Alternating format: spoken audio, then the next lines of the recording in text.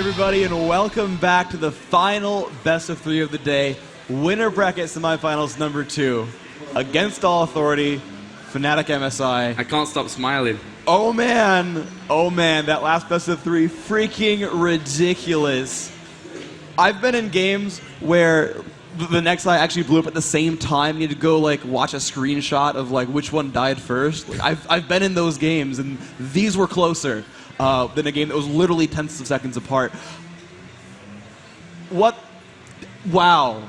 Ridiculous games. I talk with my hands. I saw that before. I just flail about randomly. That's how I express myself. Ridiculous games.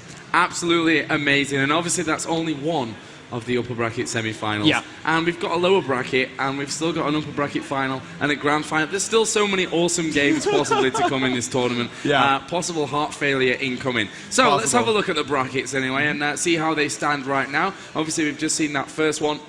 That first game with Against All Authority making their way into the upper bracket final. We're going to be concentrating now on Epic Gaming versus Fnatic, the second upper bracket semi-final. And of course, the winner will go through into that upper bracket final and guarantee themselves a top 3 position. Indeed. So yeah, right away, Team Sullivan must fight to stay alive. Epic vs Fnatic is a repeat of a match that we saw yesterday. Basically, it was roughly the third match of the day where Epic came out on top pretty handedly, actually. I thought they did really well. It was a close game for a little while, but they really started to pull it out.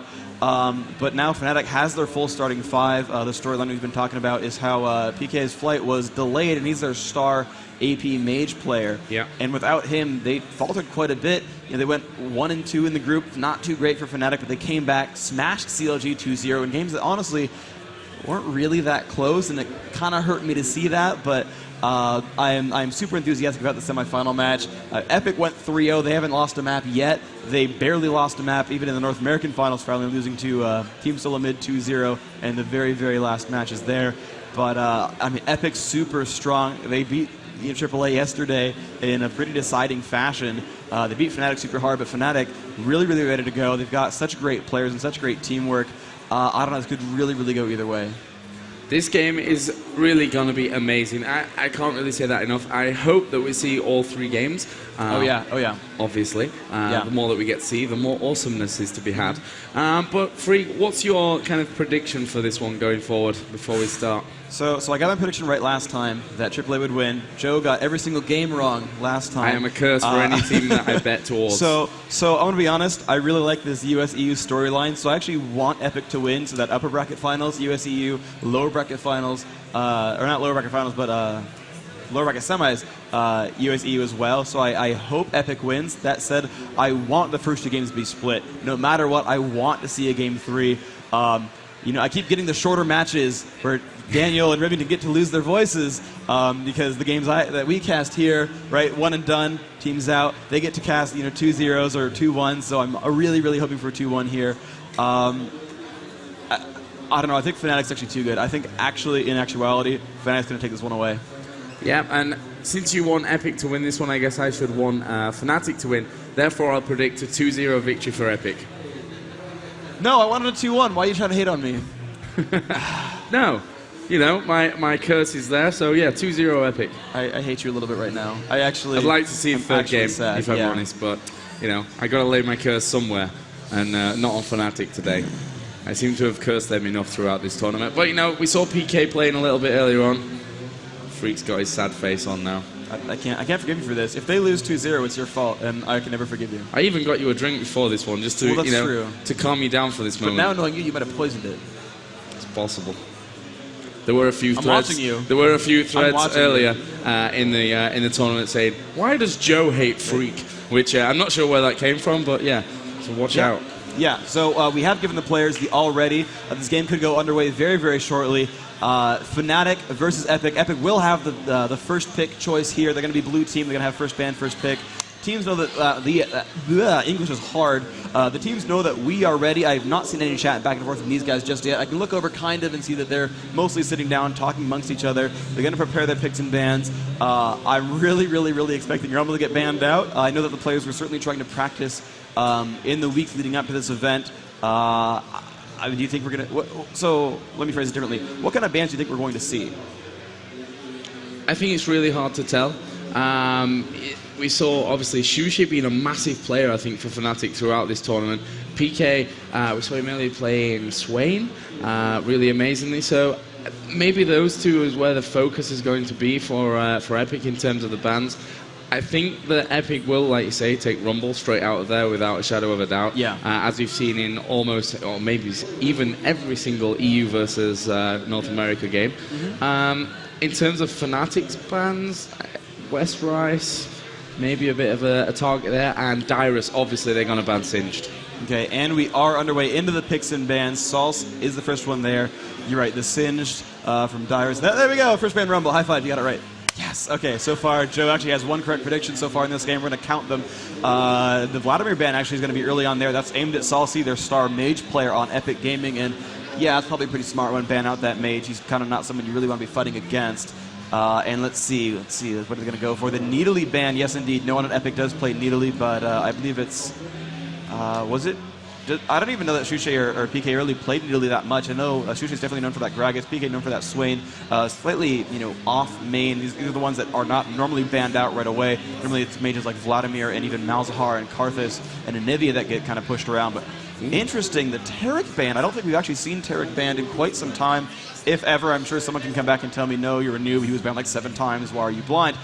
But it's really one of the first few times we've seen a support that wasn't Sona banned out in these games. So Taric is gone. Sona, though, still in there. I'm kind of intrigued by that one, though. That is really aimed at that double lift playing that support role down there. Twisted Fate banned out. Epic, again, not a team that plays TF. They really don't play some of these mages in here, which is, I guess, a little bit too bad. You look at CLG and, Big Fat LP, a great Twisted Fate player, Hotshot GG, a great Needly player, and these are these sort of specialized champions that you have to be good at the champion to play them. Whereas, someone like Malzahar, Vladimir, you can be more of a generalist mage player and still do well with them. But Needly and Twisted Fate really are very skill-based. You really have to learn those champions specifically, and it's kind of a shame there that they don't get to pick those out. And the final ban here going to be Corki, again, aimed at West Rice. So Akali's still in, so we might see that one out. Double Lift still hasn't gotten to play Poppy Poppy so far this game. But here we go. NA style of play showing up. First pick onto Vayne, and she's been very, very commonly popular, and that's going to go onto West Rice most likely in this series. Yeah, so Fnatic getting their first 2 choices. Predictions? Jungle Nunu and the Mage. Yeah. Mage probably, I'm thinking Vladimir, maybe Gragas. Oh no, the Janna. Okay, so the support pick is Janna, so I was guessing a jungler there. There we go, the Alistar and Janna. Interesting. So with both of those being picked up, that can't really both be bottom lanes. That might be a jungle cow. Cyanide is the jungler on the team. He's already got Smite down there. Yeah, I mean, that could really be it. I don't think they're going to go for AP Janna by any means, so Janna's going to babysit someone at bottom lane. They're certainly not going for Roamer because of that, which means Alistar, I think, has to be... Actually, no, because Shushi plays AP Alistar.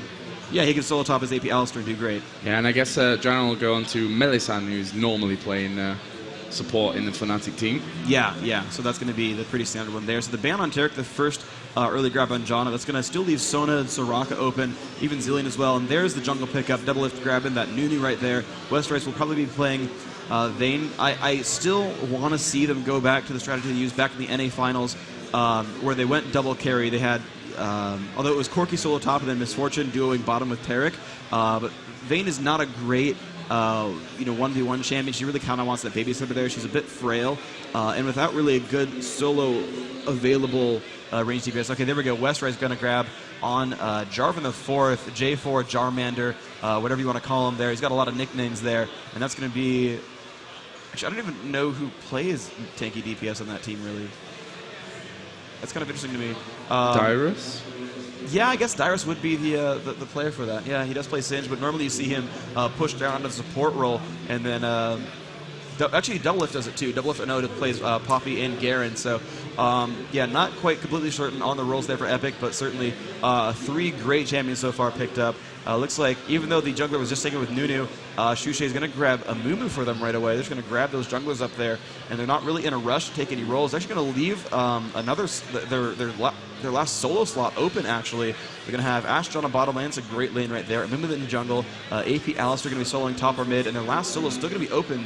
And so really no one's rushing to grab mages this game. It's kind of interesting. Yeah, almost all the mages are in. Yeah, since you've already had the Nunu pick from Epic, it surprised me a little that Fnatic would get a Mumu in this slot rather than just, taking that last person first, if that makes sense. You know, rather than getting the obvious one. But we'll see now what Epic go for. I guess they're using it to counterpick because they could go someone like Malzahar and really go for like an anti-tank strategy, or they could grab Karthus if they got a player for that. Or PK could wait to see if he has a Swain comp. If they go another 2 melees, he can grab Swain really easily. There's no really melee support left as Tarek is gone. But yeah, there's a couple of good counterpick mages still available, so we might see wait and see how that one goes down.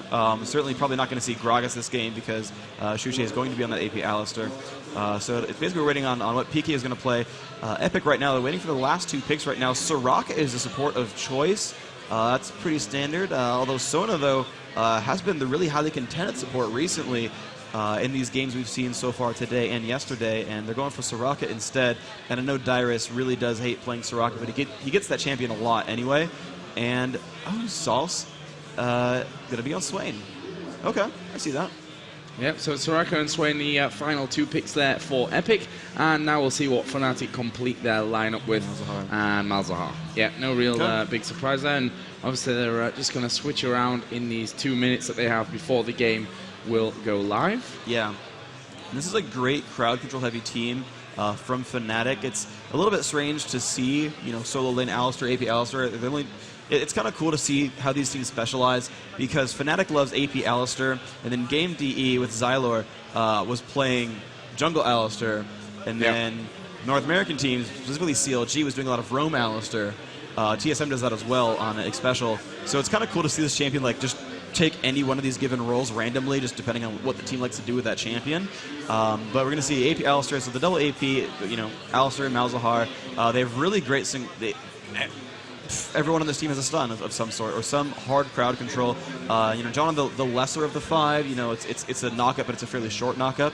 Meanwhile, Epic's got a great babysit bottom lane that can farm out really, really hard. And Jonna can't heal the damage that they end up doing. So they could actually push onto this Ashe pretty well and do great. Saul's going to have a pretty good mid lane against Malzahar. I should be able to sustain himself and get some free harass down there. Dandin in the jungle is going to do probably better than a Mumu. Typically we do see those Nunus do play very aggressively, steal some of these jungle minions. They do quite well for themselves. But that team fight on Fnatic is just huge. It's a huge team fight. I think it's a really great pick out from Fnatic here. I mean, it's nothing, you know, unusual in itself. It's kind of you know, a standard but really well-rounded lineup that they've gone in for there. You may see Epic struggle with that. I mean, I guess Dyrus against Shushi on that top lane is going to be not the most interesting lane to watch, most probably. You know, both of them fairly resilient. Yeah, plenty of escape methods and, you know, survivability. So I guess that's not really going to be where we're seeing most of the action. But, you know, that bottom lane will be interesting to see how you know, Lamia, Westrise go head to head. We've seen some great AD play from Westrise over the tournament. Same from Lamia actually, who really picked things up after day 1. But it looks like we're going to be getting into the game here momentarily. Indeed we are. So the game is now hitting the loading screen. Dyrus was in fact playing the tanky DPS right there. He's going to be the Jarmander. And Dandin going to be jungling as he has this entire series. So this time he is on Nunu. He doesn't seem to get Nunu very much in these games, but he's got him now, and he's going to do the best he can.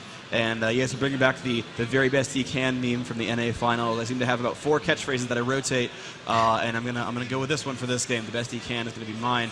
Melisandre with Clairvoyance going to go ahead and try to find those ganks out there in the CV around the jungle and see if they can get any opening aggression. But none of these teams seem to have really gone for these early level 1 team fights. Looking at the standings here, though, I think the level 1 advantage is definitely to Fnatic. Ashe's going to have the auto crit arrow. And a lot of stuns with the rest of that team here. But we are now underway into this first game. We have hit that match. We're going to follow Dyrus out. So everyone, please give a round of applause for the final best of 3 number 2 semifinals winner bracket. Round of applause, everyone. Going into this game now. Let's go.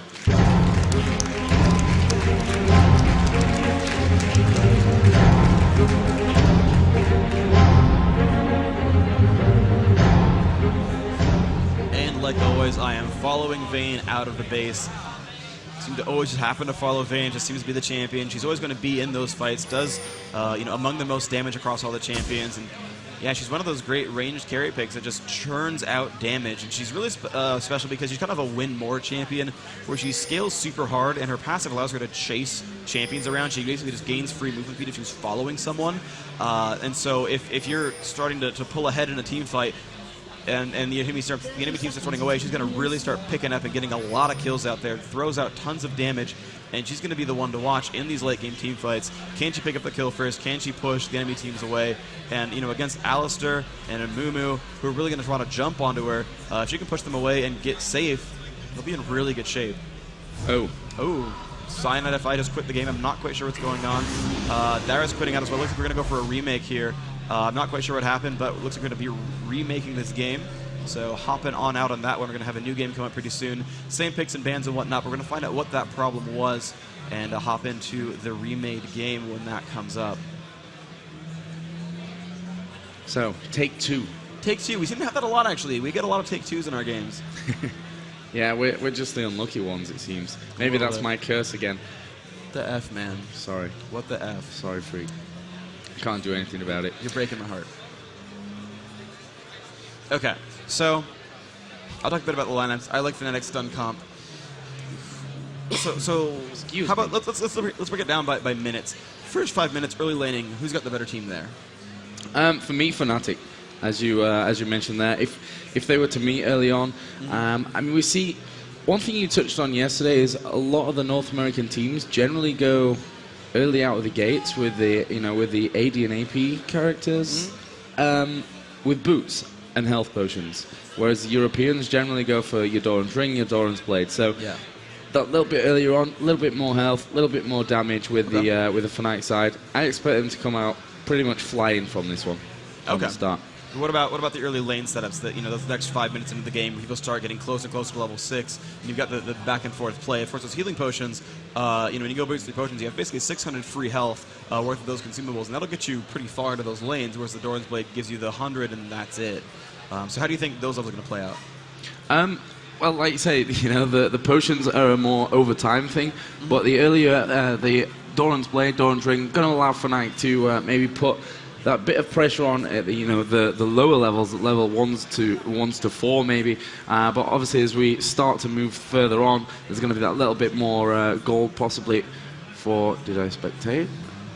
In the wrong game. A different game out. Yeah, real quick. We're actually roasting his blind pick because again, the players do know their picks and bans. They do know the champions are going to be played. So we're going to go into a blind pick game where they can lock in immediately and hop right on through on that. So Fnatic is in. Epic Gamer players are now joining as well. We've got 4 in from Epic, 5 in from Fnatic. Getting the spectators in as well pretty soon, and then we're going to kick this game off into the real game 1, the second best of 3, winner bracket semifinals number 2, and it's going to be hopefully as epic of a game. Of 3 games, fingers crossed, as we saw just a little bit ago against All Authority and Team Solo Mid. I hope it's going to be a better one, to be honest. I do too. If that's even possible. Oh, it's but I'm possible. Sure it is. It's possible. This is really a heavily looked forward to match. I don't know if that's even grammatically correct at all, but certainly I think this is a match that a lot of people wanted to see. I'm actually really glad to be casting this one. This is the one I really wanted to cast here because it's Fnatic back in full form. They already beat CLG. Now that was the 3rd seed from North America, so Epic, should be better here, but Fnatic put on quite that show. And it's the only games we've seen of them since PK rejoined that lineup, so this is really going to be the big coming out party from Fnatic. Last time these teams fought, Epic did win that one, but they've now got something to prove with their new lineup, and it's going to be quite epic, ha ha ha, really funny. But also the players are talking back and forth. Different people getting on the computers. Some of the settings are getting changed around. So the players are going to go through and actually change some of their sound options real quick, make sure the controls are right. I was actually sitting behind Team Solo Mid in the second game between TSM and AAA, and I watched Reginald actually have to rebind some of his hotkeys where he didn't, set them up quite between the games, and was like, why am I self-casting my ultimate? I didn't mean to. And he went into the options menu, unbound one of those keys. Said, okay, I'm just going to get rid of that one real quick. So, a little bit unfortunate there. I guess that's a lack of LAN experience to some extent, where they're not setting themselves up quite as well as they should. I personally just have my entire key bindings memorized. We've got 8 different builds to play on internally. You've got to set up your keys for each one, so I know exactly the keys that I'm changing, the ones that I use. I even have to unbind the one for the vent hotkey. I have ridiculous amounts of extra key bindings and options to move around. There's things you kind of have to memorize when you go through and you play a lot in places more than just at home. I guess a kind of unique situation for me, but these players will come to learn that kind of stuff. I mean, I know coming from pro gaming, like you would just bring a text doc with everything that you've ever changed. You just like drop it into the folder, or you would just come through and memorize. I actually took screenshots of my settings menu because I would play tournaments in Korea where it's all in Korean, and I don't read what those dialog boxes mean anymore. So I'm like, here's a screenshot. The third dialog box is going to be in the middle, and then the second option down is when I want to choose there, and then that radio button is going to be clicked. And you just have all these things ready because you never know what's going to get thrown at you. And you bring your own equipment, you memorize all your settings, and you take screenshots of them at the very least. And that was part of the game, is you would come into these with not preparations just of your strategies and of your skills, but of how to set yourself up like it were at home. That is one of the skills you have to learn, when you're basically away from home, when you're on, someone else's computer. You've got to make that as much like what you're used to as you can. This happens in the real sports, the physical sports, soccer, football. I'm in Europe and just said soccer, sorry. Now I feel shameful. Football or American football. And you realize the grass, the dirt's not always exactly the same as you're used to. You've got to come prepared for the curveballs that get thrown at you when that happens. I like the analogy, actually. Yeah, thanks. Isn't it wonderful? I didn't even practice it. It just came off the top. But your Korean analogy, I think you're a little bit lazy. You can also just learn Korean. I could. You're right. I could learn to read Hangul, and that would help a little bit. But that's a lot of effort when I could be playing video games instead, and that's got me this far in life. So I'm kind of happy with the decisions that got made, to be honest. But you can learn Korean later. I could learn Korean later. You're right. On the weekends when you've got your days off. When I got my days off, but then I want to play the video game some more and get better at the game because now I'm actually kind of bad. I used to be ranked 1 in the ladder, and then I fell off because I got a real job, and that seems to cut into video game playing time. Weird that. Yeah. Strange. It is, but that's what happens when you start working. Even when it's your own game, sometimes work must get done. The unfortunate life of Freak. Oh, it's such a hardship. I mean, coming to tournaments, having to cast in front of hundreds of thousands, clearly such a hardship, but I do it for you. Okay, I'm done. Okay, really. Moving on, though, I'm now going to stop embarrassing myself in front of everybody. Players are getting closer and closer to being ready. They're going to go through and try to set their settings up properly. I'm going to go ahead and press this GG button real quick, just because I can. Didn't really pick up on stream, but I had to because they got to so many times that previous best of 3. It feels good to press that button, man. It does. I'm surprised the batches have lasted this long, actually. That's true. We've seen some great games this tournament. We've used it a lot, but still going strong. Happy about that. Still going strong. Yeah. So yeah, we do have some of the admins, obviously, that we have here in the tournament area over with the players. So hopefully, fingers crossed, we should be getting ready to start here in a little while. Actually, a lot of people as well have been asking us questions on the League of Legends forums. I should pull that up. We could go through that. That's actually a great While we have a little idea. bit of time. Xenon's tea is still here and burning hot and just kind of sitting there. So you have to make sure that people... Actually, I guess you can pull them up on your one. I'm going to watch over here and make sure that players are getting ready. So Joe will pull up some questions that we're going to ask. If you would like to ask us questions, head to the League of Legends or eu.leagueoflegends.com board. There's going to be threads up about asking questions, or you can go ahead and tweet at Riot Pendragon, at Riot Tomat, at Riot Freak. You can pimp your own. Joe_Miller. There you go. It's pretty simple. Pound Esports, Pound League of Legends, ask a caster. If you want your questions answered, let us know. We will answer them. We do have some few minutes to kill, but stay tuned because the best of 3 will be coming on very, very soon. But in the meantime, who's got cool things to ask? Do you have a question for us yet? We've got to find a thread first. All right, well, he's going to find a thread. I'm going to go ahead and talk about something random. So, man, I really like Teemo. Teemo is such an excellent champion. He's impossibly cute. He blinds people. It's great. He's one of only, I think it's 2 champions left in the game who actually cast a blind, him and Heimerdinger. Those 2 Yordles almost never see competitive play, and I'm not sure why. Heimerdinger's got the awesome fro right there. It's curly and yellow, and it's amazing. He does head spins when you slash D. When you slash L, he jumps onto the ground and rolls around, and it's great because you can actually dance and laugh while Zhonya's. So, great, we are ready to go. But Heimerdinger, really cool because, when you put those turrets down and they try to attack you, you activate Zhonya's Hourglass, so you turn invulnerable so your turrets can fight, but then you can slash L, and so you go Zhonya's, and then you start rolling around on the ground laughing, and it's great because you can kind of grief the enemy team that way, flying around the map, and I think it's super awesome. And I think that's just really excellent. So the picks and bans are going on now. Of course, they've already been chosen. The players are just grabbing their champions and locking in. We're going to be going underway into Game 1 pretty soon. We've got one more guy waiting to lock in. And then we're going to actually hit up a load screen after about 10 seconds after that. So your prediction was 2-0 for Epic. What's your real prediction? That is my real prediction. That's not your real prediction. That's my real prediction. No, you're not. Serious. No, you're doing that to troll me. What's your real prediction? Seriously, 2-0 for Epic. Okay, who do you want to win then? Fnatic. That's why I said 2-0 for Epic. Because I've been literally wrong every single game. So that's not your real prediction. Yeah. You're saying it just because you want to jinx Epic. No. I don't have a favorite in this tournament. I'm completely unbiased. If only all of us could be so strong. I know. That was a jab. Hurt right here. It was just a joke. Getting flamed by my own co-cast. Well, I actually found the thread literally just as the loading screen came up, so at least we know where the thread is for later. Well, I'm glad you were useful in the meantime. Thank you very much. I'm busy talking about how many doing head spin, and you're like, I'm going to find... Oh, the load screen. I found a thread, quote-unquote. Yeah, I wasn't really listening to you. I just heard the odd word like Teemo and Blind and Heimerdinger and Curly Fro and head spins. Yeah. Stuff like that. This is the appropriate topic for discussion in a League of Legends cast. So yes, we did hit up to, I believe it was up to 190-something thousand viewers now. We really, really want to break that 200K mark. We're going to have a party here when we hit 200,000, I heard. If you know anyone who has a computer, just link them the URL. Let's just hit 200K, please. You're in the final best of 3 of the night, the second winner bracket semifinal here. Epic versus Fnatic. Crazy game. If they don't play League of Legends, they should, and this will teach them how. Best players in the game. Make them watch this. Let's break 200K. Let's break 500K. Let's just do it. Let's just somehow make that happen. A couple other fun numbers for the day, if you want to know about them. We hit almost 1 million yesterday. 950,000 unique people visited the stream. That is a lot of people. Yeah, really great stuff, guys. It just shows how strong the League of Legends community is and how much everyone wants to watch these great teams play. Yeah. Very nice. Yeah, it's super crazy awesome. Let's break 200K. Let's break 1 million. Let's make that one happen, okay, guys? Please, for the love of Teemo, do it for Teemo. And I know everyone loves Teemo.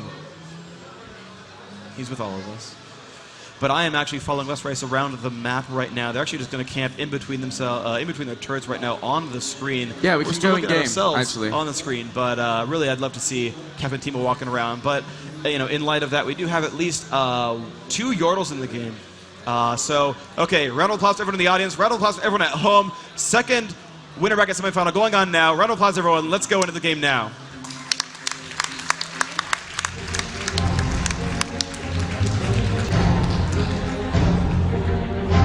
And wow, Epic, super scared right now. They are very afraid. Yes, I did say scared. Scared, because pirates. Okay, we'll assume. But yes, we do see Epic Gaming hiding around in the back of their jungle. I think they were hoping that they would get invaded upon and then get a gank off on the side. The Clairvoyance was watching pretty much every aggressive brush they could possibly have been in. But Damden going to pick up a wolf right there. Is going to get a little bit of help from Dyrus taking out this top camp. But ooh, yes, some fair aggression here from Fnatic. They're going to take down the Wraith camp fairly easily. A Clairvoyance goes down as well to make sure they didn't get picked up on.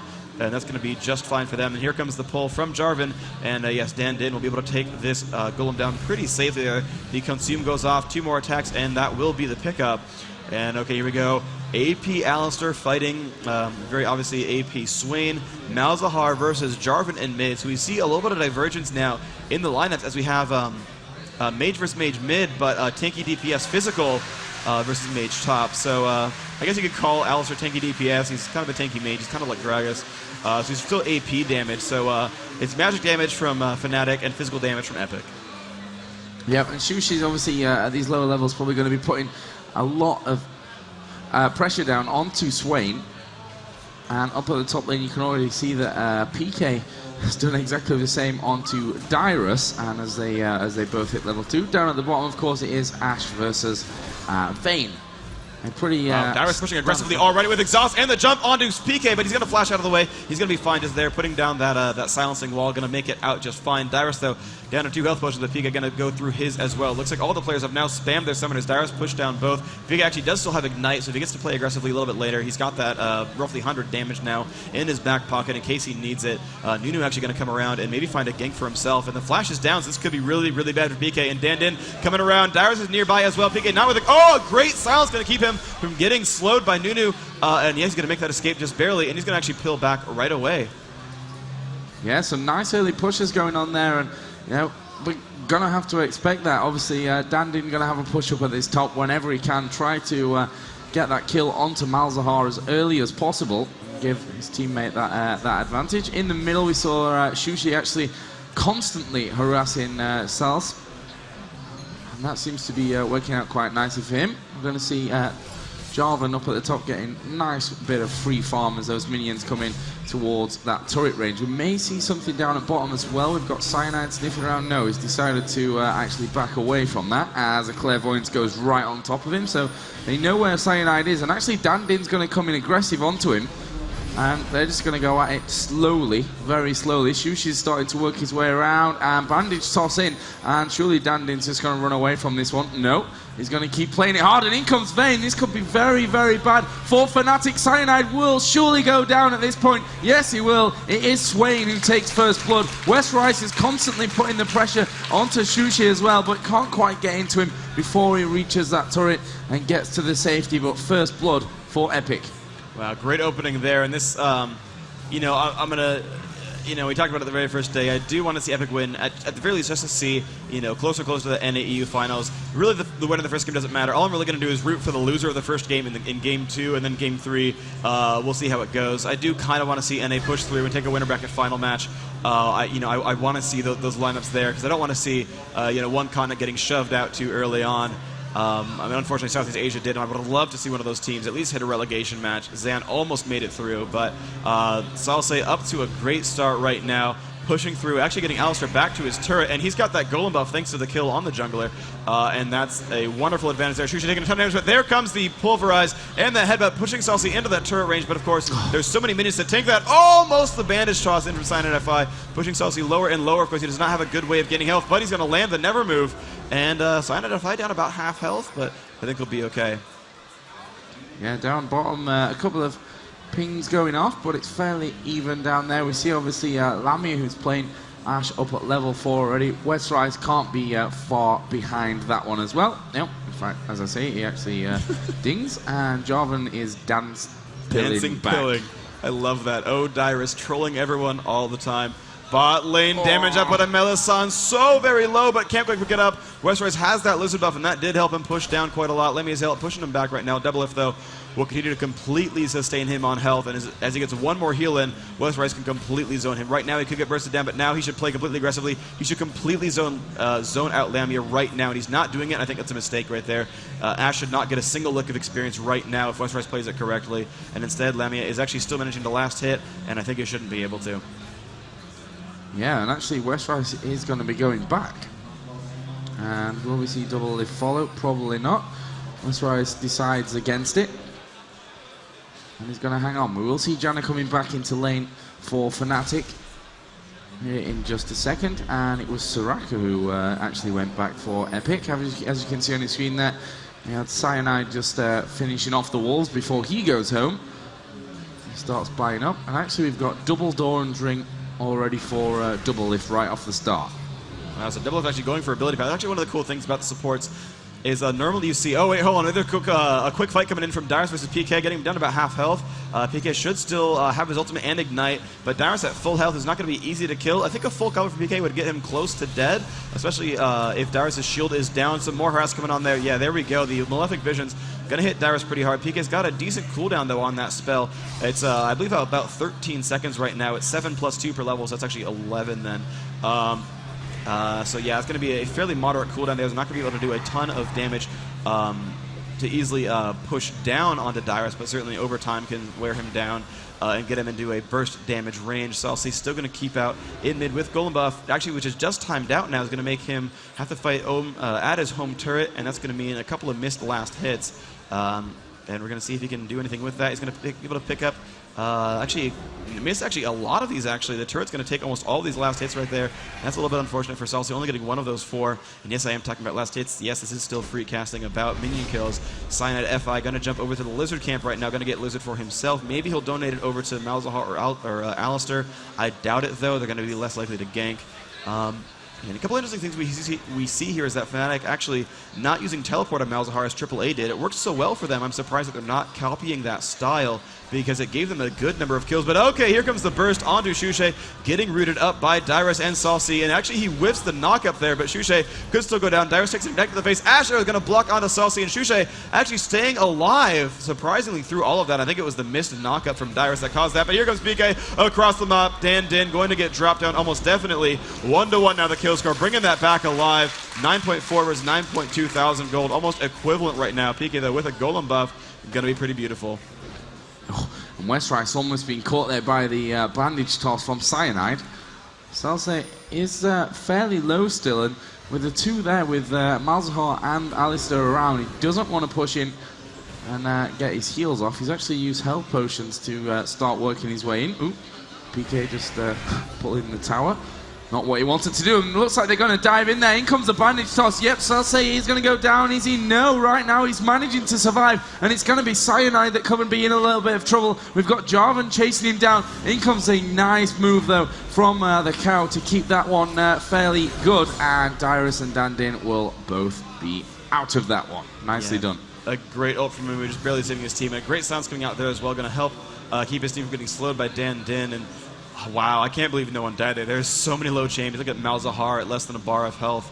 We got a couple of really low champions here as well. Dyrus very, very nearly died to that burst, but managed to heal up just barely. That's Soraka with the wish, keeping him alive. And that's what I was talking about right before that gank happened up top. Is Soraka is one of those champions, the support champions, that actually benefit from ability power enough that you're going to go for it.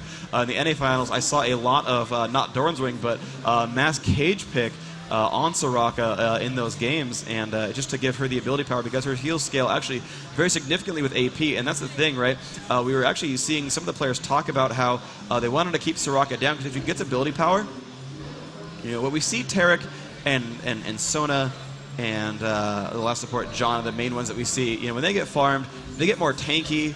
They usually build support items like Shirelia's Reverie, maybe Arandu's if they really get up there. But their impact is still just I knock someone up, whatever, my base spell damages and base spell abilities is what kicks it in for me. But Soraka actually scales incredibly well off of ability power, and those heals can really save people with both her main heal with Astral Blessing and the Wish, her ultimate. Those are giant AP ratios, and they give a lot of health back to single targets and the full team. And so Soraka really actually wants to farm and actually get a lot of gold. You can see that she's at 24 minion kills, which actually is not too shabby since Janna is still at 1. She's got the 2 Doran's rings, and ability power, like I said, really, really awesome on Soraka. And it does allow her those really great burst heals. So her going a bunch of Doran's rings, not surprising me at all. It really does allow her more impact in this game, so it's no surprise that they're actually letting her solo on bottom while they have basically everyone else roam around on the map right now. Yeah, the minion kills up on that top lane not really working out for Jarvan. Actually, he's 49 to the 72 of Malzahar, who's obviously off to a good start. You see there a bit of pressure in that middle area from Shushi, who will continue to just annoy Salse, who will be able to heal up at any given opportunity at this point. Double lift stain at the back of the minion pack, and Westrice back into the game. Yeah, he actually managed to DC for a couple of seconds. That's part of the reason why Soraka was soloing for so long. He actually managed to last hit pretty well with those banana throws for the basic attack. And here comes an Asher across the map. Will it land onto Salsi? No, it will not, but the ping has gone out. They know that Dyrus should know about this. Oh, that was close. It would have been cool if Malzahar actually predicted where the arrow would go and stun him when he was in range of that one, but I think Dyrus stayed out of range enough. And he's actually going to push onto XPK, but jumps right into a giant burst combo, and he is down to about a quarter health. The silence will hit, the ignite still ticking away, but he might survive this. Malefic Vision's doing some pretty good damage. Now in the mid lane, Shushe going to stun away these people, has popped his ultimate as well, so he's going to keep himself alive right there. Has Golem buffs, so plenty of mana to spam those heals onto himself. The 2 Doran's rings, the 50 ability power, going to make him hard to push around. Yeah, nicely done by Shushe, and also PK obviously up on this top lane, who is taking all the damage there, as we may see something on the bottom. No, I'm not sure what PK was doing there, why he kept that tower damage coming in onto him. I mean, obviously wanted to do it. There's a lot of minions on that tower. It's not going to go down to that push, but either way. And Westrice just putting out a bit of annoyance onto Ashe. But Fnatic, of course, are in and are doing Dragon already. We're going to have Ashe coming in to support. I'm not sure it doesn't look, to be honest, like Epic even have a clue about this. Okay, so they've pinged in there. There were no wards in the immediate area as far as I can see from Epic, so that's something that they should probably be really trying to work out. I mean, if you look at the Fog of War in terms of Fnatic's view, they've got a really great bit of ward vision going on across the whole river area. Yeah, they got the one over by Baron, which will spawn in about a minute and a half. They've got 2 covering the bottom jungle. Oh, never mind. I actually thought, yeah, the ward also spots Epic moving around in that jungle over there. We look over at Epic though. Their ward control not too great. They got a couple of aggressive ones here, but here comes a gank in from Alistar, and oh, just a great prediction arrow there on the double lift. He's going to get stunned out, but he's already flashed over the wall. He is going to be safe. Salsi put out a root right there just in case someone wanted to flash over, but that did not happen, so they're all pretty safe so far. Salsi's going to continue to last hit. Getting headbutt pulverized, though, right away by Alistar. Some pretty good damage there. Alistar with 51 ability power doing some pretty decent damage on his spells. And Epic, they're going to start farming now. Westrice back into the game, going to try to catch up in minion kills. Unfortunately, down by about 40 on this Ashe. That is quite unfortunate, though he does have the assist there. And here comes the gank in for Silent FI, and the damage up on Dyrus is pretty immense, jumping into that Malzahar spell combo, but not enough damage is done. They managed to chain their CCs together, which meant that Dyrus really didn't take the entirety of the pool duration there, that null zone. He actually managed to jump out of it at the end there, so Dyrus kept himself alive, did burn Flash to get out a little bit faster, but Fnatic will get the first turret kill of the game now. The top turret will go down. That 2v1 gank did give them that potential. And now Fnatic in a fairly decent advantage now by 2,500 gold. Yeah, it's a nice start from Fnatic. Obviously, scoreline still 1-1 as Westrice puts out that little bit of aggression on bottom. Will back away now. Double Leaf actually started to pill back home there for a second, but yeah, there we go. He's going to finish that one off, so he'll be going back to buy something else to add to his couple of Dawn's rings, which he bought that lot earlier on. Just looking at the minion kills down at the bottom, it's kind of ridiculous, to be honest. 57 for Vayne and 118 for Ashe. Yeah, that is really unfortunate for Westrice there. It looks like XP are going to come around. They're going to find Dan Din doing Golem. The Clairvoyance does reveal that they're getting spotted, and Shushi is going to do a pretty good job taking this one over. They do know that Dyrus is coming back now. It's a 2v2 here on this Golem still. There's no smite here from Fnatic, so Epic has a really good chance here of taking this one over. It's pretty hard to outsmite Nunu, who can consume into smite. And yeah, it's just that true damage combo is massive, and he will pick up the Golem buff. He's going to finish out the rest of these little mini lizards here, who are the support units for that Golem. Going to pick those up, 10 gold apiece, and he's going to be fine right there. Crisis averted. They did not get ganked. They did not lose that buff. Shush is still pushing around on the Salsi. He's got the blasting one now, so 91 AP. Going to be nice for that Alistar. Yep, Soraka hanging around in that middle area, just giving a little bit of support to Salsi. There are 2, 3 almost around that middle area. Obviously, Cyanide is there as well. The aggressive wards have spotted that PK and Cyanide are moving around that area, and they have pinged Dan Din as well, the ward right next to him. Yeah, they could have gone for a jump there. Interesting. Malzahar's ult was up. I really think they could have gone for a flash grab on him. I mean, thing is, he is... always out of position. Terribly. Dan Din is in some real trouble right now, and surely he's going to go down. 3 versus 1. There's nothing that Dan Din can do, and he thought he was safe. He had that ward there. What he didn't know is that the Fnatic ward was in the bush that he was waiting in before that. Yeah, they didn't know he was there. That was a really good coordinated effort by Fnatic, ending up picking that one up quite nicely. And actually a little bit of fight coming on between Westrice and Melisson. And Lamia Zelda's come in from the back. Westrice not in great shape. Will flash back into range. He's going to drop. Oh, he's going to stun Lamia Zelda first, but he is going to go down. Ashe picking that one up pretty comfortably. Already has a Bloodthirster in the inventory. That is pretty powerful. 3-1 right now. Fnatic in quite the advantage. Yeah, and that's going to set Westrice back even further. I mean, 75 to 135, pretty much double the amount of farm from Lamia, and actually they're going to push in onto Double Lift, who is in a whole host of trouble. Does get exhausted, did flash away though, and now we're going to see Nunu push in. What can he do? Ulti is popped, and there was the ulti back from Melissan, and that's what you were talking about a little bit earlier on. Fnatic, with their crowd control abilities, this Nunu ultimate is going to be very difficult to actually get off in an effective position, and we are seeing now also 2 down from this middle area. We will see Alistar and Amumu move in, but Epic aren't going to fall for it. They're going to push back, but we will see a tower push coming, I think, from Fnatic now. Yeah, this is going to be a pretty big deal. Fnatic in a 4v3 down here. Looks like Jarvan will stay top. Salsi is going to come in from the base, but it's going to be too little too late. Fnatic has a really good chance of this turret right now. Looks like Epic will not stop them in time. I don't know why Dandin is coming in. There's a 1v4 at this point. He's going to drop down almost immediately. Still taking heals from the Soraka, actually. Maybe she can keep him alive, but the cooldown will not come up in time. Silent FI will pick up the kill there. Shusha getting blocked into a wall, but they're not going to keep chasing through. Jarvan staying top, and actually with no summoner teleports, he could get a turret out of this. He's actually going to go ahead and keep spamming down. A minion will actually kill the turret in mid, though. So now that's, look at that, 3 turrets to 0. All the 3 out of turrets have been dropped down. Dyrus not going to push through here. And Malzahar is close by. Doesn't have a ton of ability power just yet. Only the Rod of Ages. So Dyrus will pull away and not die. Will pull out a couple of these jungle mobs. That's cool for him. But actually about to get caught by PK. Will jump across the wall. He'll be fine. And now it's back to Westrice to farm bottom lane. And that should be pretty safe, actually, as everyone has retreated. Yeah, in terms of items, Ash obviously is a long, long way ahead of Vayne as well. So that's going to be something that Epic really have to sort out before we get into you know, a little bit later phase of the game and they start going in those team fights. Because right now they don't have much of a chance. Yeah, up by hold on to that one. 5,000 gold and going for their second dragon now. Up 3 turrets to 0, about to be 2 dragons to 0, 4 kills to 1 as well. The farm advantage, 3 of them above 100. Only 1 from Epic is actually above that mark.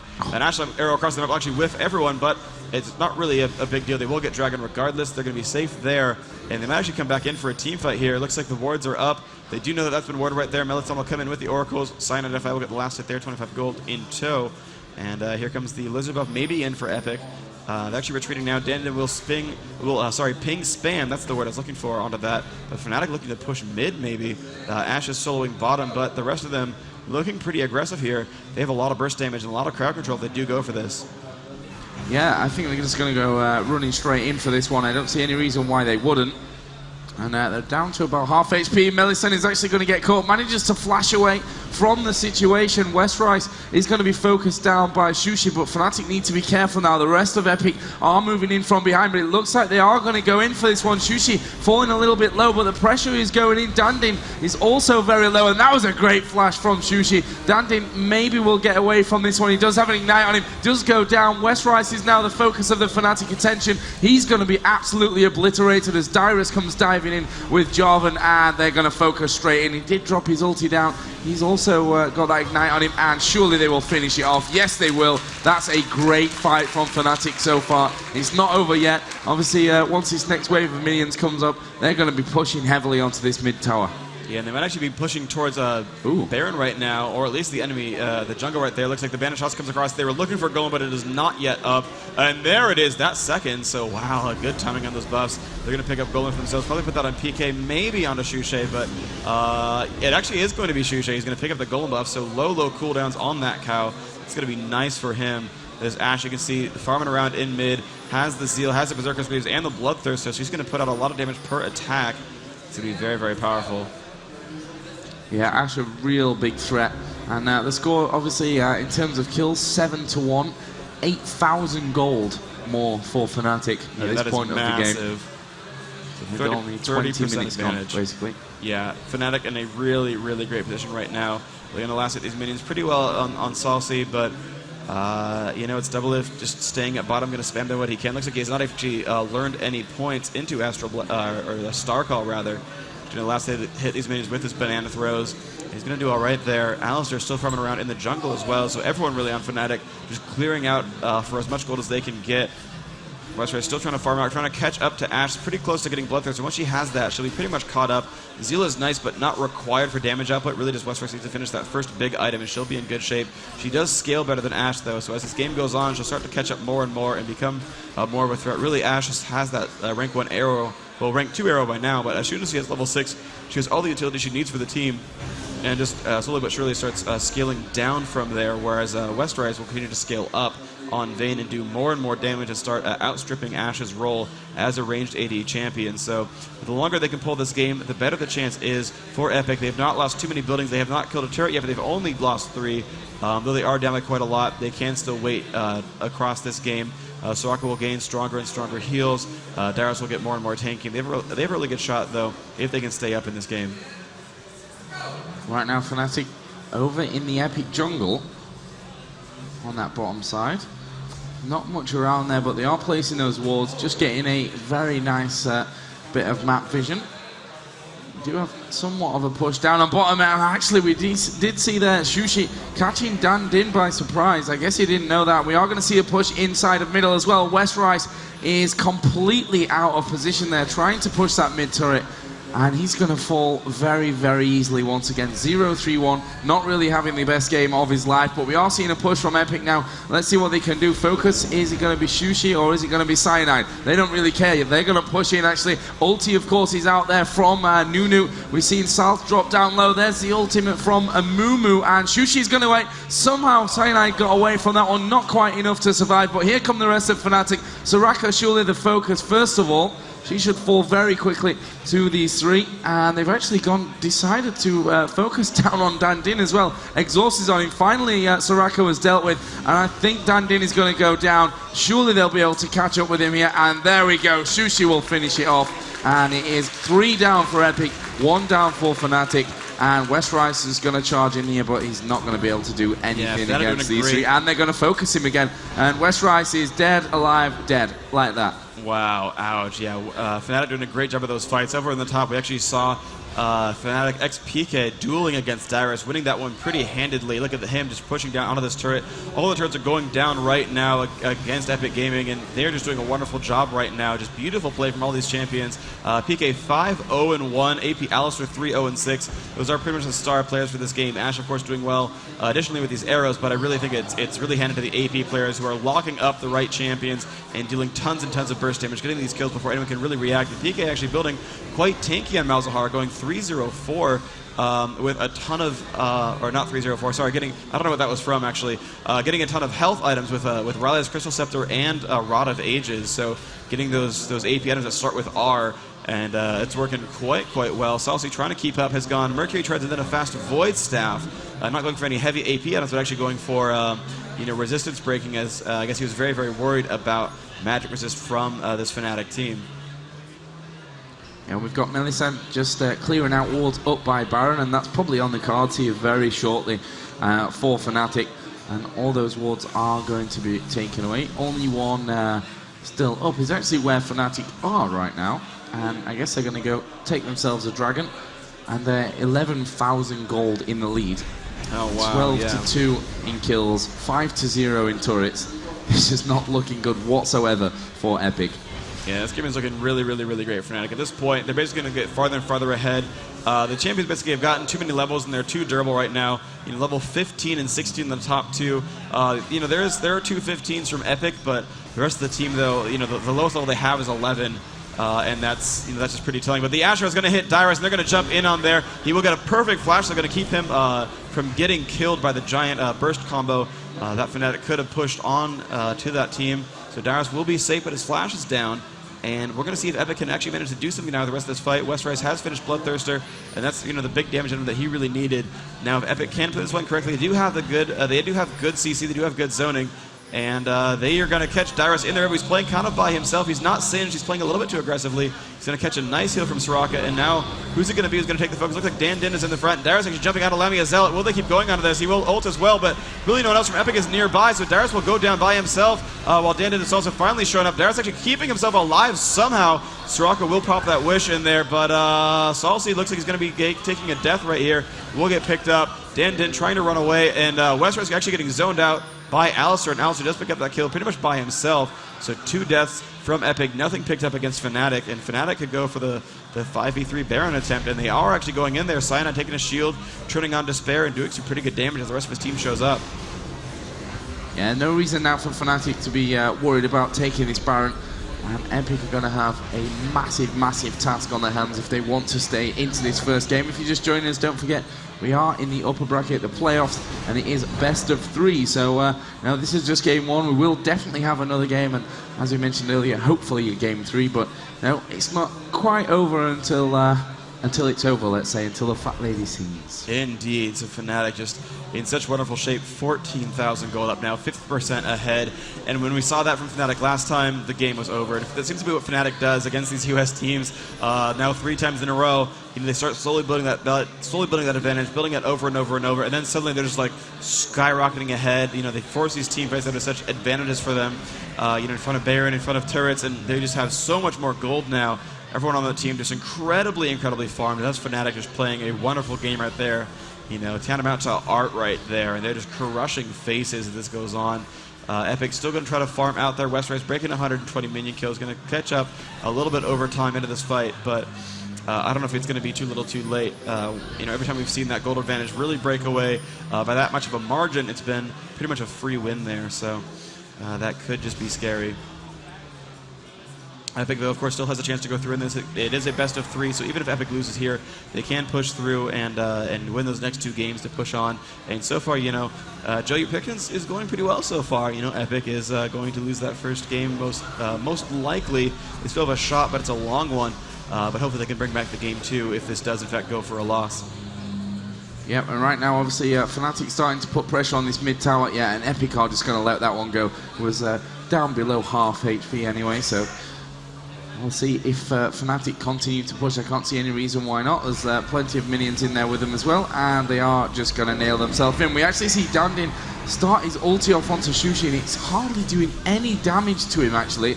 And this is surely not going to go well for Epic once again. Dandin is very, very low. Ulti comes in from Cyanide, and we see double flashes out. Salsei is super low. Actually, I'm not sure how he even survived at the end of that one. There goes Dandin. Obviously, Westrise down a lot earlier on as well. Jarvan is dead, and this surely Fnatic are just going to push straight through and get the victory. Yeah, I think they have a really great chance here at this final push. They've killed 3 members, and there's actually the surrender vote as well. The first game will go to Fnatic, and have to keep themselves alive throughout this tournament. But congratulations to them. The victory screen has come on through. And that was really glorious play by Fnatic. They've gotten themselves the 1-0 lead in this so far. And big props to them. They have come back strong since the 1-2 showing yesterday in the group stage. Now 3-0 on the day, about to maybe even chalk up their second 2-0 victory versus the North American teams. They only lost 2 kills in that one. I think we've seen Fnatic, was it against CLG? They only lost 2 kills as well. Yeah, they're putting on a clinic right now. They really, really are. They're playing wonderfully today. And if we just take a little bit of a look down the scoreboard, Westrise 0-6-1, Dandin 0-6-2. I felt Dandin was out of position quite a lot during that game. We saw him at least 2, maybe 3 times, pushing that little bit too aggressive, going back towards a fight that realistically you probably never would have done. And I think Epic just generally getting off to a slow start. I mean, let's not forget, Epic finished first in the group. They didn't play today whatsoever. Yeah. Or, they probably had warm-up games, but they've not played a tournament game today. Yeah, Fnatic, however, have played, a very important warm-up game, the relegation game. And they managed to 2-0 CLG. So they've had that little bit of extra time to warm up. Obviously, the momentum coming through, you can see how happy and confident Fnatic are. Yeah. And that looked almost too easy for Fnatic, in my opinion. Yeah, they really, really put on a clinic. They played such a wonderful game. PK never dying. Really, all it was the jungler. And really, it's Amu's goal, or not goal, but more his role to be the one to soak up the damage and take those deaths. Everyone else in that team is either ranged or really, damage-based. So, you can say, oh, well, it's okay for Alistar to die. Well, but his AP Alistar, his goal is actually to stay alive and churn out damage in those fights. So, the deaths they did get were on the right champions, I guess, even though he did feed Golem up to Salsei early on.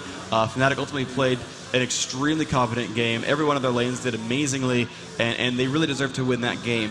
On the other hand, Epic did lose. They only got 2 kills, but at the same time, they played it right. They were behind. They didn't play scared. You talked about Dandin being out of position. He absolutely was. He got picked off a couple times where he shouldn't have been, but they had to have played aggressively. You look at the champions they've got, right? Nunu and Jarvan, who really do want to jump into those fights and deal damage. If you play scared of those champions, you're never going to get anything done. Now, yeah, they really never picked anything up in those team fights. They happen to lose every fight. But realistically, it was because they were so far behind already, they couldn't get it going. They were behind on turrets and dragons the entire game, so everyone on Fnatic was more farmed than them. But, the mindset was correct. You can't play scared. If you play scared, you end up getting into really bad positions where, when we had the post-game interviews of Game versus CLG, Game said, we played scared and defensive, and that's not our play style. We shouldn't have done that. I don't know why we did, but we didn't get any kills because of that playstyle, where we never really pressed any advantages we had. We never even pressed in to take any kills when they were available to us, and all we did was get run over.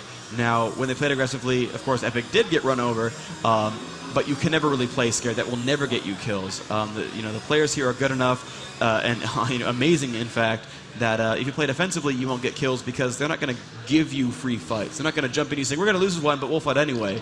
They're not going to give you those free fights, so you really have to take those advantages when they're there. You have to take those aggressive pushes when the enemy team's not ready for you. But I think what ultimately happened was all of Epic wasn't ready for them. We saw the one team fight right around Baron, where Nunu and Jarvan jumped in, and Vayne got zoned out by Alistair, and we didn't really ever see any of the rest of that team there. Salsi tried to jump in as well, but Soraka wasn't really there to lend the helping hand quite as strongly. Vayne not able to get babysat properly.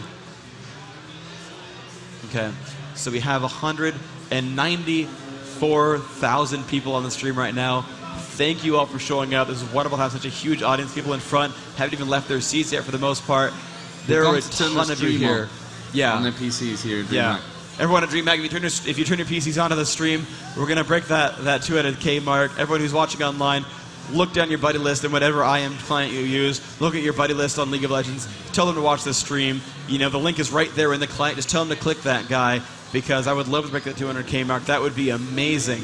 That's just a wonderful metric to see. So fingers crossed for that one. Still hoping for that 200K mark. But wow, these games are phenomenal, aren't they? They really are. I mean, I expected... I don't want to put Epic down from that one. I mean, I expected a closer game, to be honest, in the first matchup. Maybe now we've got that bit of pressure on Epic. They have to win 2 in a row. So they've got some real pressure on their back. Hopefully Epic can now, kind of shake each other and say, okay, guys, come on. Let's think about this. Let's calm down. Let's do it how we know we actually can, because they've beaten Fnatic already in this tournament. And they definitely know how to. In the interviews with some of the other players, a lot of them did expect Epic to come through and win this. Some predicted teams will admit as well, and they barely lost out to Against All Authority. But Epic was one of the predicted winners here from a lot of these players. So I think they have a really good chance at this one. Looks like Fnatic will take over the first pick in this game, as we're basically going to go alternate back and forth. Actually, I'm not quite sure. I don't know if we're doing alternate or losers pick. We're going to find that one out in the near future. But spectators are in the game. 7 of the 10 players are into the game as well. And so what do you think is going to go differently here? What do you think they're going to do to try to win this game? They have to change their whole mentality, I think. They're not feeling good right now. There's no way that Epic are feeling confident about this game. I mean, the guy, I'm not sure exactly who's, the captain of Epic. Dan. Dan is the captain. Yeah. Of course he is. Of course he is. He's now got to say, okay, guys, sort it out. He has to really show why he is the captain and why he's the leader of this team, because when you get, let's be quite frank, destroyed in a game like that, at this stage of the tournament, you have to motivate your players. You have to get them back into the roles that they should be pulling off. So hopefully you can do that in the little break that we've got here. The bans and picks will be coming up as soon as we have 10 players. The question is, can Epic turn it around? They need those 2 matches in a row. We're going to be finding out here very, very shortly if Epic can come back in this game, or whether Fnatic will 2-0 it and move through into the upper bracket final to play against All Authority. And we shall see you after this quick commercial break.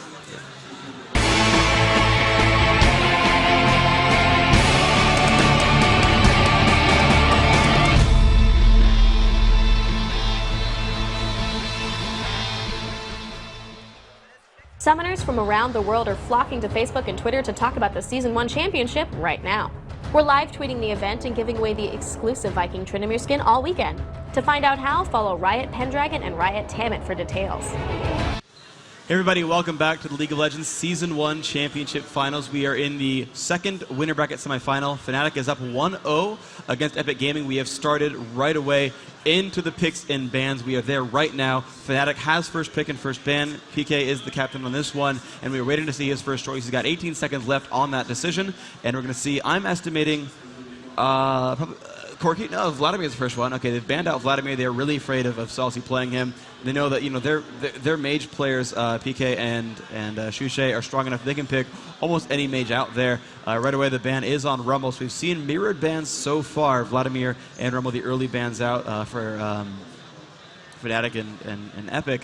As now Fnatic scored again, 17 seconds of there. Taric, again, the exact same bans over and over. Seems that they're more confident in their support play of non-Taric, but they're really afraid of that Taric pick. So, so far, exactly the same bans, and that is what's going to be played on right here. Epic has another 15 seconds on their second ban choice, and you think it's going to be another repeat? It wouldn't surprise me, to be honest, to see the same bans going in. Epic obviously had an idea in the head from that game, and to be honest, if they're smart and they really believe that what they had planned worked and that game just wasn't their time, then they'd probably just go for it again and do what they really planned last time. So we see the third ban for Fnatic will be Akali. Yes, indeed. So that's going to be a little bit different from the Corki ban last time, still aimed at Westerice. But this time the Akali's banned out, and this actually does give, I think, Epic the chance to run that Corki top and then the Misfortune plus the bottom, which I think was the best strategy I've seen them play so far. The ban is on a Mumu, and that I think is really, really smart, where, you know, they really trust Dan Din's jungling with, you know, with Nunu, with Ward, with a lot of different choices there. And now certainly Fnatic could go, like, take Nunu, then take Lanewick and force Dan Din into a fourth pick jungler. But I mean, even Nocturne is not at all a bad choice, and the first pick is actually Janna, so still Sona and Soraka available as supports, and I think Soraka played very well last time. Sona's been a very heavily contested pick from the teams as well, so I think that's going to be pretty strong. But here's their chance to take you know, a lot of really great choices here. They have first pick on jungler. They can take Nunu against Warwick. They have first pick on Mage, first pick on ranged AD. Vayne's still in there. Oh, Dyrus on Jax. So, first game of the day, I had my fanboy moment of Dyrus playing Singed. Dyrus is your favorite player, Dyrus right? seems to be my favorite player. Dyrus plays the most ridiculously random champions. Dyrus on Jax, honestly, people at home are going to be applauding for this one. Dyrus, since beta, has been a Jax player. And if this is really going to be there, that's putting on a show for the fans, if nothing else. That is, I will try not to gush over it too much. I got flamed for it last time, but honestly at this point I actually want to cheer for Epic just to make it a 1-to-1 score, even if not to have them win the best of 3, but I want to cast those 3 games. Rivington and Daniel, they keep getting the more epic BO3s, and Joe and I deserve our time. People actually sighed in the audience when he switched over. I swear to you, that happened. But Malzahar and Nunu are the grabs there. Dyrus, a #1 troll, apparently in North America, switches that out at the last second. So Malzahar and Nunu, though, great picks so far, actually. Those are really strong champions. Yeah, we've been trolled a couple of times with this event, actually. Damn guys. Yeah, Cyanide with Jarvan and Alistair with Lamia is the next 2 picks, and they were very quick, actually. No messing around from Fnatic. They don't want this break to go on too long. I guess get into their momentous stride once again, as we've seen from them so far in this game. They're 1-0 up. So yeah, next 2 coming out from Epic, and it looks like we're going to have Vayne once again. So pretty similar lineup so far. It looks like the jungle Jarvan, they're going to be a switch up. So basically we've traded places where Malzahar not going to be on Epic, Jarvan going to be on Fnatic, but it's Cyan and FI going to be jungling Jarvan. They seem to not, basically EU doesn't seem to run Jarvan very much. And when they do, it's Cyanide jungling him, and he's been really strong in that role so far, so I can't really hate. But he's going to be, you know, oh, cool, double lift. There we go. Yeah, and yep, there's applause in the audience. Double lift, going to have Blitzcrank picked up. I mean, we still have the chance to get that last Jax pick in there, because the thing is, you know, Westerice is going to be on Vayne, and Salsi is going to be on Malzahar, and Dan. I mean, basically, yeah, Dyrus still has a champion to pick. Dyrus can still get a champion. It could still be Jax, and I would love to see that. We saw the very last game of AAA versus TSM was actually like American All-Star Team, where it was like, these are all the champions you see in like top ranked queue, and it was just like Rumble says, lol, no problem. But I would love to see, you know, this seems to be pretty much the All-Star lineup where Epic, you know, it's do or die. It's like, look, let's play the champs we know how to play. Let's play the guys that we know we're good at, that we know we can do cool things with. And I'm glad to see Blitzcrank in here. Double lift, one of the best Blitzcrank players the game has ever seen. Ooh, and some nice final picks here. A lot of crowd control here. Ash picked up once more, and it's now Karthus the mage drop. Malzahar's gone, so it's Karthus now, but otherwise a fairly similar lineup to before. Yeah, a very nice one as well. I mean, PK's Karthus is very, very scary for anyone that's going to go up against him, as is his Swain. So a couple of options left open, obviously, for PK, and they're going to go with Karthus. And the final pick coming up for Westerice, will it be Jax? I mean, it could be. his lane actually against Karthus hits a really strong lane to fight Karthus with Jax. Karthus, I don't think he can get him on the way back. Oh, they're going for a support pick, so it will be Soraka. Dyrus will get not Jax but Soraka, or he's trolling us.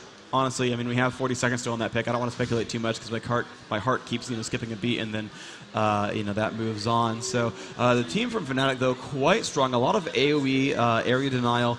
Jarvan jumps in, and then Karthus can jump in there as well, turn on E, and get a ton of damage with the file. Lamia Zealot going to be on Ashe and get some nice stuns and slows in there. And the AP Alistar going to be quite strong as well. Still got 15 seconds left on this pick. They're going to keep discussing. This is their final pick. This is the do-or-die game from Epic. They must win this to stay alive in the winner bracket. Even if they do lose, they'll just simply drop to the lower bracket and fight TSM for the right to stay alive. The loser of that game would take 4th place. 3 seconds left. Will it be Soraka? Looks like it will be. They're going to let that one time out. And yes, Soraka is the last pick there. So no Jack, but we still do have Blitzcrank. And Lam's going to be quite strong from this team as well. They have great single target picking. Fnatic much more of an AoE comp really with AP Alistar, with Karthus, with all that going on there. But a single target comp really. Vayne, very much single target focused. Malzahar, very single target focused as well. And Doublelift really going to come in there, break some channels. That doesn't really mean a lot though. There are no major channels in from Fnatic, but he can be very disruptive against Alistar. He can be very disruptive against Jarvan as well. Pull him out of that ultimate and really get him into some nice situations. And think about junglers from EU and really in this game so far, junglers don't get to farm that much. Junglers really hit that 100 minion mark pretty late in the game, so Jarvan won't be farmed. Jarvan can be picked out and killed, and he's going to be up in the front, so that shouldn't be too hard for them. Well, as you mentioned, this is the epic do-or-die game, in all fairness. They lose this one, they're down to low bracket. They're not out of the tournament, it is double elimination. So they'll just have to go down and face TSM, but one of them, or maybe not Epic, could be still Fnatic, of course. The team, when you lose in the low bracket, that's it. And obviously that team will be the 4th place team. The winner of this game will be going through into the upper bracket grand final, which guarantees you the top 3 position. Yeah, and the guaranteed top 3 is nice. It's guaranteed extra prize money. The last 35 seconds now ticking down as the players have swapped around.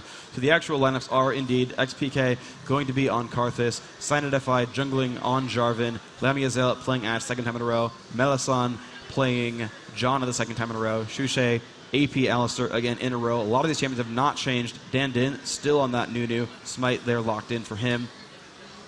Dyrus going to be Soraka once more. Salsi going to be on Malzahar this time instead of the Swain from before. Doublelift though getting that Blitzcrank. He's got Exhaust and Flash, and there's a lot of single target pick out. And Westrice at the bottom lane going to be Exhaust and Flash. And actually, interestingly enough, I don't know if it's going to be Doublelift soloing or Westrice soloing, because I don't know if they might.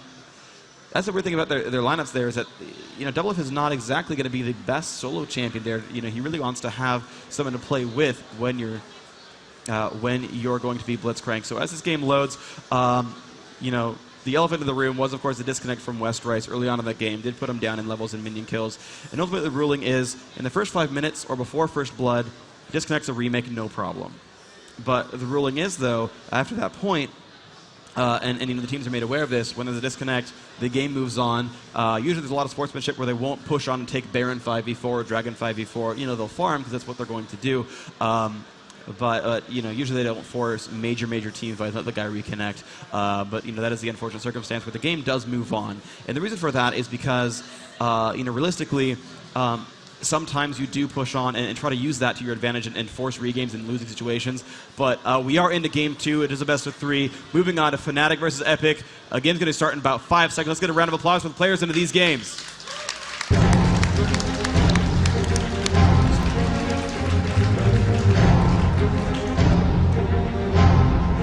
And here are with the Fnatic dance party by their inhibitor. Look at everyone /D doing well. Actually, Ashe is spamming that with slash moves, so not really doing anything but rotating around. Pretty interesting things there, doing some very strange things between all these players. Looks like Epic, though, going to push their way down mid. And yeah, we're going to see how this one ends up playing out. So far, they are all camping themselves in mid. No one's really going for any kind of aggressive play whatsoever. The dance moves quite epic from Fnatic. Zoom in on them, and they're doing a wonderful job here, showing off their moves. Epic actually not dancing, but holding themselves together as well. I really would like to see some /D moves from there. Where's Dyrus? Where's that /laugh? I haven't really heard it yet from that Soraka.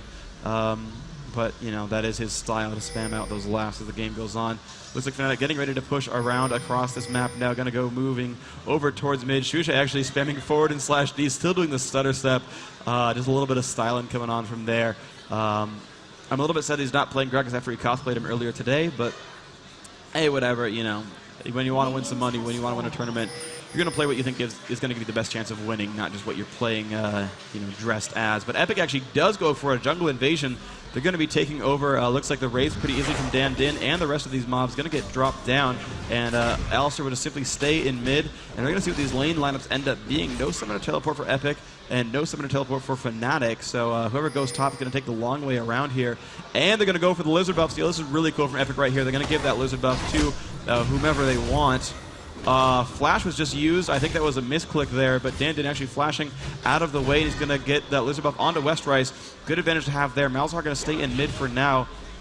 And looks like Dyrus plus Doublelift will be the bottom lane, and Vayne will be soloing mid against Alistar. Maybe top. Salsi is jumping up towards the top of that lane, but no one's doing anything about it just yet. Shusha pushing in, doing a little bit of damage, but Vayne in from the back onto Shusha. He's taking a ton of damage, almost picking him down below half health. Nice early aggression there. Unfortunately, just not able to do quite enough damage to pick that one up. That flash did help him quite a bit. If he'd happened to get in range for exhaust, maybe he would have picked that one up, but always going to go for it again if they can pick up the flash exhaust combo. Westrice does have it. Still, no one is top lane, though. PK getting free farm. Now Westrice will move the rest of the way across that map. A little bit of early aggression was powerful, but looked like they don't get too much out of it.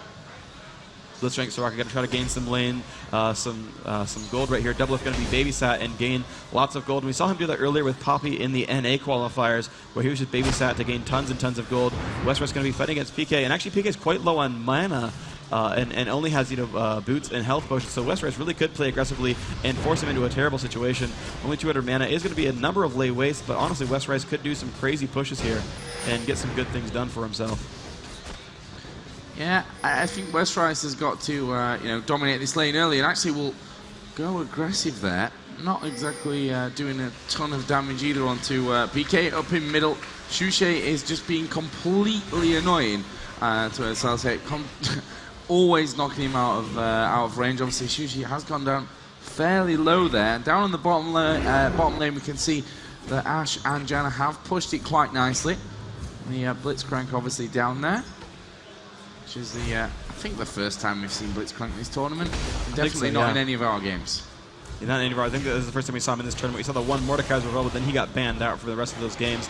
Looks like Westrice going to continue to last hit as best he can against his turret. Yes, indeed, as best he can. Malzahar, though, doing a great job against Shusha in mid, though. That early aggression really got punished by Malefic Visions and the Voidling. Shusha still, though, with pretty much full man, thanks to that Doran's Ring, going to keep spamming that heal and sustain himself in that lane quite well. PK coming back in towards the top lane, and yeah, he's actually gotten himself quite a bit of health back. And there we go, Westrice going to push in. He has tumbled into range, and a lot of damage from this Lizard buff. A lot of damage, and there we go. Oops, forgot about the double Fog of War. Going to make that one a little bit prettier for you guys, but wow, the damage output pretty good from Westrice. PK taking a fair amount of damage, chugging one of those health potions, and Westrice still pushing in. PK taking a lot of damage every single time that happens. And the boots of speed plus passive means that Westrice really can just keep doing that. In the mid, we have a little bit of damage coming out there. Silent FI did come in to try to support that push onto Salsi, but Salsi in pretty good shape here. Not taking too much damage from that push, even though the double knockup could have done a lot there. It's not doing too terribly much. Dan did not picking up his golem for himself, and not going to come over and clear wolves now. Lizard buff will be timing out now for Westrice. He's level 5 there, getting a bit of a level advantage because of that push.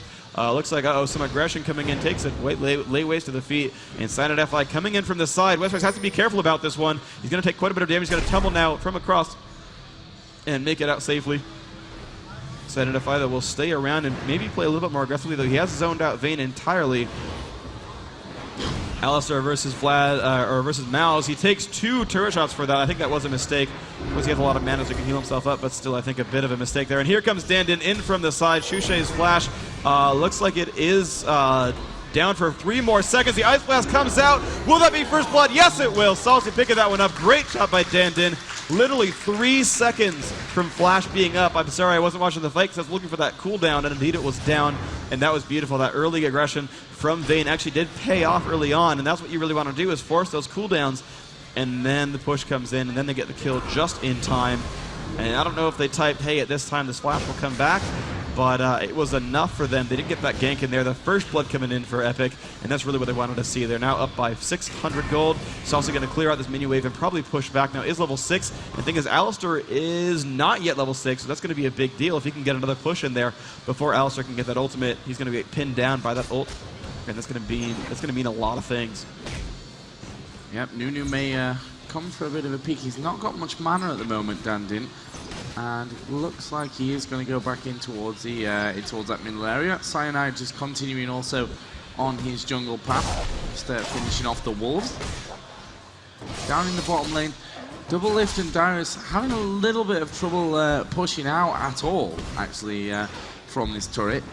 And we are going to see a bit of pressure here on the top as we see Westrise tumbling in. Actually, PK does have to use his flash to get out of that one safe. Just 2 bars of health left, and he will be pulling back home and buying himself whatever he can afford, which Catalyst the Protector will be the first thing out. Yeah, it's a really good play from Westrise. Ultimately, forced the flash out from... and, you know, that's when you saw the flash get forced. They turned it into a kill when Nunu showed up. So this is really great play from Westrise. That aggressive play really giving them a lot of great openings here. That is really what you want to see. Double Lift actually last ending almost as well as Ashe, despite being pushed up against his turret. You see that Double Lift is rocking 46 minion kills to 49. So that is going to be a very farmed Blitzcrank, actually. The most farmed than his team. And honestly, second place overall in the game. Down 3 minion kills, not so bad. Nunu in with 25, the jungler on Jarvan only 19. So ultimately, Epic is pushing themselves into a great advantage here. Even though Double Lift has not been forced back to base just yet, has not spent a single one of his consumables, is doing a great job in this lane. Going to be the first place minion killer pretty soon now. Unfortunately, though, his passive on the ultimate doing a pretty good job in picking some of those up for him, and maybe against him, though, as it's dealing damage he's not quite expecting to come in. Got a lot of flashes, actually. Sorry, pings up at top, flashes. Yeah, well, pings around true there. Though. And actually, PK is starting to move his way back. Is he going to go down middle? Oh, no. Dan didn't he's actually. Gonna ward, but yeah, there is a ward in that middle area down already from Epic, so they should know that PK is starting to work his way in. And PK is going to come straight into this middle lane. And what's the plan? Maybe a dragon? Well, Jarvan came over as well, so they really were going for a gank onto Saucy. Even though he does have his Ghost and Flash up, they're like, well, look, if we get a Flash out, actually, they are going for a dragon. That is the actual, you were correct on that one. It was not for the gank. They have spotted this, but it might go down too quickly. It looks like no one can really help that one out. That is a very fast dragon. Great play. Oh, the Blitzcrank pull onto Karthus. Karthus might go down right here. Can they get the rest of this? Looks like the kill on Dragon did go to Cyanide, but he is super low right now. Double Lift will pick up that kill with the ultimate, and they're going to now move on to Lamia Zealot, taking a little bit of damage there. Shushe has been exhausted, and there's the ult on Lamia Zealot, the full channel ult from Nunu. Can he drop down? Yes, he will. And Double Lift now going to try to do what he can against Shushe. The ult has timed out. He will flash the wall. Oh, the pull almost grabbed him, but Westrace picks up the kill onto Karthus, and they are still moving down 4-0 the kill score. The channel off, and that will be a not dead Double Lift with 50 health. Oh, great play, Epic. They lost the dragon, and I want to berate him real quick, because Double Lift lived with 50 health and still has 2 health potions. So he got low in the team fight, knew Karthus was there, and was like, I don't need to heal, who needs that? So he almost threw away a kill that he didn't need to give away because he had health potions and almost no health. But in the end, 4-0. Sure, they lost dragon, but look at that score line.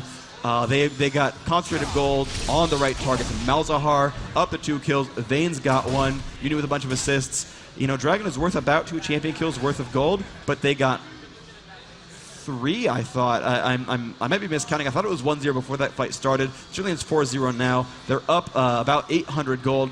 Epic doing a great job. They are coming back, and this looks like to be a game about as epic as we saw in game 1, 2, and 3 of Fnatic, or sorry, of AAA versus TSM. And I'm only hoping that we see a couple more 50-minute slugfests, because those were epic, epic, epic games. Well, I certainly hope so. I mean, you know, great comeback by Epic. This is what they really need. They had to get off to a good start, had to, you know, get their confidence back after that first game, and that's exactly how they've come out into this one. And it's going to be great to see how this match will be shaping up. On the top lane, Westrise is forcing PK to move back. They are similar level despite the early pressure from Westrise, and you know, managed to push XPK back out, and he will put some more pressure on there in this top lane. PK forced onto his turret for a little while. And we are getting some pings coming up, and they know that Alistair is on his way up there. PK is going to start to make the move in, but I think West Rice is very, very safe from this situation here, not taking really any damage. Yeah, so close, not quite the what they were looking for. That was an Ash arrow that he tumbled out of the way. You didn't quite see him. He kind of pushed up against the turret there, but it got him just out of the range of that Ash arrow. That was a nice shot. A very nice shot from Ash. That would have definitely been a kill, though, if they had landed that. So, beautiful play there to tumble just out of the range, just in time by West Rice. Alistair was almost in range, but thankfully he got boots too early, and that got him just out of the way from that wall just in time and did not manage to drop down to the chain stun combo. So West Rice still going to fight XPK, and he's still got a great chance here. And looks like at the bottom lane, we got some pushes going on. Double F's going to take a tornado to the back of the face, and he's going to, I don't know how the back of the face even is a thing, but hey, whatever. Double F going to go ahead and get some heals from Soraka. He's going to be all right here. He's got the Catalyst. He's going for Sheen next. The ult comes out, doing some nice damage to these minions, farming his way up. He's at 73, which is only still 3 behind that Ash. And you know, they need to kill John and X to make that a 0-1-0-1-0-1-0-1-0-1 lineup for Fnatic. Which, sorry, I'm sounding very biased for this. I apologize. It was very energetic to get us game 3. That's really all I'm going for here. And it's also getting pushed around by Shushay, getting a lot of free harass there. His ability power is enough that he has chain healing, so he's going to start winning this lane quite well for himself. He's got the chain heal and great harassment, so Salsi going to be in a little bit of bad shape. He's got only 2 Doran's rings and the Sorcerer's Shoes, so I think Shushay started to out-itemize him a little bit. And we'll see how this one plays out. PK going to wait for the cooldown. Actually, the cooldown is up on his ultimate, so the next team fight, he'll be in good shape. He's level 9, so he's got that maxed out lay waste. Wester's going to play a little bit aggressively, but I think PK can actually win a fight if they do battle. And we're going to test that one right now. He's going to push him backwards, going to go for a couple of auto attacks, but now takes a lay waste to the feet, and immediately that damage is returned. Good shot there by PK, doing some nice damage here. And Wester's going to last hit, but he's going to push up pretty aggressively. I guess he feels safe. The junglers might be far, but he's going to go in for the aggressive, but he's going to take an exhaust to the face and lay waste to the feet. Wester is going to jump in anyway onto PK. Can he do enough damage? The ultimate is popped. One more attack, he might pick up a kill, and yes, going to tumble in and pick that one up. Will he out of the turret? No, he will not. Karthus will channel his ultimate, but West Rice, with a lot of help, the Soraka, a great counter pick, incidentally, onto Karthus, just gets that wish in there, and that's going to mean a perfectly safe and you know, pleasant Karthus ultimate, not giving any kills, just putting on a light show for the players. And, you know, that's not so bad. So, 5-0 so far for Epic there, putting on a great game. Now, the kill score, you know, while it's big, you know, the differential, 5-0, the gold is still really close. And there's the pull onto John. They're going for it one again. Dyrus putting out a ton of damage. Can they pick up the kill onto Melisande? I don't know, because Ash is doing some nice damage back. Double Lift still chasing in here. Gets the knock up onto Melisande. Will they get enough damage here? Looks like to be pretty dangerous. And now Double Lift getting pushed into the wall. And, you know, that heal was great for Melisande. They're still going for it. Dyrus getting low as well. Can they pick it up? No, the Flash will dodge that hook. Great job by Melisande, baiting him out. And now Ash going to play aggressively, forcing Soraka back, now playing aggressively onto Double Lift, and Double Lift might go down here. Ash might pick up the first kill of the game for their team, gets a slow on, but no, Double Lift will knock up, then Flash, he will make it away safely. Shushi's coming in though behind, and he will actually get that kill onto Double Lift. Nice. They did not expect that one, and that is the first kill of game number 2 for Fnatic. Nice moving from Shushi. And that's what we've seen from him so often. Up at this top lane, though, we've got a bit of pressure on as well. West Rice looking like he will go down. Cyanide does get hit by the tower at the end, and that will be 2 in a row for Fnatic. This game is looking to be a great one. Yeah, he played that one a little bit too aggressively. Didn't really, I think he super underestimated the damage output that Karthus can put down when you're alone and getting hit by lay waste. Ultimately, he could have actually tumbled backwards and gotten usually away from the ult. Oh, I completely missed. Ash getting a kill there onto Dyrus as well, so 3 kills now in a row. Sorry for that one. But now Ash not in great shape. He's getting pushed around a little bit by Dan Dim, but Shushay actually zoning him out quite nicely. And the ultimate getting channeled here. Sauls has killed a turret, but Dyrus, sorry, I don't know what I'm talking about. Dyrus. Dan Din actually pushing Shushay down, and he actually managed to pick up a lot of stuff there. Shushay not in great shape, getting chain slowed, and this is going to almost definitely be a kill here. Another Ice Blast coming in, going to push himself into range. Yes, Double Lift picking up that kill onto Shushay, bringing that back to 6-3 finally. But they're only up by 400 gold now with that giant kill spree. It looks like Epic has positioned themselves perfectly for a dragon attempt. So everyone's going to respawn and push themselves back into range, and Soraka does have Wish still. Fnatic is sniffing around it though, so maybe this is not quite as clear-cut as Epic think, and they're going to have to back away from it. And Dragon will actually return onto its spawn point. Looks like Epic will try and put the chase off. Nice slow bar down inside of the brush as well, and Epic will back away. Probably back onto Dragon, although there is a ward in that bush, so Fnatic will know and will be able to get into a position again to stop that from happening. Yeah, but it's still a 5v4. Alistair has just now respawned. It looks like they have positioning this time around. Malzahar can chase someone down. He can actually basically single out whoever leaves last, and this is looking pretty good for Epic. Jarvan is close by. He's got to be careful about the smites. Can he get it? Yes, he will get the smite and consume in time. Epic will pick up that dragon kill. They have now split those, and here we go. The damage output is pretty huge on Silent FI again, who's under far by being a jungler, and Double F could get a pull if it's coming off cooldown pretty soon. Shushay pushing around Dan Din. Great play there. Dan is actually out of mana. He's got to be careful about this. He's still staying in the front, and Sal's getting found by XPK, but PK taking a ton of damage. Malzahar getting the open off, and yes, they will get the kill on the card. That's the ultimate. Is coming out from Cyanide, though. The damage huge onto Westrise. Westrise will go down. Double Lift trying to win array right now, and it's a 1 kill apiece. Double Lift, though, not in great shape, takes a heal, but they've got to be careful because here comes the flash, here comes the Jarvan flag toss, and Double Lift taking some damage, but Malzahar saying, no thanks, we're going to pick up a kill instead. Oh, the Blitzcrank pull is huge, but Dandin goes down anyway to Alistair, and he actually makes it out, so Cyanide with almost no health makes it out. The Blitzcrank pull was not enough. They could not quite get that kill. I think the knockout quite wasn't all the way true. And that ended up going overall, I think, well for Epic. They lost 2 teams, but they did get Dragon. Still 7-5 in their favor, still 800 gold in their favor, and they've got 1 turret to none. So they're winning ever so slightly in this game.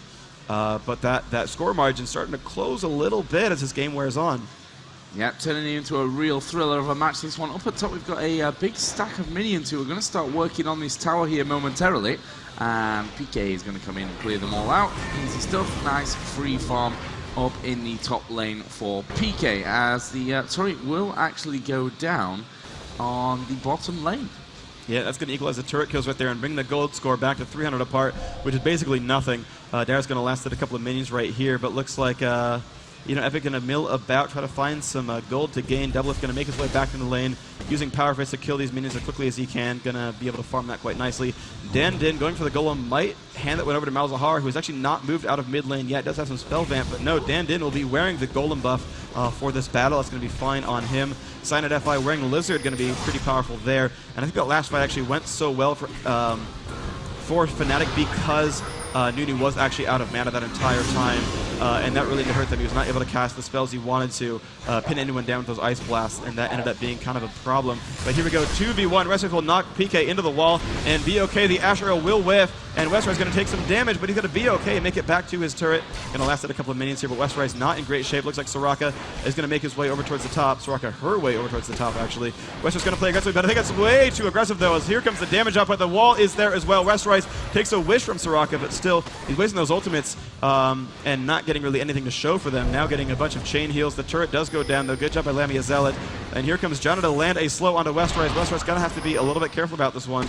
But here comes Dan Din. They're going to jump in on this one, and he's going to get pushed back, though. It's going to be okay. No, he's going to come in for the Ice Blast. He's going to hit PK, and PK does have Flash, but they're going to keep chasing on, but they have a turret to retreat to. This is going to be a little bit unsafe for these guys. Will not go for anything. They will push them back across the lane, but no kills gained right there. They're going to regroup by these minions and be safe. Looks like Salsi and Double Lift going to meet up in the mid. Cyanide FI, though, on Jarvan, going to sit down at bottom lane. And actually now with that kill, looks like 1,000 gold in the lead now for Fnatic. So for the first time ever, they're actually winning this game. Yeah, it's it's still very, very close in this one. No, I mean, it's round about, well, exactly 1,000 gold there or thereabouts, of course. In the middle, we are seeing Malzahar going home. And just picked up, I'm not sure actually, because I didn't see his items before, and if he just picked up that Hextech Revolver or what. Melisande does have an Oracle's Elixir, so these wards being cleared out slowly but surely. There is the one on Soraka. No, there isn't. So we're going to see Fnatic taking control of the ward situation here momentarily. At the bottom, we've got Double Lift continuing to push down. A couple of pings going off in the top there because we do have both Soraka and Vayne who will be able to push this tower quite hard if no one gets up there to give it the defense. Down at the bottom, Double Lift is going to face 2 men, and actually we will see Lamia being pulled in there. There goes the arrow in onto Double Lift. Jarvan's going to move in as well. Double Lift decides to flash aggressively in towards Ash, but Jarvan is still there. There is the ulti. Surely this is going to be a kill. Just charging down on him. There goes the shield out from Double Lift, and he's going to go in for Ash. Oh, and the ulti takes it down very, very low, and Double Lift is going to survive. What a turn of events. That nearly went completely pear-shaped for Fnatic. And we are going to see a fight up at top as well. Westrise surely going to go down. Ulti from Karthus, finished off by Sushi. And well, it's 7-6. What a great game. Oh yeah, they brought that one right back in there. Still about 1,000 gold. The comeback pretty strong so far from Fnatic. Basically, poor Epic really wished they had a Karthus right then. Would have gotten that kill onto Ashe. So close. Blitzcrank almost picked up that kill. Was very near to that one, but the exhaust, the slows, managed to never let him get a power fist on, and so Lemmy living with just a sliver of health. The lifesteal from the Doran's Blades really what made the difference there at that point. Still the game extremely close, and the thing is there are some really good synergies here because you've got pretty much an AoE comp from Fnatic, but this Soraka will continue to gain ability power, more and more Doran's Wings here, and that Wish is going to be massive. As soon as he hits level 11, that's going to be huge, because right now, PK's got the level advantage, he's been able to solo, he's level 13, but the second Dyrus hits 11, he's going to have a lower cooldown and almost similar values to the damage from Requiem. And that's going to mean some nice team fights. Additionally, her giant armor buff, she's not even level 9 yet. That's going to be 80 armor onto a single target. So whoever Jarvan jumps on, if his reflexes are good, Jarvan's going to start doing almost no damage there. And that's going to be really, really powerful. Going to, basically replenish all of that health. It's a super, super support right there. And the other main thing is Vayne plus Nunu. Blood-boiled Nunu is crazy good. Or, sorry, blood-boiled Vayne is crazy good. And now Fnatic is going for the Dragon. That's going down extremely fast. Epic knows about it. The stun is off onto Dandin, and they are jumping in. Shushay in front. Dandin getting repeatedly pushed into the air, but Doublelift is now joining the fray. Can they get a good fight out of this? Vayne is around in the back, and here comes the damage up, but Dandin's still taking a ton of damage. PK looks to be the one to take all the hurt, and Ashe is low as well. Jonah getting the full heal out, but Lemmy is out now, getting chased out by Doublelift. Can Salsi get the damage out? But yes, he will. Ashe goes down right away. Salsi staying alive. Shushay taking a ton as well. His ult is on, but that's about to time out. Restorai staying alive, but there comes the Jarvan. Can Soraka heal in time? The Hex Trigger does keep her alive, and there's the pull in on PK, and he's been ulted by Malzahar, getting the kill.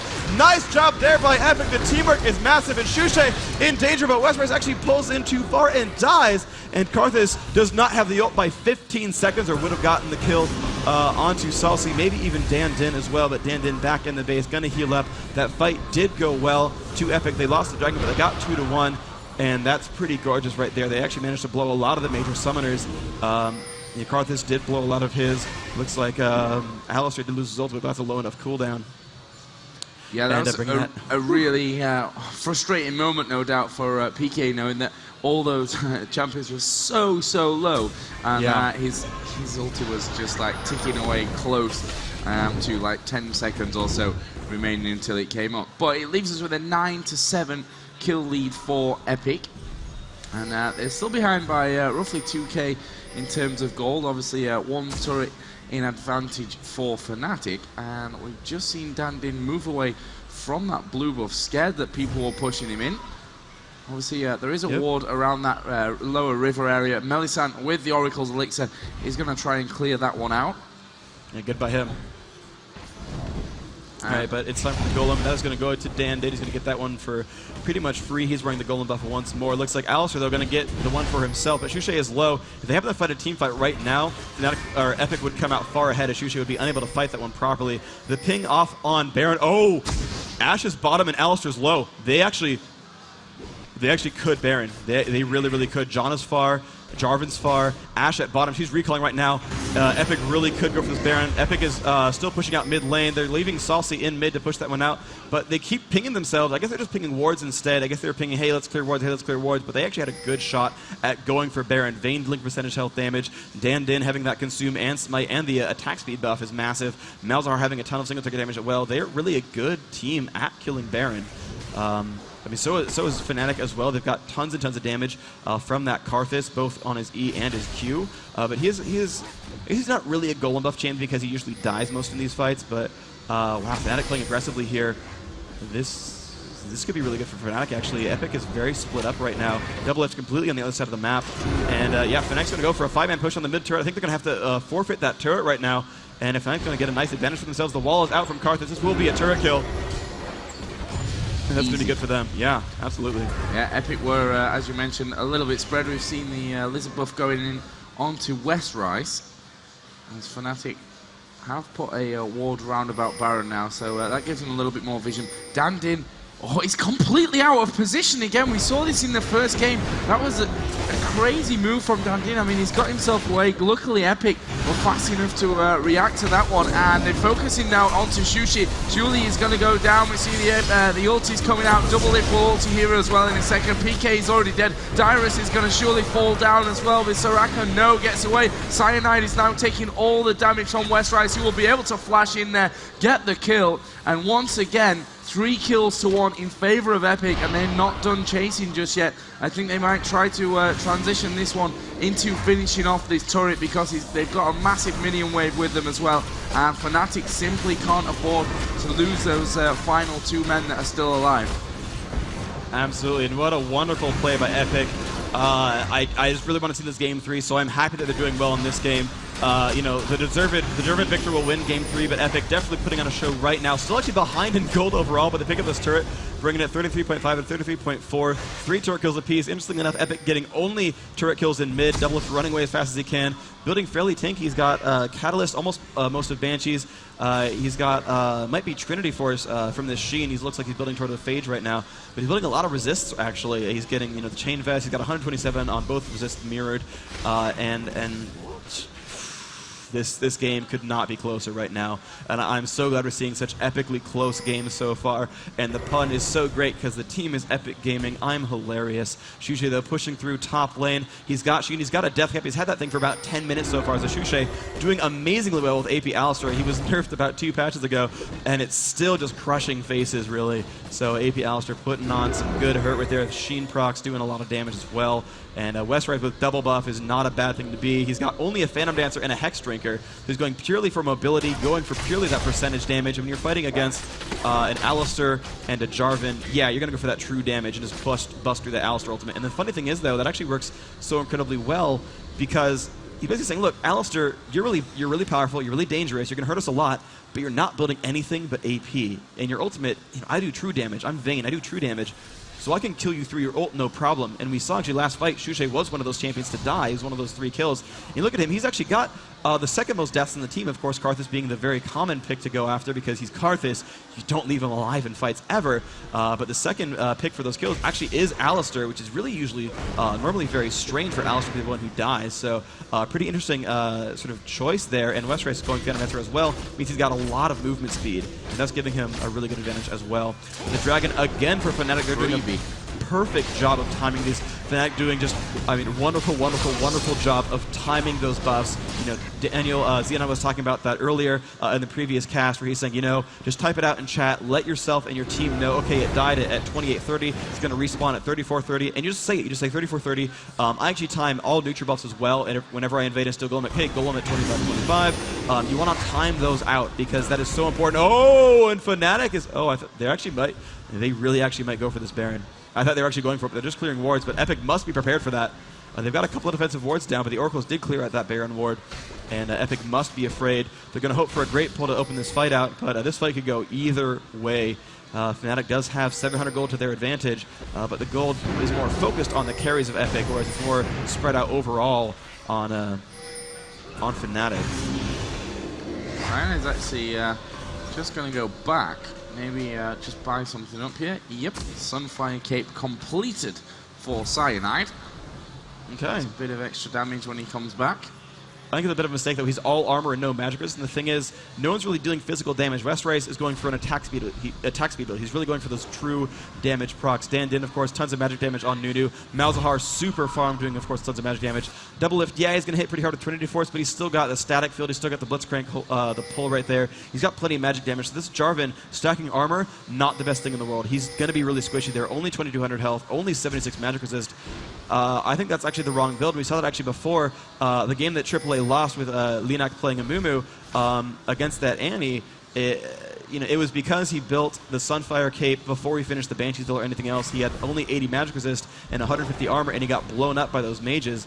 and that's really what lost them that game there. So now Epic actually playing the aggressive game. Dandin leading the way. All 5 are there. And Alistair is actually stuck up at top, so they could get the inhibitor because that turret is actually already dead. Epic is really poised to get this one. Shushe is peeling back, but they're going to get the inhib first. This is a really good push from Epic right now. They are going to take this one almost for free. Icebox comes out, getting PK a little bit low. They have picked up the inhib now. First inhib of the game. Epic off into a great advantage. Applause from the crowd comes out. They're going to ping around, and they're going to go probably for top turret. They've pinged a couple of jungle camps, but no jungle buffs are up. Lizard is gone. Golem is gone. They get position for Baron, but I think they could get a free backdoor at the top. And they're going to camp into an aggressive brush. I think they know a ward is there, actually. They're going to push on. They've been spotted, though. This is very dangerous. Thing is, they don't know a ward's there. There comes Soraka. They've now found the ward. They're going to clear that one out. They've got to be afraid of Ashe, though, is the thing. Westmark's in a little bit of a dangerous position down there. And Fnatic needs to position themselves to start winning fights because they are now going to fight against super minions, and that's going to be very troublesome because Baron is going to be very important very soon. They get clairvoyanced. Fnatic with a good aim on that one. They're still safe for now. They forced Epic back. But this next team fight's going to mean almost everything. Yeah, and they have to be careful, Fnatic, as well, you know, not to let those super minions be pushing too hard in onto their base. And they've got no wards whatsoever anywhere near around Baron. As you mentioned earlier on, they did use that clairvoyance. Of course, they've got Hawkshot from Ashe, which they just used. And Melisandre's going to go in there, drop a few more wards down as well. There's only one ward from Epic, which is right in the back of that Baron, so you'd expect Melisandre to clear that one out, maybe. I mean, they're not going to know the double kills there. Ward. Oh, this could be really terrible. This could be hilarious. Really terrible for Melisandre if they're not careful. Actually, they're going to go for the engage, and we see Dandin go fairly low there. Are Fnatic going to follow it up? Yes, they are. They kind of split target, and here we see Shushi go charging on through the wall. Double Lift is now starting to do all his damage. Karthus is going to be chasing after Westrise, and Double Lift is continuing to push in there. Cyanide is going to fall. It was Double Lift who grabbed the kill in the end, and it's not looking good, this fight whatsoever for Fnatic. The push comes in onto Westrise, healed up, no problem. Lamia is now surely going to be the target that's going to go down. Obviously, the ulti from Karthus coming around as well. Dandin has finished off Lamia, and it is a 3-2 kill. And, well, Shushi and Melisandre are still there. Dandin is going to go down, is he? No, he's not. Shushi's running the other way around, and Shushi's running into a horrible death. Is he? No, he's not. He's going to go in onto Salz. That was an amazing move from Shushi, but, well, he's going to die. I just didn't quite expect that from him. I mean, he couldn't quite catch up to Dandin. His path was all kind of weird, but he still got that kill on Malzahar in the end, which was just great. No one expects the AP Alistair burst damage, just like the Spanish Inquisition. Powerful, powerful stuff there. Yes, that was a Monty Python joke. You're welcome. And the minions, though, doing quite well over here at the top lane. Purple caster minions being as OP as they are, in fact, going to take this top turret down by themselves. It's going to bring that turret score into the advantage for Epic, so 4-3 there. No summoner teleport. Couple more seconds there. Yes, that turret will go down. Good job, EVE style. Purple team win quite well. When you kill the inhibitor, not only do you spawn that super minion with every wave, but the other waves actually get a little bit stronger. Blue minions have 430 health, purple ones have 490. So you can see that, yes, those other lanes are a little bit more powerful. They push for themselves, and it allows you to get really good positioning. And Epic now 16-11, ahead by 400 gold. Woo, big deal there. But they've been winning these team fights quite well, and it's a lot of it is Blitzcrank. He's really pulling apart that team. And let's be fair, who plays Blitzcrank in competitive play? 199,000 views. Please, more so than ever, tell your friends to click the link, go to the page. Please help us get 200K. We might have a game 3, but in case we don't, please give us that 200K. Please, please, please. I want to see that 2 in front. That would be amazing for us. I would love to see that. I mean, we're already, hitting records. I think we are actually the most viewed Western gaming cast history is seen so far, so I would love to break a 200 mark, be the first there as well. Please help us reach that one. But wow, the Baron attempt from Epic, and 3 from Fnatic are far away, actually. It could be a 5v2 on Baron. Will they get it in time? Jarvan is nearby. They might try to steal. Who will get it? No! Epic will pick it up, and it's going to be a 5v2. Can they get enough damage? Shushe is ulted. Cyanide taking some damage. Dan did kind of low, but they will pick up the first one. And here comes Lemmy Azell, and Shushe not in good shape. Malzahar and Shushe going to go down. 2 free kills, plus the Baron has been picked up. Epic might go for the killing blow here. They're going to charge through the jungle and see what they can pick up.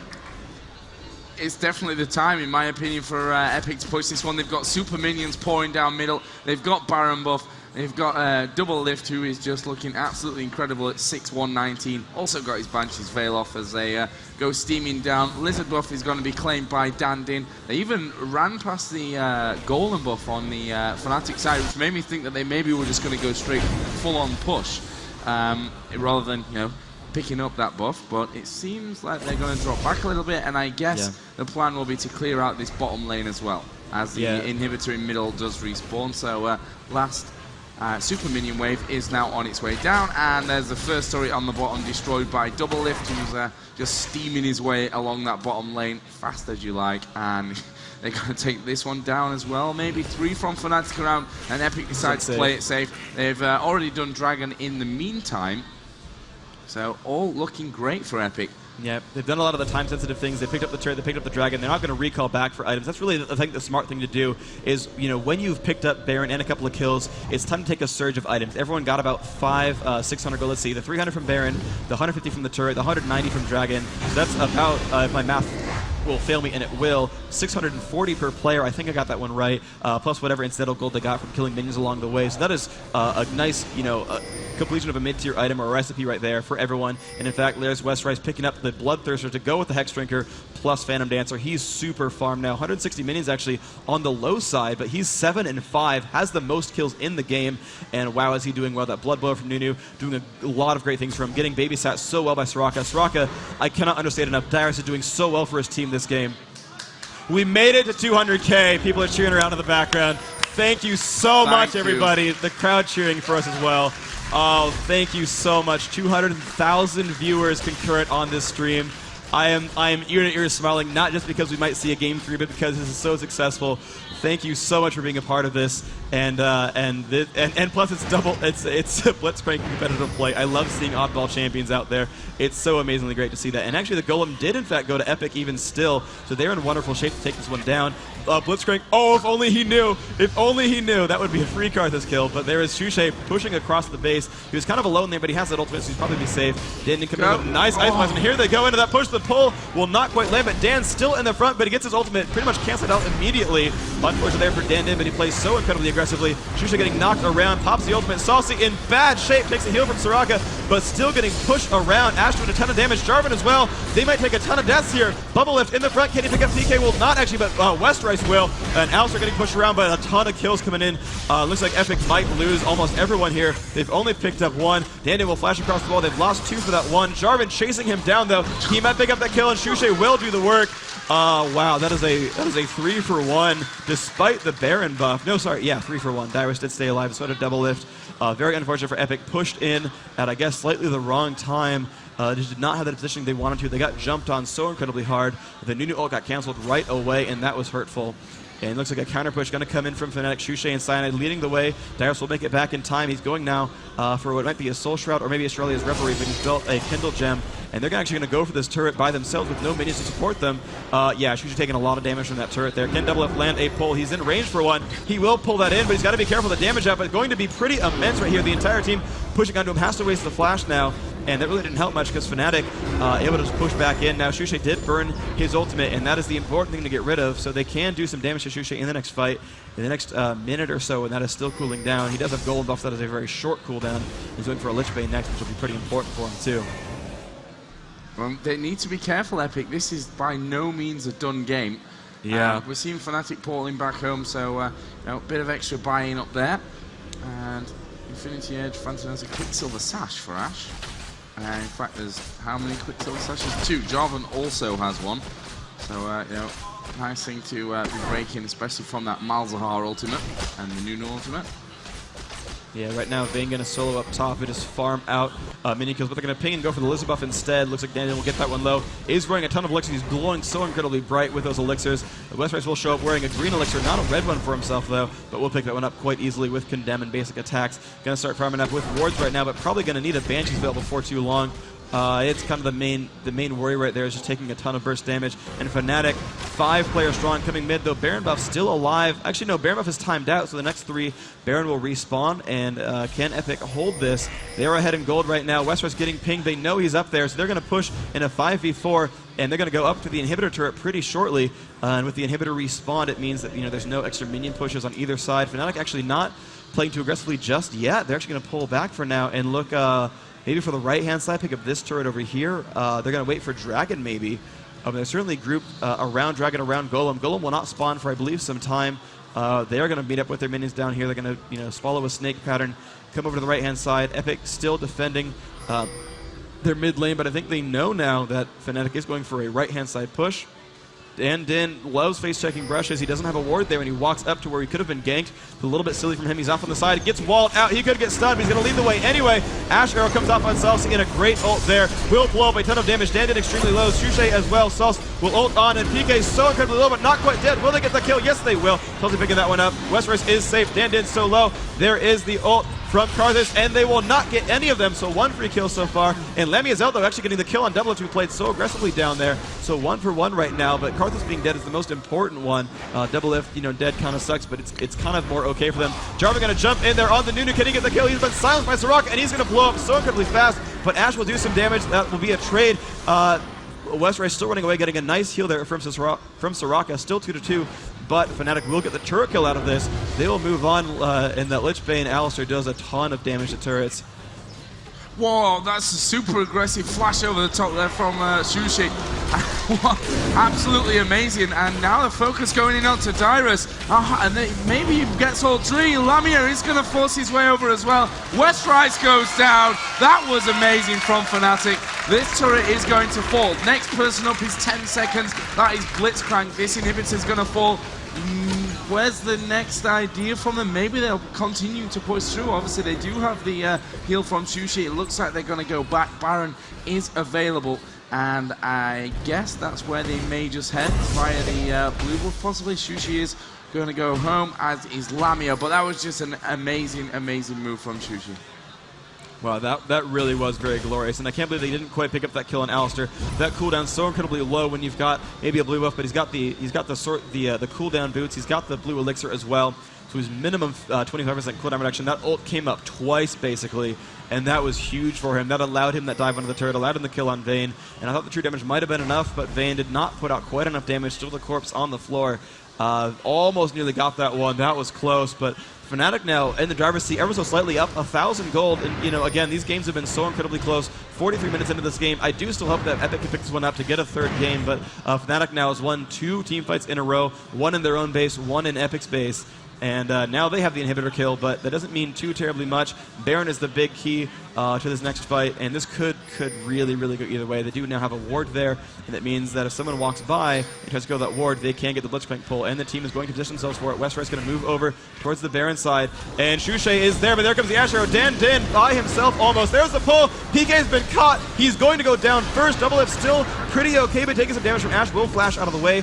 A pretty much free kill there. Good job by that Blitzcrank. PK playing a little bit too aggressively, though he still did manage to make both Nunu and Blitzcrank burn summoners. Now, I don't know if a 5v4 is enough to steal a Baron with, but actually Celsi a little bit too aggressively going to get picked up by Shushay, and yes he will. Shushay putting out a ton of damage. Celsi going to pull back with that silence out there, but he's been caught. Westrise is here. He's going to get pushed up against the wall. The ultimate comes off, but I don't know if it's going to be enough. The ultimate is out. Oh, and there's a Nunu ult as well. Are they going to get Shushay? Are they going to get Ash? Looks like they might pick up 1. They might pick up 2, but Janna with a great ult is going to save Ash. She's still not going down. Westrise, can he pick that one up? Yes, with a tumble they will. That is 3 kills in a row. 25 seconds for the first revive. Melisande now taking damage from Westrise, still pushing in there with Tumble. The Tornado comes in, doing a lot of damage and pushing them back, but they still have the chance. Tumble comes in again, doing more and more damage to Melisande. Silver Bolts might proc again. There is the pull, and Melisande probably going to go down this time. Will they get this kill? Yes, they will. 1 surviving number. The inhibitor now the next one up. They have 6 seconds until Karthus is back. They do have minions, but minions actually pushing the bottom lane as well, doing some pain. Will they keep pushing on to the Nexus? 30 seconds at all the major revives. It is a 5v2 in the base. Can they get these turrets? The wall is good from PK. PK. West Rice is down to half health. The Blitzcrank pull is missed, and that would have gotten them the kill. West Rice has to be careful. He can flash the wall. He might not need to. Oh no, Tywin has shown up. West Rice goes down immediately. That was a mistake from West Rice and his team not to defend him there. And now PK actually charging through. They could stop him though. They have the silence. PK could go down. Could they go for this? There's the Ice Blast. There's the Malefic Visions. They really could go for this push there. They've got another 20 seconds before any major revives jump back into the fight, but no, they're going to push back and just defend themselves. I really think they could have jumped on with the Ice Blast and gotten that kill. Maybe they're just too afraid of Cyanide FI. Maybe they just did not have enough cooldowns, but I really felt they had the CC chain to drop that one down. The entire team will recall back and keep their base alive. Thankfully, these Nexus turrets, well, thankfully for Epic, these Nexus turrets do respawn, but Cyanide going for Baron. This is super, super risky now. There is a Baron, of course there's a Baron there, but there's also a ward behind the Baron, which obviously means that Epic know that they are trying to take this Baron. Now they are going to take it in time. That is great stuff.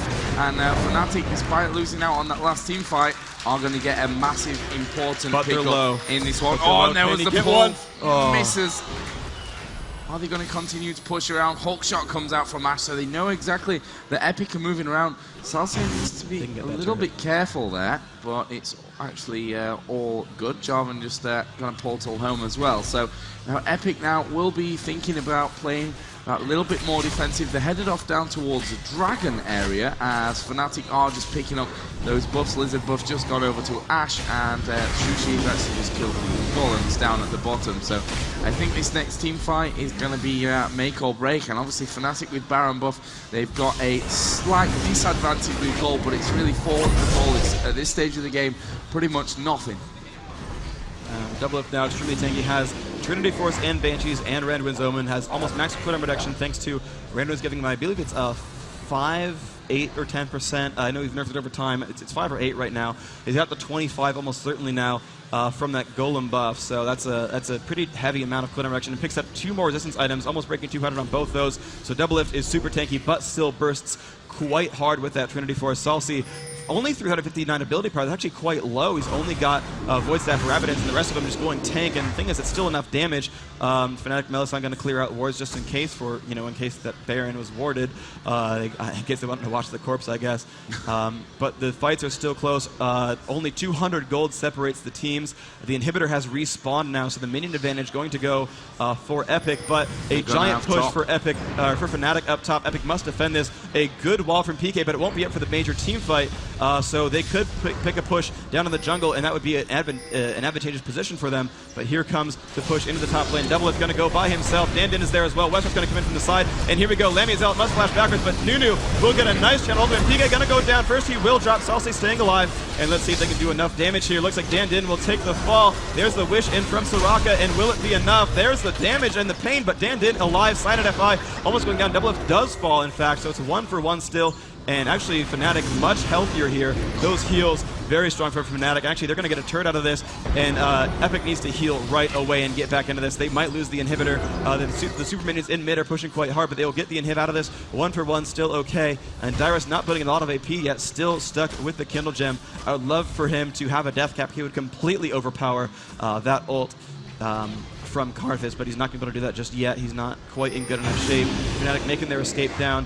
But Epic could chase this thing as they have movement speed from Dandin, and the chase from West Rice. They could almost just maybe get the chase in. Malzahar's going to come around the side. He actually might manage to pinch this one off. He will actually decide, never mind, we're not going to chase that one down. We'll defend our bases. Inhibitor's getting a little bit low, and yeah, they're going to pull back and defend that. Looks like the first one back will be Salsi. It hit actually down to half health. He's got to actually hurry up and defend this one. He should be okay. No huge rush. Dan's going to come in and help as well. Smite, Ice Blast, Consume going to help him a little bit. Actually, this inhib's getting a little bit lower and lower. The ultimate will come out. We'll cut a few of these minions, but the super minions still there. Getting lower and lower. Can Dyrus defend this one in time? Down lower and lower in HP. Can they stop it? Oh, wow. I thought it was going to be... I'm surprised they got as low as it did. They kind of took a long time to get back there. But it is alive. They have kept their inhibitor. These do regenerate as well. You can see the health taking up over time, so that will be okay. You see the Nexus turrets have full healed, so have these ones. And again, 65.4 to 67.2. The Baron buffs almost timing out. Shushay still has his, but not for long. Wow, Shushay went... Oh, wow. He's picked up a Deathfire Grasp, so his initial front-loaded burst is gigantic. The magic resist on Malzahar is huge with both... the Bansheesville and the Quicksilver Sash. 164 magic resist on him is nice. The Aegis helping out, of course, from Dan Din. 180 when he's close by to Soraka as well.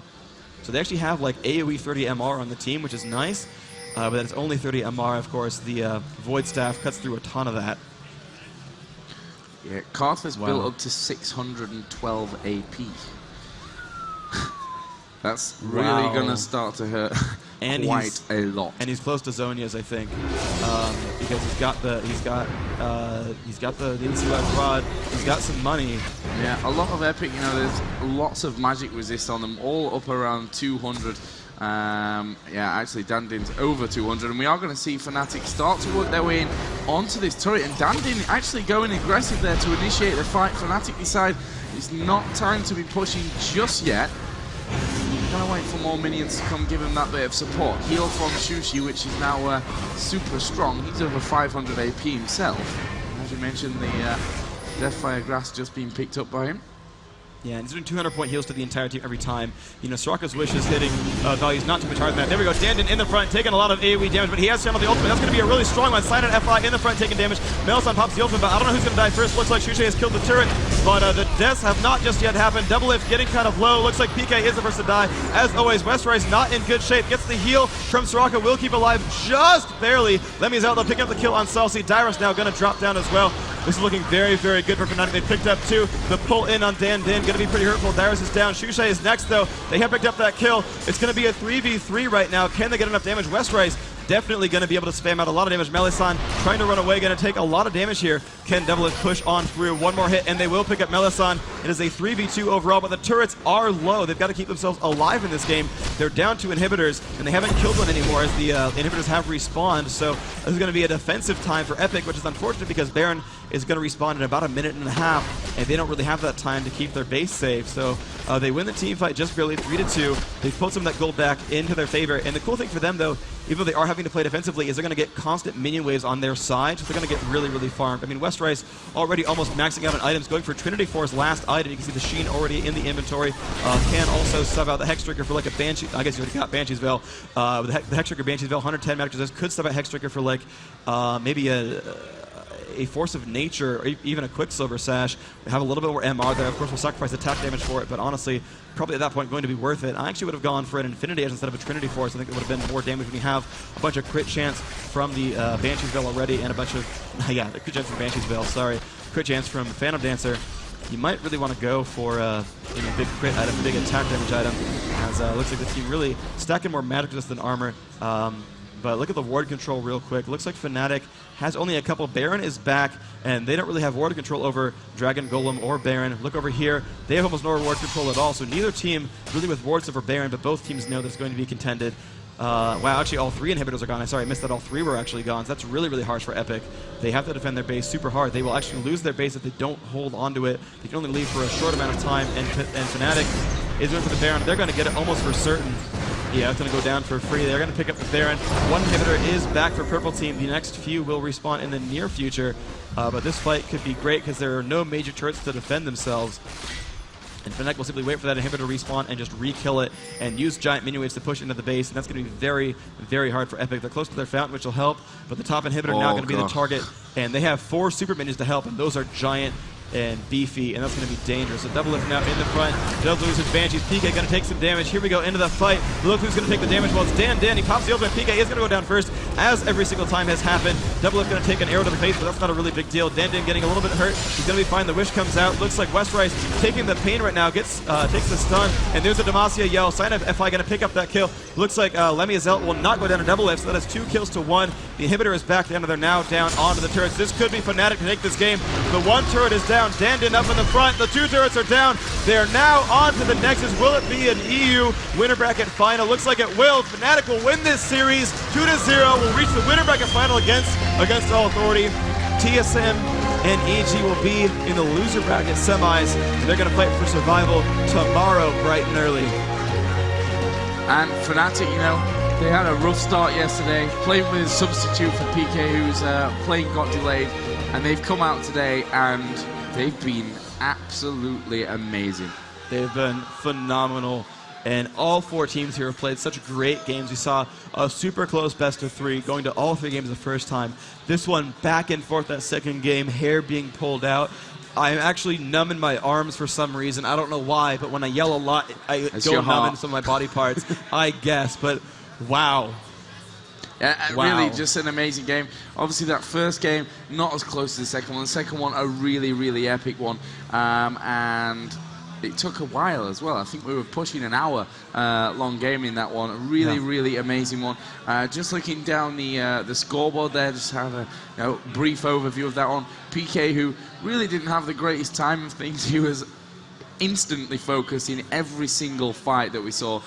2, 12, 15, obviously get plenty of assists there, just mostly due to his ultimate being spammed off, I guess, most of the time. 10-4-7 for Lamia, Cyanide 4-5-11, 9-7-12 for Sushi. And, I mean, for me, Sushi was one of those make or break players, always in Fnatic, especially when he's playing Alistair. And that time he came out flying colours, amazing game. And it was really, I think, the turning factor was when he flashed over the wall and picked up Salsi from just flash, headbutt, pulverize, guy's gone. Then he pushes them to the rest of the team, picks up that Vayne inside the base, picks up the last kill as well, and they get the free inhibitor and a lot of damage on that turret.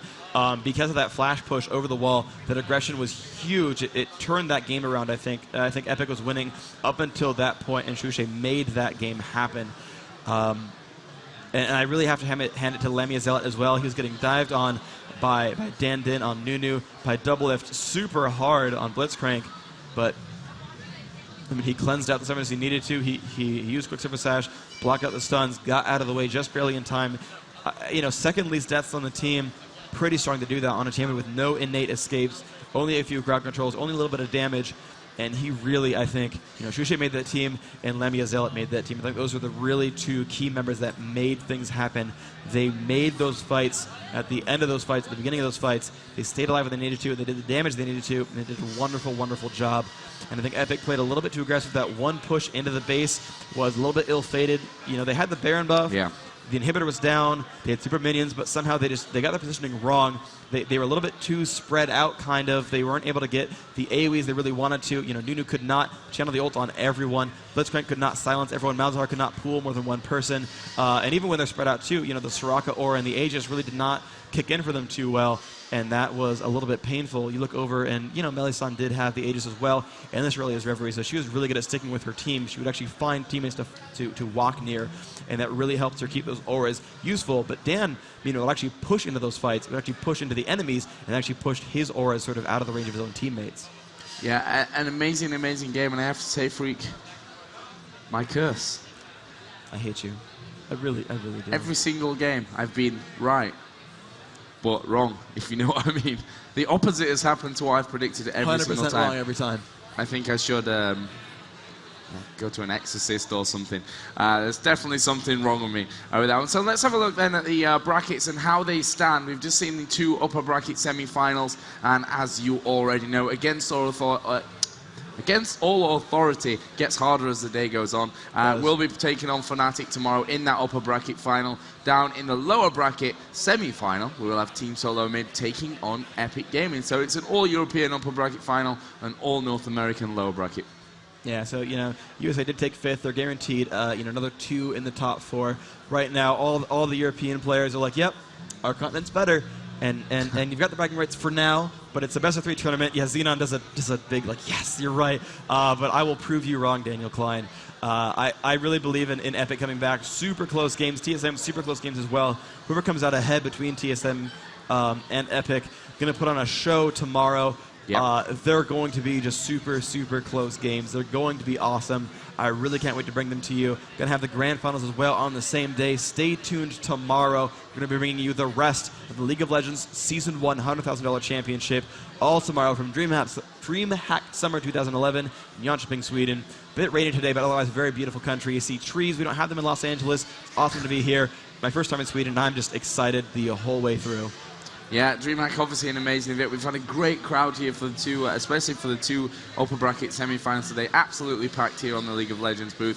And of course, we broke 200,000 viewers on the stream. So a massive thanks to you guys. Yes, who knows, maybe we can hit 250,000 people at once tomorrow. We can hit a that's, quarter that's, million. that's a big I think we can target. do that. It is a big target, but I think we can. I mean, as long as we have Gragas in there, we can hit it pretty easily. Yeah. Yeah. I think we can. I think that makes sense. So, I mean, we had a lot of close games. What was the closest game you think today?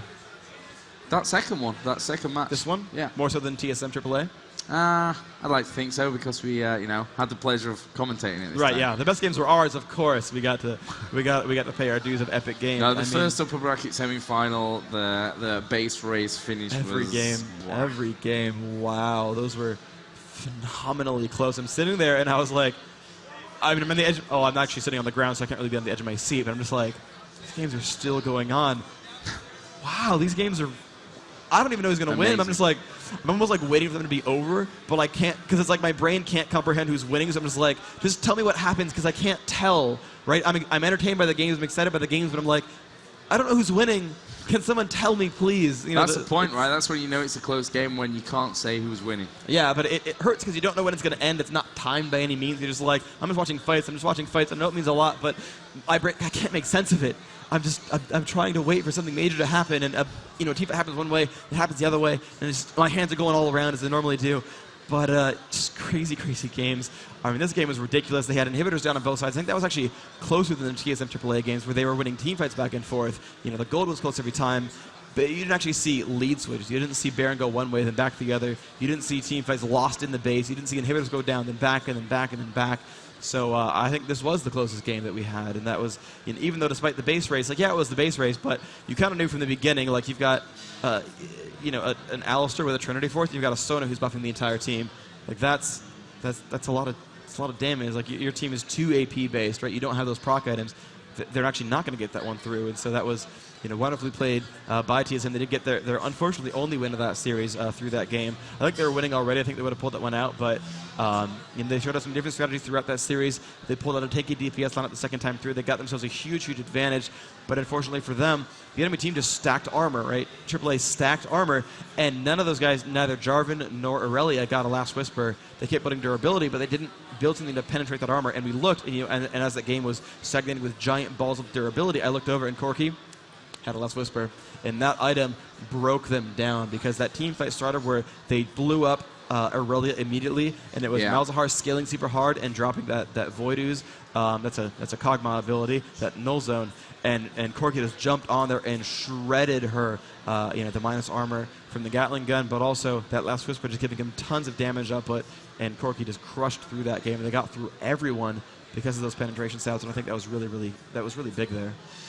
Yeah, and of course tomorrow we're going to have even more awesomeness coming up. Obviously, the upper bracket final, the lower bracket semi-final, the lower bracket final, and of course, the big one, the grand final. But that's of course coming up tomorrow. For now, we're going to go through into the pro game area where we've got the teams for a bit of an interview, see what they think about that game. Hey everybody, it's Andrew Beagle one last time. I'm here with Dan Din from Epic Games. Boy, that was a rough second game, and I know the first game wasn't as to be expected, but you guys played really well. What do you think about game 2 going into that? Game 2 going into that, well, we just had to reset everything. We're a little shaken up from first game, right? Obviously, we felt a little bit unfair, but after we just shook it off, it's a DC. It could have very well happened to them too. So we just tried to just say, hey, let's have a reset and play our best. It's not the end of the road, because we could have very well won game 2, come back game 3. So, game 2, I honestly, we had a really good shot at winning that. We just, we were very sloppy and we just got outplayed. Just kudos to Fnatic. They took advantage of when we messed up, and that was, very much a back and forth thing. And at one point, everyone kind of felt like you were going to win.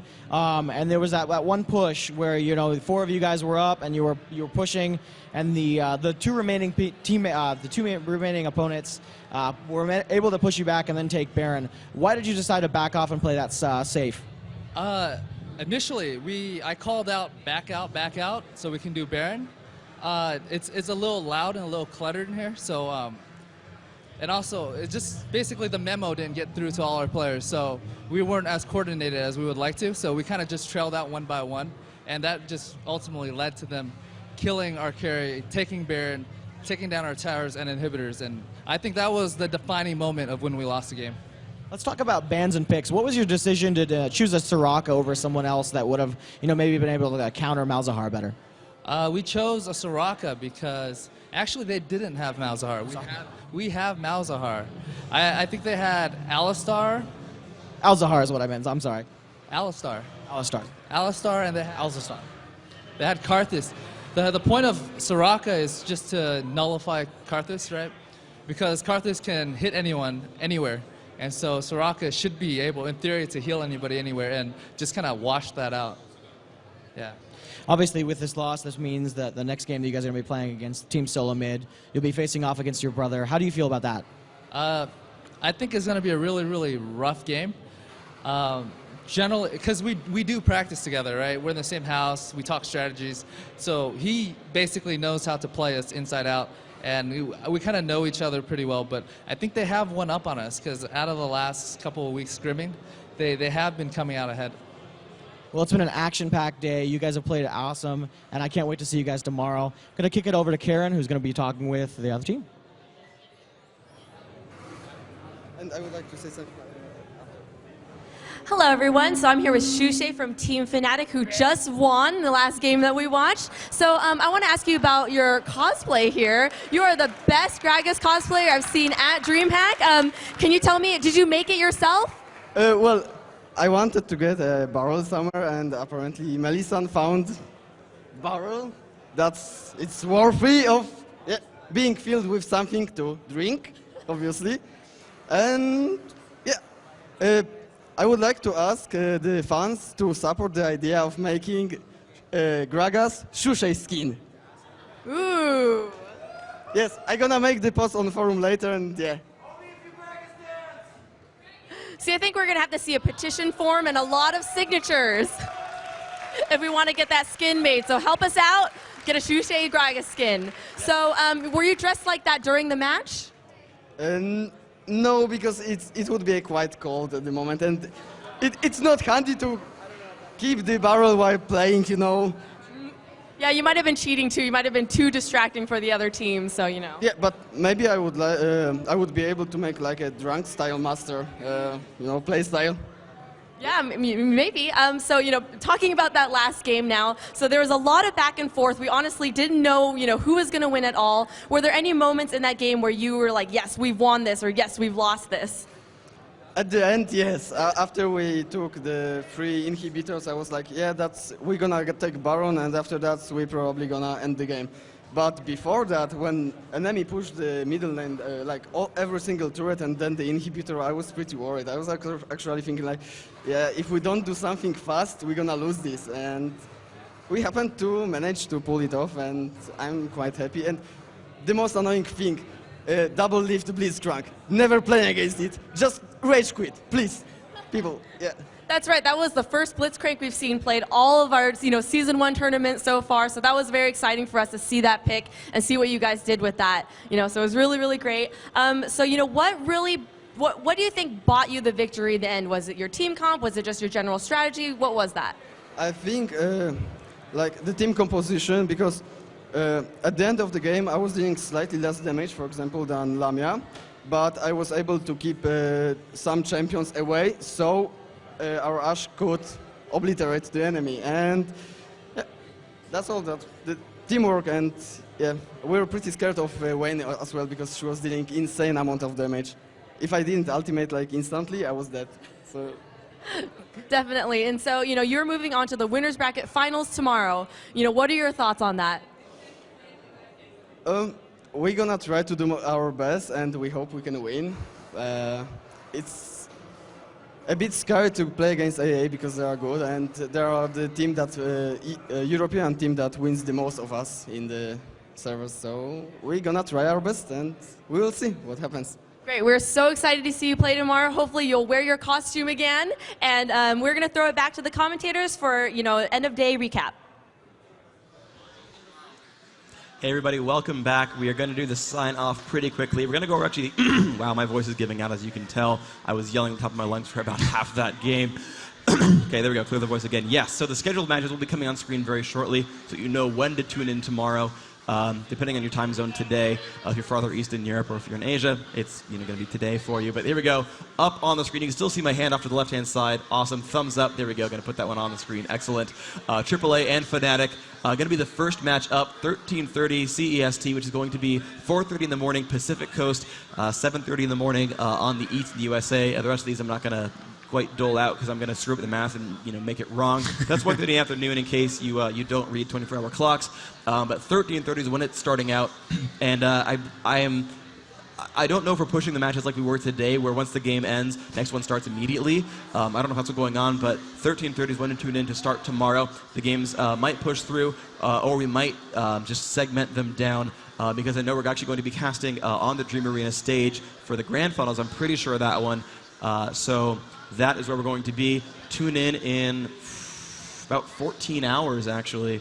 Actually, my math is completely wrong. Let's see, it's 15 hours. 15 hours is about right. If my math is correct, it could be wrong, but it's late. But I think it's in about 15 hours. We're going to be back on the air for the winner bracket finals, AAA versus Fnatic. They've only played once together so far. That was in the groups. And they're back together again.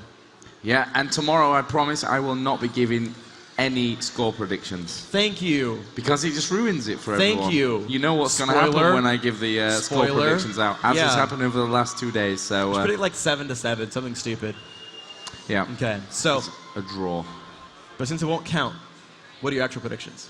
My actual predictions without score lines are against all authority to go through into the grand final, and Team Solo Mid to take down Epic. Okay, I actually think the actual reverse on both. When we had the interview from Dan, he said that TSM needed to win more against Epic, but I think they've been playing. I mean, I don't know. I guess I slightly underestimated TSM this tournament. I thought they'd lose their group stage. Yeah, they almost did, but they came out super strong, very, very, very nearly beating ultimately the #1 seed of the tournament, AAA coming through. I mean, TSM super strong, Epic super strong. I do think that Fnatic's going to win against AAA, though. I think that Fnatic can beat against all authority. I think they've been playing so incredibly well. I think PK and Shushe and Lamia Zealot, all three of them playing so incredibly well. And certainly the players on against all authority very strong as well. But I think they're just playing on that next level. And they played at IEM earlier this year. Fnatic came out ahead. I just think they've got it in them. I think Fnatic is the LAN team to beat. That when they're ready to go and they're on LAN, you don't touch them. I think Fnatic, even to win it all the way through to DreamHack, all the way through the Season 1 championship, I think they're going to win against AAA.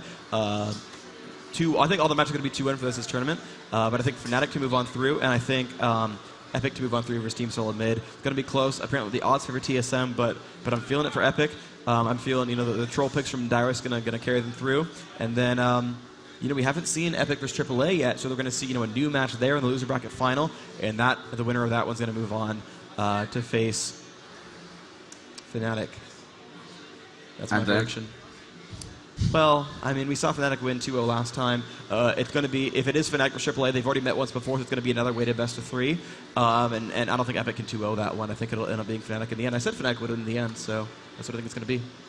Well, there's still a lot of games to go, actually. And tomorrow, of course, is the place where or the time where you're going to find it. This is the place where you're going to be able to see the games on this stream once again. And hopefully tomorrow we can continue breaking records within Western esports and maybe within esports as a whole throughout the world. I'm not sure on the exact records here and there, but I'm pretty sure we smashed everything in the west of the world. And that makes me very happy. But when you've got to go against Korean television StarCraft, that's a harsh one to beat, right? Like you got your expectations high, but you got a full TV station dedicated to it. That's a high bar to reach, and we're gonna, of course, keep climbing for that one. Gonna keep going for that one. I'd love for League of Legends to be the esport in the world. Certainly just getting started. It's only Season 1. It's not even done yet, and we're already doing so great. So, I mean, stay with us. League of Legends is going to be a big thing in the future as well. More surprises to come in 2011 for the game as a whole and esports in general. So another question to go on here. I have my own choices, but who do you think has been the MVP both of this series and in the tournament so far in general? Of this series, I'm going to say Shushi. Okay. I think he just played absolutely amazing throughout. Really great to watch his Alistair, actually. He's just an amazing, amazing player. Of the tournament as a whole, I'm going to probably look a little bit over towards Against All Authority because, I do have my my little favourites amongst the players, which I'm not going to reveal actually.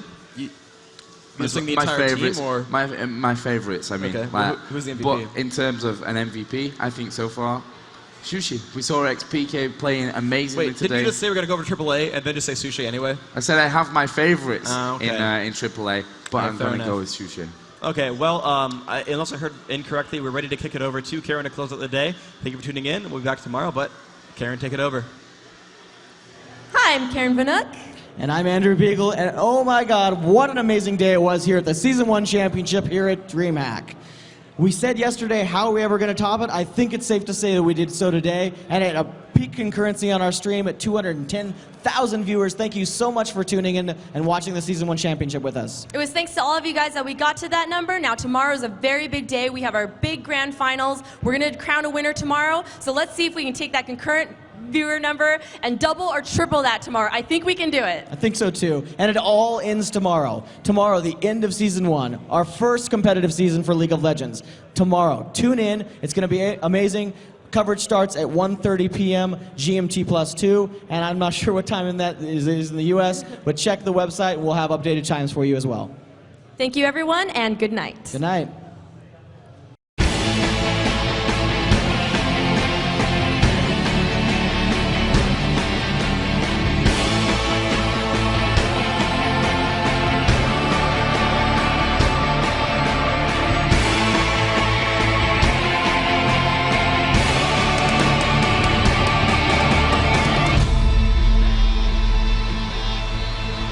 Hi guys, and we're back here in Jönköping, Sweden for DreamHack 2011, the Season 1 Championship underway. I am Rivington III. And I am Sinon the Stoic. And together we are Zinnington. The casting Yeti. Yes, as said by the forums. Yes, they've decided Daniel and his Yetiness. And then I can sit on your back and throw snowballs at people. Absolutely, yes. So we came back a little bit early from this. Well, what do we have for the viewers here in Elmia and for all the many viewers at home? We have the Din Brothers grudge match coming up right now. TSM versus Epic Gaming. Wow, this is gonna be painful. I think the mother is here, isn't she? I believe so. It's not gonna be great for her to watch this because one of the sons is gonna get eliminated. Well, he's not gonna get eliminated. He's gonna make 4th place, and 4th place translates into $7,000 prize money for the team. Not bad. Do you want to tell the audience though what you get for 1st place? First place is going to be a cool $50,000. That's kind of better split up between $5,000 than $7,000. I'm not very good at math, not as good as Freak, but I believe 50,000 is more than 7,000. So you would. I don't know. 5 is lower than 7. And there's more zeros, but 0 is nothing, right? Yeah. So I don't know how it works. I'll have to ask a smart person after this cast. But yeah. Speaking of asking things, I'm going to post a Ask Gragas a question thread. Yes. And if you have a question for Gragas himself, there is a chance, a slight chance that we may get an answer for you on that. All right, so let's see where we're at here with the game. If people are in the game already, if Indeed. Getting ready for this. I'm gonna be impersonating Freak because I'm too lazy to change my accounts right now. Join game. There's a game go. I think that's not our game. Right. And as well, I'd like to give a huge shout out to PaySafeCard for the HD stream. You're viewing at home. If you are here at DreamHack, you're viewing that by the naked eye, and it's just about as good as what everybody's seeing at home on the HD stream, thanks to PaySafe. SteelSeries throwing out some mouse pads for the competitors to be using, and making sure all their surfaces and peripherals are working very nicely, as well as Alienware for providing the computers as well, and making sure there's a top-notch competition play we have going on here. And today, you know, everything's going really smoothly. We have some great matches going on. Some great head-to-heads. We saw that AAA kind of faltered in their first game, was able to come back nicely in the second game, though, and just back and forth to the Nexus, taking inhibitors down, and it was just, you know, in favor of Fnatic. Such strong play, and it was great because, you know, they came out with Gragas the one time, they banned Shushe's Alistar, and then Shushe was actually double ban countered by an Alistar and a Gragas, and we haven't seen that for one person. 2 bans were wasted. Not, I wouldn't say wasted. Well, all, not wasted. Actually. They used. They used well as well. But you know, if we'd asked the teams to kind of fake it and make it an exciting match for us, I don't believe we could have gotten a more exciting match than this. it's mind-blowing, absolutely. And I'm going to give a quick shout-out as well to Own3D for actually making the stream happen. And I spoke to them yesterday a little bit, and there's a lot of stuff going on behind the scenes, bringing the stream to these unprecedented numbers. So absolute thanks for that. And a quick shout-out as well to Team LiquidNet, who have an amazing League of Legends is the name of our game. Yes, League of Legends sub-forum, where there's a lot of very nice, knowledgeable people sitting around, and great work there, guys. Yeah, it's very good. We actually hit 210,000 viewers yesterday. That's an immense number. Everybody here a part of that history and a part of breaking into a new history and setting a bar that will hopefully break again today as we go on to the grand finals. Oh yeah, I heard there's grand finals on today. At some point, they're going to be on at midnight, pretty much. Well, it depends on how soon the Counter-Strike game ends. Before that, I'm not very good at Counter-Strike, but apparently it can go to either 3 or 2 maps. Yes. So, and your overtime. Overtimes. They have overtimes, yes. So we're aiming for midnight, and it's going to be, if you are actually here at DreamHack, make your way to the Dream Arena around that time. Expect some queues, but do try to make it in there. It's an amazing place. I watched some StarCraft 2 shoutcasted by Day 9 last year in the Dream Arena, and wow, that place is amazing. Just the atmosphere in there. So definitely make your way over there, and we're going to have a little winners ceremony after the game there as well. So don't miss that, because that is most probably not going to make it up on the stream. Yeah, exactly, and we're also going to do the cast. The playing from here, the cast is going to the Dream Arena, as we said, and then the live awards will be back here. We're going to do those live on the stream as well, so that'll be really nice for everybody to see the congratulations and the prizes going to the players, and $50,000. Just love seeing those giant checks. And it's going to be $25,000 for second place, $10,000 for third, and as we said, the $7,000 place that we are going to see who's playing for that right now. Yes. So even though we're saying that one of the Din brothers are, one of the Din brother teams, let's just call them by their names, TSM and EG. One of them is going to go home. They're not going to go home empty-handed. We're going to give them $7,000, and you can buy yourself a nice set of shoes from that. But I just heard that we are ready to switch over to either the coin toss or the coin toss. I'm not entirely sure which one to of the it tournament is. area. And here we go. Yes, I don't think we're going to have audio. So let's see if it's going to be the shiny side. And he drops it. That's it. Disqualified. Failed gank. The ESL admin has been disqualified from the tournament. Okay, it's pointing in the direction of Solomid. And there is a handshake, so very good there. Oh, there it is right there. Let's get a round of applause for the Din brothers. We're going to have an amazing game going on here in just a few minutes. Team Solomid versus Epic. You can see Dan Din pointing at his brother. He's like, I heard that. I heard what you said. So Solomid won the coin toss. That means they're going to have first ban and first pick in the first game. And as far as I remember, I'm better. I'm not entirely recovered. As far as I remember, the loser is going to get first ban, first pick in the second game. Indeed. What do you think our bans and picks are going to be? The roster rundown as we see, Reginald, Odd One, Chaox, Rainman, and Special for your TSM team. Salsi, Dan Din, Westrice, Dyrus, who's been playing a very good game for his team, and Double Lift, and maybe we'll see some of that Blitzcrank pull. I know everybody wants to see see a little bit more of that because it really turns a game around, and it's just so much fun to watch. I'd give that man a big manly hug if he played another Blitzcrank. But let's put it this way: these are the bans and picks that would make me saddest. If we saw Akali and Blitzcrank banned against Epic, and if we saw the Rainman is probably just gonna do a tanky DPS with Jarvan again. That he was pretty good. Yeah, it works out. I think he plays a Singed too, doesn't he? So a Singed ban would definitely make me sad. And yep, we are all ready, and we're actually going into the picks and bans right now. So if we can switch over to that, please. That's the first ban. I'm sad. You guys can see that Akali has been banned already, and let me just make the background black there. So Akali banned against Westprice. So these two teams, TSM and Epic, they have been scrimming against each other remorselessly the last couple of weeks. Like, I don't know, 100 games a day? Would you say that's feasible? Probably not 100, but maybe 99. So they've been scrimming up. Vayne, again, very good pick. We have not seen a European team ban a Vayne yet, but she is extremely dominant in America right now. She really is. It's that chase down character that you want to be careful about. Once the fight is over, she's going to be the one to pick up the kills, and we do see Vladimir coming up as well. It's interesting because I believe that TSM have the stronger Vladimir and Reginald. But, oh, and there's a Cillian ban that's definitely aimed at Reggie. They're like, Yep. we don't believe we can draw it out to a long game. We don't want to lose in the first 15 minutes to Reggie's amazing OP Cillian. So, yeah, that makes sense to me. If you can draw it out to a long game, as we saw yesterday in AAA versus TSM, that Cillian is just going to fall off in power, and you're not going to worry about him in a 50-minute game. Right. But, yeah, he can lose you the game the first 15 minutes. And there is a Tariq ban. That's All interesting. right. What do you think about that? Oh, I think it's a really good ban, actually. You know, with the assist to the armor that Tariq gives and the ability to CC the team and begin the initiation of a fight, if you will. It is a word. I believe it is. It is a word. And from so far away, as well as the happenings of how Dazzle works from distance, the closeness to the amount of time in the stun, you know, it just becomes such a useful CC to have, as well as that quick burst heal, and then again his ultimate, a Twisted Fate. Also aimed at Reggie, I believe. Yeah, the thing with Tariq is also, if you pick a Tariq, you want an aggressive lane, and there is the Corki pickup for Chaos. I believe he's going to play it as well. It's a very nice pick. Westrise playing a very strong Corki as well.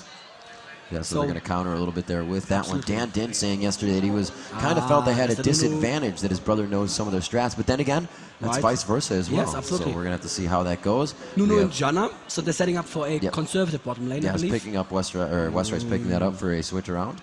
Oh, a fiddle in the middle. I don't believe it. I don't believe it. He's running teleport. No, he's trolling us. He's trolling us. We've been trolled before. Dyrus picked a Jax yesterday and then changed it the last day. My heart, like, because I want to see Jax. Well, there's a Jarvan. With the right support, Jax can be one of those turnaround game characters. Reggie, stop trolling us. So we do have Xpecial picking up Jarvan. That is going to be a solid pick for them, and he is going to be switching as well. You can see him running the support summoner spells. Annie for that huge burst AP, and as well as a little bit of sustained. You know, as she comes out with Incinerate, Disintegrate, she's still able to do a ton of damage after Tibbers just rolls your face through. Teddy bears are cute, but Tibbers is not the one you want to be hugging at that point in time. Double lifted Dyrus to make their picks here. They're not cute when they're 9 feet tall and on fire and dropping on you from the sky. Fire retardant teddy bears are not something you want to play with. Oh, MF Janna. That actually turns it into a very aggressive bottom lane after all, because with that shield, the double up is going to do more damage on the first hit, and the second hit does damage based on the percentage of the first hit. So with the shield, the double up becomes a damage multiplier, amplifier at least. So that looks good, and there is a Malzahar pick. Malzahar has been doing some magic this tournament. If you just manage to go in and ulti the right person at the right time and get him into a chain stun after that, because it's, what, a 3-second suppression? 2 seconds, 3 seconds? It's quite long, actually. If you think about it, like I said, League of Legends is a game of seconds, and that many seconds really amounts to a lot, because it feels like an hour when you're in the suppression. Oh yeah, and if you can just keep the AD locked down, there we have Warwick, very nice. That's probably going to be the jungle for them. In Europe, you would see the exact opposite. In Europe, you'd see the Jarvan in the jungle, the Warwick in the lane, and there is the Alistar pickup. Unfortunately, not going to be an AP Alistar. I'd be happy. Would you be happy? Yeah, I think, but you know, nobody can really follow in the shoes of Shushay at this point in time. We're pretty much making himself the MVP of the tournament so far, and we'll have to see if he can continue to do that with his team. However, it is a team game, so we got to give a huge props to everybody that has been playing so far. I wanted to say that earlier. It's very good that you pointed out.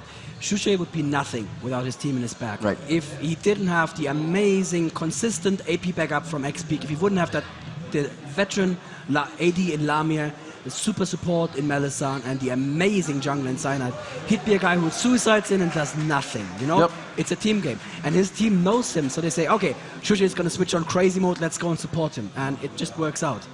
And we're going to have to see what Saucy goes for here. He does have the last pick. His team is discussing it. They have another 45 seconds left. And this is really the counter pick, that last pick they're going to be able to do, possibly countering or possibly helping the team composition that Epic has. I smell something. If he doesn't pick tanky DPS now, Epic could be running a EU... Wow, really? That is for Westerice right there. Wow. Yeah, of course, Westerice doesn't have his AD yet. Yeah. Well, it's interesting. A dual AD. I don't think I've seen that since the Fnatic versus SK game in the EU qualifiers, and Fnatic lost with that. They were actually running exactly the setup. Right. Now that I think about it, that was exactly the setup that they ran. MF and Tristana Malzahar, Nunu, and Janna. It's quite a tanky team they have to cut down right now. They do have an Alistar, they do have an X Special. Yes, and the thing is that with Nunu and Janna, you keep your dual AD safe, right? You can push the enemy away, or you can, and this is important for all you 1400s out there, Nunu in high-level play, the damage from his ultimate, it looks great on stream. The damage, irrelevant. No one in high elo cares about that absolute zero damage. What Nunu does is huge area AoE slow, meaning that people who want to jump on your ADs, unless they have a jump ability, will not get there in time, and it keeps them safe. So Nunus go in early in the fight, use their ultimate, and it's really not going to make that much difference damage-wise, but it's going to allow the ADs to play unsafe, in quotes, and just do that damage. And Janna, same thing, if they get close to the ADs, bam, Janna blows them away. And if just one person, like, I don't know, a Warwick or so, jumps on the AD, well, Malzah's going to lock him down and just say, thanks for that kill, I'll take it. And we're going to have to see how Janna really plays out within the team fights. You know, everybody's going to kind of have to gather together to get that assistance from Janna. It is quite big. She has a great range on it. But X Special is the only one that's going to be able to heal his team, really. So maybe be seeing some, you know, Warwick's going to be able to do that for himself. And they could be taking a lot of initial damage in the beginning. You're going to have Tristana blowing up with some crits here and there. Absolute zero if procced in the bush is going to do really good for him. And that's really where they'll want to focus on it, because they have Jarvan. They can come in there, pop Nunu out of his ultimate, the Pulverize, as well as Reginald on his Pyroclasms. He can use that stun to take somebody down, and not take somebody down, but stun as well as take somebody down, I guess. The suppression from Warwick, and Corki can just kind of run around and get out of that. It's absolute zero quite easily. So exactly. There's a lot of things to interrupt that absolute zero on TSM side. So, people in the forums have been giving me a hard time for being biased. I'm going to be biased in this game. I want Epic to win. I'm just throwing it out there. I want them to win. I really want to see a Fnatic versus Epic finals. Yes, that would be an amazing matchup. We saw so many grudge match between them yesterday, just head to head, down to the last second. The second game, best game of League of Legends I've watched in my entire life, and I've watched hundreds of them. That was just beyond incredible.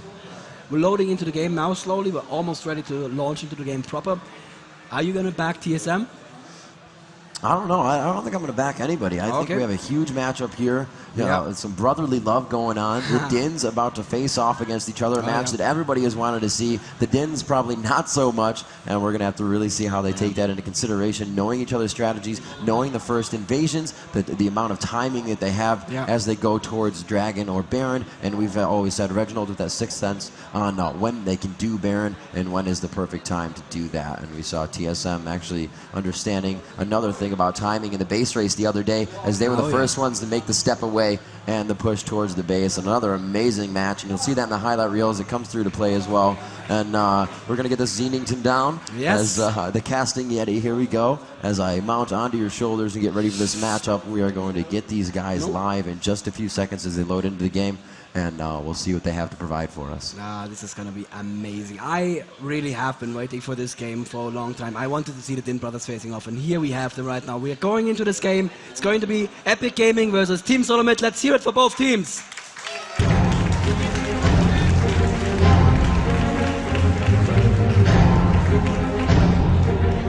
right, let's see what they do right off the bat here. It looks like they will start to go towards top and set up. So they think they're going to take top golems, and they're going to try to thwart that instance here. And it looks like TSM does not have that idea. They're going to go towards the bottom, and they're actually going to do a regular blue invasion here as they head towards the Wraiths, probably, or the Wolves rather. Probably a quick steal on blue or something as that sort. But as they move through, power and numbers right now for both teams, we can see Epic going for that click onto their blue, and they may start to move towards that area, going down. Oh, so wait, TSM may stay in this position and try to catch somebody as they go to lane. They haven't seen anybody in the bottom. They know that the blue is not being covered, so they'll definitely take that. And they may have, they're going to, there's so many things that can happen right now, but it's in their head what they want to do. We can't really read that at this point in time, but staying in that spot, they could definitely grab somebody who's transferring to their lane. The amazing thing here is that there's so much metagame going on that we don't know about yet, because these teams have been scrimming so many times. There may have been hundreds of games that started with invasions like this, and they're playing against different mindsets, and there we see the perfect clairvoyance. So now TSM know exactly where Epic are, and they have no idea where TSM are. So that is an advantage for TSM right there. Warwick gonna pick up that blue, gonna say thank you for that, and start at dual golems, which is gonna be a very, very quick route there. And wow, Tristana, she is gonna go top. That's interesting. Now very, very safe. Transitions back to bottom lane. Double lift, yeah, it's probably gonna be safe as well. And Rainman actually porting home from the enemy jungle. Interesting. The odd one actually takes down all the lizards around Golem.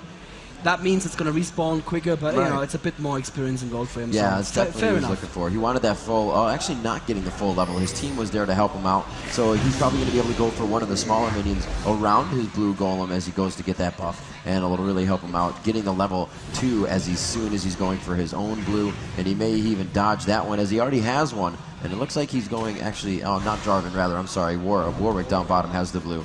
And we have Dyrus and Double Lift as Misfortune and Janet down bottom, the carry and the support, as well as Chaos and Xpecial as Alistar and Corki. And we're going to see Xpecial leaving his lane a little bit in a few levels once he gets his Pulverize and Headbutt so he can make his way around and do the roaming Alistar. Absolutely. And we see top lane, we see the Rainman versus Vespers. Oh, Rainman taking one of those damage over time shots there from Tristana. He's going to be fine though. He's going to have to wait for that to run up before he throws in a potion, because otherwise the potion's obviously not going to do much damage. And like I said, Warwick starting at dual golems, then doing raids, that means this is going to be an extremely fast route to level 3. And oh, Reginald landing a stun there for the combo on Salsi. So far the lane's been going to Salsi with 15 to 9 creep kills. Oh, and we see a little bit of aggression here. Xpecial going in for the Pulverize. Dyrus taking a lot of damage, and they must be happy about that right now, Team Solomet, because that Janna can shield, but she cannot heal. And the only way that Misfortune has of getting health back is the 3 potions. Well, 3 potions is enough. She needs to start taking them though. She's extremely far back right now. She's probably afraid of a Warwick coming in. Oh no, Xpecial has actually... Oh, there's actually a restart going on. That was not first blood, and we have not reached 5 minutes, so we are going to get a restart on the game. That does fall within the rules of this one, and we are going to go ahead and get that restarted. If it does not have a first blood yet, or within 5 minutes, it is a justifiable restart, and that is what we are going to have right here. Okay, so yeah, it's obviously not ideal to have a restart, but I heard there was a crash, and in this case we could absolutely restart. Yes, Dyrus was still able to do what he had, but was freezing a little bit back and forth, so you know, that's not really gameplay you want to be able to go into the game with. These computers been on a long time today. We're really stressing them out. A huge amount of gameplay coming out of League of Legends, and very long games that we're seeing right now. A lot of the games were shorter before. They were able to get out, the PCs cool down, but we're going to see and get the problem fixed up, prop them up, and get that airflow going through them. So we're going to get this game recreated. We're going to join in here and see what we have. We're going to go with same picks and bans as usual. The players know that very well by now. They're just going to go ahead, go down the list, and we're going to get this game going live again in a few more minutes. So we did, of course, QA these PCs before we used them. I mean, obviously we checked them, but you cannot check for everything. Checks, updated drivers. Things always happen, yes. Things always happen like that. Certificates, everything, back and forth. But hardware is hardware. Yeah, absolutely, and hardware hates you. That is a known fact in computer science. Hardware hates you. It wants to do damage to you. It wants to hurt you as much as possible, and basically, yeah, computers are sentient already, and they don't like us very much. Yes, indeed. So we're going to get everybody back into the matchup. If you have not checked out any of the VODs we have up, if you missed some matches before, make sure you go to that, the s1.leagueoflegends.com. The most recommended match from yesterday, I would say definitely Fnatic versus, what was that last one? Fnatic versus Epic. Yes, the second game from that. Amazing, but possibly even more amazing. What was that? No, what was the very last game? No, the second game of that. That was the most amazing game. Yes, but also not bad. The games that we casted, AAA versus TSM. I would say games. The very first one, especially for the ending, but the second one, that turnaround fight at Baron, I haven't had the chance to watch the VOD, but I'm gonna go through it. I'm gonna be like, pause, what actually happened, because that was just too much for me. I was like, I don't know what's going on. How did AAA win this? Standing next to you in the replays of the day on the highlights, you could just see Daniel's face. Yeah. I was actually hurrying to get here. I was running a little late. I was like, oh god, I hope I didn't miss the highlight reel. And I believe there isn't a person out there who didn't see that Shushay flash into kill on Malta coming as a #1 pick for the highlight of the day. That was just, beyond epic. So yeah, we are restarting the PCs right now. It may take just a little while. We want to make sure, of course, that this doesn't happen again. Yeah, we're going to get them restarted. If you're a little bit new to League of Legends and you don't know much that's going on, there are definitely a lot of viewers on the stream. I want to thank everybody for tuning in here for the Season 1 championship here at DreamHack in Jönköping. An amazing and beautiful Sweden. You know, I came out here, I actually had a sinus infection, and just a day here, I was absolutely cleared up, and I was like, wow, maybe every time I get sick, I'm going to come to Sweden. It's just so clean here, and it's so beautiful, and an amazing place to hold an event like this. So many people like mine that can come together and enjoy video games, enjoy the esports scene, and just have that kind of community and communication with each other, meeting so many new people. I've met so many people here today. Man. It's been absolutely amazing. So many fans of League of Legends, people making their own shirts, cups, mouse pads, everything. And that was actually one person we met outside. He walked right up to us and he's like, I love you guys. This is all the stuff I've made. And we were blown away. It's just such an awesome camaraderie from the entire community. And as I've said before, and I'll say it a million times, we would not be here if it wasn't for you guys. Absolutely. So thank you very much for being such loyal and awesome community members. And this feeling of sitting here in the audience and having all these people next to you, just look to your left, look to your right. There are people who enjoy the same kind of stuff that you enjoy. When you sit at home, watch a stream, like, I don't know, I'm sitting alone here on my PC, this feels a little, I don't know. But you know what? There are literally hundreds of thousands of people out there who enjoy the same kind of stuff. And you know what? Over here you can walk up to anyone, you can go like, hey, what do you build on Warwick? And they're going to be like, attack speed all the way. And you're like, yay, stupid Warwick builds. Actually, a true fact, in Nunobot 2, I had 2.5 attack speed on Warwick and I was still stacking AS because that's how you do it. You would. I would. I believe you. I definitely believe you. So if we have the time, I'm not sure how long it's going to take to get restarted, we could cut over to the Telecaster tool if we're ready for that, and we can talk a little bit about the jungle invasions that we've been seeing here, because there's a lot of metagame going on with the jungle invasion. So what we saw in this game right now was Team TSM coming from up here and invading the enemy jungle like this. Yep. And then I believe they were going into these bushes, waiting in these bushes, which is a safe place. And I believe they waited for the clairvoyants to come up and then obviously go into Golem.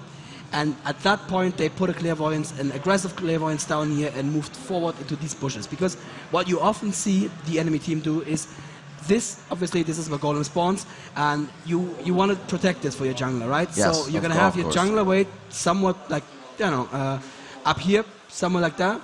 And you're going to have the rest of the team stand down here in these bushes and, you know, protect him. That's one possibility. Sometimes in solo rank you see people standing here as well. I don't like that. You want to have all 5 together. Strength in numbers, as you always say. So they actually clairvoyance back here, and that would have revealed like this kind of area. So they revealed the bushes over here, and that meant they knew there was nothing in the bushes, they could move in. Now, at the same time, we saw that Team Epic did something completely different, or was it Team Solomid? Sorry, Team Solomid did something completely different in that they actually went into the river. I believe they went like this. I'm not sure if they went through the main lane. And then go into the enemy forest like that. Take this bush again. Bushes are very, very important because there's always a chance that the enemy team will be waiting for you in the bushes, and then rotate it around from behind. So once again, if the enemy team was actually standing in these bushes, they would have been in a very good spot to initiate there. And in these Team 1 fights, Level 1 fights, what you very often see, and this is a mistake that people have learned not to make anymore, is the defending team, they say, oh, we're ready for a Level 1 fight, right? So we're all going to stand in here, in these bushes. And then the enemy team just comes out this way, and they have something like an Alistair. And they just clairvoyance it before you can go back, flash in, pulverize on this area. You have 3 people, 4 people knocked up, which is a stun that can't be cleansed, basically. And then after that, there comes the damage from the attacking team. So these invasions, always a power play, risky power play as well.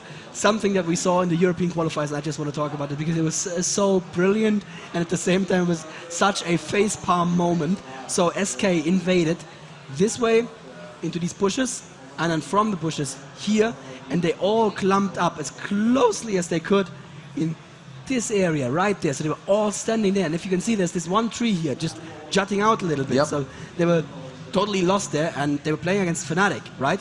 And Fnatic was setting up here as a super defensive setup, and they said, okay, clearly they're not coming, so we're going to rotate around and Shushay on Anivia was rotating around, and he walks up this way with the entire Team SK standing here, and then he just steps out behind the tree, says, oh shit, turns around, the SK is just like, oh, we should have done something. Nothing happens. Nothing happens at all. And Chuchi just, I don't know, just walked around here and was completely safe and went to his lane. It was like, holy shit, that could have been a really, really bad start of the game. Yeah. These invasions are really fun to watch. The European metagame, they're just fallen out of favor. What we often see is the Wraith steal at level 1, where something like an enemy Nunu will just walk up quick and eat. Smite, quick eat. Yeah, exactly. And that is important because as the jungler, you want to hit level 4 before you gank. So a jungler, a good jungle character, usually has 2 skills that help him in the jungle, and 1 skill that is super important for ganking. So what you do is you level the 2 jungle skills on the first level. So Warwick, my main still, you would either start on W or Q. There was a bit of a, the Warwick camps are fighting each other there, which one's better. I believe W has been shown to be a little quicker, but Q is just safer, and I'm not a good player, so I play it safe. Generally, good advice, if you know you're not a good player, play it safe. So I start Q, then I do W after Golem, and another Q, and then I rely on getting level 4 from Golem, right? From in the other half of the jungle. And if I don't have my large Wraith, my big Wraith, I'm not going to get that level 4, and then I'm not going to have the Blood Scent, which means that if I go for a gank and get somebody low, there's no way we could chase them down and kill them. No. And that means I'm just not going to be a very powerful ganker. And that's why these smites are so powerful. It's the same with Mumu. Mumu will start the jungle always with Despair, then level Tantrum. Then on level 3, I'm not a good Nuno jungler. I believe leveling Tantrum again is the fastest way. And then right. Well, on level 4... it depends on really how your lanes are going. If you want to get that bandage toss and head out, you are going to have your buff. It's kind of going to slow you down if you don't go for it. Right. But it's really the normal. Yeah, you don't want to have bandage shots before level 4 at any rate, because you're not going to gank level 3. It's not going to work on Nunu. So you have that Tantrum to go to a quick level 4. Yeah, yes. Sorry. Yeah, I'm talking about Mumu. Yes, absolutely. You're going to have that bandage toss at level 4. Okay. And that means you're gank ready. Before the bandage toss, you're not gank ready. You can come in and start crying a little bit, and they're going to go, okay, cool. Cry, and I'm going to be completely fine with you crying. I'm just going to run away and laugh at you. So I'm sorry for having to fill the time here a little bit. We just wanted to make really sure that there's not going to be any further problems, and we are ready for the game here. I just gave the go in chat, and second attempt. We're going to go real quick through the picks and bans again. I think we should still cut over to the picks and bans just so we see them again. For everybody who just tuned in, you didn't miss anything. We remade the first game of... oh, it's blind pick. Well, that works for me. That works for me as well. We remade the first game of EG versus TSM. You didn't miss anything. The Din Brothers grudge match, that is a difficult word to say for a non-native speaker, is about to start. Can we cut over to the game client, please?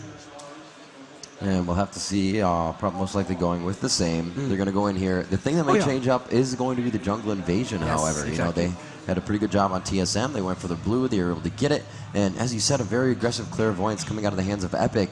They used theirs to clairvoyance the blue they were going for, TSM's. And TSM was like, we're going to try and see if they're at our blue right now. And that's the little brotherly love, I think, that was going on there. They knew it. As they were able to figure that one out and not have to use it for themselves. Yeah. And we're going to go ahead and get into the splash here as the players load into the game. Still sad to see that Akali was banned. Blitzcrank wasn't banned, was he? But he was not. But not chosen as well. The team composition most likely didn't call for it. They still needed the support, and Doublelift was, more than happy to play that role for his team. So I'm going to predict right now, if EG lose this, Doublelift is still going to hold Blitzcrank, because he does not want to lose the chance of playing another Blitzcrank in this tournament. It was just too amazing. Those grabs yesterday, just like, I wished I could play Blitzcrank like that.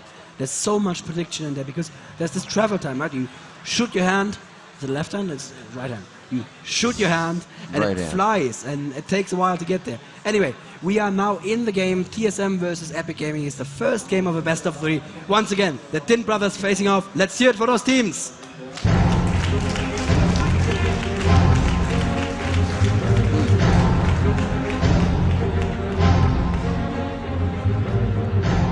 And we are back into this one. We'll see what has to happen here. And there may be a switch up in what they begin to do, and it does look like that's going to happen. and they will start to hang out in their bush. TSM just hanging out by Wraiths this time. A lot of pings going down from both teams, and we're going to see how they adjust to this one. They are not going to go for an invasion themselves. They know that the jungle needs to be in favor of Epic this time. If they lost their blue last time, they weren't able to grab the other one, so they have to be very careful. Absolutely, and TSM setting up, like I showed on the telecast, very, very aggressively. They have the Ani, they have the Pulverize. This could potentially be very painful, but Epic have made it out in time, and they have just given up their blue. That's a little bit of a strange move to me. Well, then again, yes, you don't want to team fight at level 1 against these people. Okay, so they went back and forth and actually placing a vision ward down. The pink ward will be able to see other wards. Yep. The green wards are just going to give you vision in that area, about the range of a clairvoyance. But we're going to see, we see Salsi using his abilities on the fountain. You're able to proc the minion that he will be able to spawn, or pet if you will. Malzahar can't spawn every 7 seconds. That'll grow in size and do a little bit more of everything, as it's his little assistant there.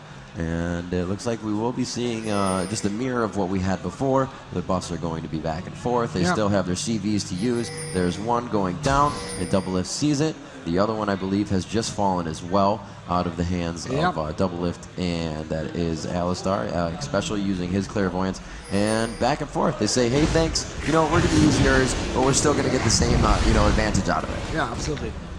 And the pink ward here, just like I say, I like it a bit, but I would have liked it more if the support from bot lane would have gone back there to place a ward later on, because these wards are going to expire in 3 minutes, and the buff takes 5 minutes to spawn again. So if you place a ward that's going to be alive while the buff is up, you can have your Ani just teleport in on that Warwick from behind, or rather on that Nunu from behind, and just kill him and take his blue. That is just an amazing move, but you have that jungle control, I guess, now early game. And yeah, Janna and Misfortune setting up for the standard bottom lane. The odd one going an extra step on that, and he did take the blue wolf from Wolf Camp there, so or the brown wolf, I should say, the bigger one. So they will not be able to have that. It's going to be a little bit of experience lost from Nunu. However, he can usually stay in the jungle longer than most, as he can just consume to get his health back. Doesn't really have to worry about using too many health pots, and we will see how they play that out. Again, Westrice up top.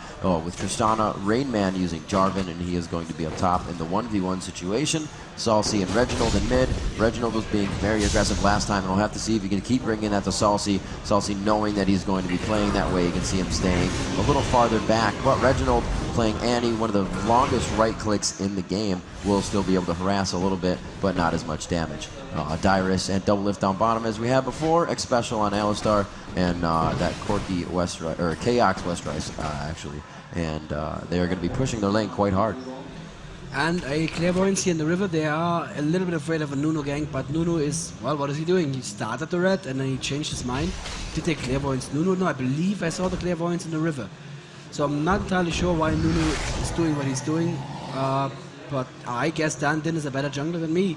So he's using a lot of time on this red. Maybe this is a way of doing it that doesn't lose you too much health, possibly.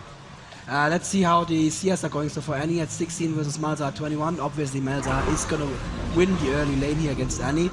But if she lands the stun, yes, Reggie choosing not to play aggressive. He could have followed up with a E here with a cone attack and done some more damage to Salsi, but he's like, yeah, that's done, now it's just enough. Just, keep your distance. I can do damage to you.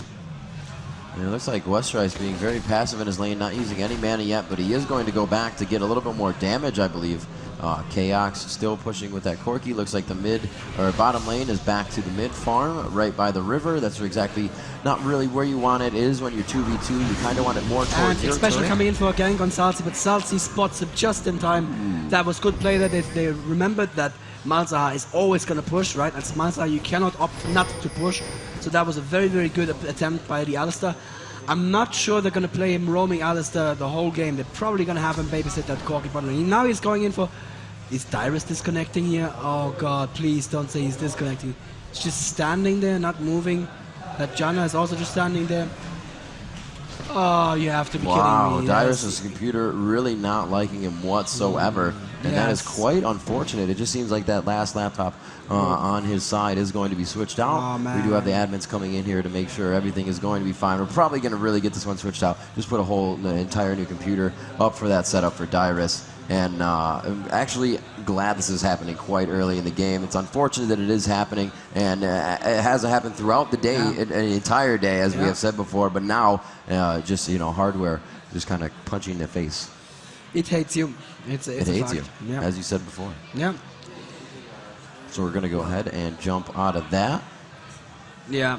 So the resetting right now, I'm not entirely sure how long it's going to take. I'm going to get an ETA for you as soon as I can. Obviously, it's a bad situation when you sit there and you just want the game to start. And some people here are getting bored as well. Not the ideal situation for us to have, but trust us, guys, once we actually go into this match is going to decide who is going to go on and represent North America. Who is going to fight for the honor of North America? That is going to be very big, and a lot of people want to represent that as the last team. Many people thought it would be CLG, last year's WCG winner, able to come out on top and get that #1 spot and take it away from everyone else. So they're actually placing 5th this year, I believe, and that spot is going to be the $5,000 spot. A lot of people were wondering how much money they were going to be taking home, so they still go home with a good amount of money in their pocket. And we gave game $2K as well. $2K, that didn't sound right. $2K. Yes, I $2,000. Yes. For the 6th place, 7th and 8th place, unfortunately, don't get any prize money, but they did get a free trip to Sweden. That's pretty awesome. Yes, and they got to play in an awesome tournament and basically wow us all with their first game against TSM. That was just the first game of San versus TSM. No one saw that coming, and I believe San can pretty much take the VOD of that game home as a prize. They can, I mean, TSM is still in this. They can still make first place, and then San can say, well, we dominated the team that made first place in this tournament. Yeah, that's going to feel really good. They're probably going to go home, continue to work on their play set. Pacific, as we said before, the other team from Southeast Asia, they came in with 2 players they had grabbed only 5 months ago. And coming into a tournament like this, you have teams like Fnatic. They've been together forever. Teams like CLG, known for their strong gameplay. Team Solomid, known for their strong gameplay. And, the teams with the captain, CLG actually not really having a captain. We've talked about that before as well. And sometimes that's where their game falters. So, Pacific looking to only build and get better. And usually you learn the most from your losses. So they're really going to take that in consideration as a grain of salt and come back stronger next time. They were qualifying, and in their category, in their teams, the teams they had to play against, they actually swept it. Yeah. So we can tell that the global skill of League of Legends is definitely different at this point in time. These teams aren't really able to play against each other. Hopefully in the future we can connect some sort of space teleport portal wormhole that these guys can play with the 9 ping over a global interface. But as of right now, they're pretty much constricted to that area. So the strategies, the metagame, the entire game that you're going to see is a lot different, and they're not able to pull out the strategies that a lot of these teams have, or the counter picks to these teams. You're able to watch the team's games, on a stream, but it's always going to be different when you get into the game, depending on what you bring to the table. Absolutely. And there is still a big difference in European and North American meta. Let's not forget about that at all. I mean, the reason I believe why the game of Epic versus Fnatic went so close yesterday, the second game, was that Fnatic, when will they have had the chance to ever play against a top-level Blitzcrank before? They didn't. There is no top-level Blitzcrank in high elo. If you select Blitzcrank in Champion Select, there's going to be rage quits. A lot of rage quits. I will take 20 elo for you. Yes, exactly.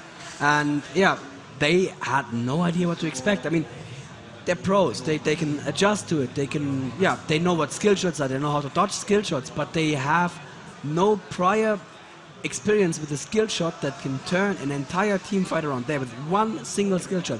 That big robot grabs you and pulls you in, and that's it. I mean, you're dead. And if you're the carry or the AD carry for that team, that's just, that's going to be the team fight for you. And they are just not used to playing against that. And that's still a big factor. And I mean, AAA have been amazing with their perfect play. And I don't want to just say I don't like AAA. AAA are a great team, but I'm still going to root for whoever wins this game, because I want to see a North American versus EU Grand Finals. And I believe we have some more information for the audience. Do we, Rivington? Yes, we do actually. They let us know the plugs in the backs of the laptops are these laptops are quite powerful and they require quite powerful power supplies. So they sometimes tug, they move, and his laptop was unplugged. And then when he got into game, he went to plug it in. If you know a little bit about laptops and Windows 7 and whatnot, that it will change the scheme of what your colors you're using. And once in game, upping that color scheme and upping the way that Windows views itself is what was lagging him in the game. So obviously, you know, not even the hardware this time, but just those little here's and there's that can really nip you in the butt when it comes to it. So we found that and resolved the issue, and we're going to have this game going in right now. They are all into the game, and we're going to see how this one goes. We got the splash screen up, and the players loading into the game already as back in and 110% to go. I wonder if we're still going to get an applause from the audience after all of this waiting and all of this remaking. I mean, I'd understand it if they are tired, if their hands are hurting right now, but honestly, I already know what kind of amazing clutch game we're going to see here, and let's just take some motivation from the future. Let's do some time traveling here and get that motivation, and very, very soon we're going to be loaded into the game, and I'm going to ask you all to give us a third round of applause for these two teams. Please give it up for TSM versus Epic Gaming. Yes, whatever. You take it.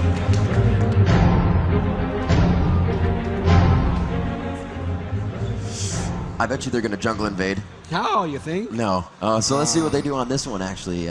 Ping's going out again, and we can see him going for both bushes. They're like top, maybe bottom. You can see both of those pings going out on the map. One towards the tri-bush, as I like to call it, up top, and one towards that bush right above Dragon towards the purple side. That is a smart ward right here. So this... Oh, look at that. And Epic see all of TSM moving through these brushes, and if they wanted to, they could decide to take this fight now because Annie is still in base, but they didn't make that connection. That's unfortunate. That could have been a 4-0 right there, or 4-1 maybe, even against Alistair and against... Oh, please don't tell me. No, they're just going back. They want to get back to counter this one this time, and after knowing that they didn't see anything there, they're kind of playing a switch-up game on a little bit of a rotation here. They know that each time, you know, third time's a charm, they have gone for the blue, so they're going to do that again, but this time they're going to rebuttal on it, and they're going to try to get themselves in that bush up top by where Baron is just a little before. We'll see what they can do. This was our plan all along. We just faked those hardware issues just so we could have that better game play out for you. This is basically they're scrimming in a fast-forward way. And wow, who are they going to meet here? Oh God, I'm scared. They're on either side of the wall of each other right now. Westrice, however, walking into that bush still. He's going to see them before they get into the bush. Westrice is so close. Andy with her stun up. Will she be able to get the stun off? The flash out. The great silence coming out of the hands of Salsi. And it will begin as a first-level fight. But it looks like everybody is able to get out of there alive. A very nice job. And with Reginald being very aggressive here, he's saying, no, Dan, you are not going to go for these golems. He was able to pick up Dan's golem. Silence onto Reginald, taking a lot of damage from Salsi. And it looks like power in numbers. They still choose to back off. And a very nice aggressive first level fight coming from both teams there. A lot of flashes expended though. We have K-Ax is down, we have Rain Man's down, and X-Specials is down as well. As Salsi was really the only one with Westrice that had to use theirs. Yes. And I just have to say, aggressive Reggie is aggressive. That is still true, that has not changed, and I really like that playstyle. He's just, it's great fun to watch. And that Anistan almost caught the one they were trying to catch, which was obviously Westrice. So just basically called Salsi by the edge of it. But he was safe enough. I mean, he had to flash, okay, but he was so far away that he could flash to safety, and they couldn't flash after him. So close one. Yeah, we definitely have to call attention to the huge four-man silence out of the hands of Salsi. He was in that tri-bush. He definitely shut down a lot of everything that could have happened. More flashes could have been expended, and it would have been a totally different team fight. They would have been able to catch Dan in the jungle a little faster off guard. He's now going for his blue. Looks like Warwick is able to move through the jungle. A very fast jungler. Doesn't really have to worry about his HP too much because he is able to get that first sword and do a lot more damage. A clairvoyance going out there, or a smite rather, on Nunu. I don't know why I said clairvoyance, to tell you the truth.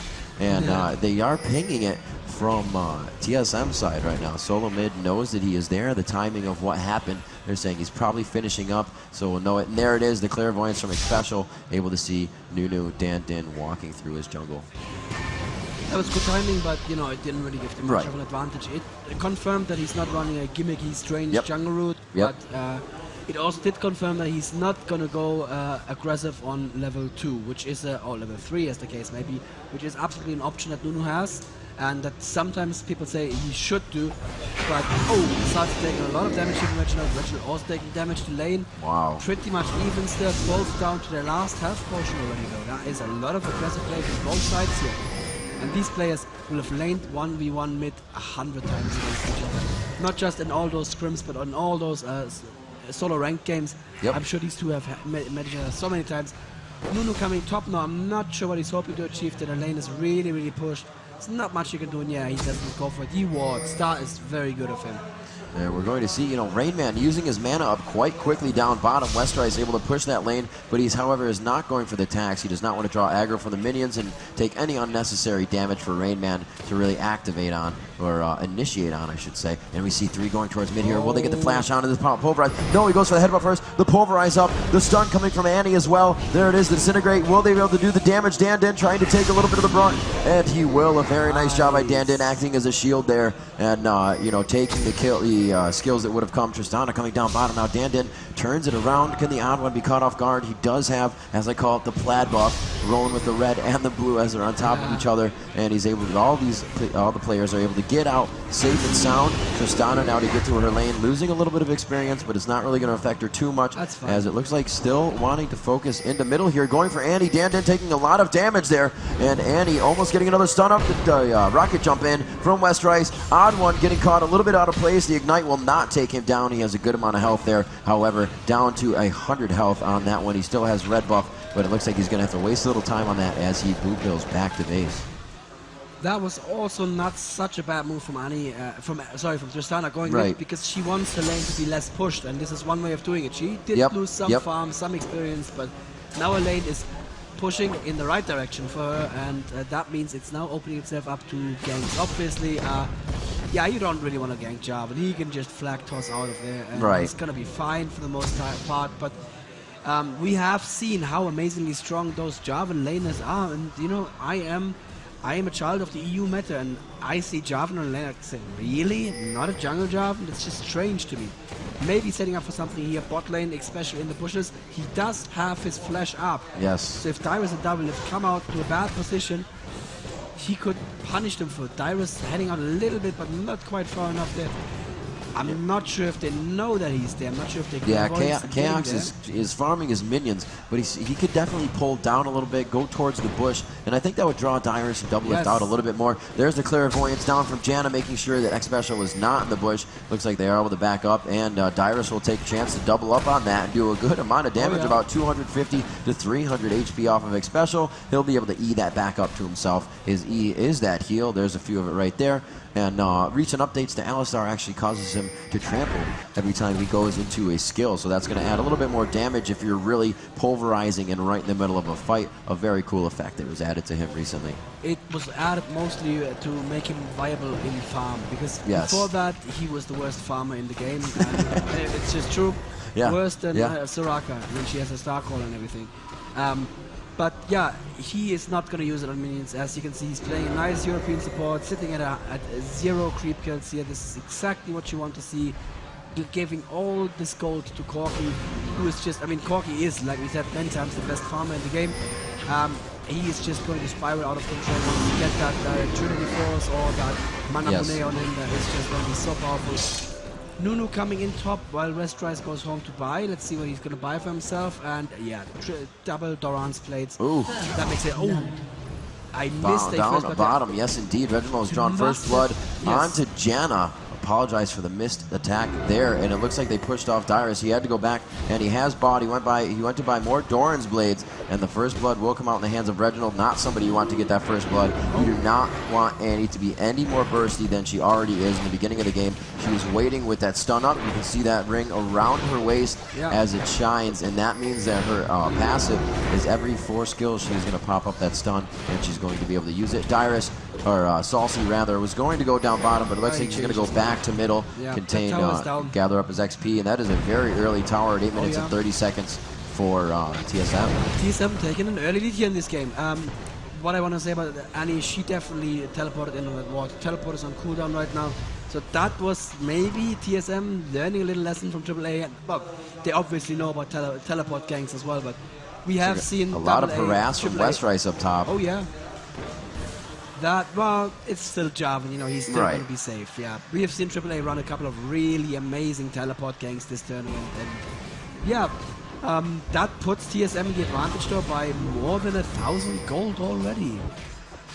It looks like Westrice throwing down some wards. He does have the red for his team. A very nice job there. You know, Nunu going around the jungle is one of those characters that can donate the buffs, you know, as much as he wants to. He doesn't really need him that much. He can continue to go through the jungle. It looks like Alistar, Special pushing in here. He does find one. He dodges the null zone going down. He will not get silenced, but he does get suppressed here by Salsi. Will they be able to take down Special? He's going to get the pulverize up, and he comes around, puts himself in the bush to block the vision, and they may be able to get this dropping. Timbers on a double lift, and he will be able to take him down. Another Q coming out of the hands of Reginald. Salsi looks like he will fall, flashing away. He has no mana to help himself. Maybe get a silence down to assist his team in this fight. Dan also expending the flash, and it looks like they will be silenced right there to kind of slow down this team fight and recuperate on what just happened. They did lose Janna. She will not be able to heal. She is level 5 anyway, so she was just trying to get herself out of there. Double lift, that is not she, he in this case, and he will be back into the game now to assist his team.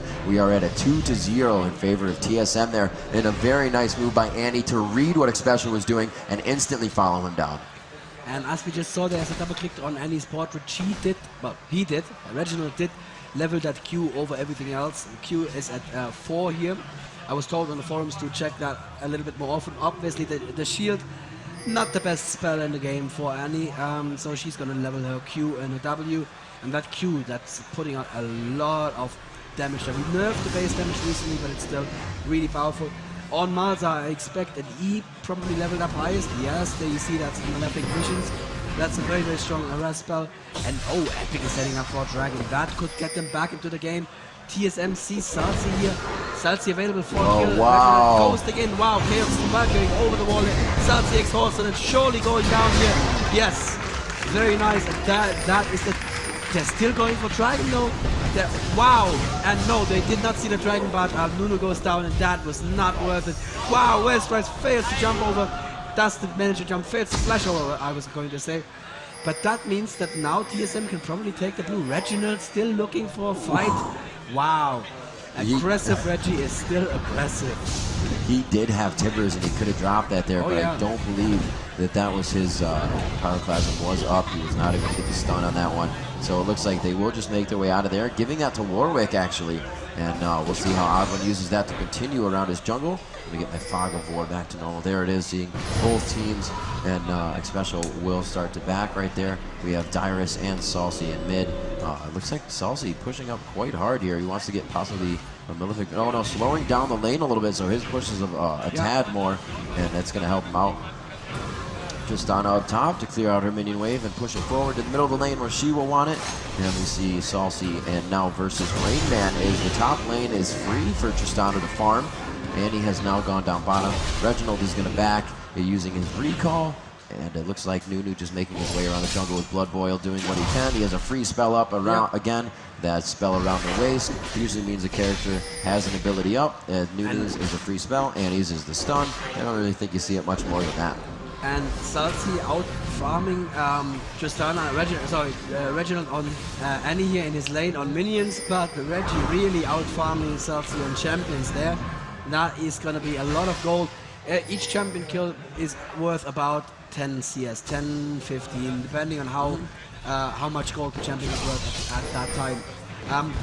Interesting choice on a Nunu to go for the dodge. Wow, he jumps in with the argument. Reginald, very nice job. Nice pick up there. I was gonna say, of course you don't want to ulti Tristana, she just jumps out, but yeah, there's an Annie waiting on the other side, and that's not gonna end well. That was a very nice job. Doublelift being all over the map, and he's doing a very good job of trying to support his team, but His stuns, the pop-up is just a few seconds away every time. He almost got it down in mid, or near the dragon. Wasn't able to help. We have a lot of action going down in mid. Special taking a good amount of damage. Malefic Visions is on, and he's also taking that bleed from Dyrus. It looks like Kaox will come in and Valkyrie in to stop this minion wave from pushing forward. A lot of damage coming out from the Gatling will just shred through these minions, and he will be able to push it back as Malefic Visions trying to do the same thing, vice versa for Malzahar, as he wants to keep that lane there. He likes the attention that that turret is giving the minions as they come in and not allowing that mid lane to farm. However, Reginald is all over the place getting kills that he needs,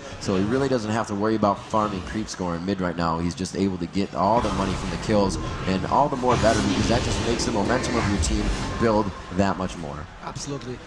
He is going to probably save money now and go straight for the death cap. South needs to be careful here. Reggie can probably... Nah, he cannot burst him down. He does have 2 Doran's rings on that Malzahar as well. X-Special, again, with very aggressive positioning, but he can afford it right now. 5-0 for TSM. Almost 4,000 gold advantage. It's not looking good for Epic, even though I'm rooting for them. I'm not rooting hard enough for them, and I think the problem is that Double Lift did not get his Blitzcrank. That's what I'm saying here. That's the problem. It's like the flag toss going down up top. Not too much going to come from that. Just trying to do some damage to Westrice right now and back him off of this lane. Rainman actually has it where he wants. He's not really doing much, but going for the last hits at this point. And it looks like he's going to, oh no, get that one, understanding where the minions were going down. We see Andy now walking into the jungle. Yes. Reggie is trying to go for something here as Tristana's backing up, but I believe she's going to go up. And Reggie's proccing his spells here so he can get that stun up. Do they know that he is there? The clairvoyant's possibly down. Will he be able to drop Tibbers? And he does, but they both jump out of it. A flash out. And a very nice job from the hands of Dan Din, and the rocket jump coming out of the hands of Tristana as Westrice, and they're able to avoid that fight right there. Jarvan could have made it there in time, but I think it would have been a little too late anyways. A valiant attempt by both. We now have a 3v2 in mid as they begin to push this tower. Epic now has Tristana and Double Lift, that's Westrice and Double Lift coming in to congregate in mid and help them out a little bit. We see the odd one now just trying to take these down. We're going to take a good amount of damage on this turret as Kaox is not being pushed around, and he's just standing back there. Almost leading the forest, almost. Oh, especially going in for the Malzahar flash. Annie coming in from behind. Does she have a stun up? She does not yet have a stun up yet. Oh, that damage is enough. Death is the best stun in the game, it's a fact.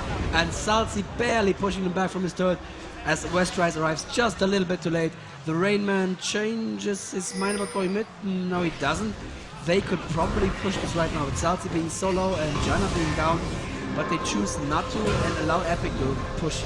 While, oh yeah, they had to back. Okay, they were a little low there.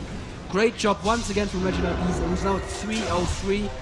Probably going to carry again, and when are we going to see the first Annie ban this tournament? You know, I don't know. It's just that burst that can initiate such a big fight from such a long range, and then she can continue to do damage, and just a few more cooldowns, initiate another stun that she can use, and she's just such an effective character to have. She can also build somewhat tanky, and usually doesn't take that much damage right off the bat. She does have that shield she can use, which reflects a little bit of the damage as well. So all around, amazing abilities on Annie, and is definitely should be one of those focused characters, as you said. But when will we see the ban? Will they allow Reginald to continue to play like this? Because currently, as we just saw with the blue buff, Annie having a 5-second cooldown on both of her abilities, and they both scale really aggressively since the recent changes made to her.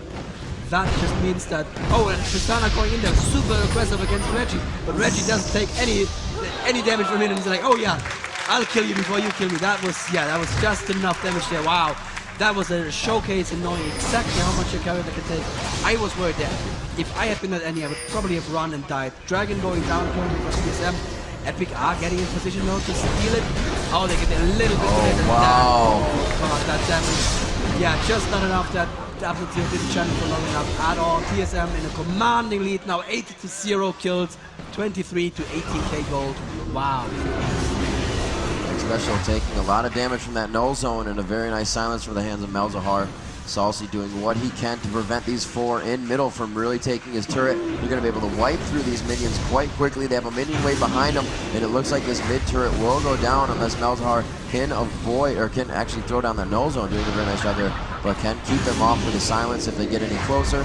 And it looks like you just use it right there. You're going to be able to clear up that minion wave and actually save the turret. Both mid turrets are extremely low right now. And Jarvan up top, farming himself away, trying to get that creep score up. He has actually bought an Oracle's quite early in the game, maybe feeling he can do the damage he needs right now. TSM very strong in the game, knowing that Epic is going to be down in money. So if they do place any wards and try to gain ground, they're just going to shut that down. Absolutely. And TSM debating whether they want to go home or stay and defend this turret. Indecision is always a problem in a game, just like as it is in casting. If you don't know what you're doing, you are wasting time. You're going back and forth, back and forth. You need to commit to one course of action, and the course of action seems to be 100% aggression. Oh wow, Annie dropping timbers right onto Salsi. Salsi goes down onto the turret, or right under the turret, I should say, and this turret will go down. West Rice kind of just thinking it out. I have Blood Boil, I want to do something here, but it looks like they're going to stick together with Nunu. Dan Din right next to that turret as well. Another kill as Salsi is put back down into the graveyard, and he will be back in 20 seconds to help his team out. 3 in middle now to defend that turret. It looks like they will back up. Dragon should be up in the next 4 minutes, so they'll be able to make their way to that. And it looks like they are going to again give red buff to Tristana or death cap. Yes. MF here. Death cap for Annie. Yeah, that is probably not something that Epic can come back from. Right. So that's a 19-minute death cap. That is really, really, really fast. And on top of that, he has level 2 boots and 3 Duran's rings. So I'm saying round 1 probably going to Andy. Yeah. Yeah, TSM looking very strong in this matchup. Their blue buff is up, and I think they should go for that as well right now. Annie does see that she is kind of walking by it, but there may be, she's kind of considering, there may be somewhat of a team fight here, but she is going to go for that blue buff and grab it as it looks like it's special. And there's the odd one to help her out there and give her a little bit more damage. She is going to try to get that stun up on her so she can walk around with that. Yep. Getting it, not getting the stun, but that's all right. Still going to be the same. She's only going to have to use, I believe, one more spell to go into that and see what she has on her right now. And it looks like, yeah, she only needs a few more. As they move to top lane, that turret is already gone. It is 3-0 in the turret game right now in favor of TSM. They've been doing a great job. 9-0 in the kill game. 20 minutes into this, and you just said Annie grabbing that death cap. She is 5-0-3 with 107 creep score. Corky leading the game with 149. That is Chaos, and his team right now doing very well as they start to roam around the jungle, or rat pack as I say, together. Power in numbers here in the river, and it looks like TSM will really wait for a mistake from Epic right now. And well, I don't believe they need to wait for a mistake. They're currently waiting out the lanes. They're going to probably push the lanes, see if they can take another turret safely, and at some point just force the Baron fight. And that's Epic cannot give them a Baron on top of all of this. And right now, Epic really needs to hope for a mistake from TSM, actually. They're splitting up right now. Don't think Epic has the damage to force a Baron fight. That would be one option, but Annie's like, I'm going to go and farm those minions. Nothing's happening at the moment. Epic wanted to, they could go and force the Baron up, but Annie still has the teleport, and it's almost up, very, very nearly up there. Oh, wow, the whole entire team moving towards Annie right now. You saw the pings going down, starting to invade the jungle. It's going to be all 4, and Malzahar following actually quite far behind, and the initiation early could hurt if the rest of solo mid is able to get down there in time. Annie's staying very pushed out. It looks like they're going to dive right onto the tower for this. And she has no idea this is coming. She needs to go to bushes, teleport out very, very quickly. What is she doing down there? The entire team is missing, and they may be setting up for Baron, actually. Let's have a look at... Oh, they're going back. The Baron threat. As we were watching there from Annie's point of view, she didn't know what was happening, but she believed herself safe under the tower, and yeah, Epic didn't go for it. I believe that was a mistake. They could have killed her, they would have lost Baron, but at this point, shutting down Annie may actually be worth it.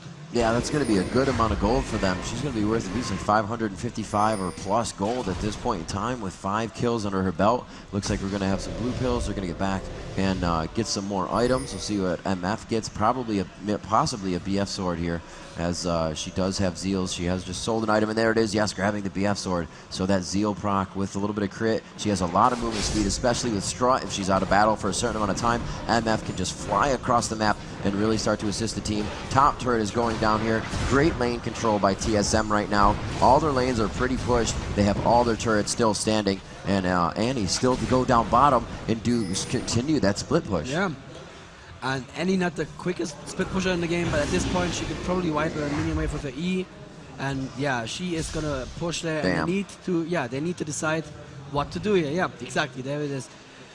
They really need to decide what to do here. Split push is always an ugly situation, but the odd one actually porting back, Jungle King, he is, well, that means they're not going to commit to the split push. And TSM currently, I would like to see a little bit more decisive play from them, but you know, to be honest, well, like I said, it's the question of, are we going to go home with $7,000 or are we going to have a shot at 50K? And you know, I'd probably play it safe as well, to be fair. I actually think TSM is very comfortable with their play right now. They are causing Epic to not really have a lane to go to, really giving them the run around. They go to top, they lost a turret, they don't get any advantage from that, they didn't get any kills, they're really not able to farm. You can see that minion wave is still just battling it out right next to that turret as Andy was able to split them up. Now they're in mid, and it looks like we have a forced fight here. Dan Din going to be the first one to go in and initiate. Salsi probably trying to do as much damage as he can, but he's quite far off on the battle, and we're going to have to see the Q or the Ice Blast coming out at the odd one. A lot of damage coming out, huge damage onto Dyrus. Will he go down? Standing in the ultimate, a double lift, able to take a little bit more damage. Tristana also falls. TSM just absolutely thwarting what Epic thought they could do into that fight. The Clairvoyant's going down as they flash over the wall. Dan Din also falling to the ground. Salsi the next target, or they will see double lift. A nice silence coming out there, but it did miss Jarvan. They are kind of split up in who they are targeting at this point in time. Does KX have the Valkyrie to get around? A miss and a very nice pop-up. They have Salsi in a 2v1 situation. Here comes the odd one, going out for the quick steal, and it looks like they're going to be able to take him down as he throws down the no zone to do what he can before he goes down. TSM on the ace as we are 25 minutes into the matchup. Annie actually died. Reginald playing super aggressive, flashing over the Dragon Wall here, and well, they punished him for it. So that was a bit of gold, but if you look at it, more than 10k gold ahead right now. That's not something you can easily come back from. And well, Epic are all back at this point, so it's not going to be a free ban from TSM on top of it, but they really don't need that anymore. Annie is sitting at 323 AP. That's just, yeah, she is going to be able to not just initiate a fight, but also decide it. If that tipper sits more than 2 or 3 people, that's going to be the fight right there. That's going to be so much damage. Then Epic don't really have those sustaining characters. They just have that Nunu in their team, and then the dual AD, which really isn't working for them. So TSM now getting a nice Clairvoyance down near the Wraiths of Epic, knowing that their red buff is down. They're kind of walking through their jungle and now forced to only farm in that situation. As I said, you know, a good rule of thumb, not to cross the river alone. When you lose that turret next to the river, that becomes an even wider zone that you have to stay back and play very careful. Yes. And right now, you know, Epic is in the extreme caution zone. They have to be very careful when farming at any point in the map right now. And it looks like we could have a Baron go for here. The Clairvoyance is down. They do not see any wards. They do. I don't believe they have an Oracles. Yes, Jarvan still has one. He did not go down. And we will see this Baron going in favor of TSM. Salsi going for the silence. He will put that on Reginald, and he will see that they have grabbed the Baron. It's going to be a defensive setup now for Epic as they look to initiate this fight. Possibly they're waiting for the to come over the wall. There it is. Headbutt over the wall. Will they get the pulverize down? Dan Din absolutely going down before the Absolute Zero can proc the full channel.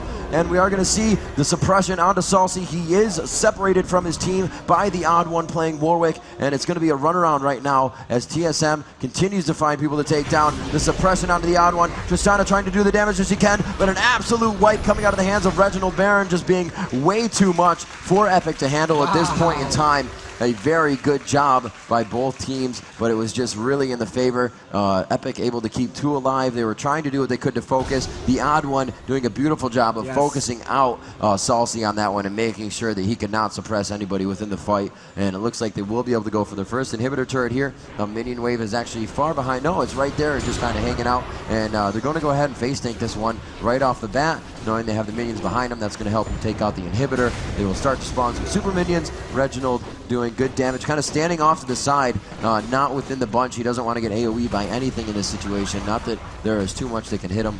Yeah, but did you see that AoE, that misfortune ulti in that combat in the last fight? Corki got hit by maybe 3 or 4 procs and he didn't lose any health. But that was the tamest misfortune ulti I've ever seen. That just wasn't scary at all, and that is the problem that Team Epic have right now.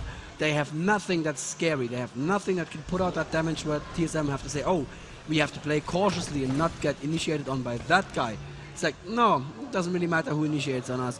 we're going to be fine. You got to be very careful with how you build a character, especially crit. If you build critical and you don't have any damage, you're not going to be able to crit for any damage. You're going to get regular crits that only do about 10 or 20 more damage. Misfortune also being able to double up and get a little bit of crit off of that. So if you build a lot of damage ahead of time, focus your shots. Yes, you have to wait on your cooldowns, but right now she is running that blue, so that is going to help her be very effective in the fight to utilize her slow and that Q to double up onto the creatures and right off into the enemies if they can get it right onto one of them, and that crit is going to hurt a lot. You can see the flash over the wall, and a Tibbers coming out here. Have you found my bear Tibbers? And he might come out, oh, suppressed through the wall, taking a lot of damage through the nose zone. Salsi goes down. However, Reginald was not able to drop Tibbers, but they are still able to come out with a fight. So, you know, it's not needed that Reginald needs to be in the fight, and that is even worse for Epic right now, because if the 4 members of that team can continue to push a turret, Epic really needs to change up the strategy right now and figure out who needs to be the front line of defense and where to put Tristana to really come out with the damage. You know, Dan doing a very good job of helping to blood boil onto West Rice, but it's just not enough damage that they're looking for, as well as Misfortune. She does not have her Infinity Edge yet. Jarvan ulti coming down, and it looks like they will have a pretty good fight here. West Rice making it out alive. He does have a bleed down on him. Will he take enough damage? He has the Ignite on him, and he will not go down, just living with a sliver of health. And it looks like they will be able to take out their second inhibitor turret and their second inhibitor, spawning super minions through 2 lanes now. It is a 4v or 5v4 situation in favor of TSM if they continue to stay in the base of Epic at this point.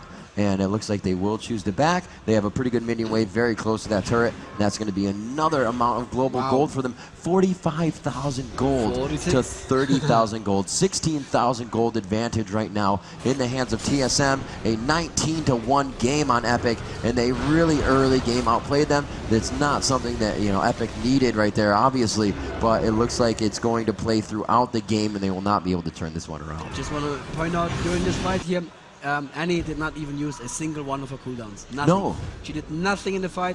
They still wiped them super easy. Corki putting out a lot of damage there by himself, and the Rain Man with the 2 Hearts of Gold, Banshee's Veil, and the Atlas Impaler at 210 attack damage here right now. Crits are gonna hurt with that. So yeah, they have enough DPS right there.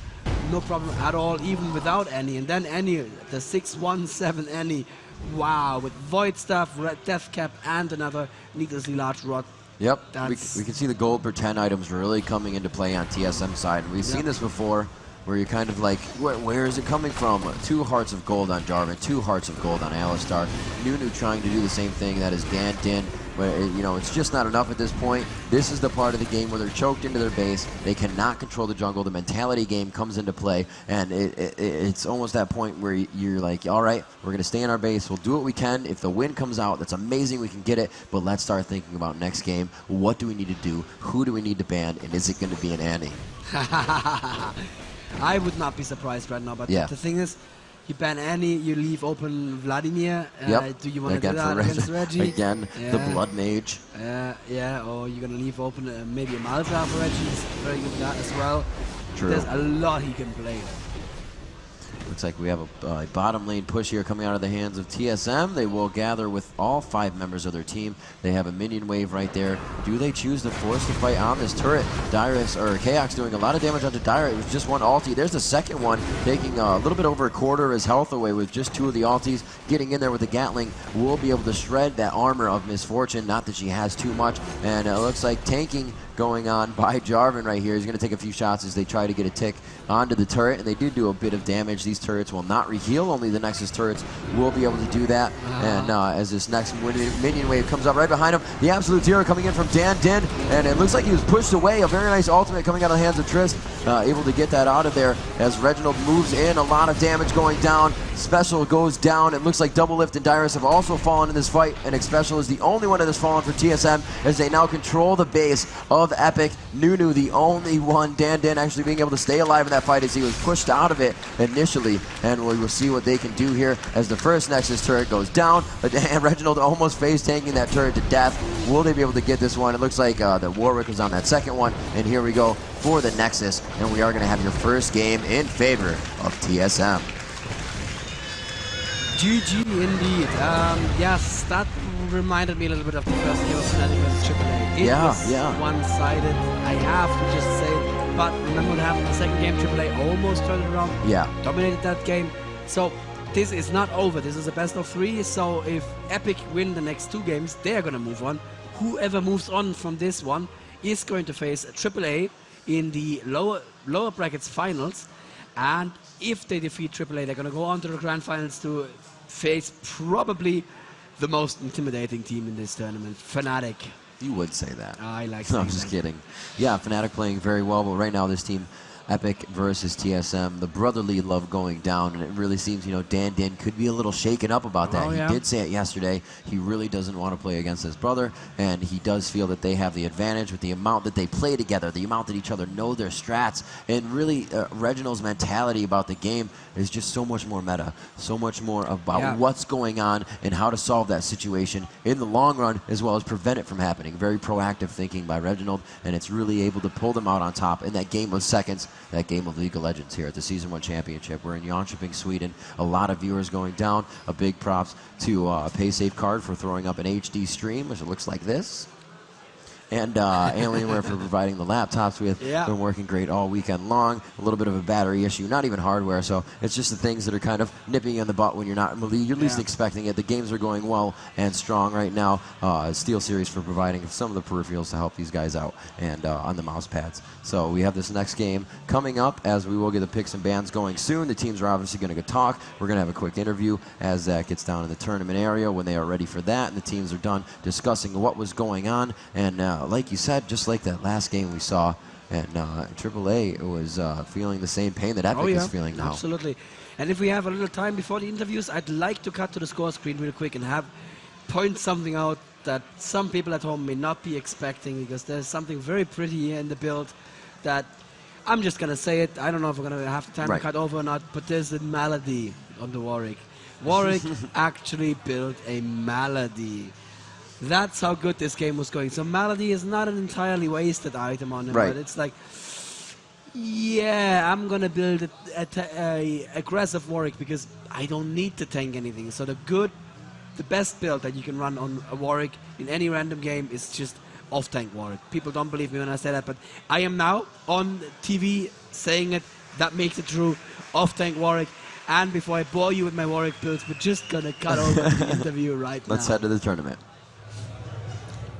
Hello, Carrie Bear here again. I'm here with Chaox from TSM. So we just watched them match up against Team Epic. They did a great job. You know, you guys had a really great, match strategy. You guys going in pretty aggressive. Was that your plan all along? Well, the Annie with teleport is mainly picked up from AAA because they ran the Malzahar with teleport, and we're like, well, it's really good.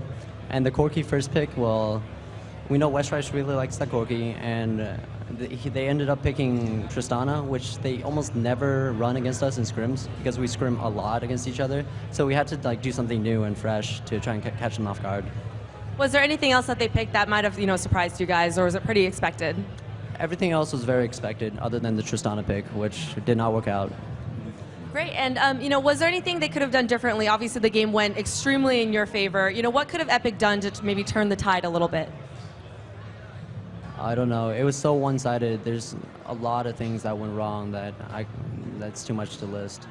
All right, great. So I'll let you guys get ready for your next match. Thank you very much, and back over to you guys. That guy is amazing, and I know him from last year's DreamHack, because last year we had a sneaky scout party here consisting just of 3 European Riot members, Elmia, myself, and Cape, who's currently manning the spin-to-win wheel. We just basically showed up here as players, we're just going to play some games here, right? And we had 200 summoners who somehow, well, possibly through a thread in the forums, but somehow found out that we were here and came to us, played games with us. There was a little ad hoc tournament, and that guy was hanging around the whole time, so awesome member of the community right there. So we are going into game 2. There's 2 people missing from the game still. What do you think? Can Epic turn it around? Please, please. I think Epic can turn it around. I think if they can go with more of their main characters, which they usually play, like we said, Chaox said, the Tristana pick to come out. Don't you mean Chaux? Chaux, yes, Chaux. To be the counter to the Corki pick, and then having an MF as well. As you even said, the double AD, it wasn't really working out for him. What does it mean? It was something to experiment with coming into a game, and that's not something something you want to do. Already feeling, on the back burner, being able to play your brother. We heard Dan Din saying yesterday, and I'll say it again I'll say it again, that he is uncomfortable in these matches right now. Yeah. Obviously playing to his full potential still and playing the game that he knows how to play, but you just have that gut feeling that's really in the back of your mind, especially after losing something like First Blood, especially after, so many kills going in your favor. I think it was at one point at time it was 18 or 13-1, 18-1, and that's really not helping. There was so much gold per time going into the hands of TSM. They were up 16,000 gold at one point, and that's really not something you can come back from. Very detrimental. I'm giving the go in chat right now. Go when ready, gentlemen. Very important to be polite to these players, obviously. Oh, yes. Yes. Yeah, it was hard to get back from that, but I'm still hoping for maybe if they leave Blitzcrank open and if Epic actually picks the Blitzcrank, because, that Blitzcrank yesterday, wow. And as Freak pointed out earlier today, we actually have a couple of signs in the audience. That is pretty epic as well. I saw a TSM sign. As soon as we get another audience shot, I hope that guy is going to hold up his TSM sign. Beautiful Amumu on it. Not sure we can cut over to the audience right now, but we're going to have a reaction shot at some point, I'm sure. So I'm going to have to see if there's any big change there. One more thing about the dual AD. People have been asking me, why aren't SK here? You're going to make the connection in just 1 second. SK, the obvious third pick for Europe, one would think. But they were experimenting with their picks as well in the last minute. There was a lot of other things that didn't exactly make it a perfect qualifier for them. There was a bit of a lack of coordination in one game against Game, and after Game knocked them down to the losers bracket, they had to face Fnatic. And we saw today, Fnatic on their A game is not a team you ever want to face. So they lost a very, very close series to Fnatic there. And yeah, what they did, basically what they taught me after the game is that we've been running dual AP for the last 4 months, been crushing FaZe with it, and then we go into the qualifier and we say, hey, why not try something new? Don't do it. If it's a new counter of some sort, maybe, but if it's a new strategy you're absolutely trying to try to throw your opponent off guard just because you can, it's really not going to work. The other team's still going to play their game to their fullest. They're going to play the characters that they know how to play and that they got picked, as we heard before.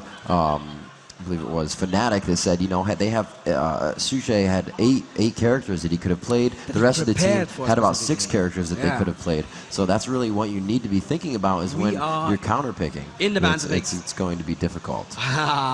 Okay, you want to take this one? Yes, definitely. We do have Zillion going down. That's going to be aimed at Reginald.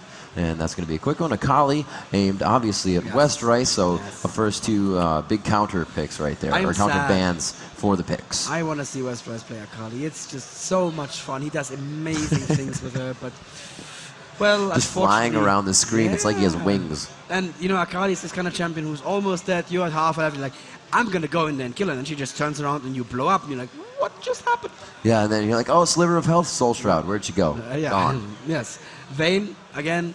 Seems to be flavor of the month in America at the moment. Very, very strong AD carry. Hasn't caught on as much in Europe for some reason. But these are 2 American teams. They know what works in the American meta. And they just say, we don't want that Vayne against us. Vladimir, again. Oh, actually, again, banned by TSM. All right. I guess Salsi's Vlad is also very good. Yes, for sure. That definitely caused a lot of people trouble. He's very good at timing his dives with the Sanguine Pool and being able to get out alive. A sliver of health left. It's one of those plays, as I've said before, that he knows the characters he's going against 110%, and we will see the Alistar ban there in the hands of Epic as a counter to TSM, or just the ban in general, so they don't have to worry about a roaming character. Yeah, we haven't seen a roaming character in this tournament yet. It seems to be falling out of favor again. I'm not entirely as up to speed with the American meta. And there's the Corki ban. They're not going to leave Corki open for West Rice again. He was really strong on that. Sorry, no, was it on Kaox or on West Rice this last game? I'm not even sure. Kaox had Corki. Kaox had Corki. So they're saying we're not going to pick it this time. Playing Tristana. Right, yeah, exactly. We're not going to pick it this time, so we're going to ban it because we really don't want to see it on West Rice. I mean, the Tristana was very good, couldn't make a difference. Possibly could have made a difference on a Corki. Who knows? That means what's open? Ooh, that's how they did it. They did have first pick on that, and I'm sure they are quite happy. Salsi's going to play that. Salsi, famous for his Annie. That's one of the last Summoner champion pairs I really want to see in this tournament, because I went into this preparing myself a little bit, and I wrote down the champions that each Summoner in this tournament is famous for, and everybody in the US that I spoke to was like, Salsi's Annie, watch out for that. Amazing. And I haven't seen him on Annie in this tournament, I don't believe.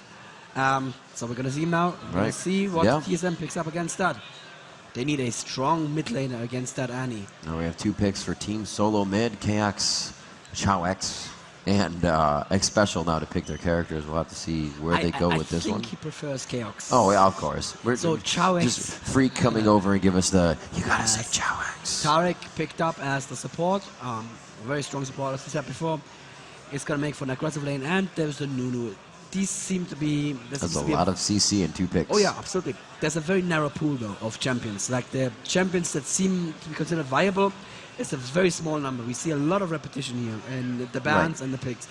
I feel it's a little wider in EU and even wider in an EU versus US match. Because there's going to be this overlap of what people don't really know. Is this actually ban worthy or not? Let's see what Epic pick next. It's all up to Double Lift and Dan Din here. Blitzcrank, Blitzcrank, Oh, well, you know what? That would be great. Why not a Poppy? Let's throw a Poppy in there. No. Poppy would be good too. I'd like that too, but I want to see that Blitzcrank. Come on, who wants to see a Blitzcrank here? I'm sure. Yes, the audience wants Blitzcrank. Please, Double Lift, please. You know, at this point, it would be quite good. You know, you'd shut down Tarek's healing. You'd shut down the absolute zero. Yeah, absolutely. Get that great AoE silence in. And Dan Din looking possibly for a jungler to grab here, and we'll have to see what they pick. They are definitely taking their time on these picks. 4 seconds left. And they do have 3, 2, 1. Ascend and MF. Okay. Dan Din Trollolol is going to poison everybody and just run around. No, and Dyrus is going to do that. Dyrus, yes. Sorry. Yes, so that leaves Dyrus' main tank. That leaves open for the last 2 picks a jungler and a Blitzcrank, right? Because obviously they can still swap around, and I really want to see that Blitzcrank. So far, awesome team compositions coming out. Oh, the one picking up an Ash. Solo Mid picking up the hard carry on Ash. That is hard. If the Ash arrow hits and Tarek gets in range, he can extend that stun for so long. And there's the Jarvan pickup. Jarvan, super popular still. That's a lot of HP in the top 3 characters for Team Solo Mid. Oh, yeah. So Reginald can pretty much do what he wants here, helping his team out with the pick. Do it, Raymond, do it. Oh, wow. Yes! Oh, we are going to see our first Teemo. Oh, God, I'm going to ruin my voice, but Captain Teemo and Freak's doing the fist bump jumping. Freak is dancing back and forth in the tournament area right now. I don't think he can contain himself. I see tears coming out of his eyes. Multiple fist bumps. Hey, and quick question for you at home, playing the Freak drinking game. If I zoom in on Captain Teemo, does that still count? I believe it still counts. So I'm going to do Freak happy here. I'm going to make him happy and just zoom in on Captain Teemo quite a lot. Rainman actually playing a really strong Teemo. That frozen mullet build that he usually goes for with lots and lots of Durance plates. Very strong build. Deceptively strong on that little yordle there. And of course, there's the Amumu, I mean. Okay. That is a lot of tank. Double is going to be on the Janna. It's a shame, but, you know, they probably want to win. I guess they want to win. I'm still not sure on the 7 versus 50 thing, but I think they want the 50. I think. Yeah. Well, Teemo is going to be a pretty good pick against this team. Obviously, just to harass with mushrooms around the map. That blind out really affecting Double Lift a lot. Once they get into the fight, he's going to be, or not Double Lift, MF as it switches around. Double Lift will not be playing MF, I shouldn't say it that way. So he's really going to have to focus MF, stop those shots from doing any damage. It's really going to be a big farm game for whoever is playing MF to get her AD up and be that champion that can help cut down the team. Oh, there's the Jarvan. They will go back to the Jarvan. All right, that makes sense. Who's going to play the... Teemo's going to be played by Rainman, for sure. Reggie, he does it! Oh, wow. Twisted Fate. Nice. Yeah, they left it open. For the first time, it was left open against Reggie, and you all are going to get a lesson in why you do not leave Twisted Fate open to Reggie right now. This is going to be... This man is going to put on a clinic and how to play Twisted Fate. I'm ready for class. Oh, yeah. Bring it. Yeah. Oh, yes. Taking notes. Very good. I hope you guys at home are taking notes as well. Very important to learn the game. Always take notes. That was awesome. This is going to be a game to rewatch, and rewatch. Yes. You know what I'm going to do when I get home? I'm going to have about... I don't. I'm going to tell you. I'm going to have about 24 hours in Dublin between arriving and my next flight out, actually going flying home. I'm going to spend most of those 24 hours just rewatching VODs from this tournament because it was incredible. Going to be in the airport. Oh yeah. We're gonna be... People are like, what is this guy doing? Dude, totally worth it. I'm just going to nerd it out in public. This is just... Honestly, I said it yesterday, I'm going to say it again. I would have lost my voice at home as well. This is just, wow. An amazing event, I have to say. And again... Well, this can be the game you do it on. Hearts to everyone at home for tuning in, for giving us those insane numbers. And we're not done, right? No. I'm going to say it again. Everyone here in Elmia, DreamHack, the finals are going to be tonight at midnight. Casted, yes. Well, they're going to be played and casted here. Yep. But we're going to stream them into the Dream Arena. If you haven't been there, go check it out. It's amazing. It seats about 1,200 people, I think. Yes. And you should be one of those 1,200 people. You definitely should be. Just go there, check it out. It's going to be really great. And the audience, the atmosphere there, if something like a Timo pick would have happened there, you would be deaf right now. I'm telling you that. And that's just a break great the stadium feeling. seating. It'd be done. It would be done. Pick up the chairs and smash them on the nail. Like, oh, God, they picked Timo. Yeah. Why would you smash a chair on someone because I don't know. Right, we're launching into that chair game. In the back of the head because somebody picked Timo. That'd be the day. That'd still be worth it. We're launching into the game right now. Epic are Timo fighting. As well. Oh God! It gets cuter and cuter. Nunobot and Astronaut Timo. Oh, I'm so happy right now. Nunobot, of course, inspired by the great movies by Enrico, and I just.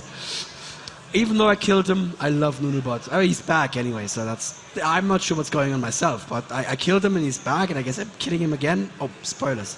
Anyway, we are launching into the second game of Epic versus Team Solomid here right now, and Epic are fighting for their lives. Yeah. If they lose, we're going to punish them with $7,000. If they win, they have a chance at $50K, and let's hear it for the two teams, Epic versus Team Solomid. I'm going to give them a hand too. This is going to be amazing. Oh, yeah.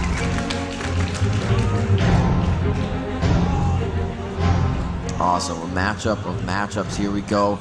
Brother versus brother. The Dins to go head-to-head and possibly what could be their final matchup here. TSM looking to move on with this match. Epic looking to keep themselves in this best out of three. And that last match not looking good for them, so they're definitely not thinking about that anymore. As I said before, they just probably weren't thinking about that match for the last 10-20 minutes. What should we do for the next game? How are we going to counter them? And you know, they did a very good job at it. They took Reginald's Salsi, or yes, they took Reginald's Salsi away. They took Reginald's Annie away, and now Salsi playing Annie. But he did grab that Twisted Fate, and we're going to see a little bit of the same jungle invasion. We'll see that it's somewhat changing. Ash is going to go back. She's not really necessary in that fight, but the Clairvoyance is yet to be used. They're going to wait for these minions to really spawn because that's when the movement's going to happen for the buffs, and they are going to be used at around 1 minute and 55 seconds when those spawns, the buffs come up, rather. The other minions that are on the map are going to spawn around 1:30.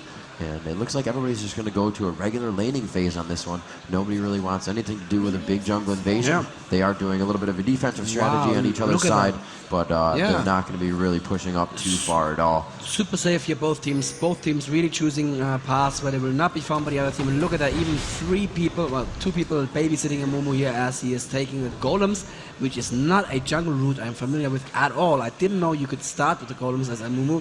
I thought you'd run out of mana too quickly. And here they are babysitting the odd one as he eats that big old golem. That's of course the standard route for Nunu. He has a very nice option right now of finishing that golem. I think the wolves were actually picked up. Yeah, the big wolf was picked up by Reggie. But normally if that big wolf was there, he could pick up the golem.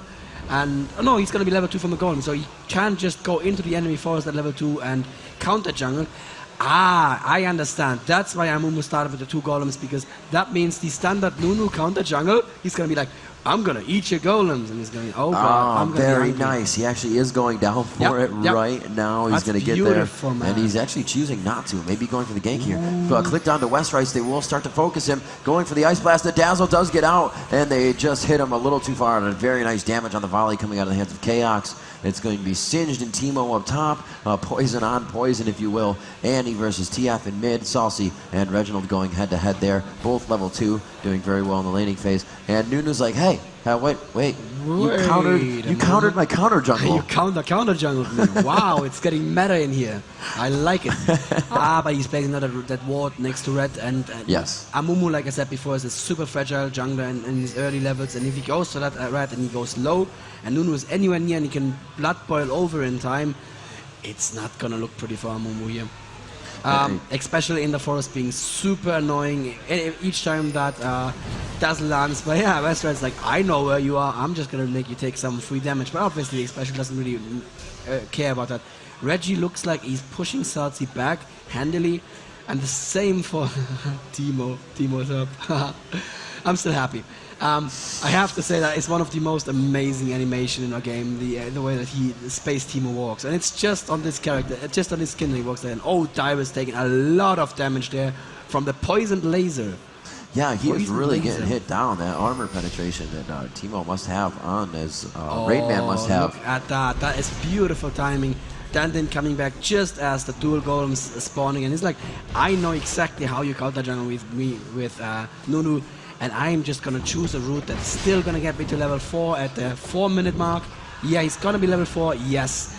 Even though he was counter jungled by Nunu, and Nunu attempted to counter jungle him, he is out jungling Nunu, and that is amazing. As a jungler, I'm telling you, you don't ever out jungle. Up top, we got Styrus taking a lot of damage. It could be first blood here. They're flashing by Timo, and it is gonna be the fling. He did not save himself. And yeah, great job there as Rainman. Timo able to pick up the first kill, and we'll have to see how that plays out for the rest of the game. Astronaut Timo, first step Reggie, for Tiny super Yordles. aggressive. He saw Dandin at the red buff, and he's going in. He cannot steal the buff. Dandin has smite, but he can try to kill him. Wow, and get the damage double being buffs returned.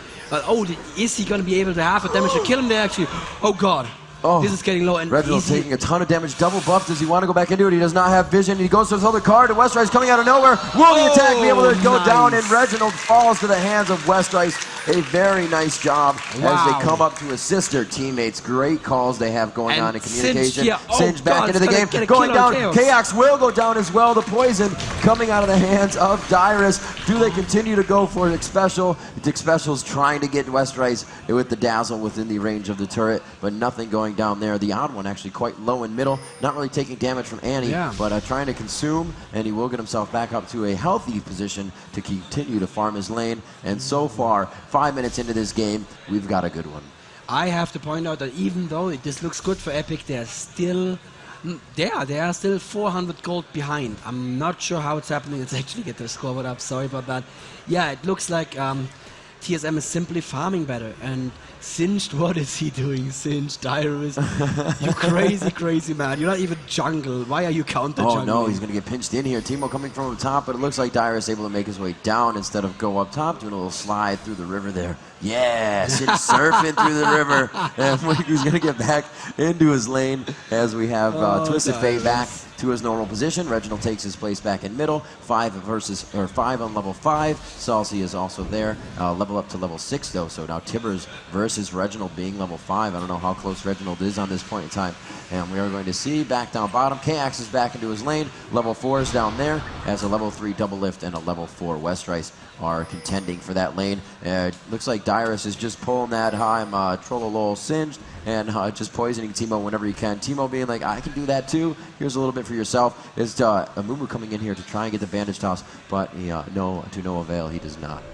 Yeah, that Timo is probably going to dominate the lane though in the long run. I mean, actually, yeah, he's 44 to 36, so he is doing well.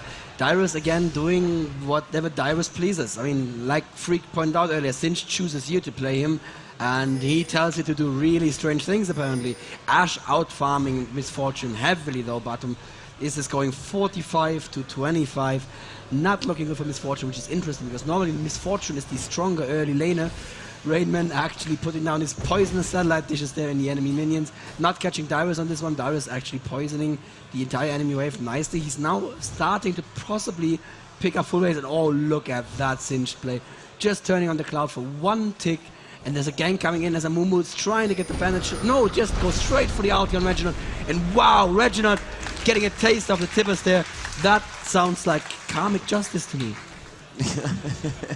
Yeah, very nice job so far, shutting down Reginald. They knew TF was going to be a problem. This is exactly what's happening to the other game where they were trying to shut down Nidalee as playing top, as we saw before in the previous games with Fnatic and AAA. So they're really focusing Reginald. They know TF is a very strong character and a very, very strong late game character as well, being able to teleport globally all over the map and finish the kills that they're not able to get. So they want to shut him down early so that damage is not too immense, because we all know TF can just be that character that makes you want to throw every one of your peripherals against the wall and not be done with the game right away. So very nice job. The focus on Epic right now in the correct direction, and they're really coming out strong in this game so far. 3-1 with 9.8 to 10.2. The gold favor, however, in favor of TSM, but still anybody's game at 8 minutes and 30 seconds.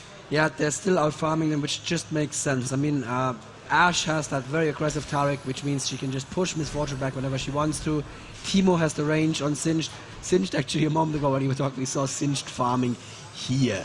He is level, what, he's level 6 and farming on. Oh, Reggie coming in for the teleport gank, but not enough damage on Restrise. The arrow hits Restrise. Reggie almost dead, though, has to withdraw, especially taking a tower hit as well, and needs to go out. A nice gank attempt there from Reginald, but not quite enough. It looks like they still got some pokes going down bottom. They still want to get those pings in. We can see it going down right onto the area that they were fighting. Big Special really wanted to get a dazzle down, possibly on double lift, as he was alone, but they were not able to do that. Charging up the stun, and he's going to go ahead and just pop those minions up. And yeah, it looks like we are going to get the first Dragon here, as they're not going to be able to contend this one. It is going to be a 3v1 on Dragon. Dragon not being able to do too much, but slow and damaged. So it looks like Dragon will go down.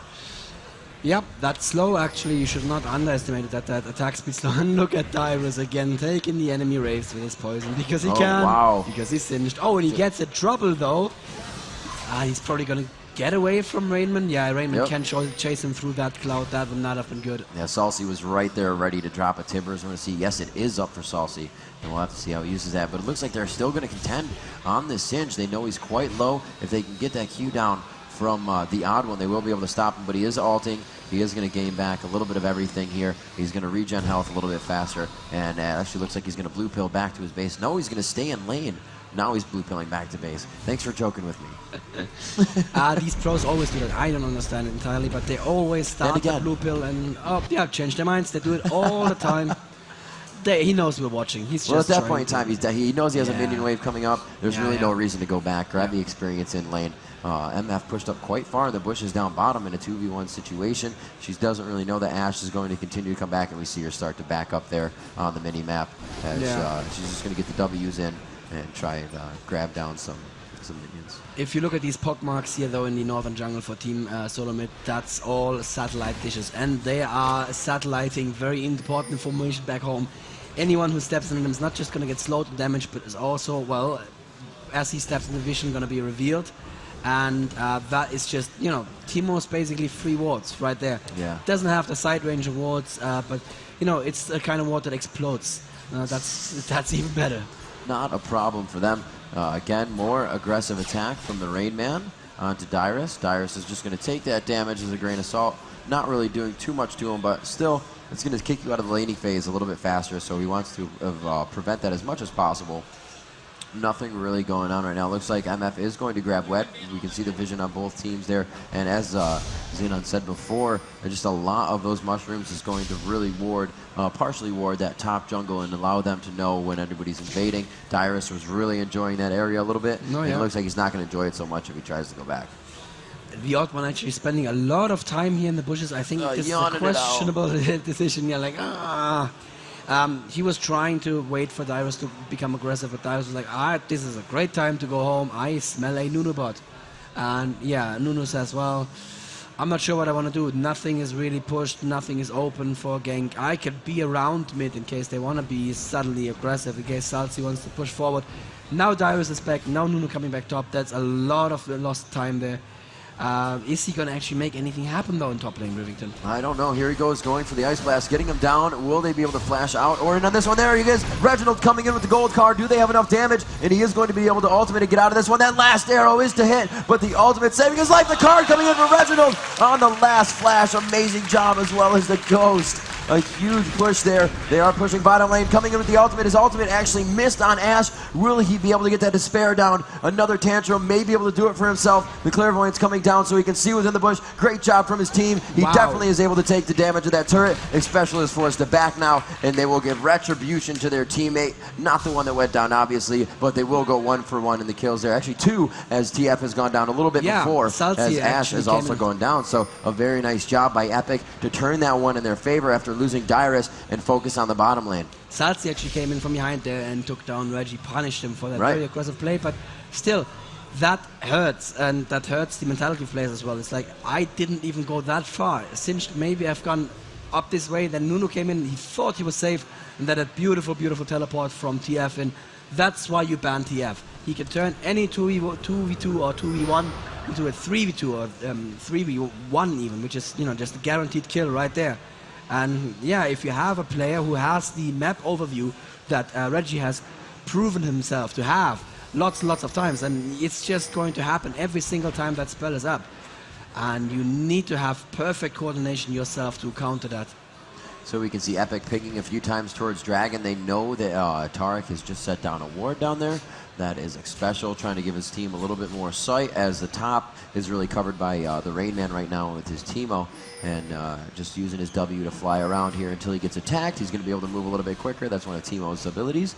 Looks like a lot of action in middle here, but I don't think anything is going to come of it. Really just a lot of lane presence, and they're going to let each other know that, you know, we're ready to start moving around in teams. Level 11, the spread on that is level 11. The lowest is level 6 right now. Double lift, very much expected for the support to be a little bit behind, and I wouldn't even call it behind, in the position that they want to be in. Tarek is also level 6. That is Expecial, so everybody really playing up to par at this point. 5-2 in favor of Epic this time, and like we saw before, AAA and Fnatic had an amazing second game, and it seems like Dan has really gained his ground here. The confidence is back for Epic Gaming, and they are really going to take this one to Team Solo Mid, hopefully into a Game 3 to keep themselves in this Season 1 Championship semifinals matchup. Joe, can I give you a piece of advice? Sorry, Joe, right? Joe Rivington. Can I give you a piece of advice here? Advise me. Never, ever, ever go through this river. Never, I won't. Ever. Please, even while surfing. This is hell. This is hell right here. Every step you take, you're going to be slowed down, and that's just beautiful play from Rainman. He knows he's safe, because no one's going to get there in time. He can just walk out. And Rainman currently at 123 creep kills versus 107 on Dyrus. Dyrus still not too badly, considering that he's laning against the ranged. He's using that poison really well to pick up a couple of creep kills. They may be setting up for a dragon sometime soon. It's probably going to be back soonish. Oh, really? Yeah, it looks like Team Epic is setting up in that general area, but they may be looking for a fight as well. Teemo is actually building a Blood Razor.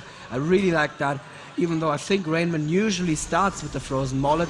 The Blood Razor is great against champions like Singed, of course. Dragon being taken down now by Epic. They are probably not going to be contested on this. Wow. Yeah, like completely uncontested. Somewhat of a move in here in mid. Singed is going to go in. Dyrus initiating onto Nunubot, the odd one, forced to back out of that. And it looks like the ultimate is down. The Dazzle going on to Dyrus, but Salsi will still continue. Oh, just dodging the aerial. Salsi backs up, so it hits Dyrus in the face, and that's exactly who you want it to hit. Yeah. They're still not going to be able to initiate. Rain Man taking full advantage of everything that's going around the map. He's going to say, I'm just going to farm my lane, guys. I'm up here doing what I do. I'm Teemo. I'm adorable. So we're going to see him being back now as Dyrus begins to come into the lane. That W of Teemo. Oh, juked in the lane. Bushes, can't see me. I'm going to run by. Oh, just getting out of range of the flip. No, he does catch him because the ultimate is going to give him a little bit more speed. Will he be able to do what he can? The ultimate coming down from Dan Din. Looks like they will be able to drop the Rain Man here. The damage being done by a full proc absolute zero. Dan Din falls. A very nice job coming in by the hands of TSM, the odd one, to really shut down what was about to happen. It would look like the Rain Man able to make it out alive, and he just living by the skin of his teeth. Teemo may have 9 lives as well. You don't know. Dyrus just basically just barely stepping past that mushroom, or I should say satellite dish, on his way out. That would have slowed him and possibly made him available for a pickup. Reginald, very nice play there, ported in very, very far south. He was like, I don't need to port in the middle of the battle. I don't know where Singed is going to be in a couple of seconds. He's crazy. He's just going to run around super fast with his ultimate. So I'm going to port in somewhere south, which is his only escape path at this moment. There's mushrooms all over the river. I'm going to port in south. He actually picked up a kill very early in that fight, and was able to join from the south end. But Still a slight gold advantage for Team Epic here, and 1 kill advantage as well. But I feel that as this game goes on, the Twisted Fate is going to be such a strong advantage for Team Solomid. Just being able to join any fight you'd like to join, it's going to be very, very hard for them to find some kind of counterplay to that. It looks like we may have a dive here on top of Westrice. We have Timo Rainman coming around the backside. He does have red. It's going to be backing. He's going to thwart that back. Going to try it again. Sees Timo coming behind, blinding Westrice, and he is going to take a quick shot on that one. Oh, no, not blinding, just going for the poison. He did not want to fully initiate on the fight. Reginald was like, oh, I think we're going to back off on this one. We don't need to really push forward too hard. And Timo's going to return to his lane. I think Reginald's going to back here, and he's going to just continue to harass Dyrus with the red buff. We see Andy in middle getting kind of hit back and forth as the odd one comes in, not taking too much damage, just queuing the minions as they're about to die, which will not waste any mana. It quickly replenishes the mana used to do that. We do have Ash down bottom, Chaos farming himself up. Nunu will take the middle odd one for that is Reginald. Yeah, Reggie was unfortunate in that his minions had just been killed by the tower and his new wave hadn't pushed in yet. I'm sure he would have got in for the dive if there had been a minion to take the tower hits, but with him being at about, I think, 2/3 health, 2 or 3 tower hits would have made him available for a very easy pickup, and I think that was the right call on Reggie here. For once, aggressive Reginald not being super aggressive.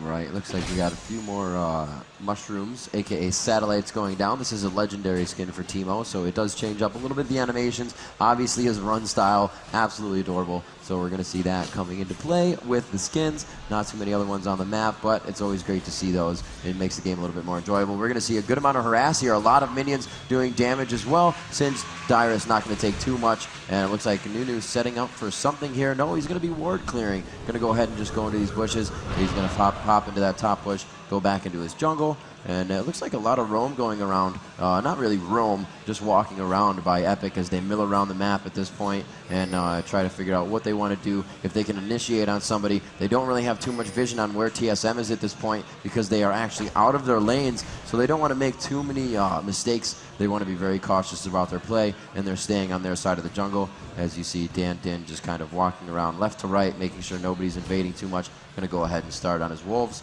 as Timo pushing top still pretty well, able to take out that farm, and it's just doing a really great job of keeping the lane pushed, keeping himself in lane, and keeping that level up. And just like I said, Timo has his Blood Razor, while Ash also has her Infinity Edge. No finished tier 3 items really on the other team except for that Rod of Ages on Annie. That's not too bad right there, but it's not a huge jump in power.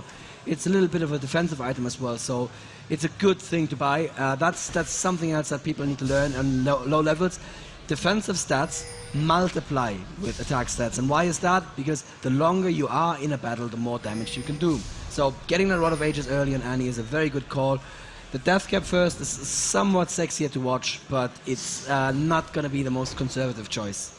Yeah, it's definitely an expensive item, and sometimes you find yourself trying to go for that, overextending yourself a little bit too much to get the minion farm that you need, to get the kills that you need, and you just end up buying the pre-items for that, and maybe even lesser items that you have to sell later. Reselling or selling your items rather, just in general, is never a good thing. You're losing money, and you always want to be going for that goal item that you have set in mind, and that's just the way to do it. Rain Man now looks like he's going to go back down and continue to set up some satellites here somewhere else. He's getting really good vision. He's starting to evade with him a little bit, and that's exactly what you just really don't want, to run through your own jungle and continue to run through these. A ward being placed right down on him. Will they be able to take it out in time? And no, it just disappeared. Yes, actually they did. It stayed for a little while there. The bush kind of made it look like it was not dead. And you can see 1, 2, 3, 4, 5, 6, 7. There's about 7 satellites in that river right by Baron. Definitely a death trap. TF all by himself. Looks like they are going to ping on him, but Amumu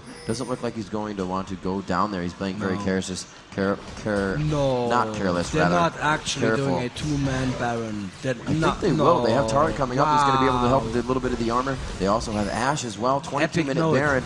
We'll have to see what they're doing. They are going to start running through these. They go for the initiation right onto Annie. Sauce taking some damage there as well. Dazzled, he's continued to be stunned for at least 5 seconds there. The Timbers drop right in the middle of the Absolute Zero was not a stun and did not really stop the Absolute Zero. And we're going to have to see how much damage they continue to do. Rain Man looks like he's going to go down, but not before he can drop Salsi. He's still alive. The poison will be able to kill him on that one, and he goes down by the hands of Dyrus. Nunu and Ash forced to back off of that. And it looks like, if they can just get there, Dyrus is coming very close. If we just continue to walk down, I think Ash would have been forced to run out of that bush. Baron is still up. Looks like they were just able to poke him a bit, and it looks like this mid turret could go down in the hands of Westrice. He only has about 4 more shots from that turret to go off. 1-2 on that last minion, and he will be able to have to back off at about 300 health on that turret. So it looks like Epic does pull out something from that. They get a kill on both sides, but they are going to pick up Dragon. So really coming out in the lead with that instance.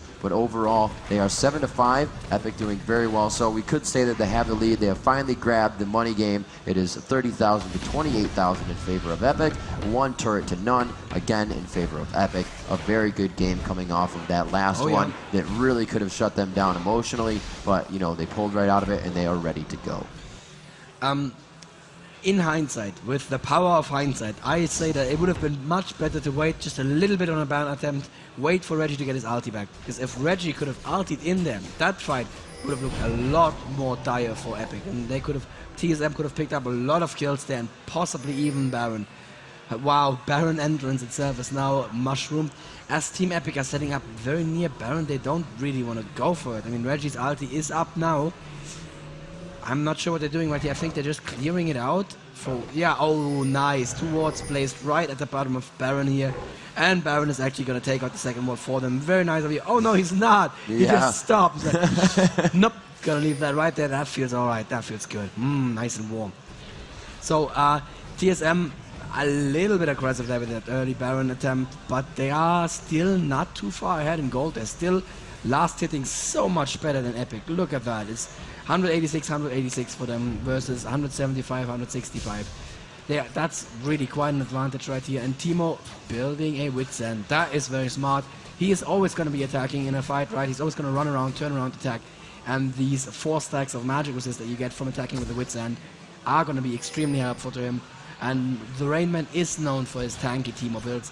This is probably one of his more aggressive builds that I've seen. Yeah. Usually it's like 2 or 3 Dorans into a Frozen Mallet. But that may still come. I mean, he still has room for a Frozen Mallet, even though he has a... Well, that's probably going to be Murky Treads. That's the switch up of the strategy. The Rain Man knowing, they are playing against a very tanky team. It's only going to get even tankier, so he's going to be able to shred that with the Modric Bloodrazor. Timo going back, the Rain Man going back into the river to set down some more satellites. Bam, there it is. It looks like he has a few more to set down, but no, he chooses not to. Yes, no, maybe. Yes, no, maybe. He can only have 3 at a time. Right. So, yeah. Focusing on mid, and we'll have to see what Annie can do to these minions, just able to take them down. I don't think anybody is going to pressure her in that situation. She has an MF and a Mumu right under her. Dan with the Oracles, going to start running around and trying to regain map control. They do have a CV down on the blue. They go for the blue right away, and just in the lane next to them, I think they should have, somewhat initiated. Reginald was running back a little bit, but Nunu isn't going to be able to do too much for Reginald if they get in there. Once they have the stun, the fling, and he's able to drop it, and he does have her stun up as well. The bandage toss from Amumu, and it looks like they're going to go all the way behind this one. And let's see what they can do with this as they continue to go into the fight. There is 3 to 4 there. He misses the bandage toss, so that's going to be a miss on that. He will not choose to throw off his ultimate. That would have been a waste of the Amumu ult, and very well done being seen by TSM that they were in a terrible position. Nobody was on the map. Look, the Rain Man just kind of taking top lane over by himself. It's going to be a port in from the Destiny ultimate coming out of the hands of Reginald. They should be able to take down Westrice here, and a very nice job catching Westrice off guard. And those are the situations where you're not even extended, but the ability and the compositioning of the other team says differently. Yeah, it's just the fact that no one of Team Epic was around there. That just made Misfortune kind of extended, even though she was in a really safe place, kind of normally. But there was no one around from the team that could have protected her. So that port in was a very clean, very quick kill right there for TSM's Reginald. And yeah, like I said, this is why you don't let Reggie play a Twisted Fate. Yep. By the way, do you know who plays an amazing AP, Timo? Not until you tell me. Shushe. he builds it Death Cap into Lichbane, and it's so much fun to watch. It's the last thing you expect from a Teemo, and then late game... I actually could have guessed that. You could have guessed I could have guessed that. Late game, you step on a mushroom and bad news. And it looks like TSM are putting themselves back into this game in style. That teleport gank and that wonderfully thwarted push on bot lane there means that they are now only 300 gold behind Epic, and that is nothing at these levels, at these times. The next fight is really going to set the tone of the game. Whoever loses the next fight is going to be on the back foot defending probably until the next real turnaround happens. And I personally predict that TSM is probably going to take it. I really like their setup a lot better right now. They have clear damage output, whereas Miss Fortune, yeah, if she can survive long enough, yeah, she can put a lot of damage with the Infinity Edge. But Annie is going to initiate in another way. Oh, Twisted Fate actually in trouble down there. Gets the Amumu out and he gets a stun, and wow, Tibbers cleans it up. As I was about to say, if Annie can clean up right away, wow, then she's great. But in a longer team fight, there are other APs that do more sustained damage. And is Epic gonna go for the Baron now? They could do it. Being able to take out that TF definitely stops the Destiny. The Destiny can also help you see, and they're going to be able to flip Rain Man here. Rain Man stuck in the adhesive of Twisted Fate, Twisted Fate of Dyrus on Singed, and he does have the Rylus that is going to stack, especially with the poison. Just running through that is going to slow you down. The adhesive to slow you down even more, and we'll have to see what they can do as they move into the jungle. Feeling very confident about this. 10 seconds to really initiate on something. The Ash Volley coming through. Will they focus on the Nunu bot here? He does have to have his Banshee's Veil broken, and everybody just gets away in time. No, the bandage toss on to Nunu, but it's just too far. They kited them way too close to the rest of the team, and they are going to have to back off on that, playing very cautious. But it looks like the reinitiation here from Team Solo Mid. Willie getting the bush. The odd one is just waiting to proc that absolutely, and it just goes on and off, really just slowing down the other team to initiate and support this fight to happen. Xpecial taking a lot of damage. Reginald back in the fight as well. Xpecial goes down by the hands of Westrice, and that's exactly what you're talking about. They're not able to focus Westrice. He gets a double kill there, and it looks like they will be able to run a triple kill from Westrice, and it looks like he is starting to clean up. Saucy being able to take a lot of damage from that turret. Annie with that shield on, as I said before, another ability that she has after being able to proc up the stun. She has her Q and her W to do so much damage, and then deceivingly defensive. A very nice job, and you called it. If Westrice isn't able to do the damage, Annie just missing as she gets out of the way, and very nice reactions coming out of the hands of Saucy, and a very good turn of events here for Epic, and it looks like they are right back in this one. If they haven't been before, it was anybody's game, but they really just took the advantage. Absolutely, and what happened there, I can smell that from over here. What happened there was Reggie saying, guys, I'm back, initiate, I'm just gonna ulti in, and that was absolutely the right call to make from his side. I believe 100% that fight could have gone for TSM, but unfortunately, like you said, they couldn't get to that Miss Fortune. She was able to do all that damage, and then once they started running, yeah, you don't really run against this team combo. You don't run away from a Singe. That just, I mean, was he still alive at that point? I don't even know, but still, you don't run from this team at all. That Janna is going to slow you down and is going to toss you up into the air. The Amumu can catch you, Annie can flash in and stun you. And once that fight turned, because that Miss Fortune could do all that damage, there was nothing that TSM could do anymore. Even though it was the right call, they lost this fight, and now it looks like Epic are actually slightly in the advantage. 2,000 gold ahead, and also 5 kills ahead. They do have their lanes being pushed. Looks like they're going to go ahead and pick up a dragon here. That's going to help them a lot with gold. Nice job by Dyrus seeing that bottom lane being pushed out. They don't want it to reach the inhibitor turrets. Yeah, it looks like Reginald could be caught off guard here, and he throws out some cards. A great Oracle's Elixir already by Amumu. He's able to take down the ward, and he does not have any caution about going to the jungle here. His team is gathering together around him, power and numbers for this one, and they're easily just able to take that blue, going for the rest of the experience. They see that Annie is there coming in, able to flash out, and Reginald using his ultimate only to have Saucy expend the flash summoner spell, and it looks like they will have full control over this mid lane right now as they continue to just keep TSM pinched in. They do have a good amount of defense here, and it looks like the lanes are pushed enough for them to do something here before the minions really start to affect that bottom turret, before they even get close to the inhibitor turret on top lane, and it looks like Epic is just even more and more better position 43,000 to 40,000 gold. That 3,000 gold increase is that just a few minutes ago they were equal on gold. 2 turrets to 2, however, 11 to 6 at 32 minutes. A beautiful game right now between the Dins and their teams, and TSM, Team Solo Mid, and Epic Gaming going head to head here at DreamHack. Just an amazing game we have going on, and hopefully into a game 3 for Epic to continue in the tournament. And I believe it's really looking strong like a game 3 now. If they don't make a mistake at Baron, they were kind of looking like they were setting up for it. They could have killed it quickly, but there was too much from TSM around. Now TSM are actually backing, and oh no, they're not backing, they're baiting us. Very good. If they see the Twisted Fate bot, he does not have his ulti back yet. They could be going for Baron right now, but with Baron, they're probably not sure if they can actually take the 5v4 with Baron actually attacking them. Then going to clear out wards in Baron. No, he doesn't see them. He's going for the Raymond top. The Raymond, by the way, built a Guardian Angel. So yeah, he likes his tanky Teemo. He likes his tanky Teemo a lot. Still level 1 boots, but you know, gonna hit W, and yeah, why would I buy boots? I'm Teemo. And that cute animation can also run really quick. And oh, Epic setting up for nice aggressive positioning here. And I don't think, no, TSM have no wards here.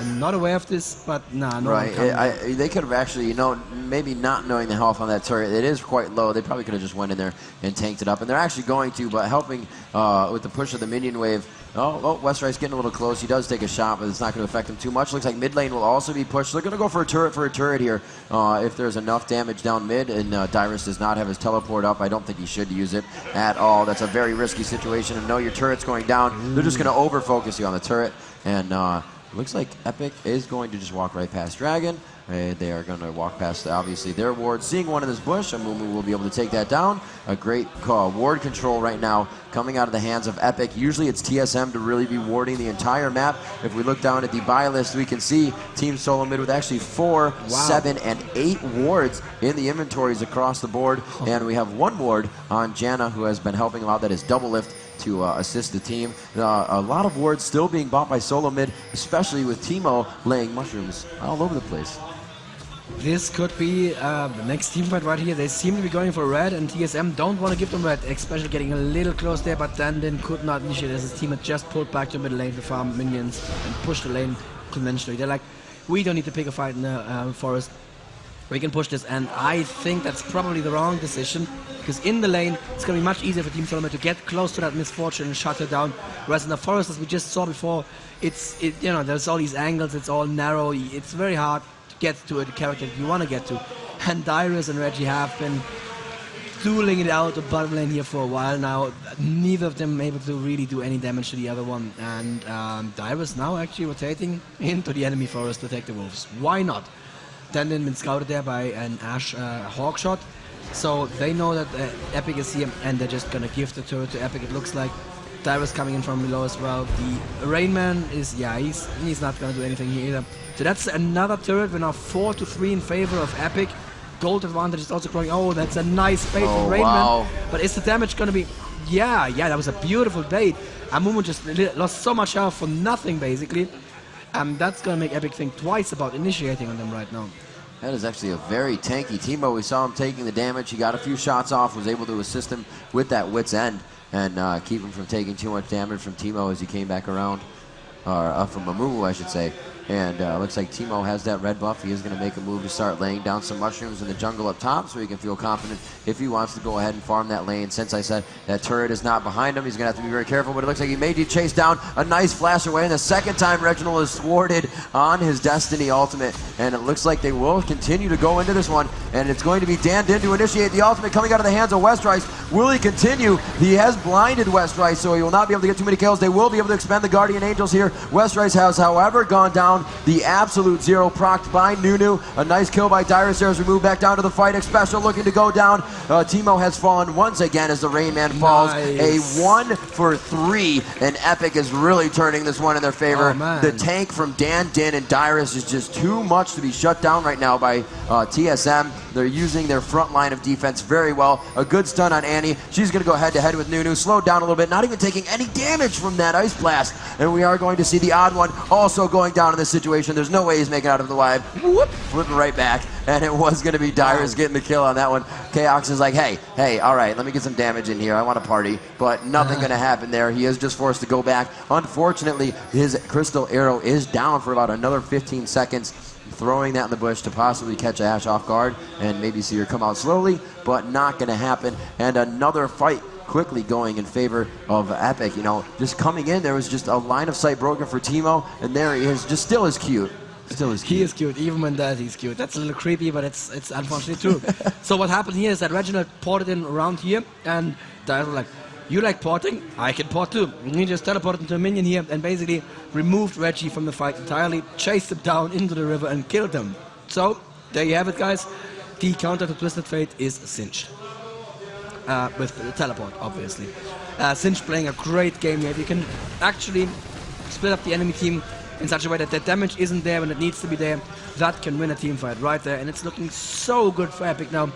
The gold advantage is still not that much better, but psychologically they must be feeling so great about themselves. A ton of momentum, a ton of adrenaline, as I said before. Blood, sweat, and tears being left in the tournament area this weekend. You know, it's coming down to our last day. Teams have been sent home. Teams have been already given thousands of dollars for losing, you know, great prizes. So we're going to see who can really come up and get that $50,000. And right now we're looking for who is going to get that $7,000 spot. If TSM is able to pull this one back in their favor, they will force that to go to Epic. But if Epic can bring this to a game 3, it's really anybody's game on a 1-to-1 game point. It looks like they're just kind of congregating in the jungle, moving around with each other, and we see Reginald down on the bottom, farming himself up, trying to get himself some more kills on the minions. Dyrus will look to initiate on something here, as he does see him behind. He's going to try to get past. Dyrus will wait for that until he gets too far away. The ultimate is on. He's actually doing quite a bit of damage. Reginald is running out of mana, but he does have blue buff. Flip him right out of his ultimate. Could he do it? Yes, he does right there, taking a ton of damage, and it looks like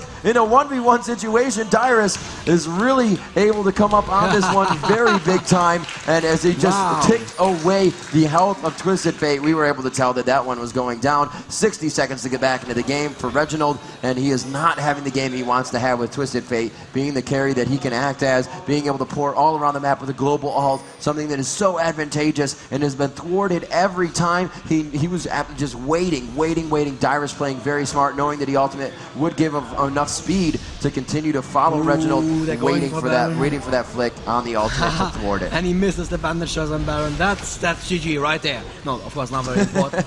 But Damdin standing in a very defensive position there, trying to shield that damage from hitting Baron from the other side. TSM, can they do anything? Can they actually go in for a steal? Raymond positioning himself very aggressively, but no, the Baron goes to Epic, and Janna channeling her ulti. Wow! Chaox taking it down so very quickly. Dyrus trying to run in there, but oh, there's the Raymond is still there in the river doing massive amounts of damage, taking out Dendin. And oh, there is a nice little satellite, and Raymond is gonna get away. Salsi chasing the odd one again, but Salsi obviously outnumbered the nasty one. And the arrow, oh, there's not it. But a beautiful flash in from Twisted Fate here, who gets flung into the tower and into a Tibbers. Wow, that team play, amazing. Ash taking all that damage, and Singed is still out for blood. That Singed is not yet sated, and especially obviously dead one down here. Is Singed gonna get there in time? Yes! Very nice. Wow. That Singed, you know what? I'm calling it right now, Singed ban next game. Yeah, seriously, you cannot let Dyrus get singed. We saw before, they're not even going to worry about this, knowing with the damage that's on MF, he's probably going to back up a little bit here once these minions get here. There he is. The minions will grab aggro, very smart move, and he's just going to be able to port back as they are able to grab the first turret here, just out picking on the team composition and outplaying right now. Just so much tank on the side of Epic. I said it before, it's a great defensive line to be able to put out. So I wasn't going to say Salsi was going to have a very tanky character, but he did go for that Rod of Ages, and it builds him into that, especially with the E of Annie, able to deceptively take a good amount of damage as well as return a little bit. And they've really been playing what would be, you know, the macro of their champions, or micro, not macro, micro, in and out, distributing the damage between their tanks, going in, Din playing a very smart Amumu on that one, taking the brunt force of what a Teemo was giving out, not letting Teemo shoot the rest of his team, and keeping Westrice alive to continue to just barrage people with the ammo of misfortune. I'm gonna question something here right now though. Dandin building Ninja Tabi. I don't know, Ninja Tabi are generally considered underpowered. They aren't, but they are good against certain team comps, against AD comps, and there is not that much AD damage. It's really just Ashe, Teemo a little bit, but that Reginald is going to do pure magic damage, and it's going to be so much magic damage from him. He's not going to focus on the Amumu right away, but still, these dodge boots also mean, well, in the jungle, this is not the most important thing in the world, but it means fewer procs on Tantrum, obviously. Right. I know, there's probably a reason for it, but yeah, we see the beautiful, beautiful build here on Singe. We see Force of Nature, Crystal Scepter, we see a Banshee's Veil and a Sunfire Cape. That just means no one's going to do any damage to him, and he is going to be fast, and he's going to slow you down so much. And that's an inhibitor down, I would say, for Team Tournament right here. We have 3,500 HP on Dyrus going down. We have 3,000 HP on Dan Din. That is a lot of damage that needs to be put out for either of those to want to back out of the fight. And even then, the tank is supposed to stay in there. The captain of the ship goes down with the ship, and that's how these guys feel about when playing tanks. So we're going to see what they can do in this bottom lane. They have a huge minion wave coming up, a bit of a stack of Sorks there, so OP Sork minions all day. And we're going to see them doing a lot of damage, just taking out, wiping these minion waves, no problem. They're going to be able to take down this turret pretty easily. And Janna just waiting to come in, possibly flash and blast somebody back into the team. Yes, exactly what she's trying to do. Going ahead and putting up the bump, and it looks like they are going to be forced out of this one. The odd one busting his ult right on the stairs of the base, and that is not going to affect anybody. And it looks like both teams will back out of that fight. Baron is not going to be up anytime soon, and Westrice and them still using their buff to their advantage. So Janna's Flash and Ult were both up, but I believe Westrice waited for TSM to go aggressive. If they had gone aggressive, I'm sure we would have seen that super awesome move from Janna. But as they were actually hugging the tower until Misfortune ulted, it was the right call not to go in right there. It looks like they will go for the blue here. They're going to give it to Dyrus. He can just run around all day with his poison on. Oh god, this is not what you want. We're going to check it out. He doesn't have too much AP after he got that Rylus. Really, that it is only to affect the other team. It's not going to give him too much damage. What he wants to do is just fling, get in there, and assist and initiate. And that's what Dyrus is doing very well for his team right now. 4, 2, and 10. Just hitting 300 creep score. Actually beating out Annie at 290, 281 for MF. So the poison is definitely serving its purpose right now for Dyrus as he plays an amazing game. Dan Din coming back out of the base with his Banshee's Veil on and procced up to take that negative buff or negative spell from the enemy, as Salsi kind of pushing a lane here by himself, knowing he's confident about the lanes. They pretty much have vision on the members of TSM right now with the amount of minions that are forced into their base. So they have a really good position on the map right now. They are really shutting down TSM.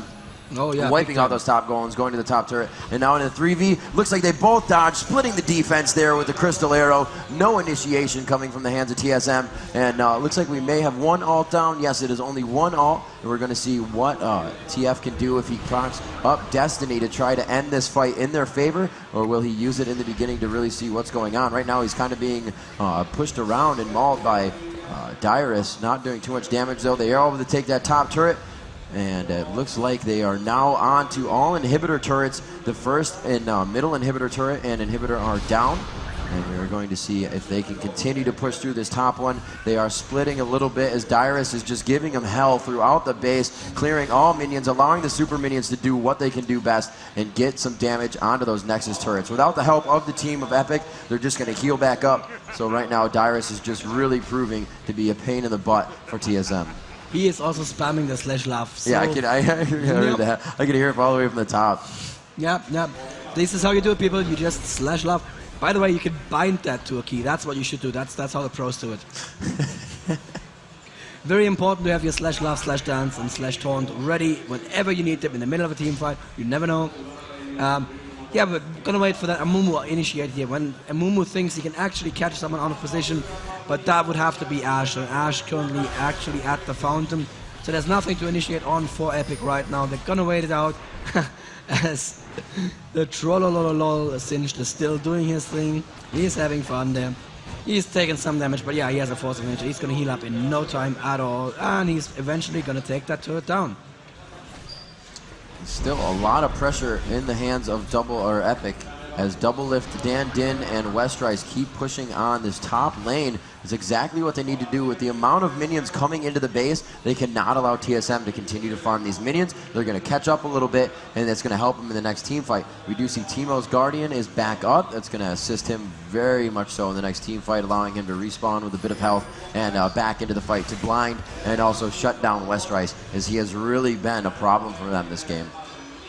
Yeah, and we saw Westrice here taking the enemy red, yet another slap in their faces basically. His red was still up, but he's like, yeah, I'm gonna take yours as well. I'm not gonna leave it up to you. And yes, you are not gonna catch Singed ever. Just look at him go. It's beautiful.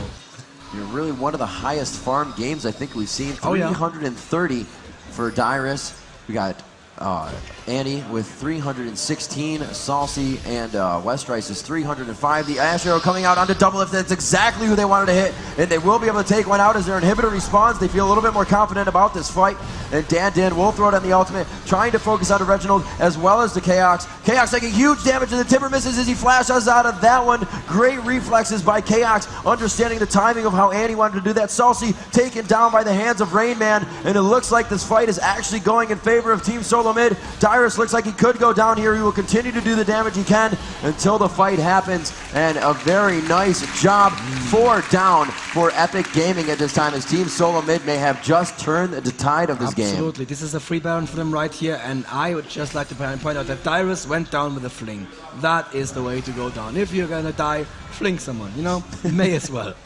Ash pushing mid right now, probably hoping to get that in her before they can come back from Baron, so at least there's some advantage for them. She knows she cannot stop the Baron by herself, so very smart decision here. Sorry, misfortunes of course pushing for Team Epic, but yeah, Ash ported back, and Ash is going to be in a good position to stop misfortune. There's not much she can do, and she has to go home. Also building a Guardian Angel on her. You don't really see that in European meta. You don't see the Guardian Angel on the carries, because generally the idea is when a carry goes down, the team fight is probably lost anyway, so the Guardian Angel is not really that useful. Another game going to 70,000 gold. TSM has combined 70,000. I'm sorry, Epic has 70,000. TSM has 66.4 thousand. And we'll have to see how they play this out. A lot of item builds have been finished. Teemo with that Frozen Mallet, Madred's, a Black Cleaver, the Guardian, and the Wit's End, just putting out a ton of damage as well as being able to take a little bit. Frozen Mallet giving out so much HP, as well as really disabling anybody that's trying to get away from the fight. Annie, we're going to check out that build. The Rabadons, the Void, and Rod of Ages, another needlessly large rod. Then those penetration boots, and then the Quicksilver Sash to really get herself out of a sticky situation. So everybody's thinking of what they can do to assist themselves now in the fight without really requiring the assistance of their team, and that's really going to come into a big play when everybody, as I said before, can just micro in and out and really take that damage in a series of people. Very, very smart build from Annie here. On top of the Quicksilver Sash, she's also building Sonya's Hourglass. That means she has 2 get-out-of-jail-free cards right there. She can cleanse the stun whenever she wants to, and if she gets focused too much, she just turns on that little yellow thing that turns her, puts her basically into a stasis for a moment, and makes her untargetable and invincible for a few seconds. So that means that as long as the team is around, Annie should not be victim to a early focus and kill ever in a team fight. And yeah, in this stage of the game, you don't ever go anywhere without your team. So the only thing that could happen is Annie farming a lane by herself and Twisted Fate coming in. Twisted Fate, as we can see, also with the Guardian Angel. This is interesting to me. I don't see that many Guardian Angels ever, but apparently they are still very popular in North America, and it does make sense for him. I mean, he may make a mistake with one of his teleports, and that respawn time may just be enough time for his team to catch up and get him out of a pickle there. As we saw yesterday, very beautifully done by AAA. Kuja sacrificing himself to save his teammate Roma on Nivea, and that Guardian Angel is just maybe going to give TSM the time necessary to do it. Big stack on top, Misfortune going to go ahead and farm that. Potentially with her no, she doesn't feel like she needs to do that. She just farms it. At the same time, a big push coming mid. Oh, an aggressive port in from Reginald, and that's out. That's the first of the items right there, and the Quicksilver Sash, not necessary, but the Tippers goes down, so she didn't die without doing any damage, but still, this is bad for Epic. This is your main damage out of the, well, your main magic damage out of the game right now, and that is probably going to be an inhibitor for Team Summit. What do you think? Can they stop this? That last attack was amazing. The last fight that they had, we saw 4 go down for Epic. TSM taking a huge advantage of that now with Baron. They were being a little hesitant about using their Baron, but now they are definitely in the face of Epic. They're going to choose to start pushing every lane. They have great minion waves coming from each lane right now, and this game has absolutely turned in the favor of TSM right now. Even though they are down by 5 kills, they have all the momentum in the game that they need. They have Baron, and they have lanes pushed, as I said. Top lane is the only one that they really can't initiate on into the inhibitor right away, and it looks like they are going to be able to take down this turret as well. Teemo just laser pews all over the place. I couldn't even see how many were coming out there as they move onto the inhibitor turret, and it looks like they're going to try to tank this a little bit, and we'll see what they do. Teemo trying to get himself close enough to do more damage to the turret, and a good defensive job there by Epic to stop them from doing the damage that they needed to clear out the jungle of Epic now. TSM full control of the map after really 70% of that game. It looked like it was going in Epic's favor. Absolutely, absolutely. And Ash Arrow was up in that last standoff, but very, very good positioning from Team Epic. They always had the 2 guys with the benches were standing in front, ready to face tank one of those arrows for the squishies in the back. And Chaos never saw the opportunity to put an arrow in. If that arrow had hit something like a Misfortune, that could have been game right there. Very good play, both on Westrise and on the guys in his team with the Banshees, shielding his squishy from the damage. We see all 5 members of Epic now in middle. Each slot you see in a health bar is 100 HP, singed with 3,690 HP. We have 3,105 on Amumu. That is Dyrus and Dan Din with the most HP of the game. Will he get initiated on here? He is being slowed and debuffed by KX, but he is going to go in an ultimate. Absolute Zero coming out as well. Dyrus jumps into the fight to take the brunt of the damage. Reginald goes down, but he will come up from his Guardian Angel, turning around. Westrice getting stunned by the yellow card. He's still chasing, trying to take down Reginald, and we are going to go to the middle of the fight now as it looks like Reginald is able to make it away alive. Still a ton of damage being done. Dan Din trying to get out of the fight now as they are thwarting that 3,000 HP. Now it turns onto Westrice, and everybody lives from TSM. A very nice focus and a very good escape so far. They are going to be able to instantly shut down Westrice as he gets back up, and a great job by TSM turning that fight into their favor after being initiated on as a move with bandage toss in, goes for the ultimate. Singed was right into their start throwing around the poison, and they really weren't worried about it. They knew what they had to do. They started focusing the right people. It was really in the Westrice that went down, so without him, I should say, this next fight is definitely going to be difficult. That was where the damage was coming from. TF able to ult right back in after healing up, and this could be very detrimental for Tier Epic. There's the Quicksilver Sash. Nice reaction time there from Celsi getting out of that. Oh, nice toss on special going down. But I don't think Epic should be fighting this out. The tower is down right now, and too much damage output from TSM right there. That's possibly it. Oh, damn, like it could I'm be so very sorry. close for them. A good amount. There it is, the flash away from Annie. Teemo just too close to make it happen. That was not the stun that he needed. Nice. Double Lift saying, you know, I'm going to save myself just for the heck of it. I think this could be the game in favor of TSM here as they continue to push on. They have a very big minion wave. And unfortunate for Epic as they were just hanging on by the skin of their teeth there when losing Westrice. Actually, Westrice back into this one, so he's going to be doing a lot of damage here, possibly pulling him off. Able to take down Ash, able to take down Rainman here, and they are both up on Guardians. Reginald can continue to do the damage. Westrice looking to get back into this one, and they are able to push him off. However, all the turrets are down. They have lost an inhibitor, and they only have the top and bottom inhibitor to go. A good push out there. The game is not over just yet, but it is very grim for Epic Gaming at this point. 55 minutes into the match, almost breaching that hour mark. 22-20, 78,000 gold for Epic Gaming, 81K for TSM, as I think that's a new high we've seen here in the tournament. This might be one of the longest games as well. Everybody back to base to get back into the ring. And 4 Guardian Angels in this game. I can't get over it. So many Guardian Angels. I mean, that's so much damage output that you don't have, but I guess that they're worth it. I mean, we just saw how powerful they were.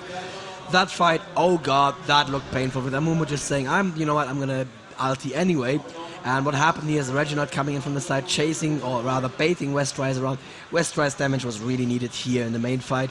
And when Westrice decided to rejoin the fight, I think we're gonna go through this in the telecast after the game if we have time. For sure. But when he decided to come back, not the time to come back. You don't win a 1v4.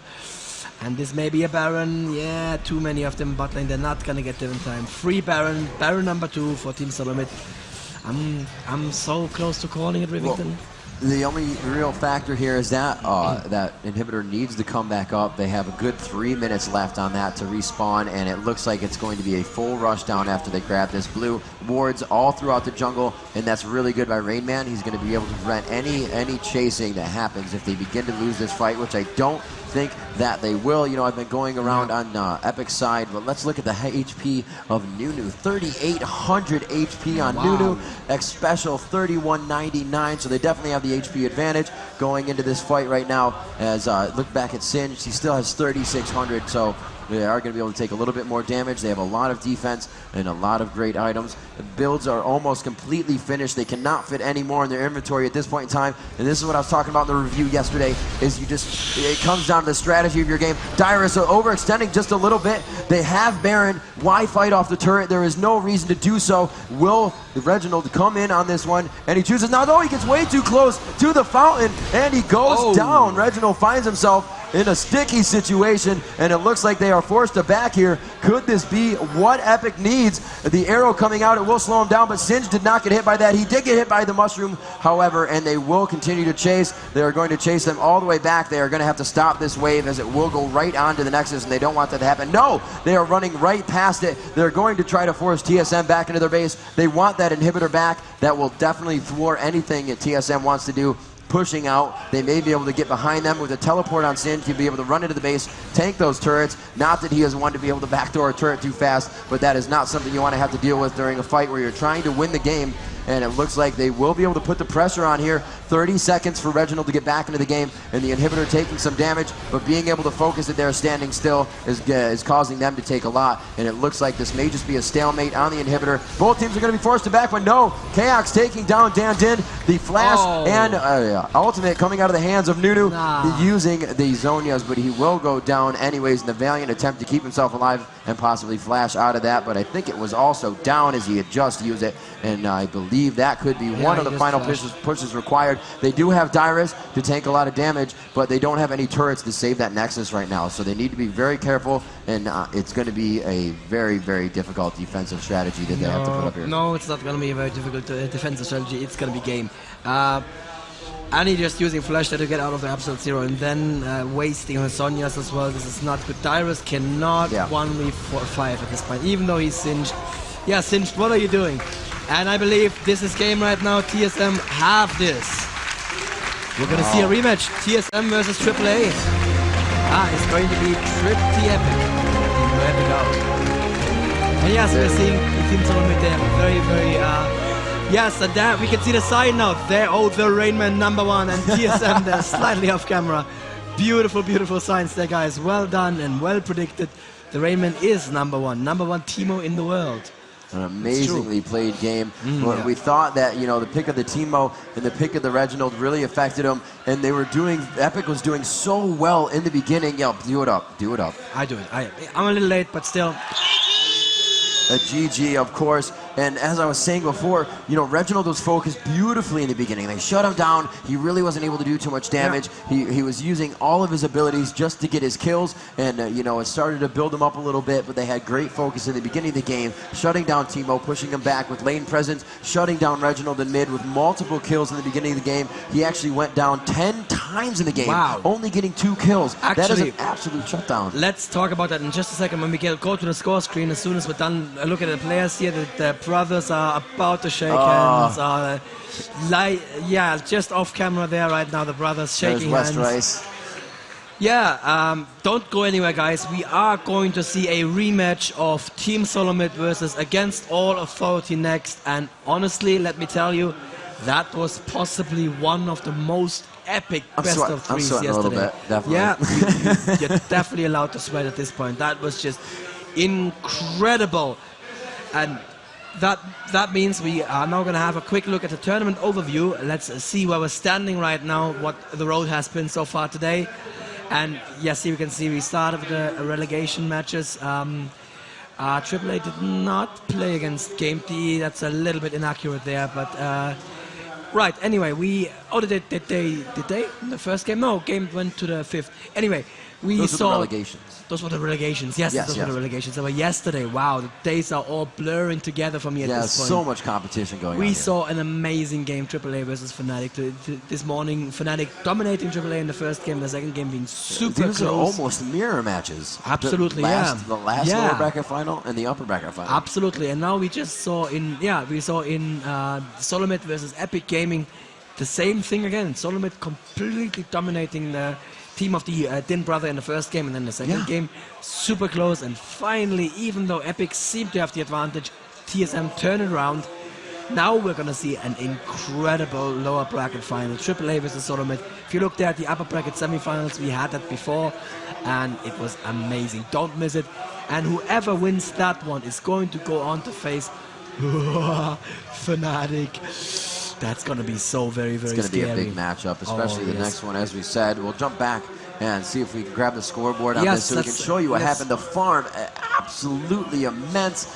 Combined, both teams. Actually, Epic having over 1,000 creep score combined. 384 for West Rice, 340 for Salsi, 345 for Dyrus, and then another 200 combined between Dan Din and Double Lift, as Dan was in the jungle, not being able to get too much for himself, but still doing a very great job. And a support Double Lift pulling up 103 creep score for himself. Not something you usually see, but awesome for him as well. Can we please switch to the scoreboard so we actually see the numbers what we're talking about? That would be great. Kayax doing a very good job, breaking the 400 mark, the only one in the matchup at 417, 379 on Rain Man, and we had 137 for the odd one and 276 for Reginald as well. Yeah, Reginald actually, we're still not cutting over the score. I'm not sure if anyone is alive backstage. They may have just died from the excitement of this match. Rivington, it is entirely forgivable at this point, actually. Oh, of course. Dying for this match, totally worth it. So let's just talk about what we're seeing, what you guys aren't seeing. Please go to the scoreboard if you can. We are going to go to the scoreboard right now, I believe. Yes. So yes, it's coming up in just a moment. What we see here is Reginald not having a good game at all. 2-10-8, like we said, Singed countering that Twisted Fate so beautifully. And you know what? Captain Timo carrying Team Solomid to the win. Freak is going to be so happy right now. Captain Timo carrying the entire team on his minuscule shoulders. I don't know how he does it. Somehow he did it. That was a beautiful, It's a little easier in zero gravity. It is. That's why he was the astronaut. Absolutely, yeah. And the farm, just insane on this game. Let's have a quick look at the damage dealt stats. I'm going to be very interested in this right now. Damage dealt here. West Rice, okay, that makes sense. Misfortune in first place. Very nice game by West Rice, playing huge for his team. And Chaos, obviously, with the Ash and the other team. But we saw the stats before. I need to show it anyway. Look at it. Look at it. Do you see this? That's Timo. That's Timo almost right there. off the chart. Almost having to make a whole new graph position for himself. Let's go to Gold Earn and see where that really came out. Oh, I think it's near the top. Yes, right there. And we'll see just so much gold earned in this game. The Rain Man being able to get so much for himself as Timo, again, being able to get all those kills is going to farm him up so much. The creep score was really what brought it in the game for Epic, and those gold per second items were really helping them out. You see how much healing Dyrus actually did with the Healing items. himself, even though the X Special is an actual healer, Dyrus healed more with his ultimate. Just put it on whenever you have it. Why not? Magic damage dealt, Dyrus. Unfortunately, and this is something that we're going to get at some point, we don't have damage dealt to champions, which would be the more interesting stat, because this includes damage dealt to minions, obviously. But yeah, just poisoning those minions all the time. Let's see the damage taken. Let's see who was actually the tank for these teams.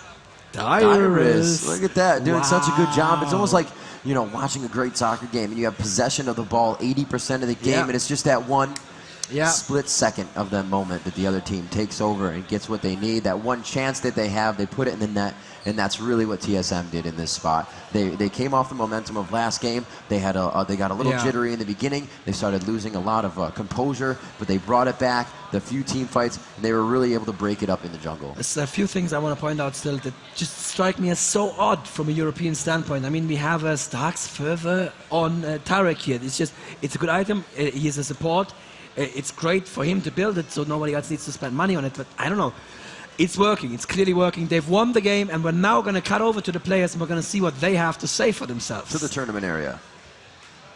Hey everybody, it's Andrew Beagle, and I am here with Dan Dim from Epic Games and Reginald from Team Solo Mid. Boy, guys, that was a nail-biter. It was one of the longest games we've had in the tournament, back and forth. At one point, you guys were up, 6K gold, and then the turnaround, to Team Solo Mid being up almost 12,000 gold. What happened there? What were the big mistakes that played into that? Basically, we were just out of position, and they caught us, and we just tried to recover our lost position, and then that resulted us just getting, well, we lost all our players, and they got a free Baron, and just continued to take down all our towers. Gotcha. Okay, so one of the questions that have been kind of in the forums for a little bit is, why Teemo? We haven't seen him in competitive play for a while. What's with that last pick? Well, honestly, the Teemo thing was kind of like on the moment, heat of the moment. We're just like, oh, what should we land against Singe to shit on him? And we're like, oh, okay, let's get Teemo. Because Rayman's always like, hey, Teemu's the best. And we're like, oh, let's just use Teemo against them. But for the last pick, it was actually Twisted Fate. And I really didn't expect us to pick that. Or we actually planned on picking it 5th. But we're used to more of a tank team rather than an EU style where you go really squishy champions against another team, right? And that's your goal is to drag it to late game. Whereas our goal is usually just to win early game. And so that game was really hard for me because I'm always the type of person that I try to fight, and I just almost lost the game to my team. Now, not a lot of people know this, but you guys are actually brothers. You're in the top 4 here in Sweden at the Season 1 championship. Now that you guys are going on and you'll be in 4th place, who are you rooting for in the finals? I'm rooting for Fnatic. I'm actually just kidding. I'm just kidding. I owe my loyalty to my bloodline, so. That's very nice of you. That's very nice of you. What do you think about that? I don't know. I mean, I wouldn't really care if he wanted any other team to win, but there's a lot on the line, and we're gonna have to work our way back up because we made bad decisions, and we're just so up ahead, and we should have won, but I don't know. We just need to step it up and try to win. Now, you guys play together all the time. The two teams practice a lot. What do your parents think about all this? What are our parents' take on all this? I don't know. I don't know. Let's just leave it at that. All right, that sounds good. I guess the last question that I have: what do you think of the major problems that you're going to come into, in your fight towards the top 2 in the finals? The thing with we have a problem ending games, and we shouldn't have that mindset. We're always too scared, and even when we have a 10,000 gold lead yesterday, we lost because we were too scared to make a move. Before level 1, we're really aggressive. We go for kills, we go for tower dives, and we're up 10 kills. But once it gets to the very last moment, we can just never finish it. We choke. So my goal is to just wrap up games, get better, and hopefully win. All right. Well, you both played really well. We really appreciate the great games that we saw, and we're going to go back to you now.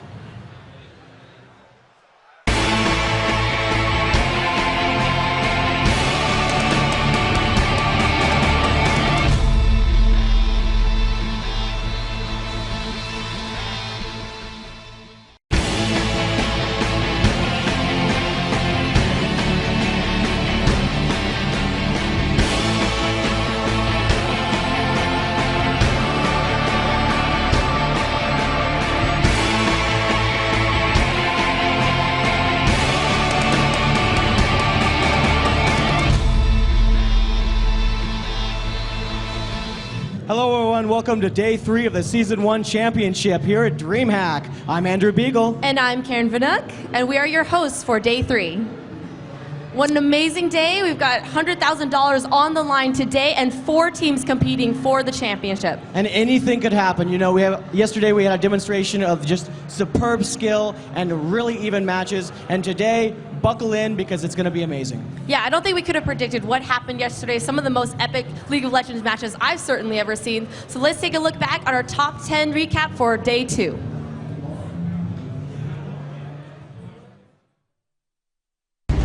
Welcome everybody to the League of Legends Season 1 Championship Top 10 highlights of the day. We're going to start off with number 10. As we come into the game, we have Fnatic taking a 5v0 on Dragon, but Epic is close by. We're going to see what they can do. And oh, the Blitzcrank pull on to Karth is pushing him back across. And Double going to keep him CC'd a little bit as he runs back into the team fight. But look at that. Jarvan's so low. The flash kill coming in from Double. Great play there. And now comes the rest of the team fight as Malzahar going to jump in onto Ashe. And Nunu with the flash ult as well. Going to meet a very, very dead Ashe as that blows up. Malefic Vision picks up the rest of that kill.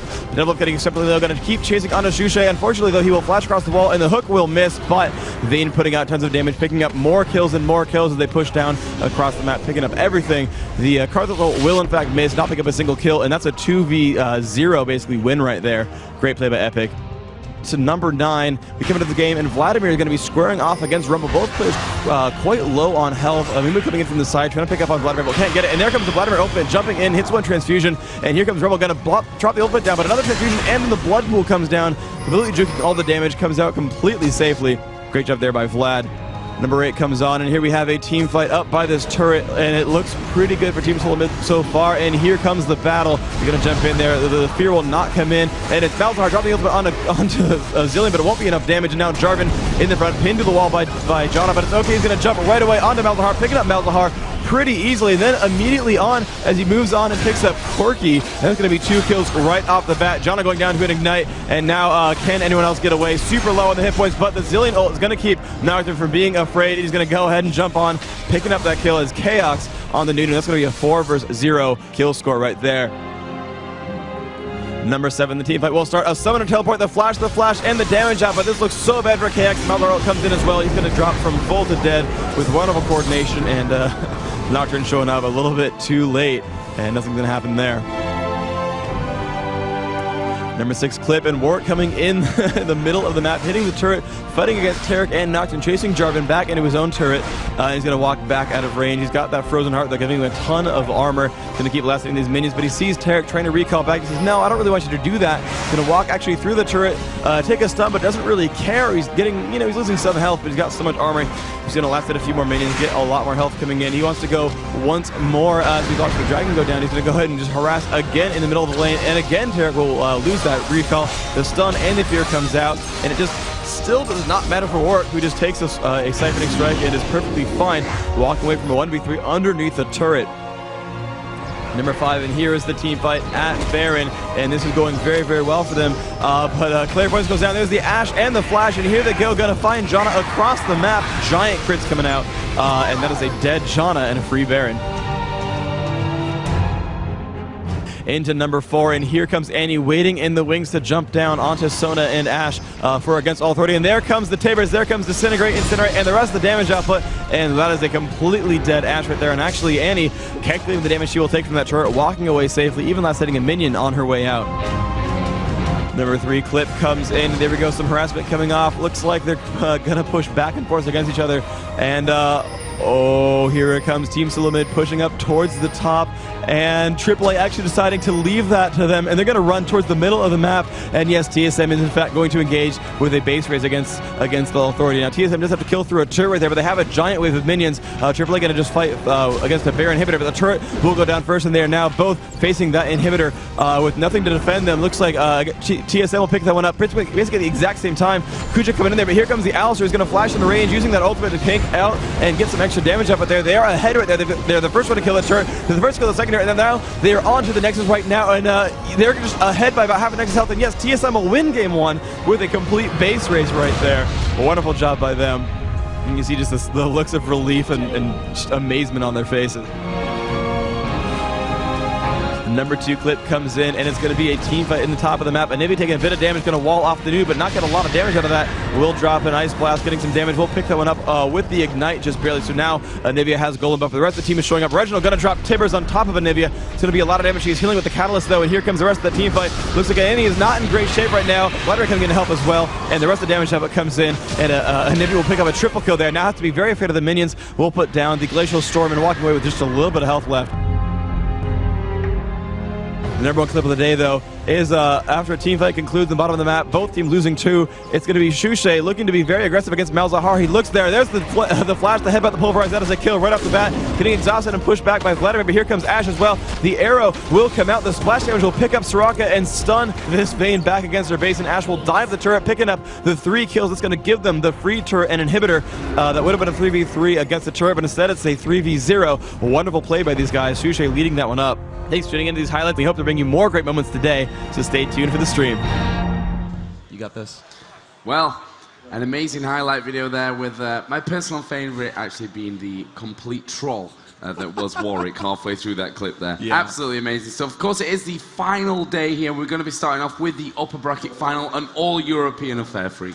Yes, an all-European affair. I can just see the giant grin on your face. You're trying to hold it back. Trying to hold it back, but I just can't. You're so pleasantly happy with this, yes. So we're going to show you the schedule of the matches, the games that are coming up today. The rest of the Season 1 Championship going to be completed this evening, or this morning, or this afternoon, depending on where you are in the world. So first off, again, Against All Authority versus Fnatic MSI, the upper bracket final. They will be having a coin toss, or as the producer backstage says, a toin toss. The winner of that flip will get first pick, first ban in blue side. That will alternate back and forth. Regardless of who wins, it will be the coin toss winner, the coin toss is the coin toss winner, first pick in between the games. Next after that is going to be the American affair, Team Solo Mid versus Epic Gaming. The loser of that is taking 4th place in their the winner of that match that will face the loser of AAA vs Fnatic, and will move on and move on and move on. We'll have all the matches out tonight. Midnight tonight in Sweden. That is 3 p.m. in the Pacific in the U.S., 6 p.m. the East Coast in the U.S. That's going to be the grand final match. And up until then, though, lots of great games, lots of awesomeness right in store for us. Yeah, some great games. Of course, everything will be best of 3, although, you know, weighted best of 3 once we reach the grand final itself, because obviously if you come through that upper bracket, it's natural that you have an advantage. Yeah. So versus the All-American affair coming later, we can talk about that later. Yeah, but first of all, of course, we've got Against All Authority versus Fnatic. An amazing, amazing game. We saw Fnatic struggle to push their way through that group stage. Obviously, they did have a substitute because PK did have a cancelled flight or a delayed flight. Either way, he wasn't here. But when he did arrive on day 2, man, were Fnatic good. Yeah, Fnatic has not dropped a map since they've gotten the full starting 5. Certainly, sorry, I can't help it. The producer says, "You ready for the toin toss?" And I'm like, stop it. Sorry, it's hard for me. You're distracting us, man. So the thing is, he toesn't actually know that he's calling it a toin toss. I think he's super serious, saying. And he's telling us like, "Don't talk to him backstage. You're not supposed to talk to us. But if you make jokes, we have to laugh at them." So he's screwing us up, but it's okay. The coin toss is going to be happening very soon. We'll have the rules of that one. We'll have the Corona being flipped around onto the carpet pretty soon. Players are filtering into the game as well. So yes, the matches that we've had, day 1, these teams did meet, and Against All Authority did win that game. Of course, their best of 1s. But again, Fnatic not with the full lineup, that might have been pretty harsh for them. But Fnatic, again, have been on a tear since then. They've won everything so far.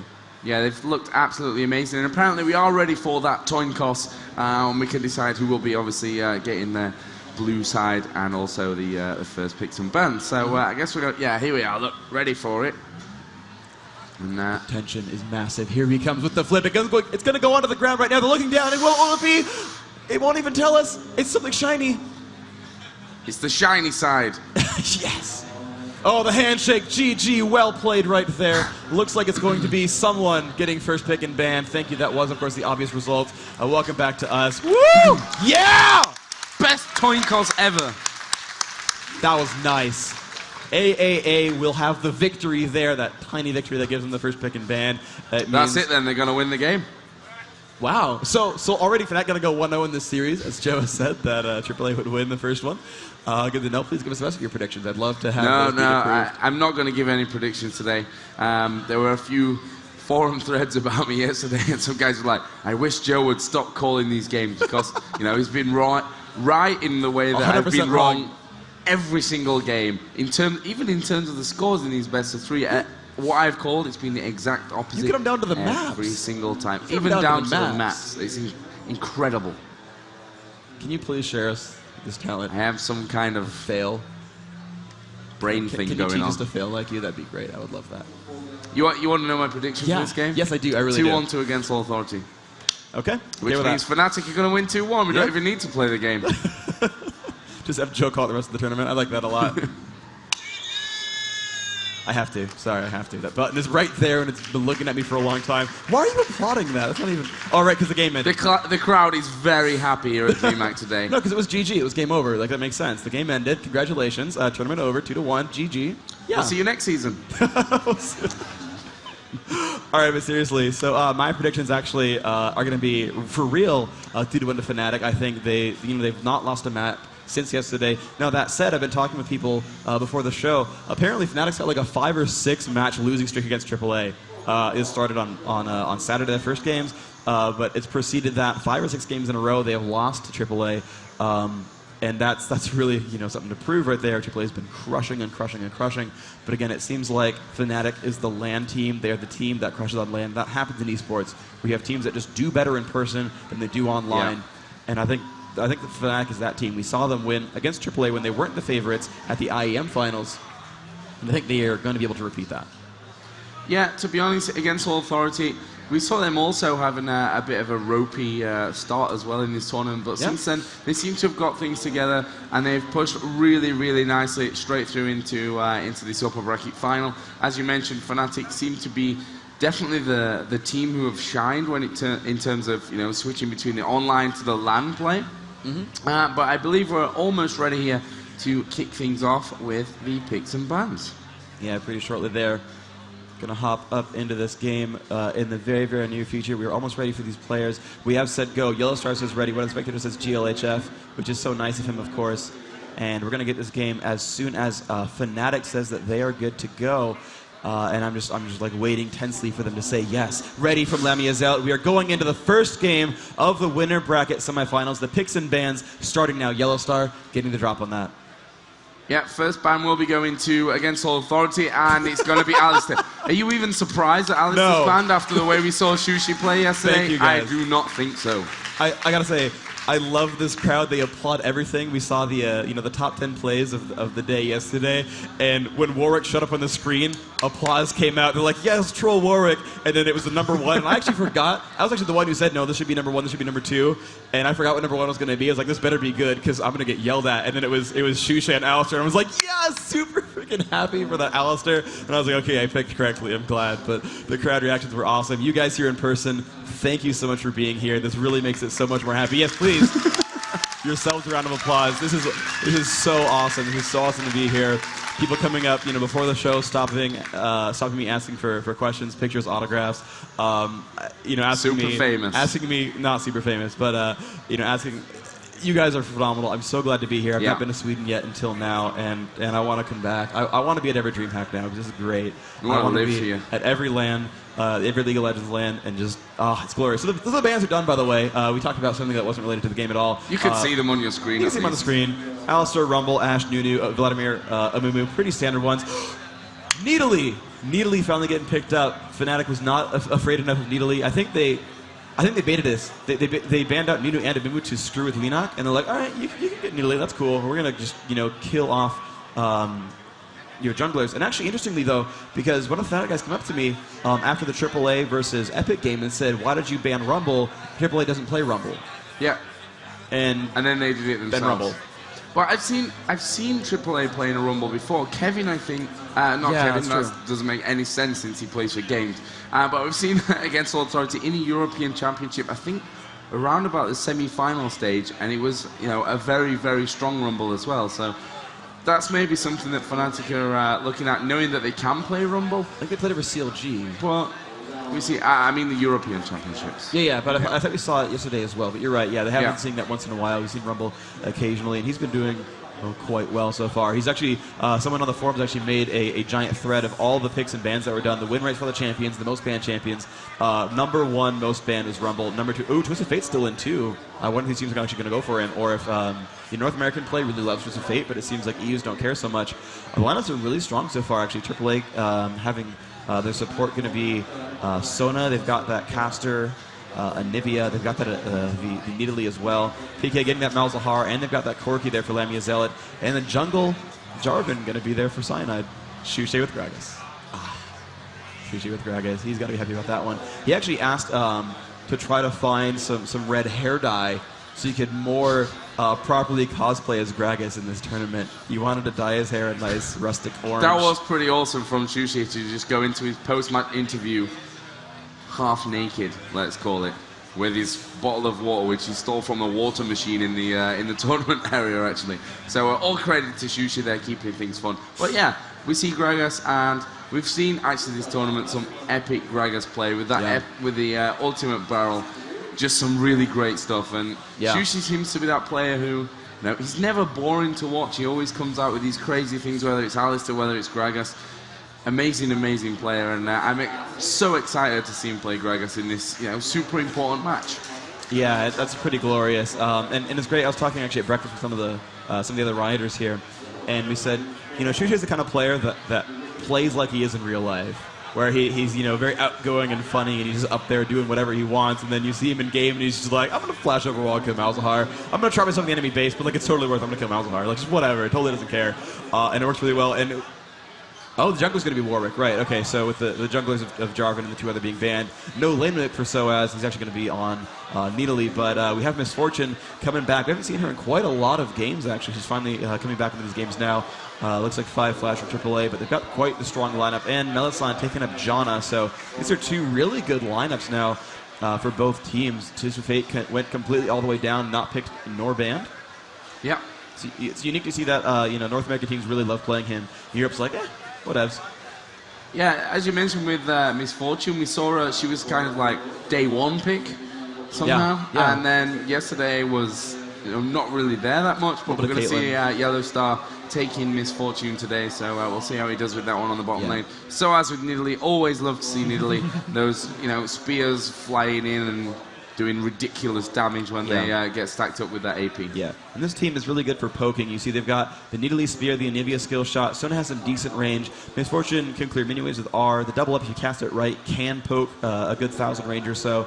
And the really cool thing they have going on, though, is they have 2 heals and 2 team buffs, where both Nidalee and Sona can keep the team alive, so if they do poke, they can replenish that health really easily. Then they have both Warwick and Nidalee can haste Misfortune to give her tons of damage output, and she really does scale the attack speed quite well. Those impure shots, scaling with ability power and just how quickly you've been attacked, she's going to get a lot of damage output out of that. Warwick the same way. If he doesn't build pure tank, might go Madras Blood Razor, and he's going to be proc based as well, going to really care about attack speed.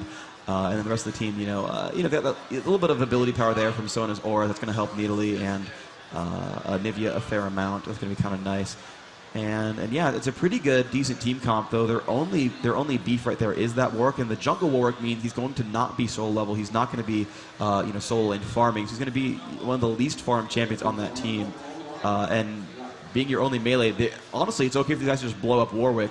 There's a giant heal from Nidalee, a little bit of heal from Sona, but I think they can still push through that with Ignite, and they do have 2 Ignites so far. They do have the ability to Gragas Barrel and push back the support there, so I think Warwick's going to get blown up a lot this game. Yeah, I think so as well. I really agree with that, and obviously we did see the 2 bans coming out from Fnatic, Nuno and Mumu, obviously both aimed right in the face of Linak there. Yeah, absolutely. So he's going to be the one singled out, and actually that's what gets said. It's funny, we keep talking about these teams doing picks and bans against the other teams, and everyone keeps saying, no, you ban the junglers against AAA, that Linak is great at Nuno and great at Mumu, but he falls off once he doesn't get those 2 main champions that he plays, which I think is, I guess, a weakness for him. A strength that he has those 2 great champions, but a weakness that he's really bad at those, and we keep seeing them banned against AAA. And honestly, AAA is in the winter bracket finals. So far, it really hasn't worked so far. So we'll see. Yeah, so far it hasn't worked so far. I'm great at superfluousness. Sure. But it works. We'll see how it goes. And Classy Gragas for Shushi. Nice. They got Classy Gragas up there, the skin. And Earth Rider Corki, that makes me extremely happy. And we're going to see how the rest of these players pan out. We are ready to get into this game. Let's get a round of applause for the winter bracket finals. We're going to start the game in just a second.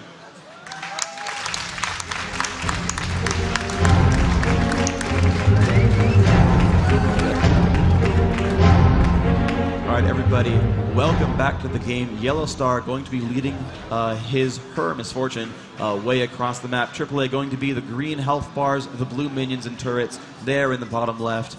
Fnatic going to be with red health bars. They've got, I think, the classier skins. Earthrider Corki, Classy Gragas. You really can't one-up that so much. So I think there, as far as the skins go, I think they got the skin advantage. And that I think is a big deal, even though it doesn't really do anything aside from look pretty. Yeah, but that's half the battle, right? Looking pretty as half if you the battle. look good. I mean, Dyrus wins by typing /L. Fnatic can win by having classic Gragas. I'm okay with this. I think these are the appropriate ways to win games. Well, actually, Fnatic just hanging around by that bush. Momo is just having a bit of a sniff around there. And they're not going to obviously move in towards that area against All Authority. They know that Fnatic are hanging around somewhat. Actually, Nidalee already up on lane at the top. Down at the bottom, Warwick getting himself set up by the golems. And also, Misfortune is moving down into lane. So a very, kind of defensive, not defensive, but a very passive start from against All Authority. They're like, okay, we're not going to get into anything early on. This first match, I think, could be the deciding game for this one. Whoever gets off to a good start, I think, is probably going to be pushing straight through for the win. I hope we see all 3 games, obviously. That's something that I really aim for. And it looks like we may see Fnatic try and get in there and steal the race. Momo is actually just hanging around to make sure that that doesn't happen, and he's done enough really to scare Fnatic off as well. So nice bit of positioning from Momo, just stopping Fnatic moving up into that jungle. Yeah, neither team actually putting wards down. We see that CLG always used to put a ward down at the red to look for invasions, but Fnatic and AAA both playing very safely, not even really warding for the invasions either. PK going to be the one laning against Momo, puts down a couple of nice spells there, but gets stunned off by Anivia, so he's actually taking a lot of damage, takes minion aggro as well, losing about 100 health there. Gragas versus Nidalee, actually both players getting kind of low, but Nidalee with 18 ability power and boots and health potions, not going to be easy to push around. Shushe actually taking a fair bit of damage as well. Every time he throws a barrel, he will get a little bit of free health. That is his passive when he casts a spell. He gets some healing, but when he does that, he'll push the lane, and that'll make him more available to gank. And with the way that lane is structured, even Warwick can gank top lane pretty easily against purple team. Malzahar already starting to push that a little bit more aggressive in towards the middle area, and Momo won't be too worried about that one at this stage of it. Down at the bottom, as we just saw there before we switched to middle, we do have Earth Rider Corki, who's got to be one of the coolest skins around. I think the coolest skins are all the Nunu and Anivia ones, if you know what I'm saying. All cool. Yes, I'm hilarious. Okay, moving on though, we look, actually all the Freljord skins, Freljord Ashes is probably one of the cooler ones. Anyway, so still fighting against Shushe, actually winning this lane quite well. Shushe down to half health, but as he levels up, he's going to have more abilities to press to get the healing done, so that'll be better and better for him as time goes on. Draw comes out, dealing some damage. He's getting now zoned out a little bit by Soaz, and Soaz is doing a lot of damage here, just throwing these auto attacks out. He does get some free damage reduction by using his W, but he's still taking some damage here. He's got a couple of minions to kill. Looks like he's going to miss actually a lot of those, as the purple caster minions managed to pick up quite a couple of those. Shushe still getting some health from his passive, but getting worn down over and over. Oh, but Malzahar coming in from the side, and Jarvan as well. Soaz not in good shape, will flash and will make it out with, looks like Ghost being also used. But a great gank in from Fnatic. I was like, where's Malzahar? Look at mid lane, as you're like gasping because of the gank up top. My map awareness is phenomenal. Yeah, if I was Shushe, I wouldn't have seen it even. So's having to use his flash there, so some cooldowns popped, which is always what Fnatic are going to be aiming for.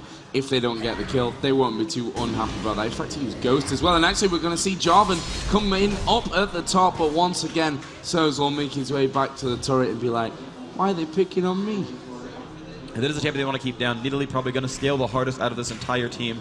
Her heal with a 1.25 AP ratio. The spear, I believe, is a 0.75, even at 0 range, and that, of course, amplifies as it goes farther down. Nidalee, for those who are not quite familiar, her Q is a skill shot that deals more damage the farther away your target is. So if you pick someone off from 2 screens away, that's really, really painful.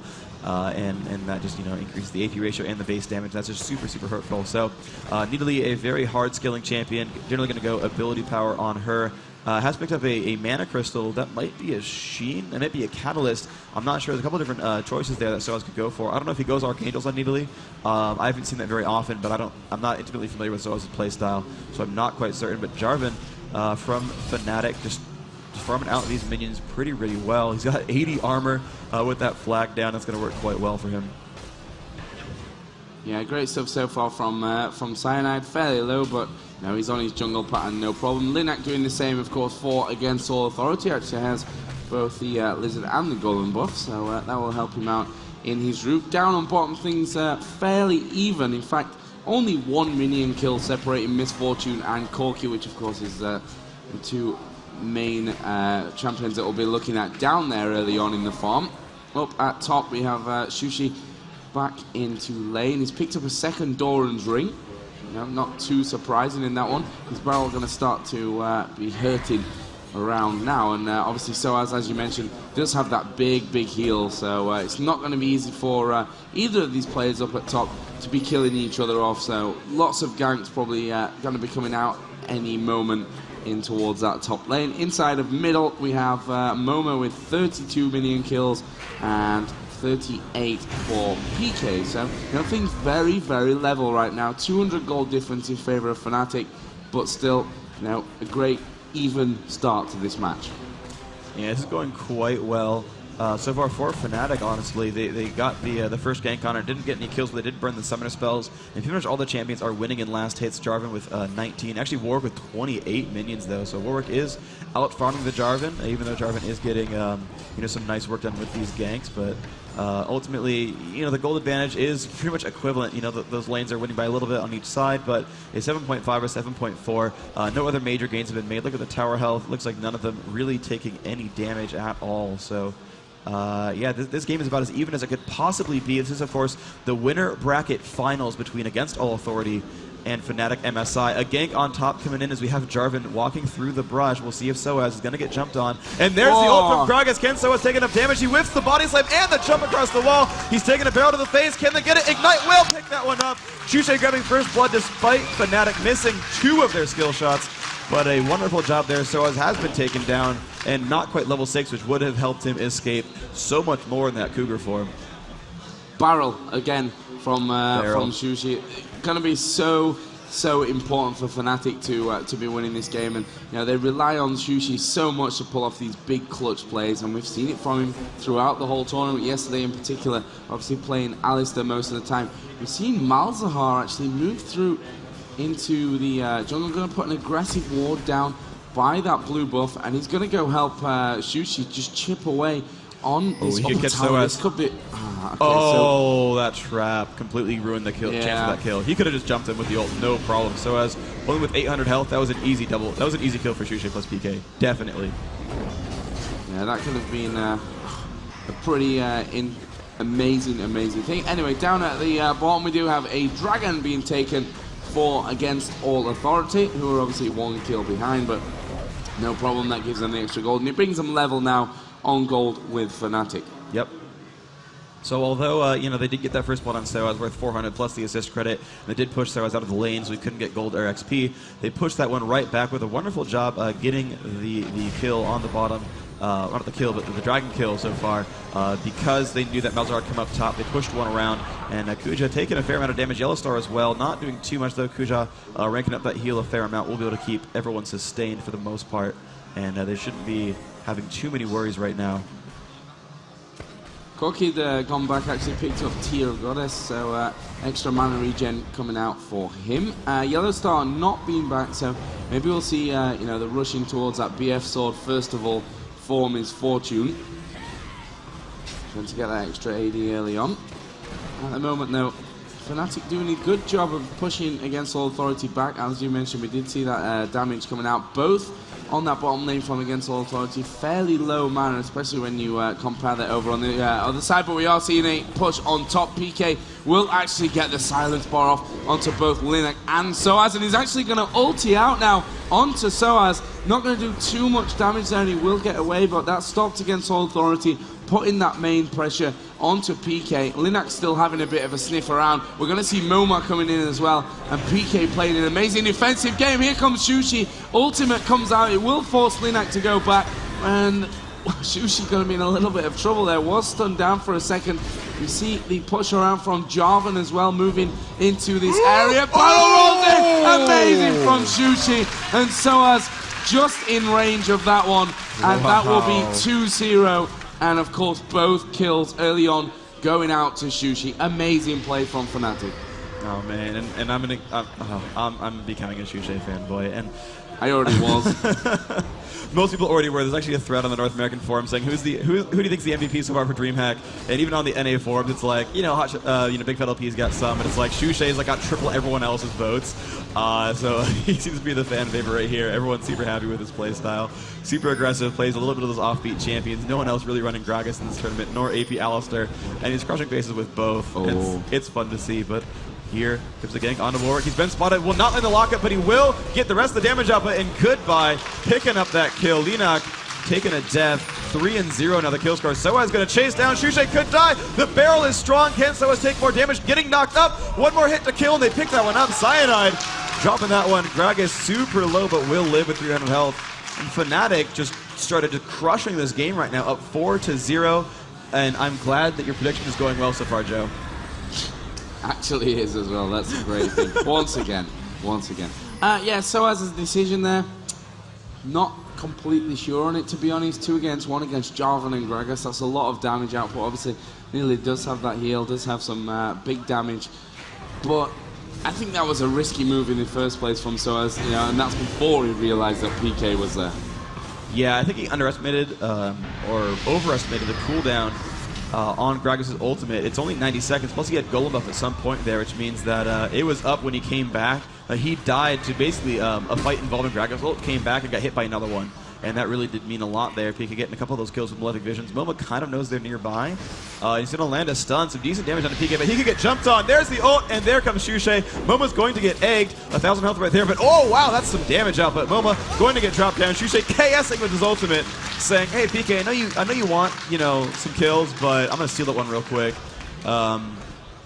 The best music video of all time and all of that. I make topical references.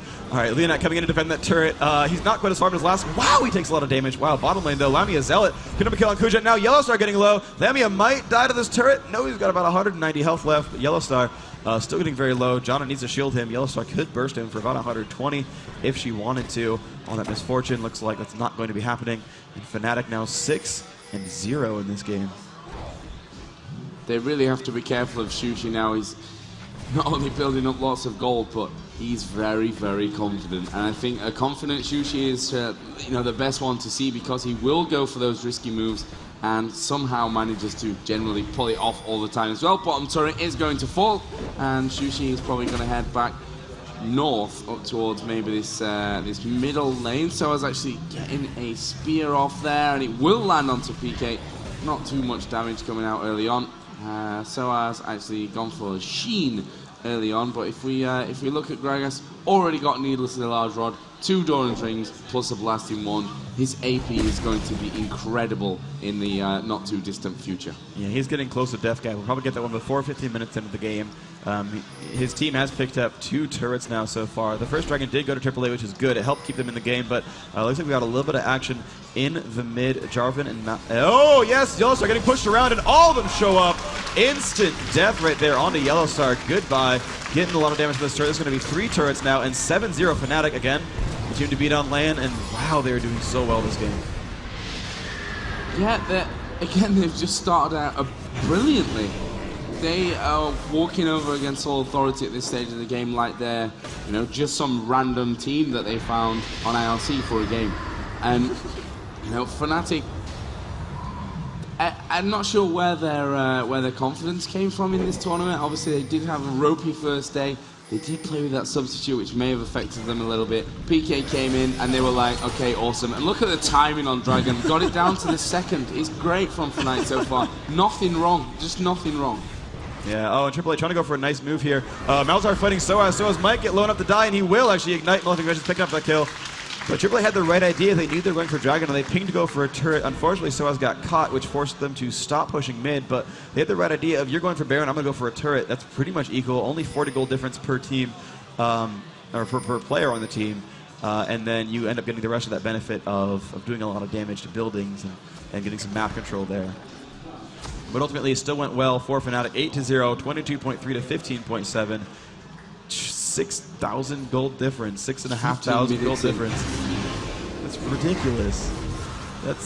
That's ridiculous. But looks like mid lane's got to fight. Yellow Star, Linak, they're close by. Cyanide tried to go in, but really didn't have any teammates nearby. They look safe for now. Yeah, this is just an incredible start from Fnatic in this game. And, you know, I like to say it's never over until it really is over.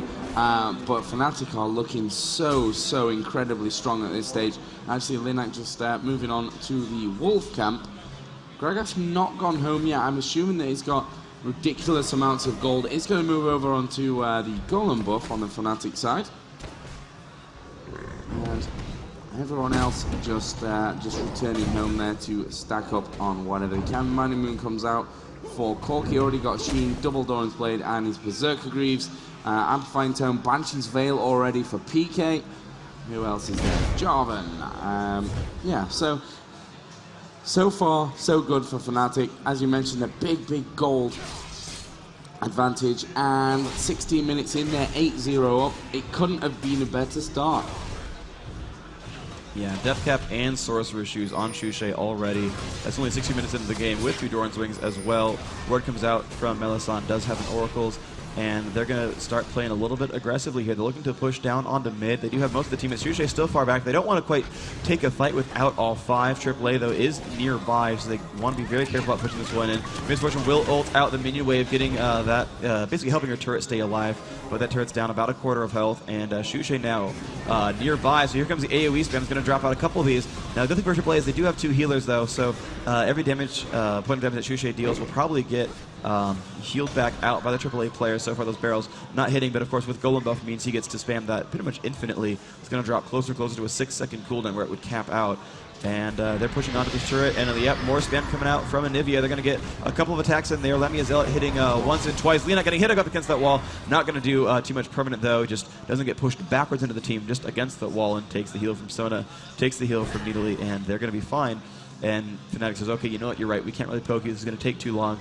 Let's start stealing your buffs instead. And that's what they're going to go for. You see they're coming down here. They've got wards in good positions. And Shushay going to come around. This is dangerous, though, because they've been spotted by a ward as well. And this could be a great from AAA. Looks like XPK in the front already has a Banshee's Veil. Not much else for ability power. And Shushay's going to catch Linak. Linak taking a lot of damage on a half health. And here comes Cyanide up in the middle. Linak almost going down, but flashes across the wall. Going to be safe. And the rest of the damage up and coming in. Sona going to flash out as well. Moma going to flash out. Cyanide, the one low. Yellowstar will drop a Cyanide down to half health. PK jumping onto Soaz. Soaz getting pushed around, will flash just in time, staying alive, but PK now going to land a couple of spells. Soaz going to live, PK getting low, and the rest of the Fnatic crew actually below half health, and they don't have a dedicated healer as well, so that means they're going to have to retreat after only picking up 1 kill, blowing a lot of summoners and ultimates, but AAA did all right there.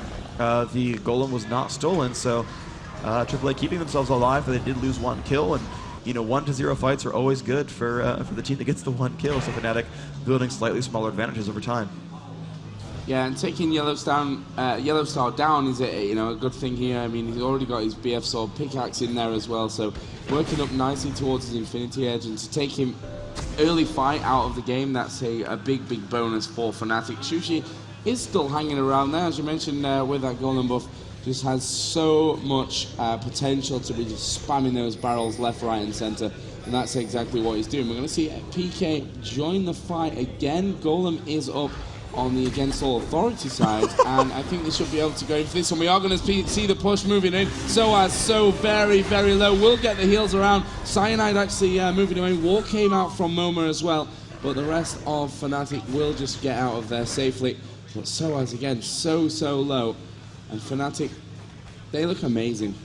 Yeah, they're playing incredibly well. They're playing very safe, though. They had the Golem sort of available to them and said, no, this is really unsafe. We don't want to push this one too hard. They didn't dive in too much for that kill. Lemia Zealot still on the back of the map, grabbing a Lizard buff for himself. Gragas and Jarvan and Janna staying in mid. Malzahar has recalled back. Interesting, though, by Malzahar. This is how PK plays. He keeps building durability and not ability power items first. He got the fast Banshee's build. We saw him before going Rod of Ages and Rod Crystal Scepter.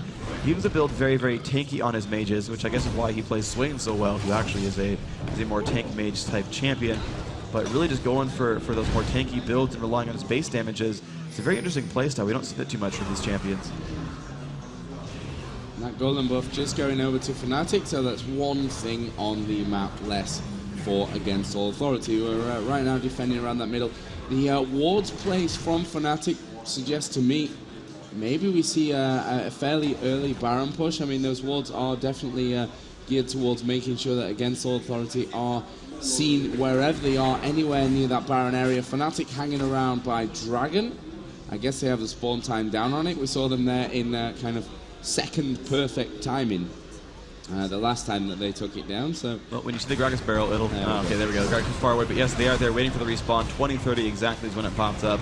They're going to pick that Dragonette with no trouble whatsoever. Going to respawn at 26:38, so all of 8 seconds to kill that one down. 8 seconds waiting as well. And so now it's been it's 2 Dragons to 1, 3 turrets to 0, 9 kills to nothing. Baron. And Baron. Misfortune stuck at the bottom of the map. AAA not even worried about it. They just don't have war control. It's going to be very, very simple. It almost seems like AAA is just playing it out just to let that game end without forfeiting. And Fnatic just in such great shape. Baron down to half health. And look at that. No one from AAA even bothering to check. They're just letting it go. So Baron going to be picked up there. Great play by Fnatic. Going to pick up that Baron kill. 300 gold apiece. And those levels are massive. The lowest one they have is 11. 11 to 14 all the champions. Meanwhile, it's 8 to 12, you know, the level range here for AAA. So by every possible score I can think of, Fnatic is crushing this game. And it just shows, Freak, the coin toss is not everything. Coin toss is not everything. You did call it GG early on, but look, it was actually going the other way around. Actually, no, you called it correctly because you said that, I mean, you said that AAA would win. Yeah, you said that AAA would win the game, so you're calling it quote-unquote correctly. I'm not sure what it is this tournament, but I am literally wrong about everything. But the way that Fnatic are playing, it could be that my map score is wrong, although I don't want to say already that Fnatic have won this one because we've seen games change around, but they're in such a power position that unless they make so many ridiculous big mistakes, then they should have this one in the bag right now. And it's just a case of them kind of executing that finishing kind of move. We're seeing them pushing down bottom right now with 2. They will probably push onto the tower. Actually, no going back from there. I mean, they've got 3 turrets down. Obviously the first from every lane.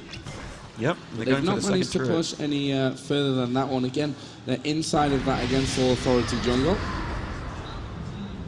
Yeah, I think they're trying to find themselves a free kill. They don't quite want to push against this team because of Anivia and Warwick and Misfortune. They have, I mean, ultimately, you know, AAA's team is very, very well synergized. Misfortune ult ties well with Sona ult.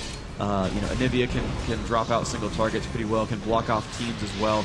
But here we go. They're going to go for this turret right now. Fnatic in good shape for this one. Still half health. PK going to jump in there onto Momo. Here comes the pushes around. Momo already getting egged. PK kind of low, though. PK might be the first death that they have. Warwick still chasing him down, but they're going to do a lot more damage here as everyone else tries to drop out. Kuja going to fall, and still PK will live right now. Lemmy though, getting chased out by Soaz and Yellowstar, and Cyanide taking a lot of damage, and they will get the kill onto Linak. PK staying alive just barely.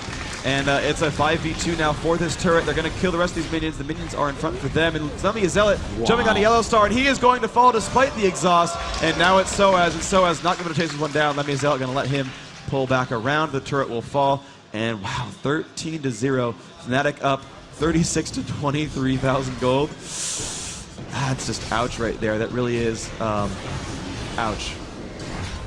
Just an amazingly solid performance from Fnatic.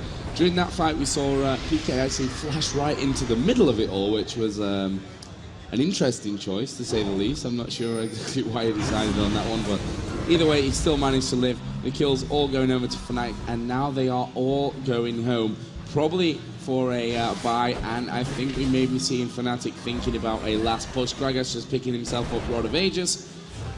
There are 2 blasting ones with Malzahar, obviously Branch's Veil that he brought earlier, plus an Amplifying Tome, Corki, Quicksilver Sash, Manamoon, Sheen, Phage, building up towards his Trinity Force on that one. And just generally, Fnatic are riding this one like monsters or something. Yeah, they're doing incredibly well right now. And in retrospect, I'm thinking about, you know, how the picks and bans went and everything. So PK, the way he's playing is actually as the main initiator, as they don't really have, you know, giant initiators outside from Jarvan. He's actually doing the flash ultimate and the silence to pick up a single target, and it's working very well. He initiates, and then because it pins the target down, Gragas pushes that champion back with his barrel, as it happened to Anivia last fight. But basically, they're relying on Shushe as the AP carry this game. PK's playing as a tank, and initiating the fights. And then they also said, you know, you can have Nidalee. You know, everyone else is afraid of Nidalee, but we're going to say, you know what? We believe that Shushay can outlane you as Gragas, and we're going to play it there and let you fight against Nidalee and let Malzahar stay mid against Anivia, and we're going to go from there and having to drop that one. So, you know, the push now onto the turret, doing a pretty good job. Fnatic going to pick up their sixth now turret kill of the map. And they're getting ready to push now into the base. And they're just staging. They have pretty much a full minion wave. Spam is coming out, and here they go, coming in for the turret. Yeah, Misfortune ulti just being blown there and doing relatively little damage. Obviously, his main focus was clearing out more of that minion wave so that Fnatic had to wait for the next one, which is just incoming on this top lane. Of course, against All Authority, all stacked up by this inner turret. Fnatic's Baron buff did run out, so that will be coming up here in 2.5 minutes or so, I guess, by now. As we see a bit of damage coming out onto Shushay again. Barrel just thrown in there. Linak is on that turret, but Fnatic, you know, despite the fact that, you know, against All Authority do have some great poke with the skill shot of Moma and also the spear from Soaz, Fnatic don't seem all that scared of it. They're just hanging around, making sure they keep themselves mobile so that it makes it harder for Moma and Soaz to hit those skill shots. And they just don't seem to be playing. I mean, a lot of teams that come up against All Authority, they give them the respect. Okay, this is a great team, they're going to be amazing. But Fnatic right now are just playing their game, not thinking about what against All Authority have to offer. We are going to see the kills surely raining in. Kuja will be trapped in Cyanide's ultimate, and there we see Linak go down. And the focus for Fnatic now will be onto this inhibitor. Moma does get the heal from Nidalee, who actually came away from the fountain just to give her that extra heal up, but the inhibitor is going to go down. So super minions incoming on the top lane for Fnatic, and they are going to back away, probably just in time to set themselves up for Baron number 2. Yeah, so Fnatic happens to drop down that inhibitor. They have to be very careful about healing because, again, Baron will spawn very soon. You're right about that. But because they have to heal, it does give AAA the opportunity to rush that down. Soaz does a ton of damage right now on Nidalee because, you know, it has Sheen. He's got almost all of Death Cap, and Cougar Form with Sheen does a ton of damage there on Nidalee. So, especially if you're not going to worried about getting killed, which, you know, if you're PvEing against Baron, you don't have to worry about that so much. So, AAA has a good anti-Baron team. Warwick should have Madrid's Razors and does. And, you know, Anivia puts down great single target damage if she doesn't have to worry about mana constraints too much. You know, Misfortune puts down great sustained damage. Does have Infinity Edge as well, so AAA does have the ability to do a lot of damage. It's just that Fnatic is so high level that they can sort of tank out a lot of that front burst. Fnatic is going for the Dragon right here. Baron should be coming up in the next 30 seconds, I believe, is the timer on that. And we're going to see if the teams can position themselves for that kill, or if AAA are going to have to sit in their base and stop minion wave after minion wave. And super minions are now spawning in the top.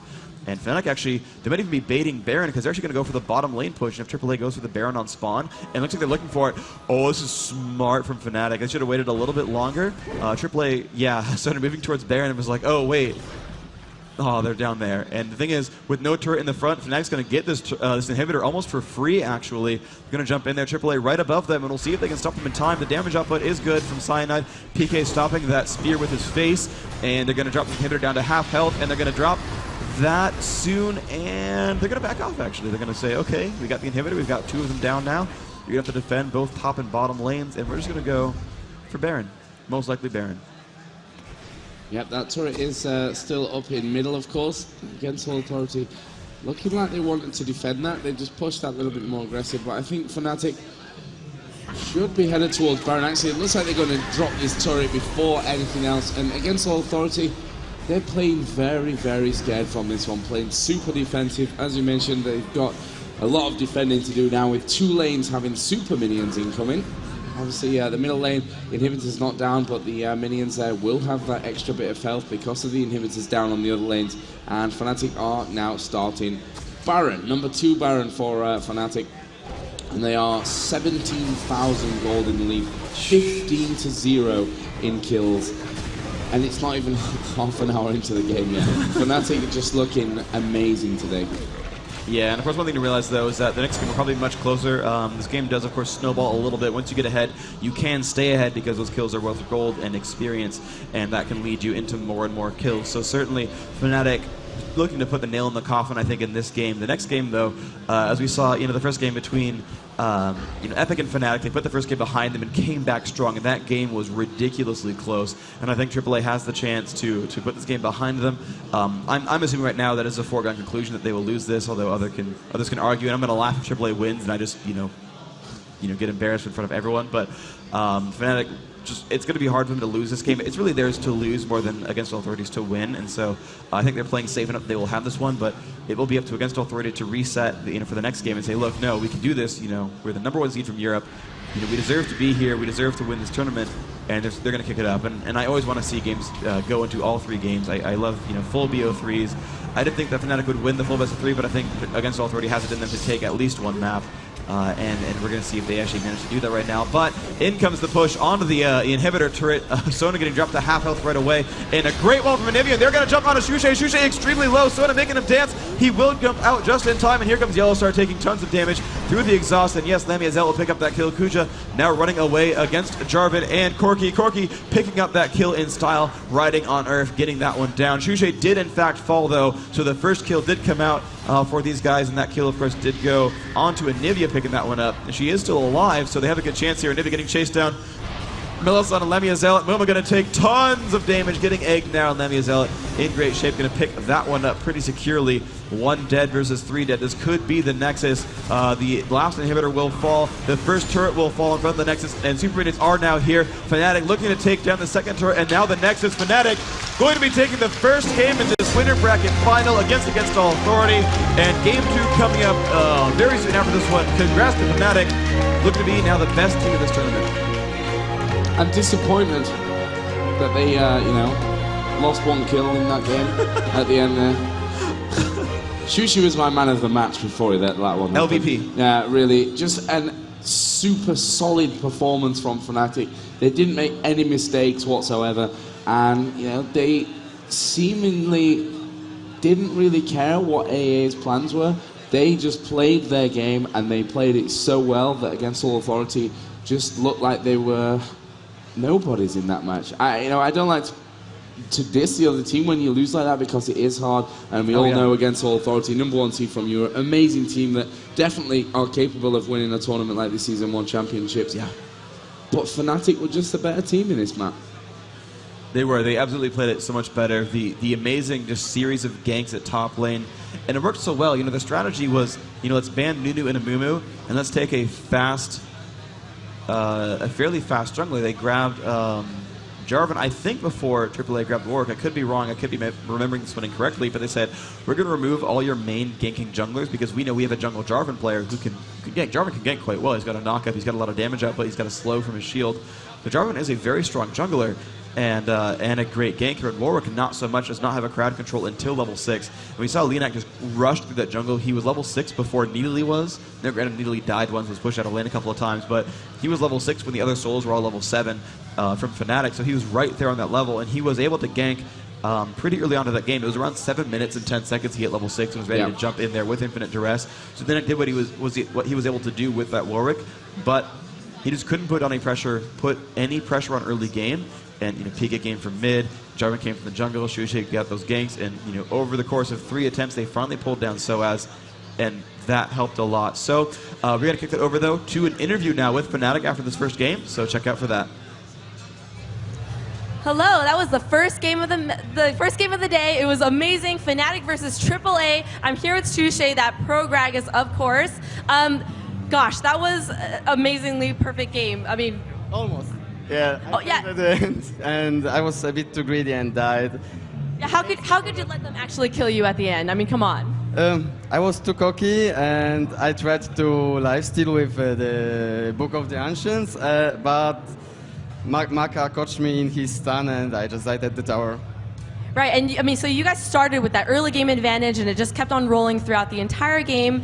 How did that happen, and how did you keep that advantage going through? Well, I think the main point was that because at the start I had some problems with Nightly, and we ganked her once. She survived. Then we ganked her a second time. I think she also survived that, and then we ganked her a third time, and then we continued to shut her down. So the spears weren't that deadly. Like, at the IAM, for example, if the people saw the games, there was like one spear, half HP gone, second spear dead, and so on. Absolutely. And so you guys had, a Corki on your team. Was that a deliberate counterpick against Yellowstar, who's really well known for playing Corki? Of course. And since we can do that pretty well as well, why not use that and for our advantage? Absolutely. And so, my question for you is there any way they can outpick you now? Like, how can they possibly ban enough champions so that you won't, be able to play at your best at this point? Well, I got 8 champions prepared, and I think every other member of my team got at least 5, 6, 7 champions prepared as well. So it's kind of hard to outban one of our champions. But they can ban our strategy and maybe counterpick something. So. Wow, you guys have done a lot of preparation. Obviously, it paid off. Do you have any last words before we let you go to your next match? Yes, last time I forgot. I'm gonna say this in Polish. Pozdrowienia dla Polski, dla ekipy LOL.pl I dla wszystkich fanów. And for my Belgian friend who I played with before I joined SK before. Yeah. Wonderful. Well, best of luck. I'll let you go to your next game, and back to you guys. So welcome back then to the upper bracket final here of the League of Legends Season 1 Championships. Of course, $100,000 on the line. And Game 2 is on its way. Me and Freak decided we don't need to interview anyone else except Shushi for entertainment value only. Yeah. He has provided 2 solid interviews in the last 2 days. It's true. And what do you think he said in Polish? I have no idea. My Polish is not the best. Okay. I only know one word, and it's not something I'd like to say out in public. I think that he was talking about how much he loves Captain Teemo, that he was ranking the skins in order of best to worst. And I think that's a great thing to say in an interview when you're asked, hey, do you have any final thoughts? And you're like, yes, Captain Teemo is the best champion in the game. He's on duty always.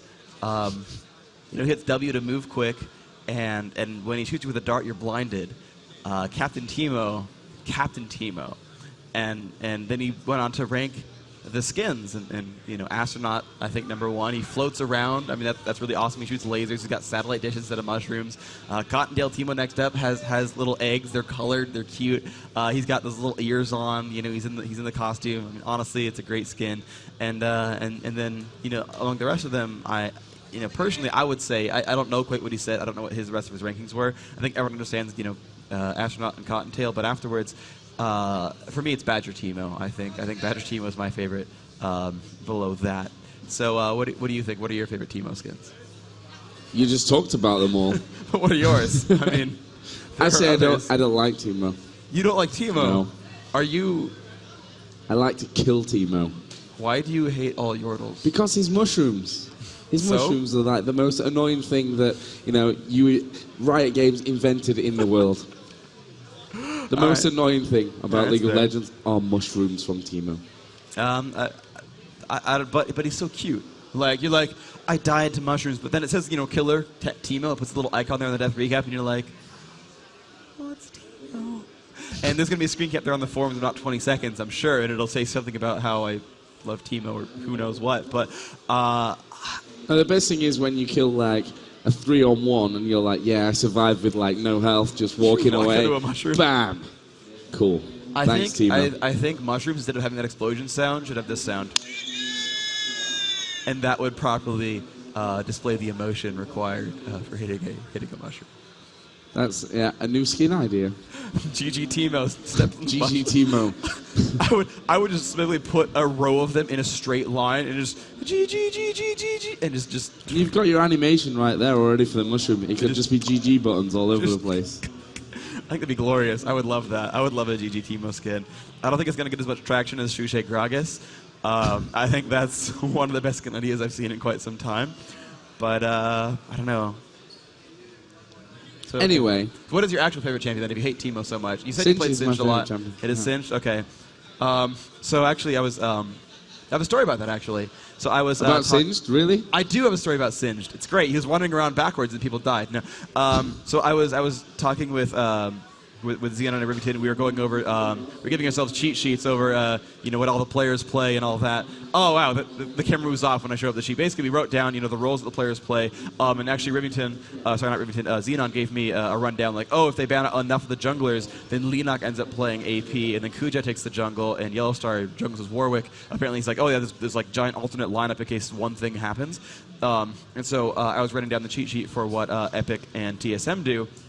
And he's like, well, you didn't write down Singed for Dyrus. And I was like, oh, yeah, sometimes Singed plays Dyrus. And he's like, wait, what? Sometimes Singed plays Dyrus. I was like, yeah. Singed picks players. He picks summoners. No one picks Singed. And I thought that was he chooses you. Yeah, he this chooses game, you can play me. Exactly. And I think that's appropriate. I think that's the level of reverence that Singed should have. I mean, as much as Captain Timo was awesome, if you want to be annoying and run away from people, Singed is a good second place. Yeah. He actually is. So then why do you hate Timo? Singed is basically Timo. Never going to catch me. Singed is basically taller Timo. No. Yeah. No. Think about it. So they run away really fast. They have AoE slow pools with poisons. If you try to chase a Singed or Timo, the same thing happens to you. You are slowed and poisoned, and he's running faster than you can. I've got a buff idea for Singed to make him more like Timo. His pool is not just slowing. When you walk over it, explodes. That's good. I like that. There's a reason why I don't design games. Okay. I just talked about it. So I think we should stop talking about Singed and Timo for now. I think that's not probably the most... There's applause in the background, yeah. Okay, I get it. So, let's talk about that game from before. I'm actually going to pull up the Telestrator on my screen so we can go over a couple of, diagrams about what happened this last game. But, that last game was super strong. They really did rely on Shushay a bit there. He was the star AP carry. Cool, we've got the diagram now up on screen. So it's going to be really terrible in bright red, but here we go. So Gragas was up here. We're going to put up a G for Gragas. GG. Just the one. And Nidalee was right here, right? So they were fighting. And actually, the thing is Nidalee ended up having a great start here. She was crushing Gragas. Was actually coming up into the oops, that's actually the wrong tool right there. Up into that brush and pretty much just camped in the brush right here and said, look, I'm gonna camp on this line. And Gragas had to basically stay back behind the minion line because the minions were doing battle right in here. And Gragas was getting zoned. This is roughly the area of influence that Nidalee has from the brush. And so Gragas could maybe have sat down here and tried to fight. But for the most part, he was actually zoned out of XP range, and he needed, and we talked about that in the interview, he said, look, I need help, I need support. And so, Jarvan came by and came down across, and he got that gank, and Nidalee, ghosted, flashed, jumped down behind the turret, was safe, and then had to come back and do it again. And again, Jarvan showed up, but they missed all the shots. Nidalee came back once more, healed back up, still kept herself alive. And in the end, it was up to that final third gank. They finally ended up damage up, but she had no summoners up. She was not quite level 6. They got that kill, and from then it was just Gragas just crushing faces all over. I'm just going to draw arrows to denote that Gragas was crushing faces. That seems to be the appropriate diagram. The other big thing was this fight in bottom. It was kind of over by then, but the Fnatic team was kind of peppered around this turret, and AAA was defending as best they can. And basically, it was Malzahar who said, you know what, it's time to take a fight, and just jumped across and ultimately got the lock up onto Anivia. Anivia was right there, got locked up. Gragas was here, threw a barrel, and knocked her all the way back into the team. The cluster of arrows, of course, is so great to look at, but basically knocked Anivia back into the team, blew her up in the egg form. It was pretty glorious. And I'm going to actually real quick, if I can get this one right. There we go. I don't know how to actually make this one happen correctly, but I might have. Yes, I can draw arrows now. Yes, success. Okay, so we're going to move on. Let me see if the games are getting ready shortly. Let me check on that real quick. Looks like the players are ready, so we're going to type some goes here. I was told that we had some time to fill, but we are ready up on the booth. The players are all into the game, and we are in to the picks and bans of Game 2. Yeah, picks and bans, and a round of applause from the audience. Yeah. They are clapping on demand today. As they were, yeah, look at them, there they are. Awesome. You guys are great. Thank you so much. There are even signs in the background. It was awesome. That's when you know you've made it as an esport, when people show up with signs. That is the true telling of that you've made it as a competitive game, is people show up with signs cheering for their favorite players or teams or whatever. Or their favorite commentator freak, as we saw yesterday. Well, I don't want to say that one. I don't try to feed into my own ego. You're going to go red again. I hate you a lot. Please, can we just only show the picks and bans then instead, so I embarrass myself less. But the picks and bans are coming in. Wow, Nunu.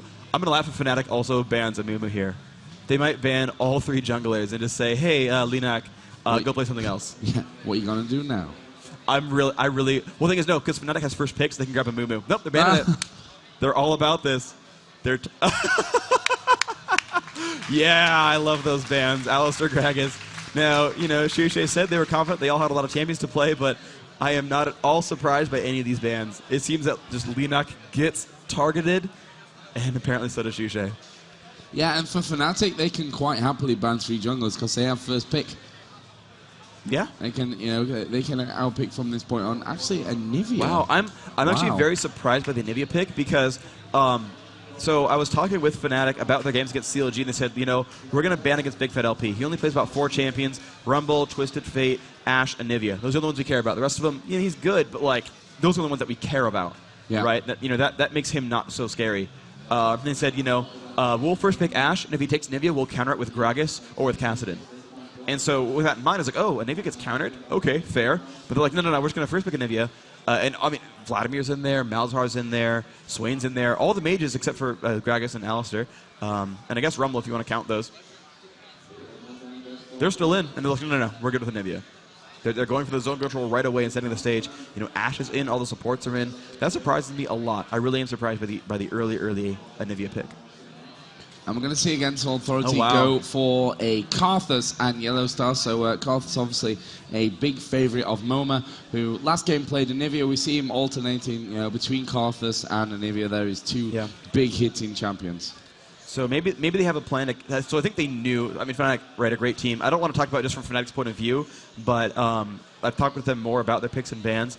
It seems like they know what they're going to be fighting against, that they are actually baiting that Karthus pick. Again, Sinan's going to be jungling with Jarvan. He's a strong jungle Jarvan player, so they don't care about any of their junglers, and they're fine to ban them all out. But, I mean, looking at Yellowstar's picks, or AAA's picks, they've got to be so happy with these picks right now. So a Momo on Karthus, glorious. Yellowstar on Corki, amazing. Right? These are super strong. This is like the dream team that AAA wants right now. Aside from the jungler pick where Nunu, Warwick, and Amumu are gone, they have Linak still, an amazing player, going to be probably a Nocturne, looks like right now. And it's going to be, what does SOAS want to play? Is it Lanewick? Is it Aurelia? There's a couple of choices out there. I mean, Needley's in there too, right? So they could grab a late Needley. They're going to pick the Janna Corki lane. That is, I think, my favorite bottom lane. It's super aggressive. It's super mobile. Yep. I love Janna for the global movement speed passive. It's really, really useful. It helps junglers gank better. It helps Karthus. He's very location based. It's going to help them run away from Anivia's walls a little bit. That pass is going to add in a good 3 to 5 movement speed on all the champions on the team. 10 to 3% of 300 is 10, if I'm not stupid. So 10 movement speed on all champions is really, really good. That's going to be adding a lot of extra mobility there. It's going to give them actually an extra rank right there. And there's the Ashe pick. I'm not surprised to see Ashe at all. But AAA's lineup looking so incredibly strong. And I guess they're waiting to pick their last solo lane as a counter pick. So Sona Ashe is very, very strong. Wow, they have like the ultimate single target pick-off team. It's going to be Ashe landing an arrow, Sona hastes the team, and Jarvan and Anivia both while Malzahar ults. Fnatic is all about getting that one kill. But AAA's team just looks glorious. I really do like their team. I love the Corki Janna lane. I think it's going to win against Ashe Sona in every possible way. I think Yellow Star, just such a phenomenal player, has a really good shot there. Momo on Karthus, pretty much legendary as far as the EU scene is concerned.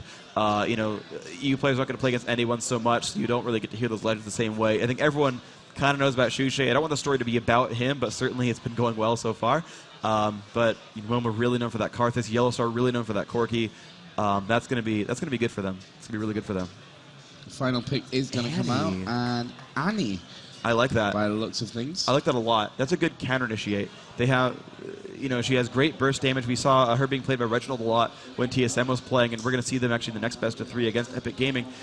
This Annie pick's gonna be really strong. She's got great burst damage. You look at the lineups, and you've got Nocturne throwing out the darkness. You get people surprised. Soa's going to show up suddenly kind of out of nowhere because there's no visibility. So they won't have good focus onto him. And actually, that's really glorious. When you have a team that's all about mobility and pushing into a fight, if you darkness that's going to really hurt your ability to chase that one down because everyone needs to get into their own individual cast ranges to land those spells. Linak could completely make or break this game. I think actually, looking at this all now, Momo's the legendary player. They also are very legendary as well. I think Linak's the make or break player here with his ultimate. Yeah, and the bans are obviously all focused on Linak as well. Nunu, Warwick, Amumu, all definitely focused onto Linak to maybe pick him out of this game. He's gone for Nocturne in the jungle. Obviously, Fnatic do have Jarvan, who we saw in the last game. Great Jarvan play from Cyanide. But it will be interesting to see if Linak can perform to his top level without the use of, I guess, his 3 biggest champions. Obviously, Nuno and Mumu is ones that we see him do best on, especially Nuno. We've seen some great games in the past from Linak. So, picking Nocturne, this one, as you mentioned, his ulti going to be very instrumental in the way that Against All Authority go up with this one. Moma obviously playing Karthus. Great pick for Moma. Yeah. I'm interested to see how Fnatic, once we get into those fights, I guess they're going to drop Moma down fast. Obviously, no one wants a Karthus to be alive when a fight is going on anyway. Yeah. So that's always a good thing. Kuja playing the support as per usual, and we'll be having Janna this time. Sona is the pick for Melisande. Yeah. And just the more I look at this lineup, the more and more I think Fnatic really has a great chance here. Unless Kuja's the one who gets hit, he has that ultimate. That Monsoon's going to push that fight back. So, Lemia, Zealot, Shushay, Sandy, they can all push on, but Janna presses R after flashing, and she gets to disengage the team. And who's going to get jumped on? Linak can spell shield, and the rest are ranged or can escape. He's got flash, of course, and everyone on that team. But, yeah, Fnatic's all about chasing that one guy down. Now, the unfortunate thing for AAA is Linak is the only melee, and Nocturne is traditionally squishy.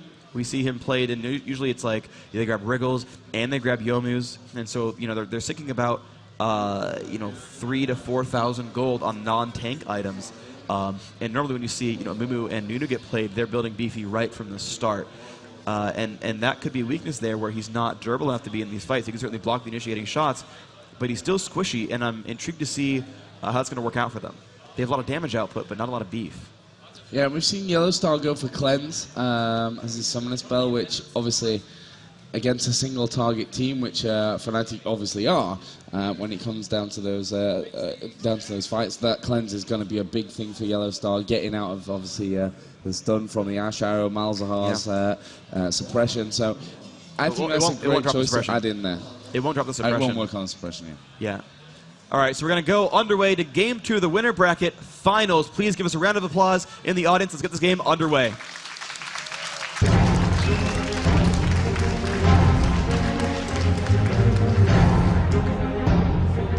All right, everybody, and welcome back to the game. We're going to follow Ash out of the gate. Lamia Zealot going to be the one playing her, and they are ready to push through towards the middle of the map. I mean, I can't predict this one. I really love AAA's lineup. I think they've got a stronger setup here. I'm going to root for them this game because I want to see a Game 3. That is always my forte. I love seeing more games, more League of Legends, and closer matches. So I want AAA to win this one. I want them to do well. And wow, Fnatic looking to be aggressive this time. Shushay up there. Going to be playing Nivea this time around. And PK still again on Malzahar, and they really look like they want to go for this one. Clairvoyances go down. AAA actually waiting in a brush. Nivea off to the wings, ready to land a giant stun. This could be quite the fight if they go for it. Looks like Fnatic content to stay back. They're just a screen apart. I don't know what's going to happen. Looks like AAA going to go back now towards mid lane. Going to face check a brush with that lay waste is Karthus. They're going to move down towards Golem instead, so they do not get invaded on Lizard side. They do know that Fnatic's level 1 team is pretty strong. Cyanide and Shushay both with great AoEs for level 1. Ash going to put out some nice burst damage with her passive. And AAA actually going to go for an invasion and take out some of these jungle mobs. That's going to be nice for them. Yellow Star pushing all the way down. They check the brush real quick. Karthus going to stay and go towards, I believe, top lane. Annie will hold mid. They will actually just check that and not go for the invasion. I think they could have taken those raids for free with no problems, but I guess they wanted to be very safe here and won't get much done. Yeah, I think we're going to see Against All Authority play that little bit more safe. In the first game, it was Gragas up at the top who got a very early big lead, and that gave a nice advantage to Fnatic. This time Against All Authority can't afford to be losing out with that early time, because they lose this game, the match is over. They're going down to the low bracket. They have to win both games in a row now Against All Authority to come back in this match. So safe, I think, the better option for them at this point. Yeah, I see that. That's pretty smart, I guess. I suppose that the top lane going to be Shushay versus Momo, so a little bit different matchup here. Shushay is still staying at top lane, but he's on Anivia now. Momo, the real player to watch, I think, for this game, going to be on Karth. He's going to be the big damage dealer, missing a couple last hits back and forth. But I actually want to show, because the lane's going to be pretty safe for now, I want to show off the jungle Jarvan, because I don't see him much in North America.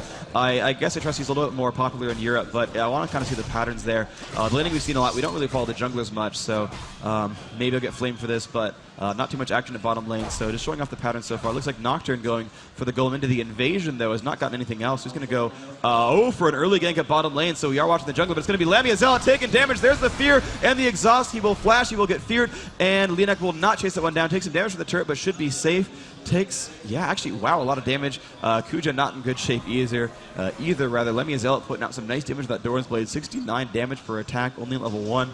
That's pretty painful. Jeffrey moving on to the Wraiths right now. Has learned Flag Toss in addition to his Q, and yeah, there's going to be some pretty dead minions. So level 3, and Nocturne's going back to his side of the map.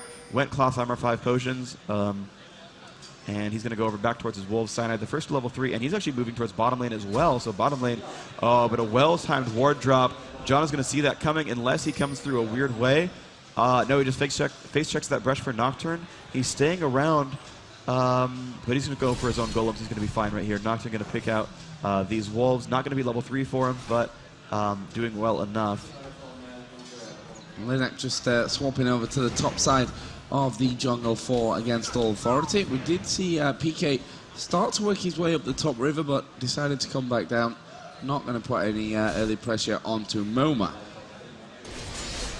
Yeah, indeed, though. Jarvan going for his Lizard as Nocturne gets his race. Nocturne is 3, and he could go for a push now onto Malzahar. It looks like to be what the case is. Annie's charge should be close to stun. There's the flash in. The double cast is off, and yes, PK does get stunned. The flash in from LeNac. PK's stun has been used. He's going to get feared, and here comes the first blood. Yes, it will. LeNac picking that one up. So is taking that one. Here's the fight up top, though. Shushay about to get egged by Momo. One more lane waste. He hits it, and he can outrange that. He can outrange that. Momo can pick this one up. He's low on mana. He misses a lane waste against an egg. Are you serious? Shushay low. Momo almost getting stunned. That was, a slight mistake for Momo, but nice job egging Shushay. He's very, very low, 250 health, still has potions in tow, but that was a little bit silly, I think, on both sides. He whipped on a stationary, I'm sorry I'm going to get flamed for flaming him, but he whipped a stationary target. What the heck, man? Okay, anyway, though, great job, though. Soaz was really smart. He actually had his stun was 2 spells away, so he flashes Incinerate, Disintegrate. It lands after the flash. And, the flash comes in from LeNac, gets that fear. Malzahar getting blown up, and now AAA showing the team that they are getting the first blood off to great shape here. They are ahead in gold. They have that kill. So Annie going to be the first to level 6 up here. She's already 5. LeNac waiting around. Shushay, of course, no egg. And we look over at his summoners, and his flash is down, his ignite is up. So if LeNac can land the fear, they could be a kill on a Shushay. He's going to pill back, though, looks like. He's playing too defensively. The lane will push. And yeah, it looks like he's going to be safe on that Anivia for now. We see LeNac actually go back towards middle. PK is obviously back in the lane. And he has stun ready. In an aggressive position again, and we will see LeNac move in there, getting the extra speed boost. Was silenced there for a second, trying to get that fear off. Not quite working out. Cyanide did come down, and PK will be safe to continue that. Up at top, Shushay playing that one really defensive, obviously, as you mentioned. The egg is not going to be available anymore, so he has to play that a little bit more carefully. Doesn't want to get caught out and start to give Against All Authority that early kill lead. They are 1-0 up, 7.5k against 6.8. Here comes Cyanide, will slide his way in there. Momo's surely going to go down. Brilliant wall from Shushay. It's 1-1, all tied up, 6:20 to go. And this one's shaping up to be a superb game already. Very well played there. LeNac almost getting chased down by that Malzahar. He did get a ward down. Did see LeNac run over towards the map. LeNac still has not picked up the red buff despite all of this action. Now notes that the golems are gone. Going to run over towards the top and hold top lane. In the meantime, Shushy's taking that one over. The ping goes off on Lizard. They think he's on it, but then they see LeNac actually moving back towards top lane, so they know Lizard's available. But a fight actually here in Corky fighting PK, and he's close. Can she land the stun in time? No, PK will make it out just barely. He's got boots, and he's going to be safe, but just barely. That extra little base movement speed from him and the haste from Janna's passive going to keep him safe. So as though tons of MS. Looks like he's got movement speed, Quince. He's got 382 move speed. Carlos coming back up towards the top lane, also at 382, so those are some pretty hasty champions there. Oh wait, no, Jono's on their team, that's why. I'm smart. So Jono did not help PK get away. PK got away on his own volition.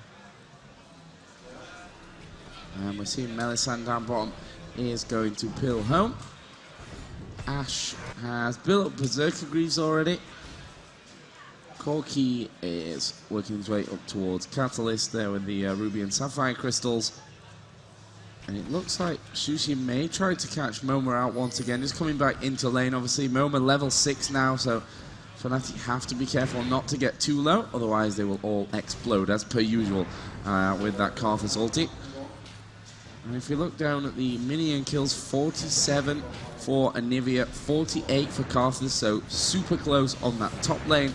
Bottom lane is as follows: 49 for Ashe and 57, 58 for Corki. So, very slight advantage there for Yellowstar. And actually, he's going to put the pressure on. Decides to move away as he does get exhausted. Melisande just putting the pressure in there, and against Authority will be safe, as will Ashe for Fnatic. Yeah, so nice little early aggression there. They did manage to burn the exhaust of Ashe. Now, Ashe is the first on the bottom lane to hit level 6. That's going to be a nice big advantage for her. If she can land an arrow, they can pick up some nice damage. Yellowstar has cleanse, but Janna does not, so they could always jump onto that Janna, get some nice damage out there. She has no boots, no real durability items at all, only the health potion and that one fairy charm. Looks like Golem buff will probably go to Shushe, as Cyanide is doing a lot of the damage there. Has his Madrid's Razor, he's got to be careful not to steal that one away. Shushe will have Golem buff and will be fighting against Momo with that. Nocturne not doing away a buff just yet, but will be going for his Golem very soon, and we'll see if he gives that to Annie or not. Down at the bottom, Fnatic being pushed ever so slightly. And Yellowstar, who, as I mentioned before, does have that 10 kill advantage with the minion, so ever so slightly ahead in the farm. Up top is a possible difficult situation for Momo, who will get walled off, and he's surely spotted Cyanide coming in there as well.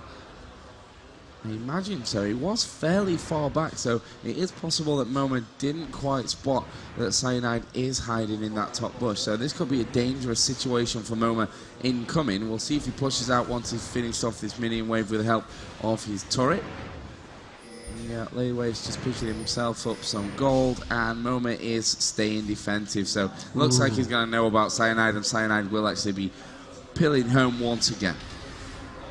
The Asher will not land a kill. Was very close to attacking Andy in the face, but did not quite happen. Now, with Jarvan gone, Karthus can defend his turret pretty safely. Laywave's coming out, slightly misses that one, but going to still defend his turret the best he can. And we'll see if he ends up succeeding there. And if he does a good job zoning him out, denying some of those kills with that Q, it's going to spam these mini waves and keep that lane pushed up to his turret. He has wards here and here and here, so he's not in danger of getting ganked as long as he watches that mini map. So in other words, if it were me, I'd get ganked. And Nocturne coming around on the bottom, and he's going to steal some of these wraiths. That's going to go decently for him, but he's been spotted by PK. He's got to make sure he times his shield correctly, waits for the Malefic Vision, then turns it on, which is the normal timing of when a Malzahar would go for that burst combo. Is start with E, then R, so you wait for that to come out, press W, and you're going to be safe from that gank. Generally speaking, if he goes for the first cast only on R, he won't do enough damage to stop you. In terms of the middle battle, 65 minion kills for PK, 77 for Annie. So again, slightly in the advantage for Against All Authority. Got a few pings going off there. That ward that was placed aggressively will find the next position, and he's going to be in trouble here. He's got two against him, will flash away. In comes the silence, but a brilliant wall off from Shushi, and actually the ultimate was pulled there as the ice arrow came flying by from Ashe. Cyanide, though, the man that's in a whole host of trouble. He's got Ignite on him. Will he be able to survive? No, he won't. Tries to slide away, and Soaz will get that kill with Annie. And Cyanide just caught out from the wrong side there. He came in to support his teammates, but unfortunately they'd kind of left him in the lurch, and by the time he's coming from behind, he wasn't going to recover from that position. And good play by Triple A. Even though the kills have been equalized 1-1 a little while ago, they managed to get back up in terms of goal. But Soaz now going to take some damage. Shushe is there, has been hit by the wall. Can they get enough damage output? No ult left from Nocturne, but Janna has shown up, and she is coming in from bottom lane. Shushe going to get dropped now into an egg peek, and not enough mana to do anything. Down to the bottom lane, Corki crushing onto Ashe right now. Has been exhausted though, so he'll be safe. She'll be safe, but 3-1 now for Triple A. The heal coming in from Kuja, keeping Momo alive just barely. Malzahar staying in mid lane, not a lot of mana, but looks like he's going to build a lot of magic resist for himself. He, again, just builds super tanky on that Malzahar, and it may end up working for him quite nicely. Yellowstar down bottom was putting some pressure onto that tower, but Melisande's come back to defend, and Yellowstar doesn't have any mana anyway, so he won't be able to do too much down there.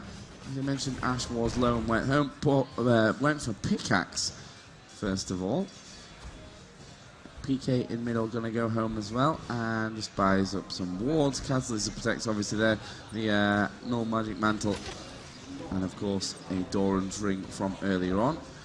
Momo just going into the jungle there to maybe assist a little bit with Linak. We've got pings going down towards Dragon. There is a pink ward in position from Against All Authority, and we see basically a wasted ward there from Melisande because Janna's going to come around and get rid of that one straight off the bat. The thing is, she has a pink ward, and if she was paying attention, they should have seen that Kuja dropped the pink ward, had killed their own. Like, if your ward dies, you know it was killed, it's supposed to timed out, so they had to know a pink ward was dropped. They could have put one down themselves and cleared that one out, and that was, I think, just a lapse of judgment, I guess, because she had one in the inventory, could have done it.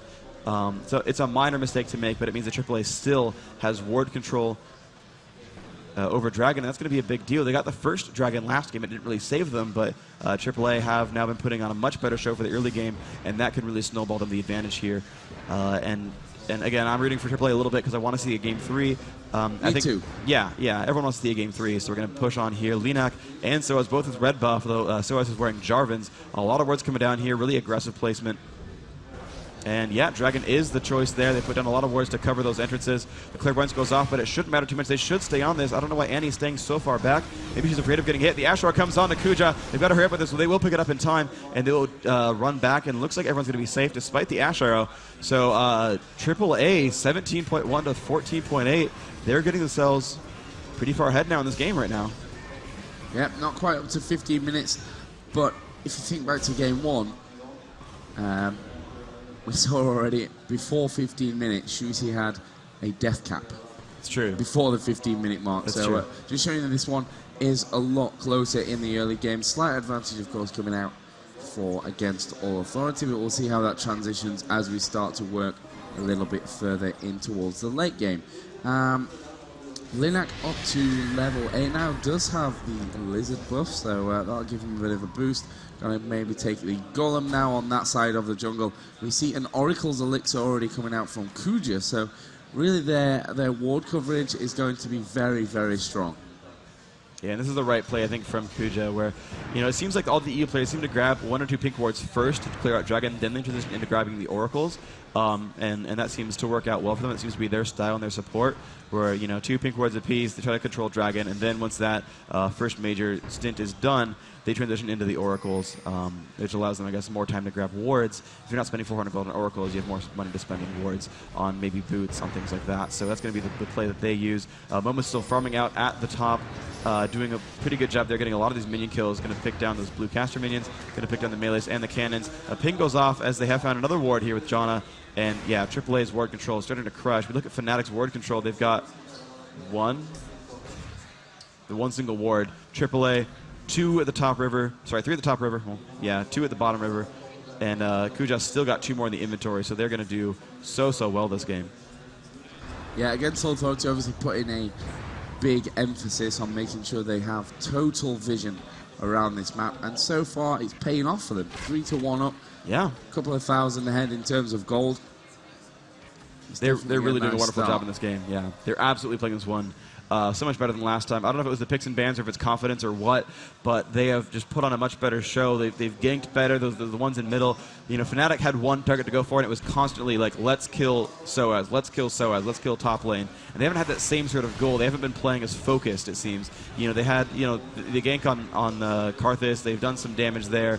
They've gotten some kills, but they're not really like going aggressively to get the kills, and that seems to be the difference here, where the teams that are playing aggressively are getting the kills because they're really pushing on. But Fnatic, though, have already killed 1 turret in mid. They're pushing for a second one right now. They are going for an early 5-man push through mid, and Linak could be in bad shape, but he will spell shield that. Nivea will pull back now, Cyanide as well, and they're going to get 1.5 turrets just from deciding, let's go, let's do this. And of course, AAA must defend. They can't out base race when there's already 5 in mid. Ashe and Jarvan doing some pretty good damage here.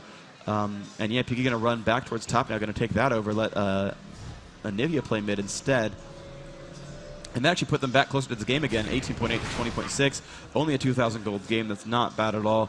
That's only a 10% difference, and really 10% I think doesn't mean too much. So it's going to give them a good shot here. Momo filling out some more of these kills, and now AAA going for the 3-man gank mid. This could be up to Nivea. Can she AoE enough? Looks like a lot of this damage is going on these minions, but not enough actually, as the team from AAA is still here, and the minions are not dead, so no backdoor bonus. And this is going to be indeed the kill in the turret. AAA equalizing that one out, bringing that score back to their advantage by significant margins, and that's a good turret kill. So both teams have lost 1 turret in mid. It is 1-1 here, still 3-1 the kill score. AAA in the advantage, and it's a big 5v5 in mid already, 17 minutes into the game. Yeah, and when you lose that middle turret, best reply you can possibly have there from Against All Authority was to push straight back and take the turret of your own. So nicely done from Against All Authority. Their wards have now timed out in and around that river area, so that's something they'll look to work on. I say they timed out, I'm not sure if that's strictly true, because Melisande does have an Oracle's Elixir. I'm not sure if he was, you know, weeding them out or not, or really whether it was just the timing. We've got 1 minute 45 still to go until Dragon spawns. I guess we will see Against All Authority setting up for that one right on time. They want to keep this gold advantage, make sure they keep Fnatic at bay in that one. We've seen ping going off down towards that South River area. I think just warning Corki to be a little bit careful that Fnatic don't surround him from both sides. But actually Fnatic have gone back and taken up their lanes once again. Yeah, so they're game 2,500 gold apart. Linak going to take down Lizard buff, and he's going to lend a helping hand, but really, with Corki so far away, he's not going to get Lizards for a while. That's the unfortunate thing about, I guess, being purple team, is that your Lizard is so far from your bottom lane that you don't often seem to get it. Now, we've seen a couple of games where purple goes for the initial steal on Lizard. We saw Epic do that a couple of times when they had Dendin on Nunu, they had Westrice on Vayne, they killed the Lizard, and they laned bottom lane with the early red buff to build some big advantages. But it seems like that doesn't seem to be the style of play for European teams. They do not go for the jungle invasions. And I don't know, I think the NA style where they actually steal those buffs proves to be stronger because they don't get punished for it. So they build some nice advantages, get some free gold and XP and lane control. And you know, who doesn't want free advantages, right? A free advantage is the best kind of advantage. Well, yeah, you don't want to have to earn your advantages. That just takes a lot of effort. I just want free ones. Give me a win, no problem. Basically, as long as Joe predicts that I'm going to lose, that's a free advantage. Right. That's the kind of things that I like. I'm terrible at that. Yeah. So 15 seconds, I think it was 45, 47 there or thereabouts until, for the Dragon. As you can see, Fnatic are set up nicely, and they're starting to rectify that whole disadvantageous ward position that they had before. And they are right on Dragon. Yeah, it was 47. I timed that one to perfection. Well done, well done. You should be on a pro team. Yeah. Just predict loss every time for your team and you'll win. So, but this is a good play by Fnatic. They shoved out bottom lane and they've taken control over the Dragon. An arrow comes out, stuns Soaz in the face. The walls come out to try to block everyone out. Soaz still silenced. Nocturne going to jump in there into the front onto Shushe. What kind of damage can they do? Well, Sona's going to make people dance. Melisande going to be the first to drop. Side FI dropping as well. Now AAA going to push down. Will they pick up Ashe? Linak getting slowed down by that team. Wow, Corki chasing now onto XPK. It is a 2 versus 0 trade. They're going to actually back out. AAA is safe here. They got the Dragon kill. Fnatic did. They're going to time this one out. They're going to clear the ward. But they killed the Oracles off, though. So even though there's 1,000 gold for the Dragon kill, about 700 to 800 gold picked up for the kills from AAA, they lost 400 gold worth of Oracles, and that is going to be very, very harsh for them. AAA coming out on the advantage there purely because they forced that Oracle's death. And they're going to push on. Looks like Corki going to do a lot of damage to the bottom lane. He might kill it off this minion wave. He does have the Sheen. He's actually building more of an AD style build, not going for Trinity Force, but not going for the Mana, but it doesn't matter because here comes the fight into mid as well. XP kind of trying to jump onto Soaz. There's a good wall from Shushe, but the flash going to keep him safe. Otherwise, that route out was going to be unsafe. Looks like Corki will pick up that kill on that turret using rockets to help proc that Sheen and get the damage output there. Fnatic 5 men strong in mid. They could go for another push as it looks like AAA low enough that they will have to actually retreat. Linak no mana, Soaz no mana, Momo no health, and Fnatic could go for top lane and take a turret. And I think they should. This would be the advantage. Are you serious? They're pinging Baron.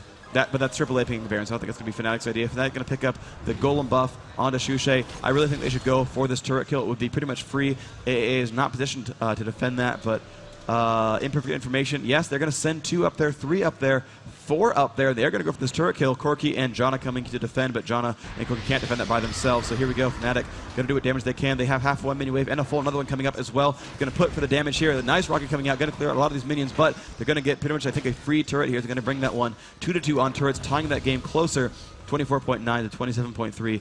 Again, a 2,000 gold game. This game, nail-biter pretty much. Yeah, and that's exactly what we expect, and they're all brilliant back there as Against All Authority were pushing straight through. Yeah, Cyanide, don't go back just now. You have 3 men pushing, 4 men pushing, 5 men once Annie gets there onto this top turret. So real back and forth game at this stage. Shushe taking a bit of a hit there from that rocket of Corki. But I think they've done enough to scare Against All Authority back. Unlucky for the French team that their minion wave is a little bit behind. But there we go, the initiation. And we are going to see Shushe falling very, very quickly. And Against All Authority march on in this one. It's actually a 4 versus 3 around there. 1 from Fnatic very, very low. That's with Java. And it looks like Fnatic are going to start to push straight through, but they need to be careful. Yeah, big hit coming out again from Yellow Star. That was great defensive play from Yellow Star. Really keeping things safe, and they are going to decide to flash away through the Baron pit. Yeah, they're going to make it out safely. I'm surprised Fnatic did not pick up more kills. They have Ashe with double buff, so she can spam out volleys, and slow with Frost Arrows plus the Lizard buff. They also had Sona in there who can spam those hastes. Looks like Clairvoyance did reveal AAA running away, but they will not be able to catch them. But they still have map positioning advantage. PK trying to run around, pick up a kill, was not able to grab one. Elmia Zealot killing the rest of these Wraiths, doing pretty good there. And yeah, they're going to clear out the rest of this minion wave in mid. They did save that top turret. They did go 1-1. They picked up SOAS right away. Melisande dropping a great ultimate, stunning her out, and the kill did in fact go up for the team. So now Anivia and Ashe both have a kill apiece. Ashe actually 1-0, 152 minion kills, has Infinity Edge already, so she feels above Corki in damage output. Sheen is strong, but only the BF sword there. So it looks really strong. PK trying to steal the Lizard, but Yellow Star is going to spot him. Ashe going to put on a good hawk shot. Now can they get the rest of his damage output? Will who get that one? Ooh, looks like it will be for Fnatic. And that is a good steal for these guys. Yeah, really nice timing there from Fnatic, and it looks like they're going to put their pressure right down onto this bottom lane. All 5 from Against All Authority coming in. There goes the arrow from Ashe, does catch Yellow Star. Are they going to jump on top of this one? They have to be careful because, of course, that turret will be doing the damage as well, and they decide not worth it, not a good position to be fighting from. But they're still going to keep the pressure up on this turret, and that's a great wall off from Anivia, and this will secure this bottom turret for Fnatic. It's now 3-2, tower advantage going over to Fnatic. Gold is 1,000 or so in the advantage of Against All Authority. It's a super close game still as we hit the 25-minute mark almost. 25 minutes in, this game is super, super close. Again, 1,000 gold difference is almost nothing. Fnatic has worked to bring this one back. Ultimately, it was 5-1 a while ago. Now it's 6-2, but they've come back with a couple of turrets here. But AAA with a great push in mid. No one from Fnatic is ready. They're going to get their second mid turret. This is really, really good from them. They're going to bring that to 3-3. While Fnatic has killed only outer turrets, AAA has actually killed one of the more inside ones. Ashore comes out. There we go. That's what I'm talking about. Linek putting that spell shield on. Great reflexes. No free initiate, but there comes PK onto SOAS, but SOAS is safe. And this battle's looking good for AAA. Momo taking a ton of damage, but he's still doing all right. Wow, Elmia Zealot goes down. Linek crushing faces. Melisande about to lose a second Oracle's Elixir, and there is the ult from Karthus. Pain is coming. Melisande very low, puts a heal on. Linek with no mana cannot put any more push into this. PK going to push him backwards. Going to be safe, but it's still 2 kills for nothing. And AAA is durable enough. They're going to push now onto the inhibitor turret. Only 25 minutes in. They're going for a strong push. And every pretty much fight this game has been like these strung out, super low hit point pushes where they barely cling on to their health and try to kill the Romulans. I said Klingons, I wanted to go for it. It's really shameless, I'm not going to lie. So Yellow Star taking some damage, gets the Valkyrie off in time against PK. And that was a shameful thing. Oh, wow! Cyanide jumping onto Linek, but he's going to die for it. The Asher are going to smack SOAS in the face. But it's not going to matter too much. Cyanide too greedy with that one. They were still 5 strong. So much sense, they were 5 strong. Yeah. Fnatic were too far behind him. I mean, Morty slid in there, popped his ulti. It was taking a while for Fnatic to get in there, and obviously Against All Authority, round about half health on a couple of guys, but Yellow Star pretty much full HP. Kuju was full HP. That was just, in my opinion at least, a bad decision from Cyanide. It was a bad decision. I think he underestimated Linek's health. You look at what he's got. Now, the Chain Vest is new, but he already had the Merc Treads, the Belt of Giant Strength, and the 2 Turtle Shells already, so he was much more durable. You look at a Nocturne, you say, oh, he's at half health. You expect, like, 600-700. He was at 1100 after the battle.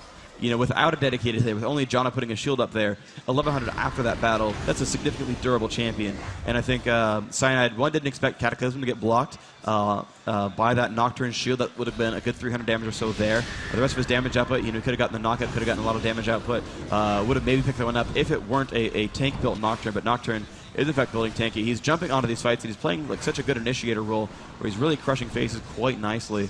And Yellow Star doing a good job, has picked up Lizard buff for himself. And AAA now 2,800 gold to the lead. They have killed an inhibitor. That will mean the lanes will automatically push for them ever so slowly. So if the player's all AFK, you know, Fnatic will start to lose some buildings. But it also means that, you know, they're going to be on the defensive side of the map. Fnatic's going to have a better time farming minions. But also AAA having a better time pushing. They're going to get this top turret pretty much for free. That's going to start building more and more advantages for them. Yeah, and Annie's almost touching 400 AP. at this point of the game. Very, very dangerous. The obviously burst out from Annie is going to be incredible at this stage.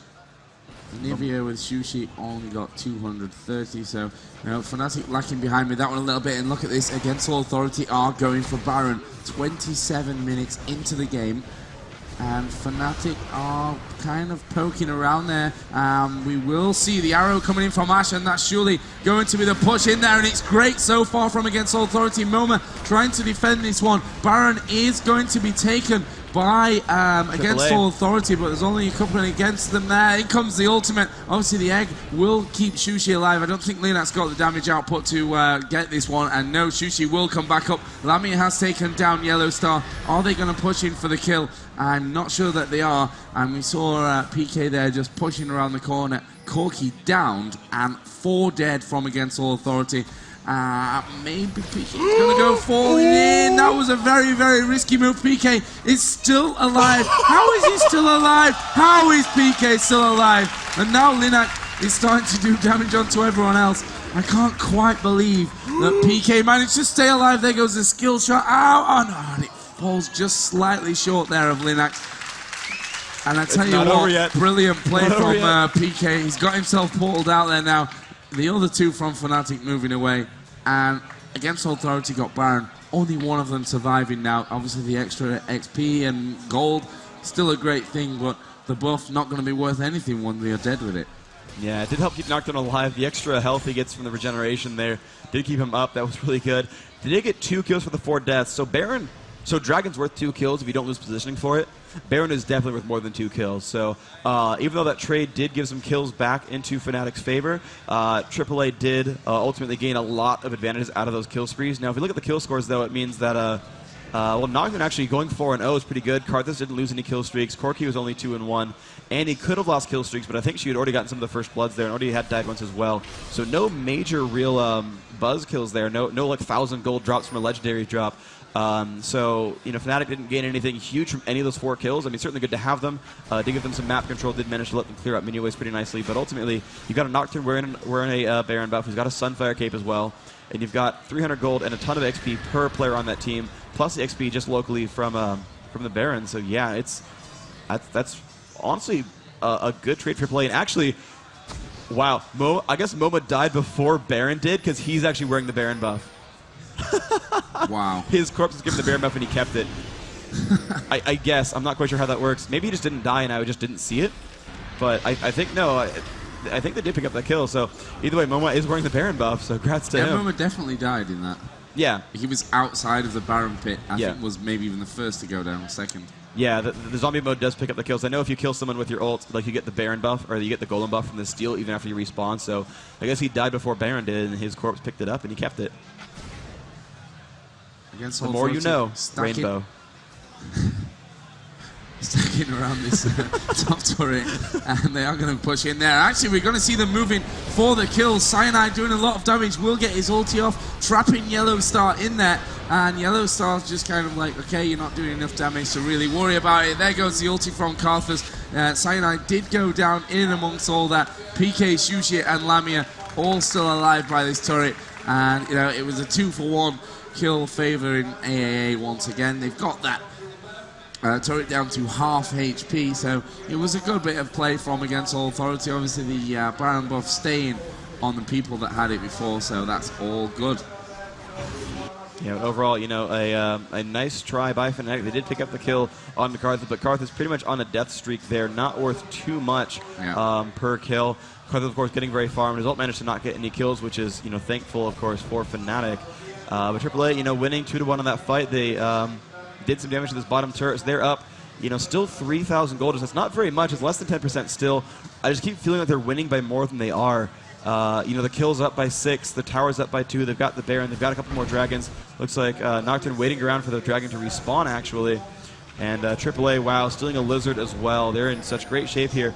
But somehow, yeah, we saw that before, which was... what was it, Team Solo mid versus AAA, I think was the match, where it was just super close and the gold was just stagnant the entire time, even though it kept feeling like AAA was winning.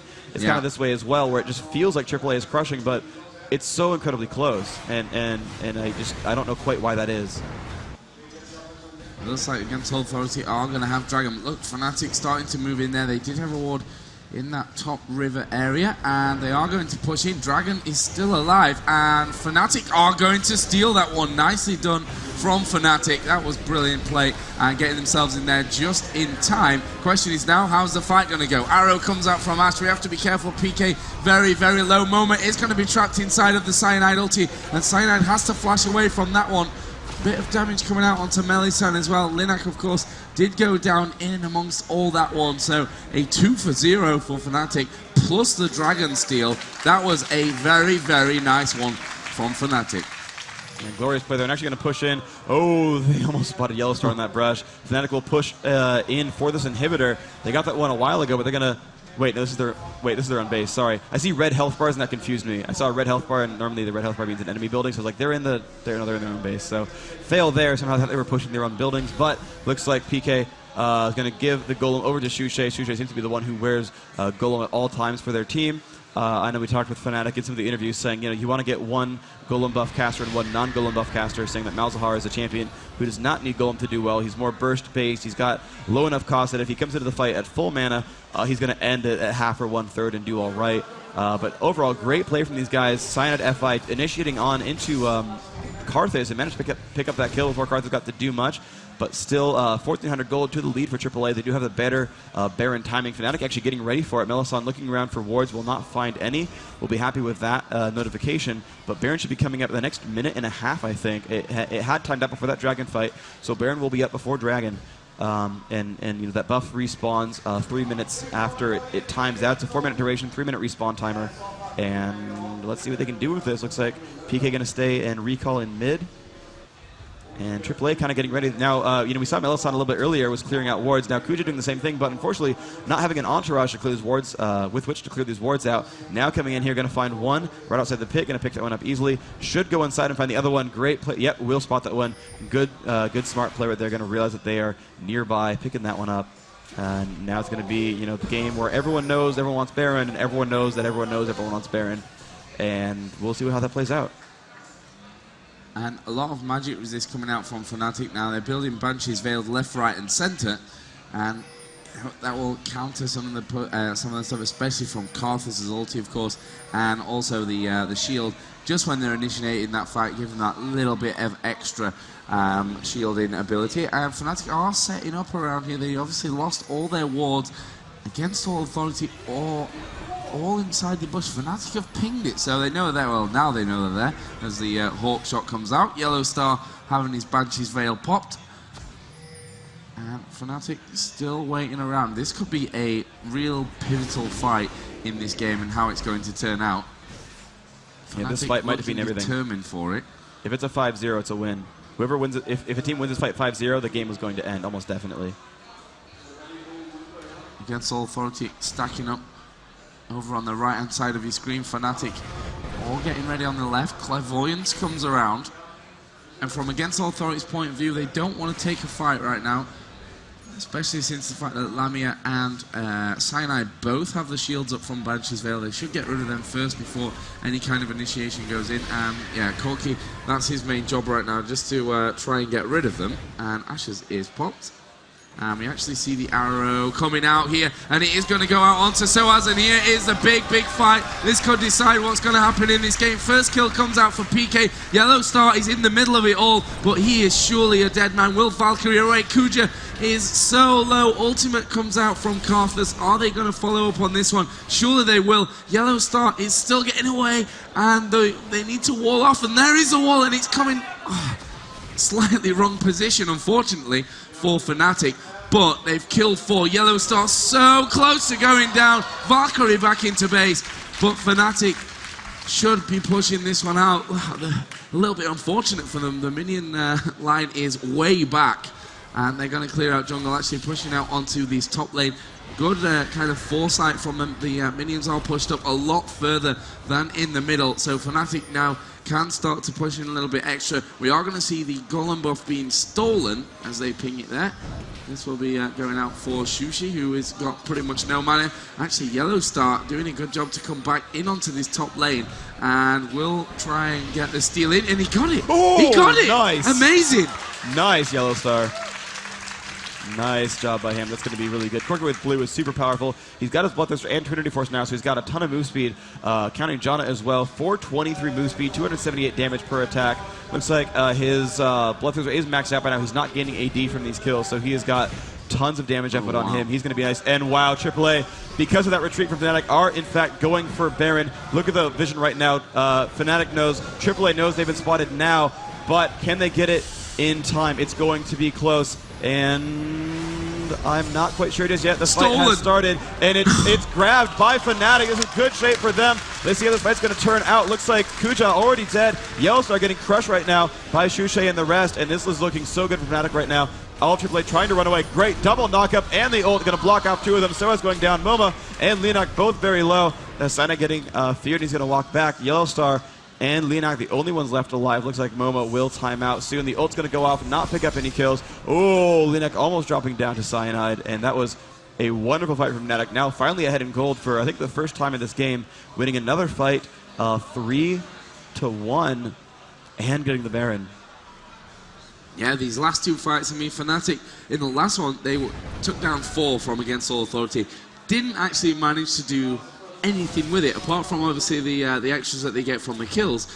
They didn't get that golem buff because Corky stole it right at the last second. They didn't take any put any damage out onto the turrets, but well, and also they almost lost out on Baron. That was nicely stolen at the end. That fight, however, was a lot more advantageous for them, and the question is now, what are they gonna do? What is the plan from Fnatic?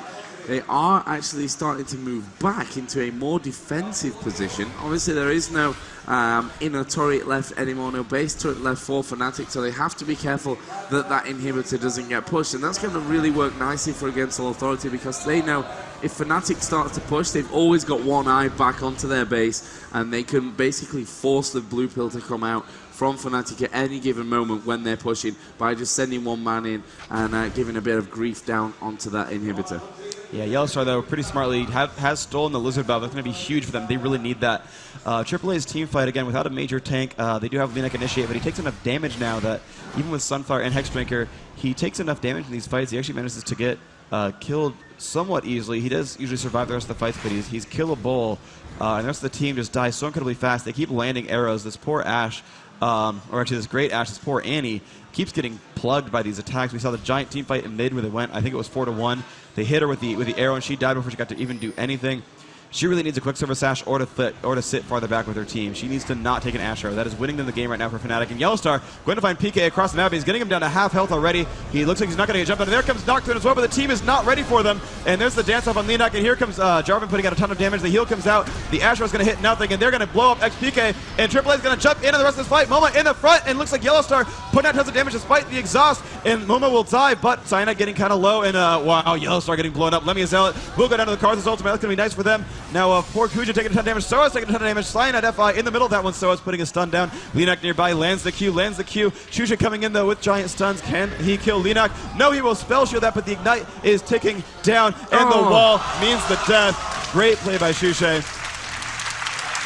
2 deaths, 3 kills for Fnatic. The Baron buff definitely helped them out quite a lot. The damage output and the durability from the regeneration did win them that fight. Overall, a great try on the initiate for AAA. They did drop out 2 of those Baron buffs. That fight was close. They did get that kill onto 2 of those major opponents there, so that wasn't bad at all. And the kills really went on the carry. Still a 0 kill support, that Kuja, but Sona with 2 of them. So, you know, if you really want to talk about who the gold should go to, technically maybe 2 of those kills don't count. Because Sona not, you know, the best with farm, but she's picked up an Aegis and some regeneration, and you know, she's pretty durable now. She's actually going to be hard to kill. She does have the least deaths on that team, and that's going to be really powerful for them. And she has less deaths than the Janna, so less oracles, generally speaking, getting removed. Yeah, it's a nice position for Fnatic to be in. And this whole game has been super close, but Against All Authority always had that little bit of a gold advantage and a kill advantage. Now, though, it's swapped over. 4K gold advantage for Fnatic and a 2 kill advantage. We've gone past the 40-minute mark already.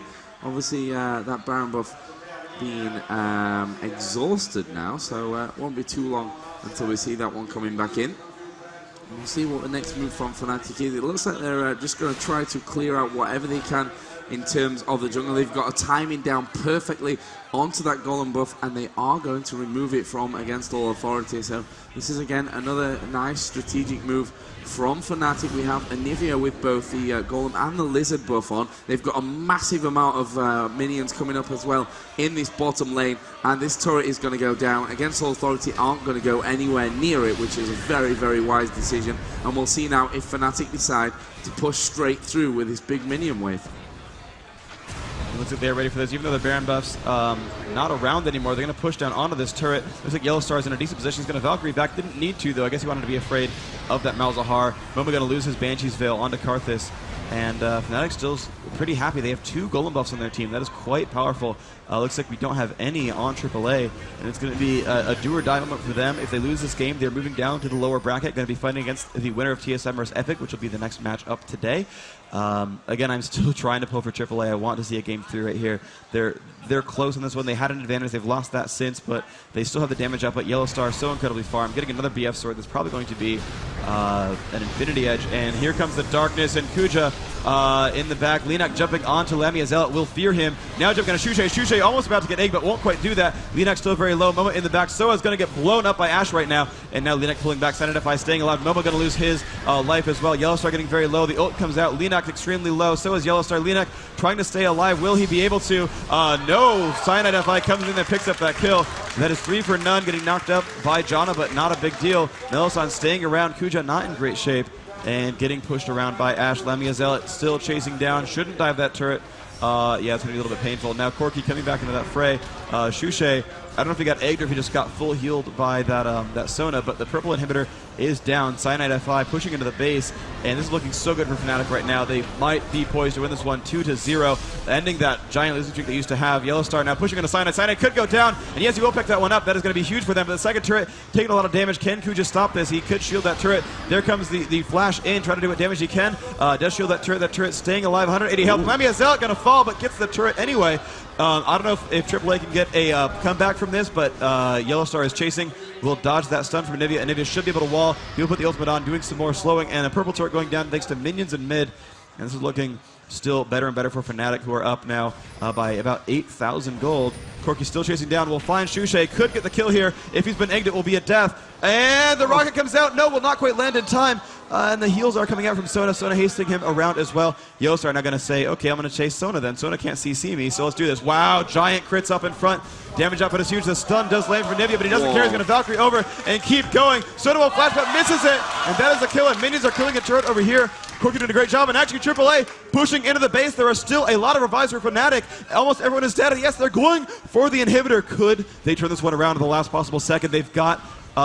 they don't have minions, although minions are behind them. They're going to get one inhibitor, and they've got minions close by the top lane. They could potentially go for this. Sona is gone. Malzahar respawns now. Ashe still 6 seconds away. Will they go for this? I'm not quite sure, but they've certainly brought themselves back a little bit closer. Only 6,000 gold separates the teams, and Baron is back up.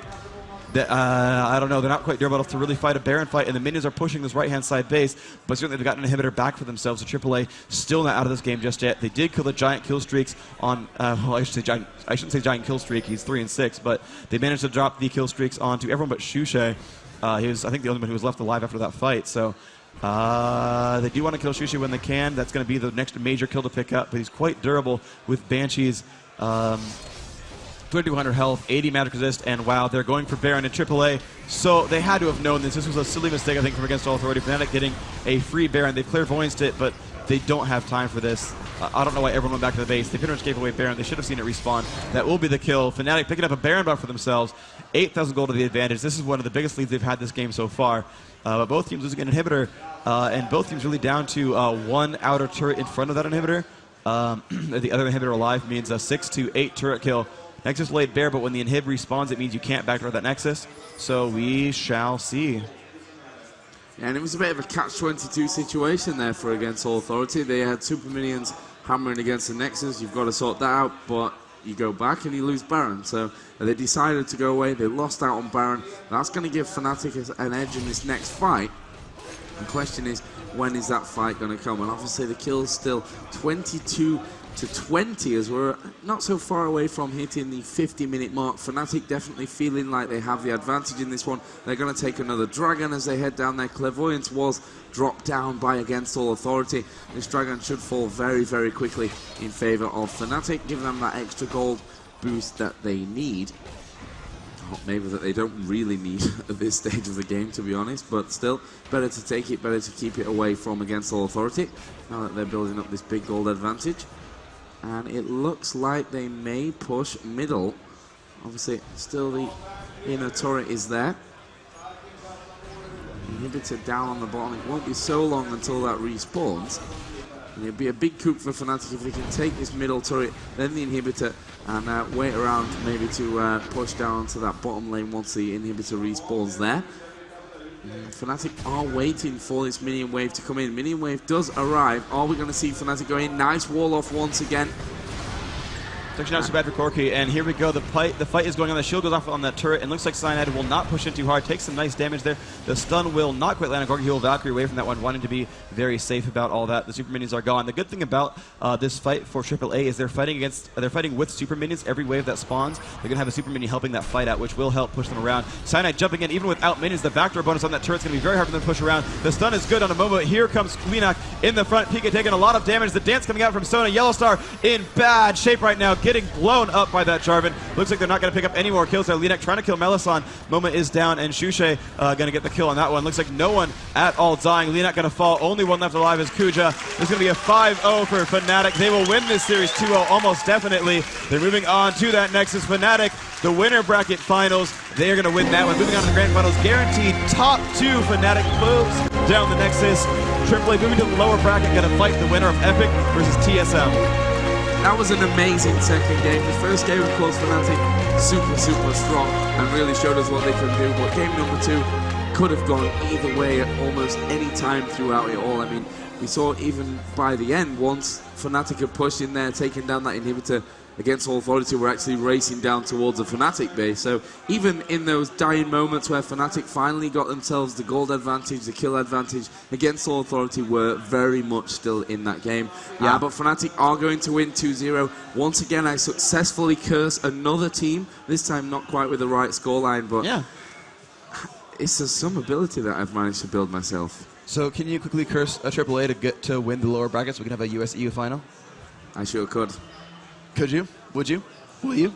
Yeah, we'll see about that later on, because obviously All-American final is coming up next, so we're definitely going to have Against All Authority down in that low bracket final. They will be taking on, obviously, the winner of the American game. If you're not familiar with the bracket system, over on the League of Legends Season 1 Championship website, I do believe the brackets are there, and you can study them carefully and figure out what's going on. S1.leagueoflegends.com. You'll see all the coverage there. We have videos on demand of the previous matches from yesterday and the day before. We have match write-ups, we have brackets, we have all sorts of wonderful content on that site. Head over there. If you're already on the stream and you haven't really seen all the coverage, you'd head there and find the matches you might have missed so far in case you're out on the weekend or what have you.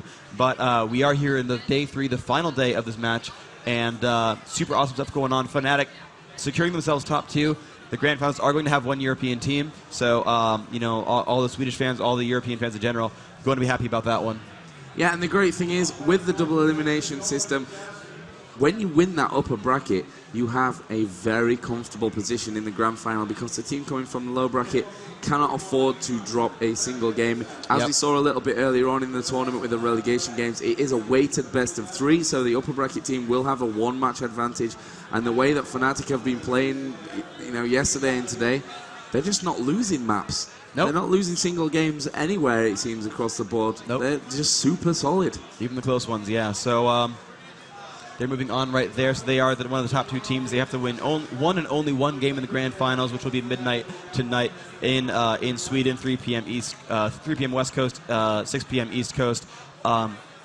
So the next match will be going on at 4 o'clock here in Sweden. That is going to be in about 38 minutes, if my eyes don't deceive my computer clock, deceive me there. So 30 minutes until the next game actually starts. We might have some coverage a little bit before that, but that will be when that game will happen.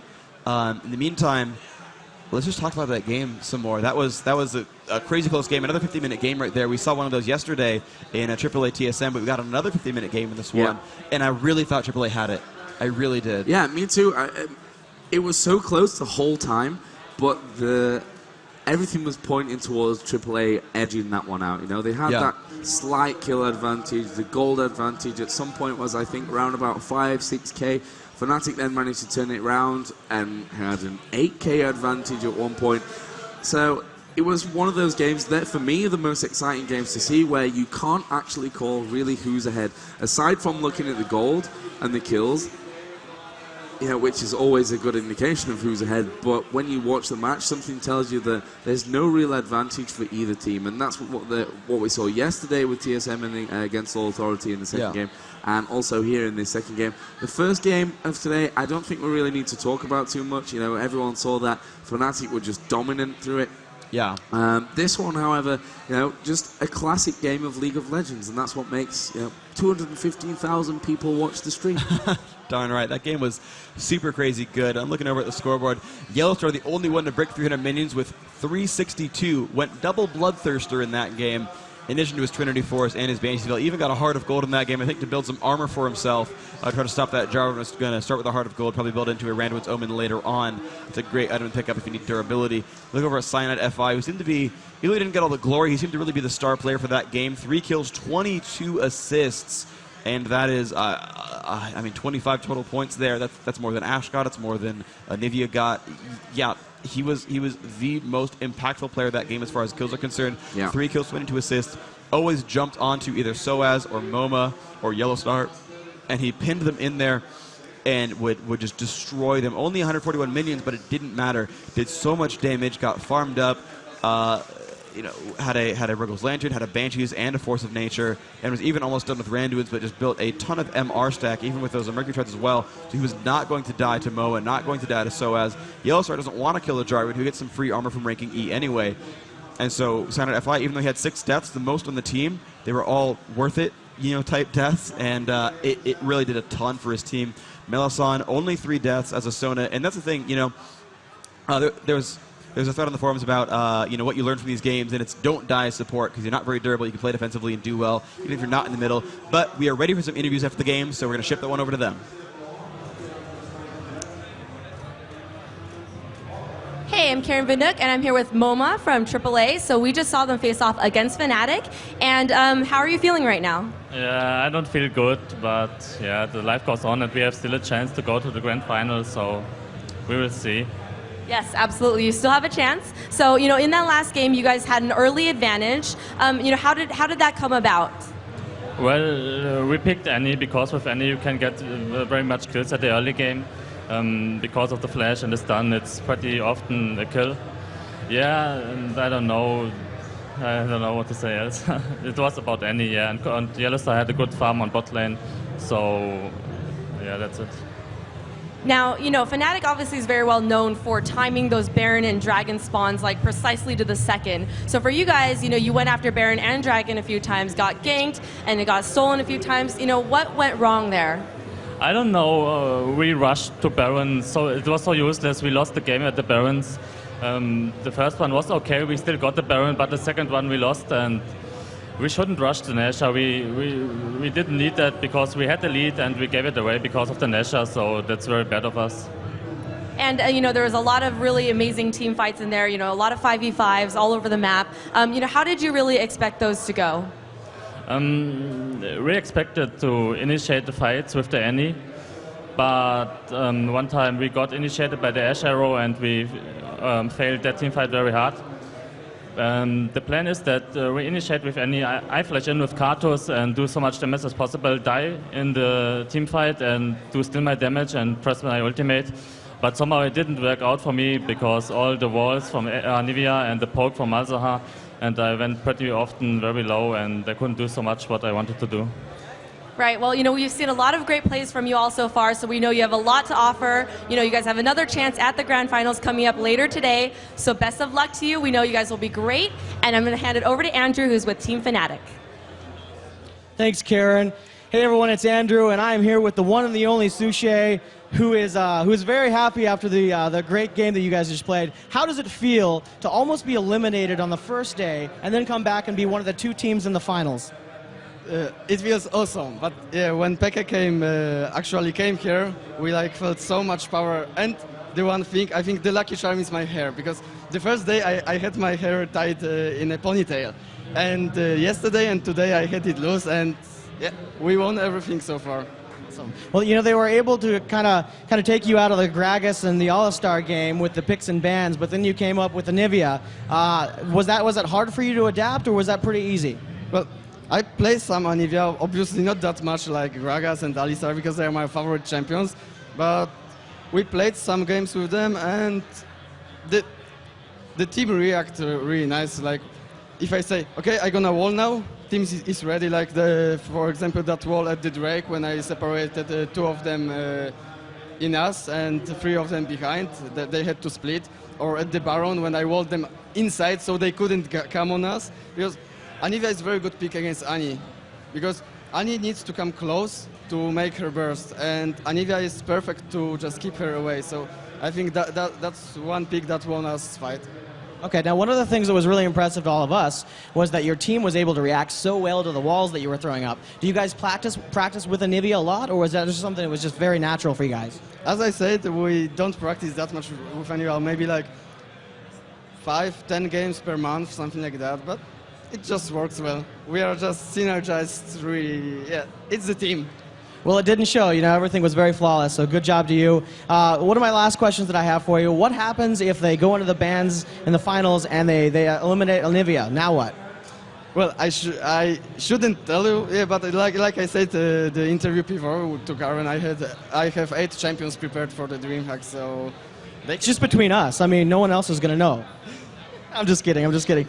So I don't know if you know this or not, but over the last game, you now have a fan club in the North American forums. There's a bunch of threads all about sushi, and there's a fan club. How does that make you feel to have that recognition in the U.S. as well as Europe? It feels awesome, and awesome. Yeah. Do you have anything you want to say to the fans in the North American forums? Of course, thank you for the support, and I hope you enjoyed our games, and yeah, that's all, I think. Awesome. Well, thank you so much. All right, we got more to come. Stay tuned. Back to you guys.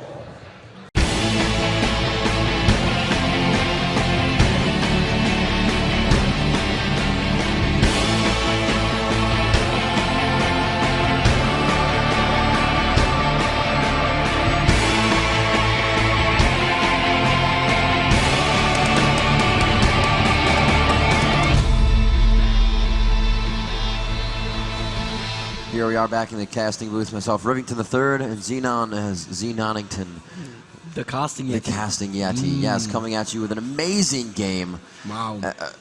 Already TSM versus Epic Gaming, the brothers that go head to head. They did a great job, and we heard TSM saying they have a little bit of trouble finishing games. And we'll have to see if that comes into play a little bit later within the matchups that they have against these, the teams that have made themselves apparent that they are top caliber teams. All of your team here is a top caliber team, but able to stay in the winner's bracket and able to keep themselves afloat without having really any demotivation of the lowers bracket and having to crawl out of that. But still, the motivation of doing that itself really gives you a good charge and a good adrenaline boost. TSM to come out stronger. Yeah, but they absolutely do have a problem finishing games. We saw that against AAA. I mean, that's why they went for the base race, because they did not feel confident that they could finish the game normally.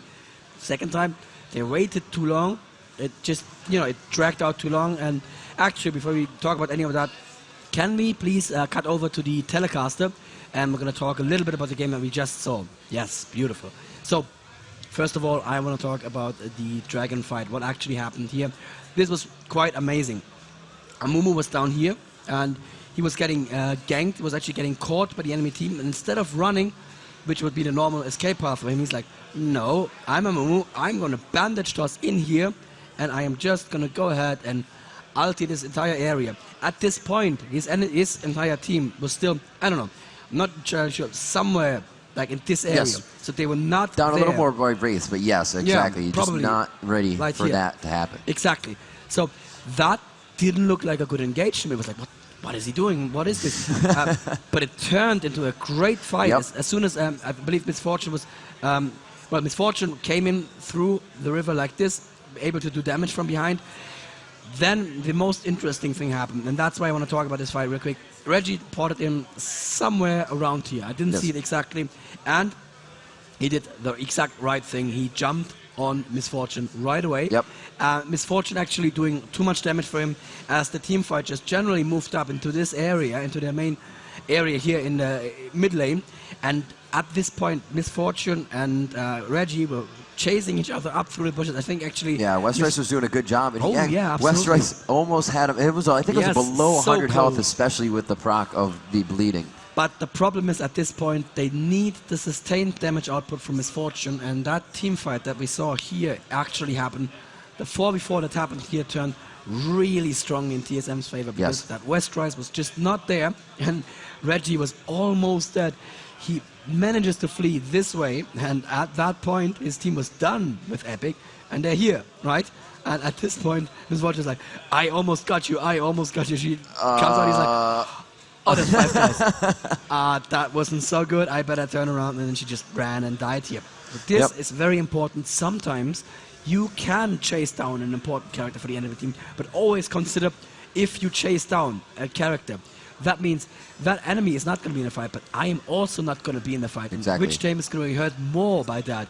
In that case, it was clearly Epic being hurt. But now I want to talk about this because, God, I love that Dyrus. I love that Singed playing Dyrus. Yes. That was just, it was beautiful. Singed playing Dyrus. Dyrus playing Singed. No, Singed playing Dyrus. Remember? Oh, yeah, that's remember? right. That's right. There you yes, go. indeed. So what happened well here? Well played, sir. Yes, there was I think it was actually the Rain Man who came through here and started Timo was attack. up in that position. Yes. So Reggie was like, oh yeah, I'm going to teleport in and I'm going to totally turn that fight around for us. He teleported in up there. He started doing massive amounts of damage. But then there was like, you teleport, I have a teleport here too. He teleported to the minion roughly here. At that time, the main fight was here. But Reggie's still standing somewhere there. And all of a sudden, what happens is Dyrus goes straight for Reggie. And Reggie had good AP burst, but at that point, Dyrus had a Force of Nature already. Yeah. So he's just not going to care. Force of Nature, he has his ulti. And the two of them started doing the dance here. Reggie totally taken out of the fight for this one. His team losing the fight pretty handily down there. Oh, that wasn't supposed to be an arrow, but you get the idea. And Dyrus taking down Reggie 1v1 actually here. Also in bot lane, he had a situation as such too. So pretty much exactly going the same 2 for thing. 2 on those. Yeah. So you cannot really 1v1 Singed as Twisted Fate. That's what we learned. And final situation. This is something that I unfortunately missed, steering the camera. There was a very nice team fight here that I was paying attention to. Again, not me to this one. There we go. It's a very nice team fight here that I was paying attention to. At the same time, Reggie, where was he potting in? There, it was very, very close. He was trying to go for that end kill, but and a little too close for comfort. Exactly. He was just making his way over there and trying to dodge the attack. He stepped into the fountain. Laser pew-pews. There are no lasers in League of Legends. There are no lasers in League of Legends, but a sudden bright light that also hurt hit him there. Beautiful, beautiful play from both teams. I'm just going to cut back to the scoreboard for just 1 second here. As we can see that Reggie, he had the power to backdoor with the Lich Bane and with the Rabbit and Staff Cap.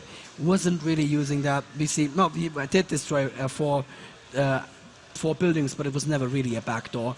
And Rainman just had to carry him, and he did it so beautifully. I saw the team scrimming earlier in the day, and I was talking to Rainman and was like, dude, how are you going to see your team? He's like, nah. So I got totally baited there. Also, double lift.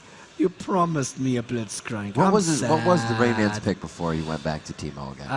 Jarvan. Yes. Completely straightforward expected pick. Also a top laner that just makes sense as a tanky DPS. But Timo.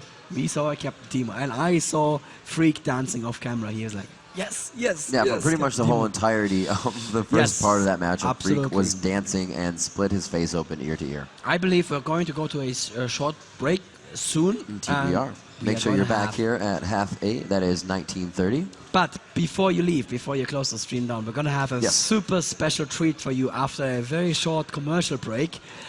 There are threads up in the European and the North American forums right now, and these threads are called Ask Gragas a Question. And you know what?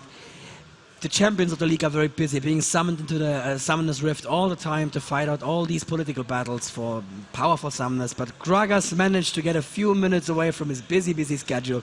And after the commercial break that I believe we're going to go in very soon, Gragas himself is going to be here. And I believe you are going to have a discussion with a quick conversation with a tree Eskimo. A tree Eskimo, yes. They're very rare. They're very rare. Yes, they can find their way up into a few trees. But that's going to be after Gragas. Sure. So we are going to have a Gragas here who is going to answer your question after this very short commercial break. Please don't go away. We'll be right back.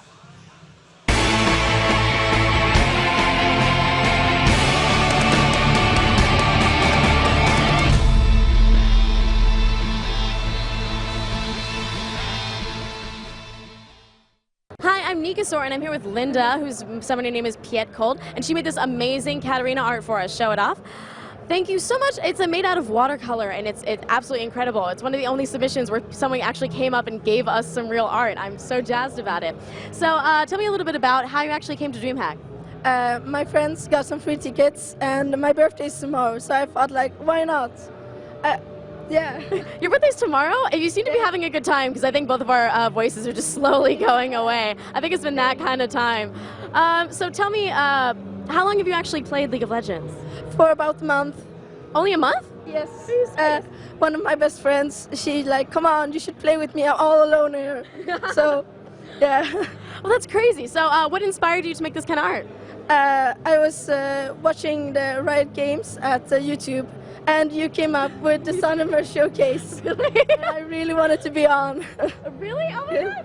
I have a fan. This is fantastic. So why did you decide to paint Katarina? Because she's so awesome. She's so OP. If you get a lot of kills in the beginning, like, nobody can kill you. That is fantastic. All right, thank you so much. We're really, really glad to have you here. And thank you. All right, back to you guys.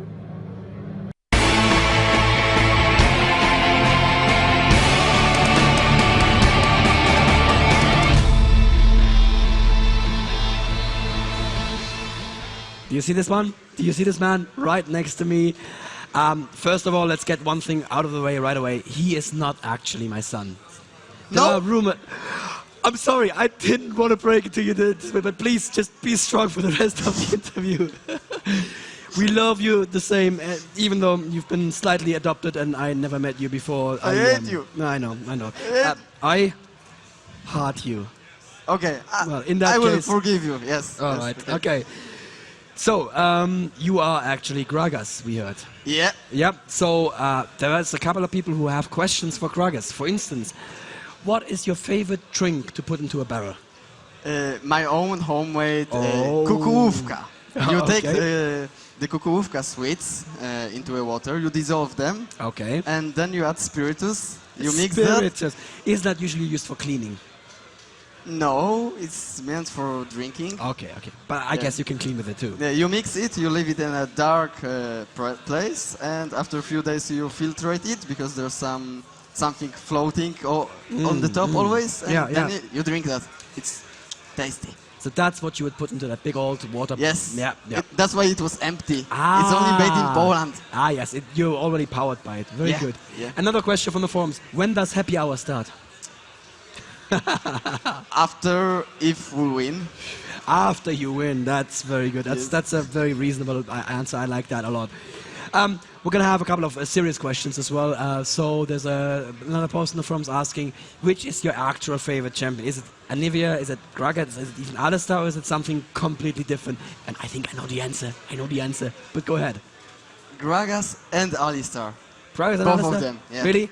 Yeah. I thought a little birdie told me that you have a crush on robotic ladies.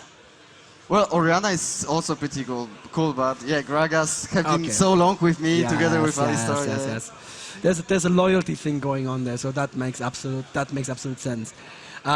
Do you have an evil laugh like Xenon? No, my laugh is pretty cute. You have a pretty happy laugh, don't you? Yeah, that's pretty good.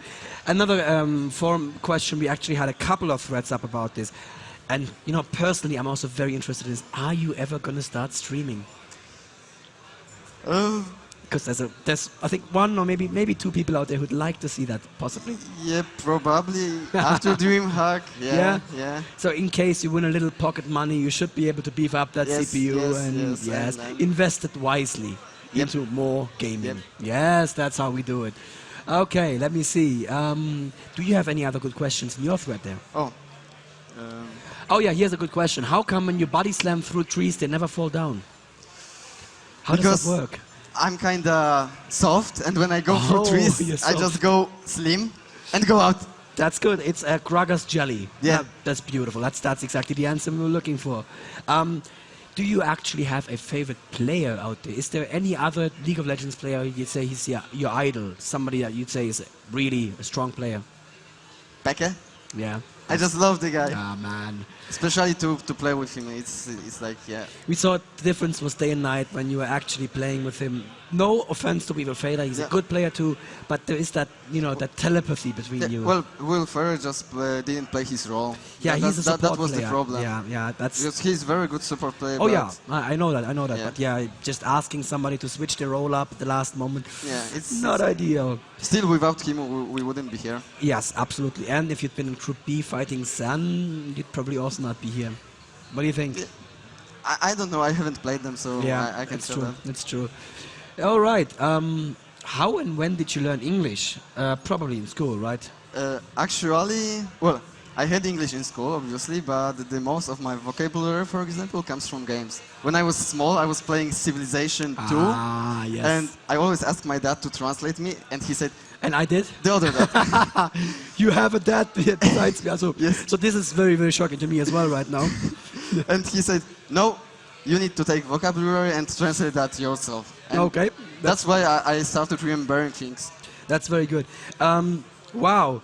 Okay, so here's a request from Joe. I am to give you my glasses and just see exactly how much you look like me. Okay. Have a look. Let's have a look at that. Oh, wow. It's Hello, uncanny. that's Daniel from here. Hello, Sushi. How are you? Yeah. I don't know how to play Kragas. Fake. Yes, I must be a fake after all. Beautiful, beautiful. Yes, there's something uncanny going on here. And tell us a little bit about your career in e-gaming. You started out, you're really coming out on the big stage, I believe, at the EMS last year. Yeah. Can you just tell us for No, anyone? I wasn't playing EMS. Oh, you were not playing EMS? No, because that time I was still in the old SK team. Oh, yes, it's the one that got dissolved at the we time. had some issues and okay. we actually forfeited second round, I think. see. When was it that you introduced your AP Alistair to the scene? That was... To the scene, first time was at the CLG showdown tournament. Oh yes, I remember that. Together with my Timo. That was the quadra kill show tournament. Yeah, oh man, yeah. Lichbane Timo, right? Yep. I plugged it in the stream. Is it Rabadon Lichbane or just straight Lichbane? Rabadon, Lichbane, because Lichbane doing like first, you don't have. Yeah, much. you don't have the AP. It doesn't give you the 80 much. AP, so yeah, you might as well just build a sheen.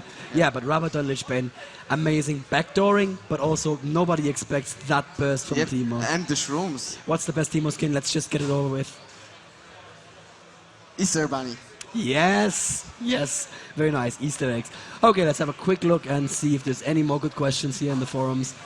Ornament asks, marry me. I don't think I'm going to allow that as your father. Please, don't just marry me. Depends. Oh, he is open to the suggestion, Ornament, so, you may be able to actually do that. Do you have a girlfriend? Let's not go there. This is, no, I'm not, no, okay. I am not going to go into that at all. Anything else that you like in your thread there? Maybe this. All right, go ahead. What made you experiment with characters that weren't so often used? For instance, Kragas or AP Alistair. Were you worried at all about not doing so well with these off-standard builds? No, because I actually like to do something that people doesn't like. Do something original because it's fun. Like they go, oh, it's AP Kragas. Hey, he gonna suck. Oh my God, this burst. what is it? Yeah. So that's obviously you're known now for making AP builds, and you promised me something once that you didn't deliver on yet. I have yet to see a pure AP karma from you in tournament play. Why isn't it working? She kinda compared to other APs, she lacks the CC, which is kinda hard to. Yeah, I understand. What kind of music do you listen to? With the long hair, the suggestion is obvious, but let's just go ahead. rock like AC/DC, of course, punk, classical music, film music, metal. Good. Yeah. Yeah, I do approve. I even play on drums, but not very well. On drums, yes, you Yes, do. Yeah. yes. Didn't you tell me you played in a jazz band or? In rock and roll band, like Rock and roll AC/DC. band. Okay, but yeah. it's at a bar that's known for its jazz, Yeah. isn't it? El Jazz. No. No? We didn't play there. Oh, you didn't play in El Jazz yet. Okay, all right. I had to hold the band practice because of this DreamHack. Well, that's probably good prioritization there. If XPK had prioritized like that and said, I don't need to go and write my exam, I can fly early on Friday, then you would have just breezed through this. Well, the issue here was probably his mother. My mother wouldn't let me skip exam either. Yes, I see. Okay, so one last question from me then. What's your prediction for the grand finals? First of all, who are you going to be up against, AAA or TSM? It's a hard question. I hope AAA. Because, you hope? Yeah, because we haven't played against TSM and it's kind of hard to... Because we know how we played against AAA, so we have the feeling how they play. We just feel it how they play. And against TSM, it would be like huge unknown. It would be the same for them, of course, but... Right. Yeah. But obviously you would only need to win one game, whereas they would actually need to win 2 games. All right? Yeah. So, why do you and me look like twins? And that, dear viewers, is a mystery we are not going to explore ever. Yeah. Thank you very much for your time here on stage, Thanks Kragas. also. Thanks very much also for that cosplay. That was epic. Thank you to everyone who's tuned in so far. Don't go anywhere. We are going to have the next match at 19:30. We're going to have Tree Eskimo up on the stage here very soon, talking a little bit about the North American view on this. Tree Eskimo, great player, great streamer as well. Start streaming. I will try to. All right. We're going to have that for you, and that's going to bridge you over to 19:30 when the next game is going to happen. AAA against TSM. It's going to be ridiculous. I would like to sign off here already. This is going to be the last you see of me for this weekend.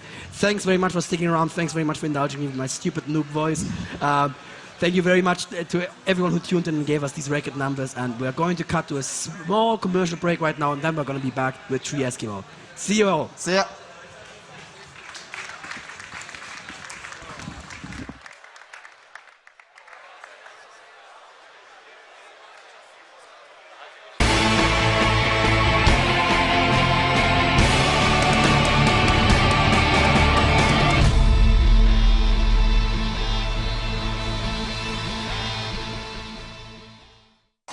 DreamHack is here and our live coverage has begun. Over the course of the event, you can visit the Season 1 Championship website for lots of exciting updates, including matches streamed live with professional commentary, pre- and post-game interviews with the competitors, tournament brackets that update as games finish, photos from the show floor, and much, much more. So head on over to the event site and learn more about the League of Legends Season 1 Championship at DreamHack.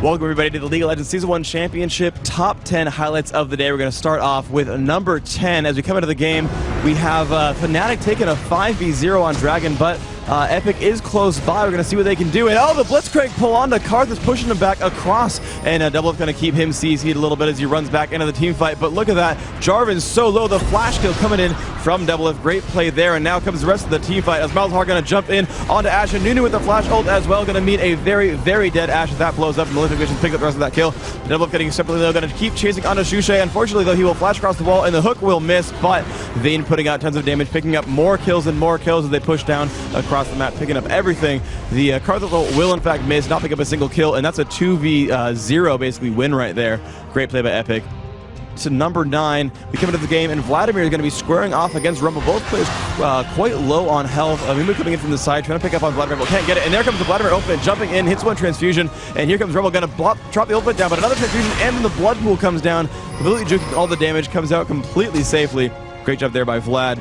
Number 8 comes on, and here we have a team fight up by this turret, and it looks pretty good for Team Solomid so far, and here comes the battle. You're going to jump in there. The fear will not come in, and it's Malzahar dropping the ultimate onto Zillion, but it won't be enough damage, and now Jarvan in the front, pinned to the wall by Janna, but it's okay. He's going to jump right away onto Malzahar, picking up Malzahar pretty easily, and then immediately on as he moves on and picks up Corki. That's going to be 2 kills right off the bat. Janna going down to an ignite, and now can anyone else get away? Super low on the hit points, but the Zillion ult is going to keep Nocturne from being afraid. He's going to go ahead and jump on, picking up that kill as Chaos on the Nunu. That's going to be a 4 versus 0 kill score right there. Number 7, the team fight will start. A summoner teleport, the flash, and the damage out, but this looks so bad for KX. Malzahar comes in as well. He's going to drop from full to dead with wonderful coordination, and Nocturne showing up a little bit too late, and nothing's going to happen there. Number 6, Clip, and Wart coming in the middle of the map, hitting the turret, fighting against Taric and Nocturne, chasing Jarvan back into his own turret. He's going to walk back out of range. He's got that Frozen Heart. They're giving him a ton of armor. He's going to keep lasting these minions, but he sees Taric trying to recall back. He says, no, I don't really want you to do that. He's going to walk actually through the turret, take a stun, but doesn't really care. He's getting, he's losing some health, but he's got so much armor. He's going to last at a few more minions, get a lot more health coming in. He wants to go once more as we watch the dragon go down. He's going to go ahead and just harass again in the middle of the lane, and again Taric will lose that recall. The stun and the fear comes out, and it just still does not matter for Warwick, who just takes a siphoning strike and is perfectly fine walking away from a 1v3 underneath the turret. Number 5, and here is the team fight at Baron, and this is going very, very well for them. But Clairvoyance goes down. There's the Ashe and the Flash, and here they go. Gonna find Janna across the map. Giant crits coming out, and that is a dead Janna and a free Baron. Into number 4, and here comes Annie waiting in the wings to jump down onto Sona and Ashe for Against All Authority. And there comes the Tabers, there comes Disintegrate, Incinerate, and the rest of the damage output. And that is a completely dead Ashe right there. And actually, Annie calculating the damage she will take from that turret, walking away safely, even last hitting a minion on her way out. Number 3, Clip comes in. There we go, some harassment coming off. Looks like they're going to push back and forth against each other. And oh, here it comes. Team Solomid pushing up towards the top, and AAA actually deciding to leave that to them, and they're going to run towards the middle of the map. And yes, TSM is in fact going to engage with a base raise against the Authority. Now TSM does have to kill through a turret right there, but they have a giant wave of minions. AAA going to just fight against a Baron inhibitor, but the turret will go down first, and they are now both facing that inhibitor with nothing to defend them. Looks like TSM will pick that one up basically at the exact same time. Kuja coming in there, but here comes the Alistar, who's going to flash in the range, using that ultimate to tank out and get some extra damage up. But there they are ahead right there. They're the first one to kill the turret. They're the first to kill the second turret, and then now they're on to the Nexus right now, and they're just ahead by about half a Nexus health. And yes, TSM will win game 1 with a complete base race right there. A wonderful job by them. And you can see just the looks of relief and just amazement on their faces. Number 2, Clip comes in, and it's going to be a team fight in the top of the map. Anivia taking a bit of damage, going to wall off the noob, but not get a lot of damage out of that. Will drop an Ice Blast, getting some damage. We'll pick that one up with the Ignite just barely. So now Anivia has Golem buff. The rest of the team is showing up. Reginald going to drop Tibbers on top of Anivia. It's going to be a lot of damage. She's healing with the Catalyst, though, and here comes the rest of the team fight. Looks like Annie is not in great shape right now. Vladimir coming in to help as well, and the rest of the damage output comes in, and Anivia will pick up a triple kill there. Now has to be very afraid of the minions. We'll put down the Glacial Storm and walking away with just a little bit of health left. The number 1 clip of the day, though, is after a team fight concludes the bottom of the map, both teams losing 2. It's going to be Shushay looking to be very aggressive against Malzahar. He looks there. There's the flash, the headbutt, the pulverize. That is a kill right off the bat. Getting exhausted and pushed back by Vladimir, but here comes Ashe as well. The arrow will come out. The splash damage will pick up Soraka and stun this Vayne back against her base, and Ashe will dive the turret, picking up the 3 kills. It's going to give them the free turret and inhibitor that would have been a 3v3 against the turret, but instead it's a 3v0. Wonderful play by these guys. Shushay leading that one up. Thanks for tuning into these highlights. We hope to bring you more great moments today, so stay tuned for the stream. Here we are back in the casting booth. Myself, Rivington III, here with True Eskimo. How are we doing? Doing good. Sounds good to me. What do you think about the matches so far, all the way from Saturday, all the way here to Monday? Now we're towards the finals. What has been, the peak for you? What have you been enjoying, and what have you been like, oh my God, how did this happen? I did not expect it from that team. I mean, I guess the whole tournament's been awesome so far. The teams have really shown up to play. I actually don't get excited about that much competitive play because I play a lot myself, and I can be like, oh, well, that was a mistake. Oh, that was really good. Right. But these matches, like, literally, it's very few mistakes, and the ones that are mistakes are, like, they're forced into making the mistake. It's like 3 moves ahead, someone has done something that's normally right, but someone else has done something that made it so that the right move is wrong. Right, And that's, exactly, yeah. It's really exciting, actually, to be here, and the matches are just of such high quality. It's great. What has been the highlight so far? What is the turning point of these matches? A lot of them where a team may be getting that head, and then it just goes awry for them. Well, a lot of the matches have actually, like, in terms of comebacks, it's been Ash Arrow, like, very largely, like, in all these matches where someone's, like, way far behind, they get, like, that one arrow, and, like, they'll be shooting them all game, and the one arrow hits, it makes them fight out of position, and in order to come back, you really need to fight either a 5-on-4 or a 5-on-5 where they have bad positioning, or at your turret. And, I mean, these teams, they aren't going to fight at the turret. They aren't going to get out of position by themselves. Right. So you need some way to force that to happen, and Ash Arrow's been all the way through the tournament causing that to happen. The picks and bans, any of them that have shocked you or just been totally out of place? I mean, I know Shushay has been getting bans targeted at him the whole entire time. How do you think about that? Yeah, I was actually really surprised to see Gragas used so much, because I don't think he's used very much in the US meta. I guess I haven't been paying attention or whatever, but Shushay's getting these targeted Gragas bans. There are some targeted other bans that are just really surprising, and Gragas has been showing up to be extremely powerful. I was actually a little bit surprised to see Aurelia banned so much, and also everyone's, I guess, player-specific champions are really getting banned, like West Rice's Akali. Was expecting to see Dyrus' Singed banned after those last couple games. Yeah, it almost gave him a really big problem there, and they were able to work around it and not allow Dyrus to really do too much damage after. I mean, he has had one of the highest creep scores in the game, as we saw in that last one. Something I want to touch on is, Daniel mentioned it a lot, Xenon, when we were going through the games, that, Rumble was being banned quite a bit and was actually used in quite a few matches when allowed to. What's the deal with this? All right, well, actually, I was one of the early on people to notice on US servers that Rumble is really, really powerful. All of his AP ratios are extremely high. I'm like 70% win with him on US solo queue at, I don't know, 2200 elo or so. And just basically, Rumble gives you such lane dominance that in the solo lane, he can almost never lose, especially top. And then on top of that, he has a 1.5 AP ratio on his Q, which is a 6-second cooldown. So when you think about like players with ultimates, you look at Veigar's ultimate or Malzahar's ultimate or one of these really powerful casters, they have maybe a 1.5 AP ratio on a single target, long cooldown ultimate. And Rumble comes in with like this 6-second cooldown AoE that's like, oh yeah, 1.5 AP ratio. That's allowable, that's doable. Yeah, pretty good. What do you think about when West Rice went and chose Tristana, and they already had, I believe it was an MF on the team, the double AD. How do you feel about that? I actually think I might have missed that game. Was that the first game of West Rice? And yes. Yeah. So I missed that game, but double AD in general, it really depends. Did they end up picking up Taric? No. No. Well, double AD without Taric. No, not in that game. That's a lot weaker than double AD with Taric. Like, Taric's ult is really powerful if you can get 2 ADs on the team. It just, the AoE damage that it adds to everyone, like a lot of people don't even notice it, but with 2 ADs, it really stacks up. But without Taric, that could definitely put you behind because armor stacking and health stacking is a lot easier than MR and health stacking. Yes. And ADs normally have to put out their damage over a longer period of time, whereas when you stack like double caster or something, you can try and burst someone down like a key target because you can just throw all your spells right away. Right. So double caster is normally a lot stronger in the meta because that burst potential that the double AD really can't get. Now let's throw it over to Team Solo Mid. Do you think they were going to switch out Jarvan for Teemo? How did you feel about that? I had, I guess, some interesting mixed feelings about that. I know Rain Man's Teemo is actually very good. I've played a lot of Teemo. He's one of my most played champions. I thought he's actually really powerful. The control that he gets between mushrooms and blind. And it looks like they were trying to do some kind of split push comp with Teemo and TF. I actually talked a bit with the team. But that didn't really get to come to fruition because basically Singed is also really great at split pushing. And I guess Epic just had great control with the split pushing with Singed and the other 4 together. They basically held their advantage. They got an early advantage. And then, as I was saying before, that Ash Arrow. Giant arrow hits Janna.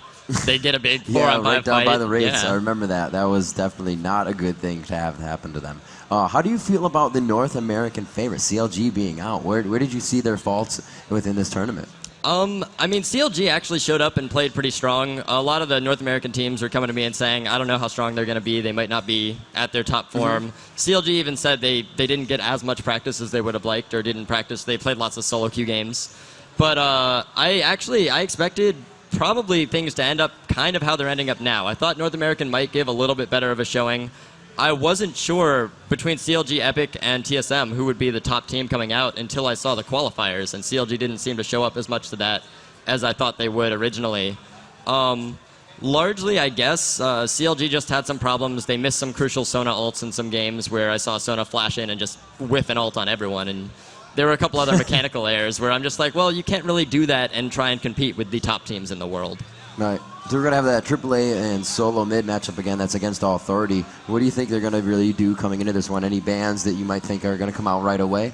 I'm actually not sure. I think that Ashe is going to be looked at more heavily between the teams because I've actually been trying to raise awareness to that, as with some other people. Like, Ashe has a huge winning record in the game, and I think, like, as a North American team supporter, because I'm from North American servers, I want to see our servers do well. Favoritism. Yeah, I know. So much favoritism. I mean, the Europe teams have showed up. They're winning right now, so they're playing much better. They are playing better. Yeah. But, I mean, as a supporter of that, I want to say, like, look at how powerful this Ashe is. Look at how Ashe has been doing in all these games. You guys need to respect the power of Ashe kind of thing. Yeah. So I think... It's such a utility she has. Even if she doesn't go instantly for that AD right in the beginning, she can still facilitate a bunch of team fights, and people just don't realize that. Yeah, and I mean, that's the thing. Like, in terms of an AD carry, she's not as strong as, say, the MF, the Tristana, the so on. She doesn't have the killing power. She doesn't have the, I can stay really far away and hit you. She doesn't have mobility. But she makes up for that with her one ultimate called Arrow that can completely change a game. Yeah, it's definitely awesome. Tree Eskimo, thanks for taking the time to spend us up here. I believe we do have an interview with the WCG Sweden team that just qualified here in Sweden. They were able to take it away. We're going to go ahead and throw that over to the tournament area and check that out. All right, thanks a lot. Thanks, guys. It was really good to see Tree Eskimo on camera. Don't you agree? Yeah, I love him. Awesome. Well, hey, we're here with the WCG qualifier winners, the team from Sweden going to WCG. What's your team name? What happened? Tell us a little bit about what's going on. All right, hello. Our team name is Jantelaget. It's a Swedish word, rather a play word, so it's going to be a bit tricky to explain in English, so we'll leave it at that. What does it mean? Well, it's a word, play on words, of course, of the public right of access. Ah, okay. Well, let's get a quick team introduction here. Obviously, you're down a member. I guess he's traveling already? Yeah. Okay. What's your name? My name is Martin Ek, or the nickname is Maka. Who's your favorite champion choice right now? I guess it's TF, to be honest. Yeah. Hello, hi, I'm Rookie Eriksson, aka Sammy, and I suppose my favorite one is Jana, probably. That's the one I feel most comfortable with, at least, yeah. And for you two, can you guys introduce yourselves and tell us who your favorite champion is? Yeah, I'm Rashasi, and of course Malphite is my favorite champ. Great, and you? I'm Kestrel, and my main is Caitlyn. Awesome, and you guys are, all Swedish team, right? So what cities are you all from within here in Sweden? I'm from Växjö. Linköping. I'm from way up north, Luleå. Representing Örnsköldsvik. So obviously we didn't get to watch the game. We've got games going on here. So maybe tell us a little bit about that final game that put you into the WCG. What happened? What were your picks and bans like? And your overall strategy going into that? I didn't really hear it, so maybe you could answer. All right, well, we spent a lot of time considering the picks and bans, actually, because, most of Europe at least knows, the server was down for the most part last night, so we didn't have much time to actually practice and perfect our strategies, so we spent the time considering picks and bans instead. Our general idea was to kind of get rid of those easier to play champions that can actually destroy an uncoordinated team. So we wanted to get rid of Rumble and Warwick mainly, so we didn't have to face them, because Lanewick is a pain. It's a pain to face, as most of us know. And regarding picks, we just wanted a strong pushing team where we could just go and pick off the towers one by one until we reach Nexus and we win. So we managed to get, I think we managed to, both games in the finals at least, we managed to get a very solid setup, and the result is a proof of that. Anything you want to add? I think one of the strengths with our team is that it's really hard to ban us out because we play so many different champions and could play almost the same setup with different champs, like using Brand or Mal's. It's almost the same type of a champ. You can poke from a distance and so on. So I think we have a good thing going. Awesome, okay. Now we're here on day 3 of the Season 1 Championships. Have you guys had been a chance to get to watch the game so far? If so, you have seen, some of these teams are probably going to be your competitors at WCG. What are your thoughts so far on the competition?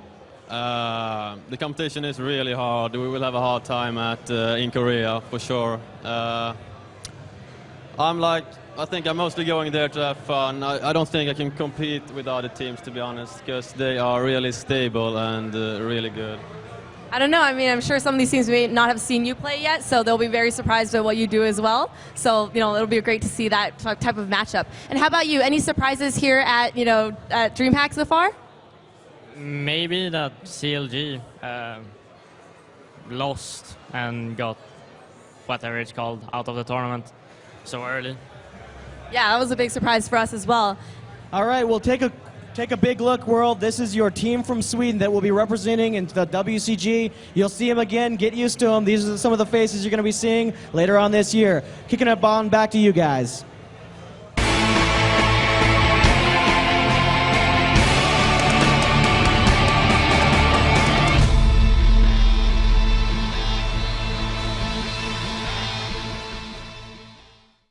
Hi, this is Montek from Riot Games. They're holding me hostage in the Riot offices all weekend, and I only have a second to get this out before they find out I'm here, so listen up. Follow @RiotPendragon and @RiotTamant for some awesome stuff coming up. Look out for chances to win the exclusive Viking Tryndamere skin and get involved in all the shenanigans going on at DreamHack. If we get enough followers, I might be able to escape while they celebrate. I might be able to get another message out then. I don't know. They keep saying things about cake. I've got to get out of here. What are you doing?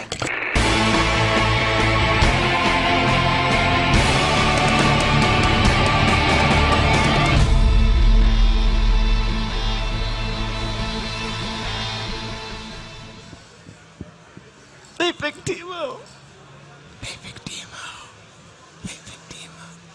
Actually, Freak said to me, why do they always get to cast the best games? By best games, he meant Timo was picked. They picked Timo and he won and he carried. That was fun. I was glad to be. Yeah, so this game now we're gonna see definitely Timo being banned, right? It might happen, but that's okay because I accept that they can't pick Timo if Timo's banned. It just means that giving Timo the respect he deserves, the captain. Played one, won one. The captain. That's yeah, it. Timo and Gangplank both undefeated. Mordekaiser as well. The stats show it all, actually. The stats show it all. It's totally statistically significant. Yeah, so coming up anyway will be the 3rd place playoff, or there are so many names for it, actually, but all you need to know is that the loser will be finishing 3rd, and the winner will be going through to the grand final to take on Fnatic. Indeed. And a couple of things going on here, just so you guys know. Because of how the tournament structure worked, Team Sulamid has fought against All Authority once before, and Against All Authority won that series. So, while it would normally be a best of 3, for example, if Epic went through, Epic has not fought AAA in the brackets, as far as I know. Or am I incorrect on that one? In the groups. They fought them in the groups, but not in the brackets. So if Epic had moved on, it would be a standard best of 3. But because TSM has fought AAA before, and AAA won that series, it's a modified best of 3, meaning that TSM must win 2-0. If they drop a map, they're out. AAA, basically earned their advantage. And that's actually, I think, a pretty fair way of running a tournament where, AAA basically have deserved that they should be in the advantage here. They beat them last time. That should count for something. If you assume that Fnatic is a team that will never drop a map, that is the impeccable team here, and they still haven't dropped the map, so that kind of makes sense. Everyone would lose to Fnatic, so AAA is rewarded for their efforts in winning that game in the bracket play. So TSM must go 2-0, and of course from the loser bracket to the winners bracket in the championship match. That's again a modified best of 3 because one of them's a winner bracket team, one of them's a lower bracket team. So the story of Team Sulamid is they have to go 4-0 in this tournament. They have to 2-0 AAA, they have to 2-0 Fnatic if they want to win. Now they can do it. They've realized finally the power of Captain Timo, and so I think they've got a good shot at this. That's definitely a possibility. I have to be wildly honest there. So Team Sulamid now have a lot of pressure on them, as you mentioned. Yeah. They've got.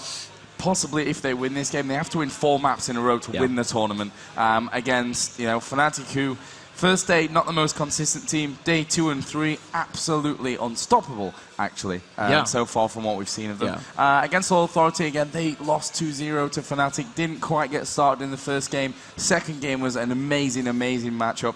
And what are your thoughts on this one? I know you're probably going to be rooting here for Team Solo Mid to be pushing through, just so we can see the whole Europe against America Grand Final. Yeah, I mean, at the very least, right, I want TSM to win that first game so we can have at least 2 games in the series. I am always rooting for the one who's behind because I want to see more games. I want to cast more games. It's more fun for everyone here. It's much more fun for me. It's more fun for the players to play more games. I just think that's always awesome. Yeah. Now, overall, yeah, I'm gonna root for TSM. It's gonna be true. I'm gonna try to not be too biased. Like I flamed for that day 1 a fair amount. I think I toned that down at least a little bit in day 2 and 3 so far. But yeah, I would love to have that TSM versus Fnatic storyline in the end.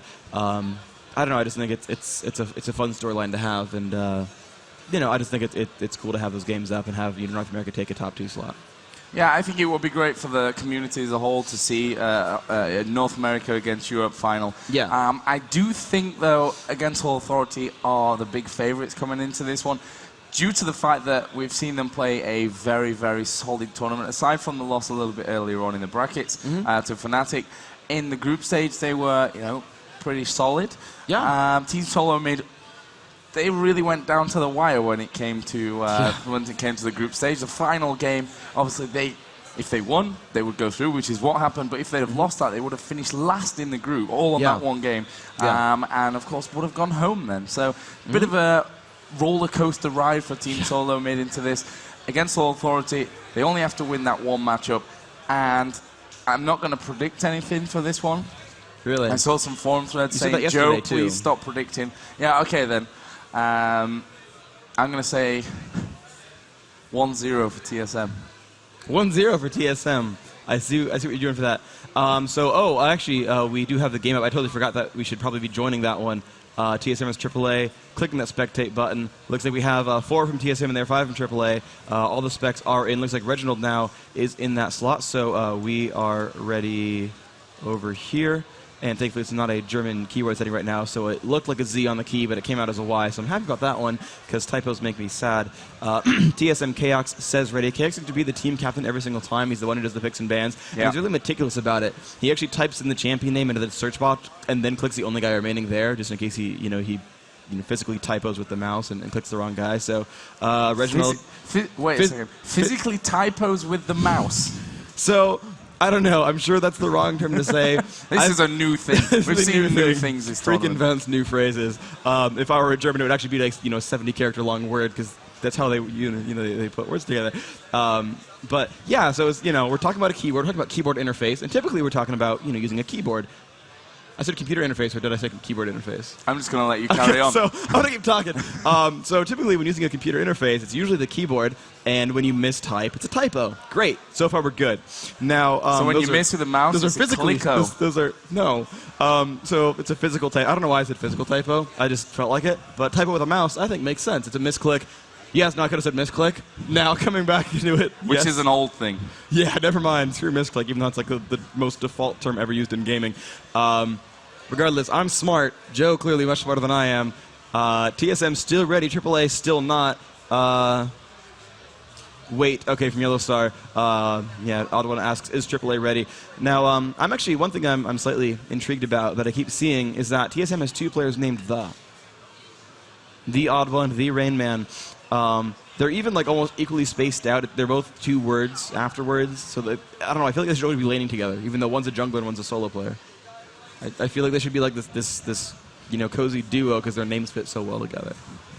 I'm glad that that's the standout factor in this deciders who goes through into the final to become having a shot at $100,000. Yeah, right. We're talking about $100,000 tournament, but I saw team names, so I'm all about that. AAA back in the game. Looks like Yellow Star saying ready. TSM saying ready. Here we go. I am ready. Here we go. We are. Yes, we are into the game, or at least the picks and bans. AAA versus TSM. Apparently AAA, because of either the advantage from last time. Or simply by winning a coin toss. They are the first pick and ban. They're going to be deciding that very shortly. And J4, Jarvan the 4th, going to be the first ban. Yeah, Jarvan, first one out there from Against All Authority. Rumble removed by TSM. That's not really a surprise. We've seen him being thrown out in, I think, 100% it maybe is, of North America versus Europe games. I didn't know. We did see him once in CLG, in not the relegation, but I think against Fnatic. That game they let Rumble stand, and that didn't go so well for them. Yeah. Annie banned out, definitely aimed at. That's Reginald, the mage player there. Corki band aimed at Yellow Star. That's pretty strong. Looks like Twisted Fate, Needly, a lot of these really top picks are still in. Vayne also in there. Nunu and Amumu are in. So TSM going for a very different strategy. They're not aiming their bans at Lianak, but instead aiming their bans at the general top picks they don't want to deal with. And AAA banned Singed. That's pretty cool there. Rayman did play him once to pretty good effect earlier. TSM did take a 1-2 series against All Authority last time these guys met. And the final ban is Vladimir, which I'm not sure is that really a champion that moment, and so I was like to play? Not particularly, no. Okay, so that's a little bit of a strange ban with the instant pick onto Vayne. Yellowstar, again, locked in so far with Cleanse and Flash. He really is one of the few carries who runs Cleanse still. And he seems to really be the most standout ranged AD player among this tournament. He's consistently been top minion kills, and he's almost always been running Cleanse. Now actually he is going Ghost and Flash. Maybe it's Cleanse with Corki. Special one. TSM, they're getting the fast Twisted Fate. They've left a lot of good champions in. They're going to grab TF. That's going to go onto Reginald. They're going to be happy about that one. And Special grabbing the Alistar as well, that cow being picked up. I'm a little bit surprised at picking up that early because Alistar does not seem to be a champion that AAA has ever played. They're usually more about that Sona, Janna, Taric, those three for their support choice. And there's the Malzahar from Lianak, not too worried about that. A couple of great mages still in there, like Needly. They're going to grab Nunu, actually they're going to take a fast jungler out of there, so still not yet quite the Malzahar. Oh, there's the Malzahar on a Soaz right now. Could trade that with Moma. Karth is still in. A lot of great choices still available. This is honestly very, very open. There are not a lot of super high topic bans because of the Annie and Jarvan and Singed ban. Those are not the high, heavily contended champions there. So there's a lot of ridiculously good picks still in the pool. Yeah, and Lianak obviously getting Nunu, that'll be a great thing for him, his main champion. And that'll be one very happy Lianak coming into this one. The odd one actually looking like they're going to go with Warwick as their next choice, pick number 3. Oh, wow. Yes, they've locked in with Teemo. Okay, I already got my fanboy moment last time. Daniel Klein applauding in the audience. Thank you, Xenon. The only one, by the way. The only one, by the way. That's fine. I really, really like TSM's lineup here. Aside from getting that Warwick pick, these are all champions that I know these players play a lot. Reginald loves that Twisted Fate. Rayman, Teemo, obviously. Especially seems to be on Cow more than anything else when I see him play in tournaments. So TSM's really happy with their lineup. Yellowstar I've not seen play Vayne many times, though. He is such a mechanically strong player, and Vayne scales so well that he's going to be difficult to deal with.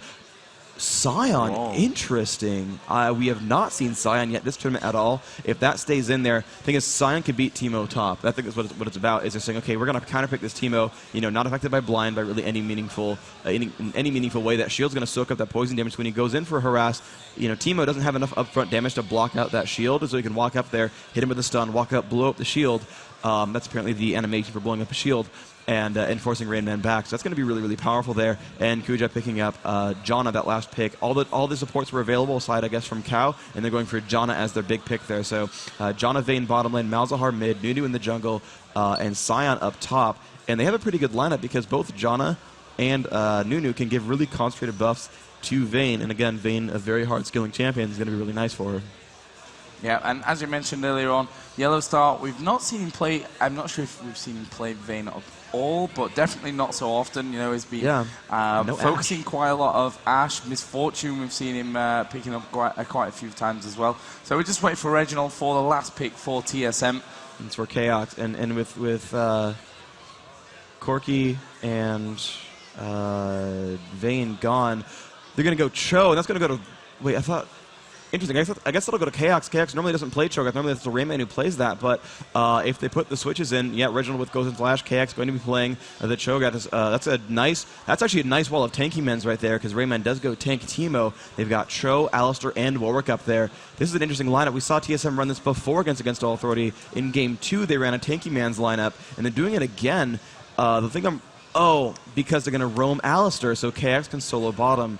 And Rayman can solo top. So they're going to have triple solo with a roam Alistar. And, with Reginald, with that global teleport, and every one of these lanes actually has some decent focus. Yeah, this could work really well for them, actually. This could be a good lineup, and I think I said that last time to myself. I wasn't casting the game 2 of TSM versus AAA, but the Tanky Man's lineup started out really, really strong. They just got outscaled late game. But I think, since the Rain Man goes Blood Razor, since Warwick can also go Blood Razor, they can and KX has that true damage onto Cho'Gath, and TF can do so much in a late game situation. They might actually have solved their late game problems, where it was Jarvan and Aurelia and Jungle Nocturne, I think, were the main damage dealers there, and they couldn't really keep up throughout the game. They had Zillion as well, who doesn't really scale that well throughout the game. I remember the commentators talking about how he has 1 damage spell, and you can cast it twice, but that's it. There's no DPS left, and so it was the armor stack to the win. But now it's a lot of magic damage and Tanky Man stack. This is actually a really good lineup for TSM. And what about against All Authority? I mean, we've seen Yellow Star taking Sion. So Soaz is going to be on Vayne. Interesting. I actually predicted that one wrong. Moma is going to be the one on Malzahar, but Yellow Star. Yeah, he's normally the AD player, so interesting. I guess Soaz is the person who actually has practiced Vayne. And so Yellow Star says, well, I know how to play Sion. It's cool. They sort of said to themselves, okay, who's going to be on Vayne? We're going to grab this one because I know TSM wants her. And so it's like, oh, I got this, no problem. And they're actually, interesting enough, they're actually leaving Needly out as well. And so I was known for Needly. And so I'm surprised, we've had these hate bans against Needly specifically, and they're like, it's not part of our lineup. We're going to be okay. Yeah, we've seen Needly banned in really a high percentage of games throughout this tournament. We are going to get things started here. So, Freak, your predictions for this game?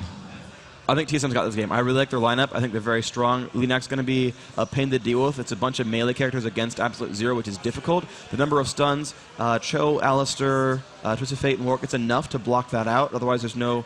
there's also the channel from Moma, but... even though the Diagro is strong from AAA, both with Nunu and with Janna, I think they have to win this, and I think they have a good chance of doing it regardless. So I'm liking TSM for this one. Be interesting to see Sion. Actually, we've not seen him in this tournament at all, and I saw a few threads on the forum about that one anyway. So let's have a round of applause. It is a deciding game to see who will go through to face Fnatic in the final, and of course, it's against All Authority against Team Solo Mid.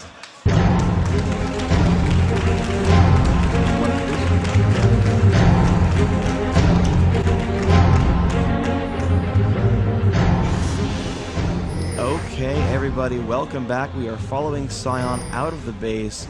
AAA in the bottom left, the green health bars, the blue minions. Moma has joined the team with boots of speed and potions. He's ready to cast his Voidling Reginald. And, TSM constantly plays very aggressively in their early jungles. We saw them do a fair amount of good pain, almost getting first blood against Epic in that second game, I believe it was. I actually have now forgotten between all the games. I think it was game 2, and look at that. Wow, they've already jumped in there, and Janna might just face check that brush. Will the Rupture land? Xpecial can flash that wall and land a Pulverize, so whoever decides to check that brush will get stunned good 2-3 times in a row.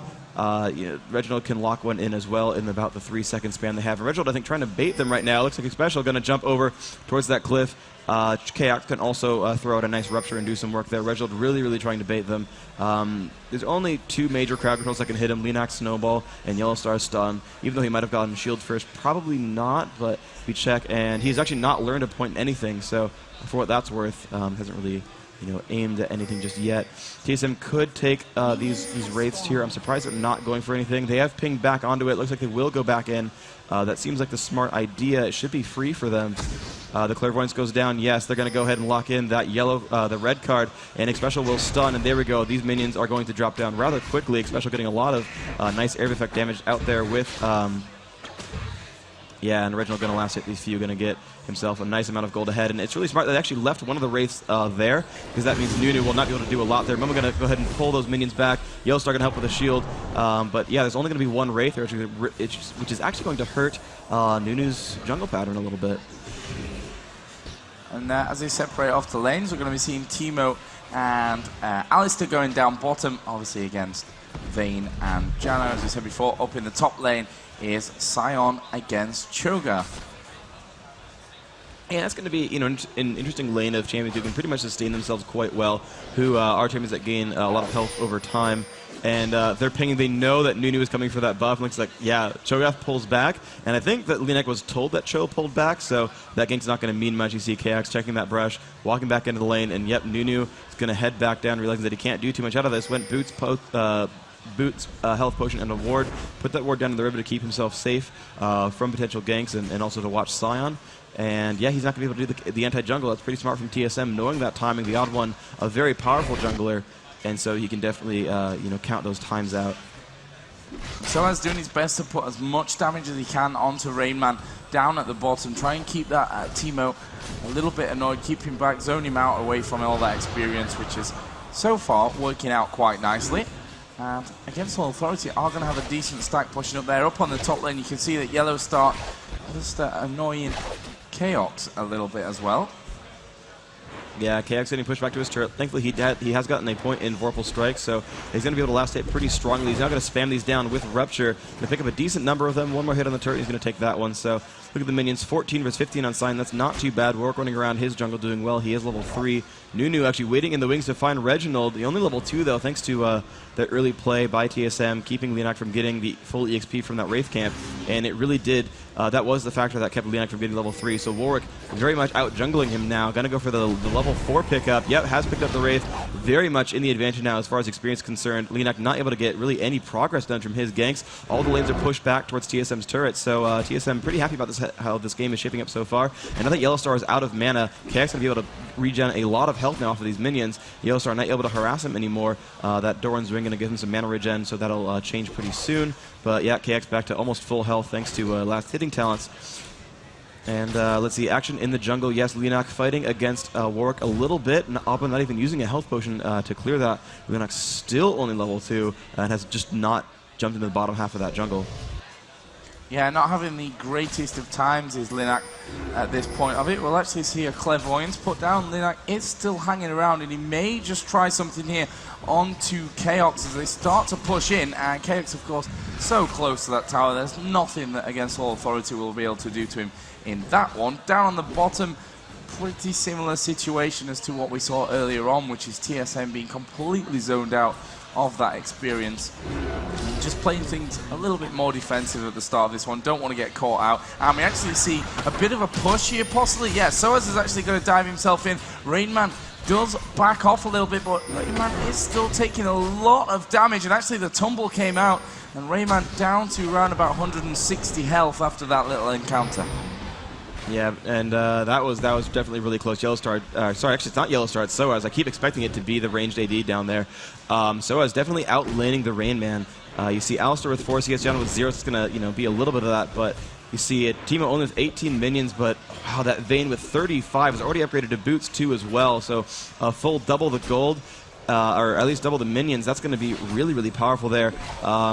But, KX holding his own up top. Twisted Fate versus Malzahar. Malzahar has 39. Twisted Fate with 37s. That's pretty equal. Reginald still with 3 health potions. Momo with 3 as well. So the players not harassing each other too much, relying on their base health regenerations and just last hitting as well as they can. We look at Chaos, the story up top, 42 versus 44. So a slight advantage there for TSM, but it's the only advantage they really have outside of the jungle. But that is a pretty strong story for them.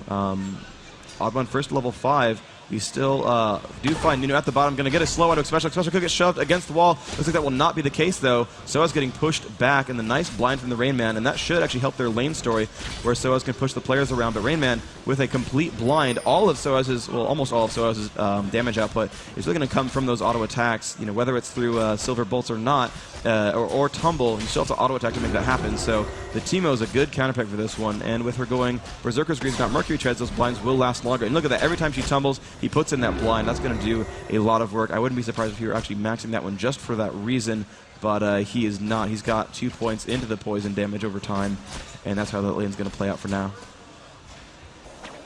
Yep, and we saw, as I turned my Fog of War off by accident, Yellow Star has been back home. Does have Boots, Amp Tone as well. Doran's Ring obviously was right from the start. Sapphire Crystal collected as well. So nicely done so far by Yellow Star. He does have a slight advantage over Chaos, but he is going back now. So we'll see Chaos pick that one up again. And this could be interesting. We're actually getting the teleport down at the bottom here. It's Momo that will be jumping in. Ulti out onto the Rain Man. Surely they'll be able to finish him off. Pushed back by Vayne, and Rain Man goes down. First blood for Against All Authority. Nicely done by the French side, and they will take the first kill. I think they've already got a pink ward down by Dragon, and this is a very early Dragon. Yeah, it's a great play by them. They're going to pick this one up. It's funny because while they get this, I'm going to show you over in a second that TSM actually grabbed a fast pink ward to try to stop that very gank, and they put it in their own brush, but the teleport came in on this brush. So TSM tried, they learned their lesson, but it wasn't quite enough because, you know, they're pushed back to their own base. They said, you know, well, look, the teleport's not going to come in our brush. You know, it's not a big deal if they come down there. We shouldn't be in range. But they ended up getting pushed out, and that's when the teleport came in, and it worked so very, very well. And that's just wonderful play. Who needs Twisted Fate when you've got summoner spells? That teleport gank working so very powerfully. Yellow Star last hitting these purple caster minions. KX saying, you know what, that's fine. I can't do too much damage to you. You can just kill those. I don't really care about them too much. They're replaceable. And Yellow Star going to get up a little bit more bonus health. Last hitting those with Enrage.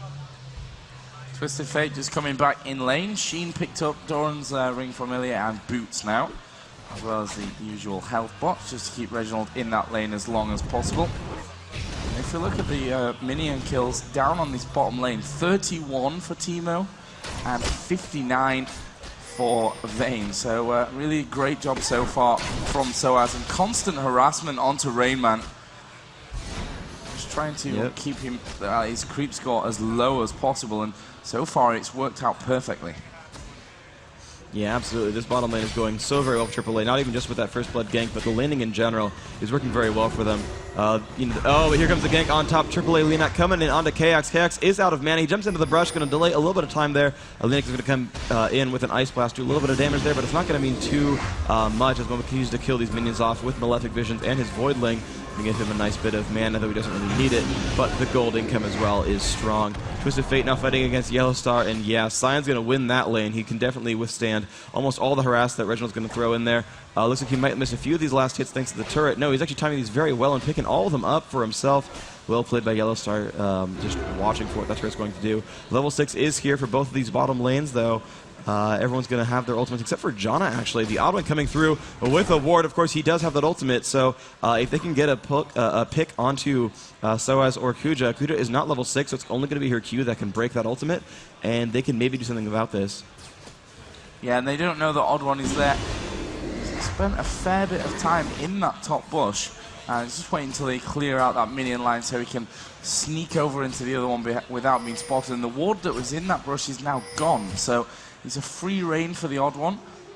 Against All Authority playing this one fairly standard as you could expect at this point of the game. Playing defensive, sticking to that turret. And we actually see the flash in from Special, and he's on the turret itself, which is obviously going to give him a lot of damage. Twisted Fate is going to come down as well. Kuja is going to struggle in this situation, but Soaz is focusing in now onto Reginald. Kuja did go down within all that. Special is super low as well, and we're seeing Linak try his best to get this one, and actually we're going to see Rainman go very low from that tower damage. In comes Sion, the kill comes out. Special is very low as well, and Yellow Star is starting to move his way over there. Let's see what he can pull off, and Special did manage to get around. Stun, of course, coming out as well. The blast comes in from Linak, but Special will get himself out of that fight without dying.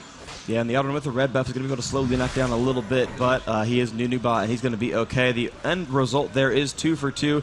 They did get the kill onto Vayne and Kuja. The other one did live. He was carrying an Oracles. That is very important, but both ranged ADs did die. The kills, though, both went to Teemo, and that is good. You want Teemo to get that gold. Nunu got both of them. That's Linak, so he'll get nice and tanky, and that's good. You know, Linak will get nice and durable there. He's going to get, you know, the 600-some gold from all those kills, but ultimately Teemo getting 600 gold from the kills, much more important. So while that did trade equally, I think it's an advantage there for TSM.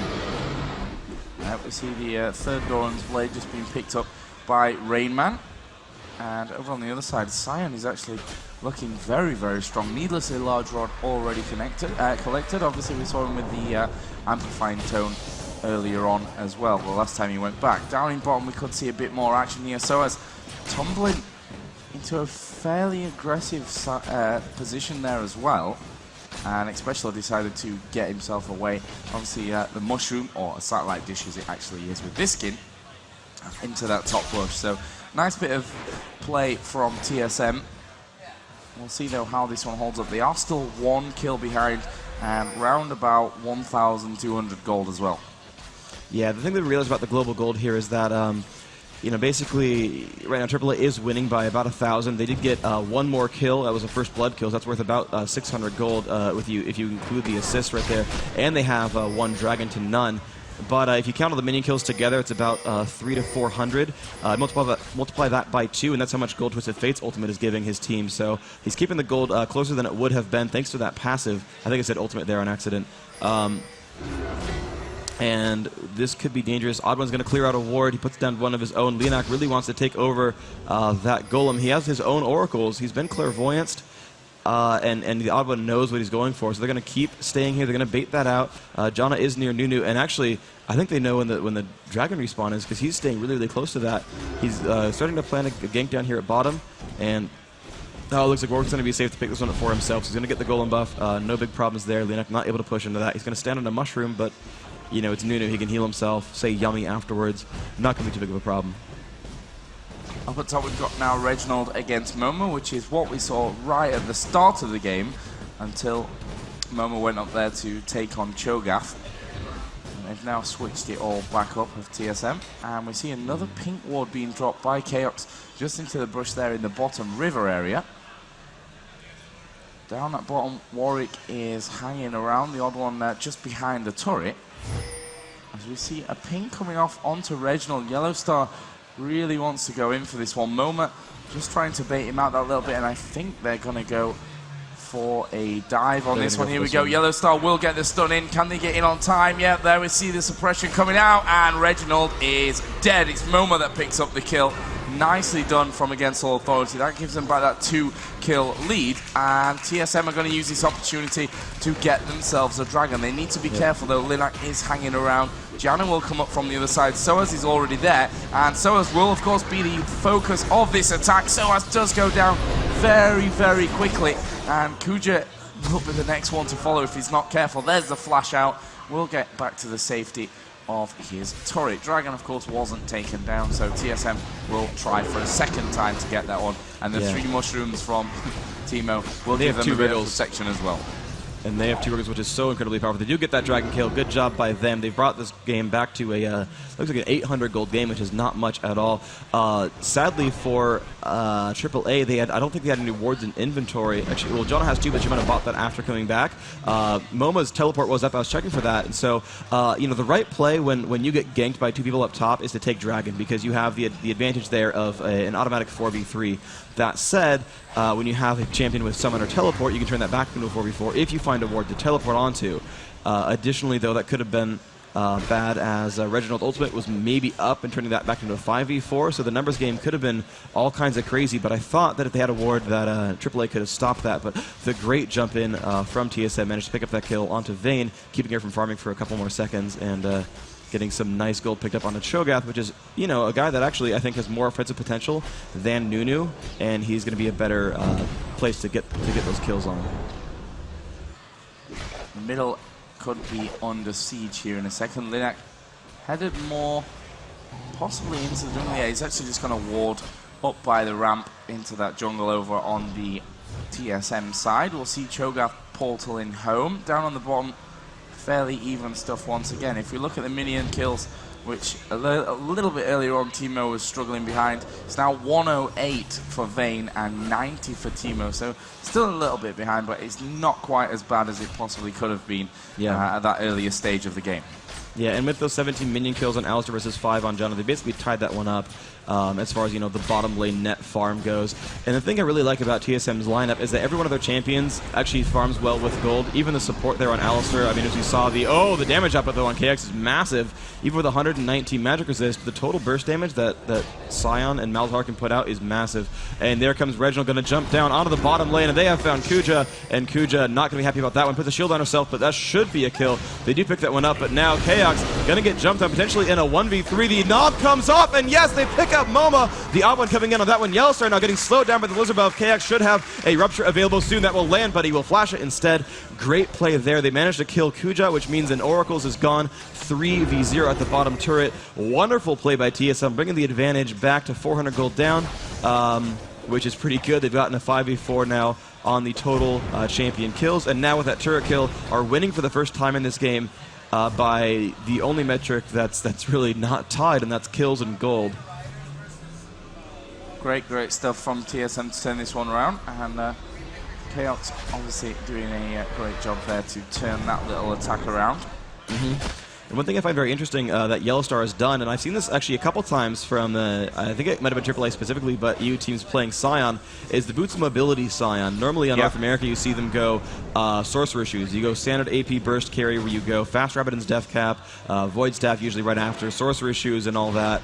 But the European style is like, no, you get a Fast Sheen and you get boots mobility. You're more of a ganker. You do burst damage with that Sheen, adding you about 100 damage on your combo. You get boots mobility to get different different lanes and get the damage on the combo. And Yellowstar is going to go and face tank that turret. Will not take a rupture most likely, but his damage output quite high. Stuns Chaos, shields out these minions, getting himself a lot of health. 1991 right there, rank 1 of Enrage, giving him 1 health per minion kill permanently. And at 179, that's a decent amount of health actually. Chaos, of course, his ultimate with Feast, every time he kills something with that, gains some health until he dies. So he's up to 2600 with almost no health items. And the bottom area of the map is a really dangerous one right now. Look at the mushroom coverage from the lovely Teemo.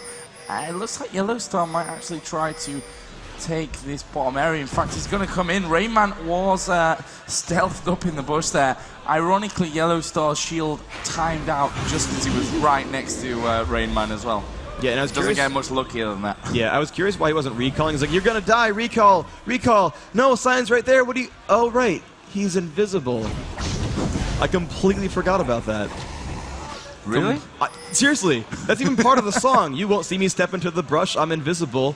And forgot that that was like a core tenet of how Teemo can play. So he completely played that one correctly. That shows that he plays Teemo more than I do. I just been pressed B and prayed, and well, it worked out for him. So good job there on the Rain Man.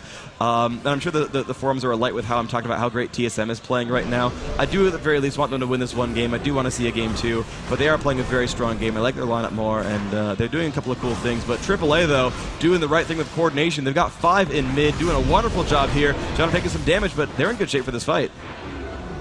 Yep, and we see them back away. Linak was taking a bit too much damage. Yellow Star maybe going to get in there.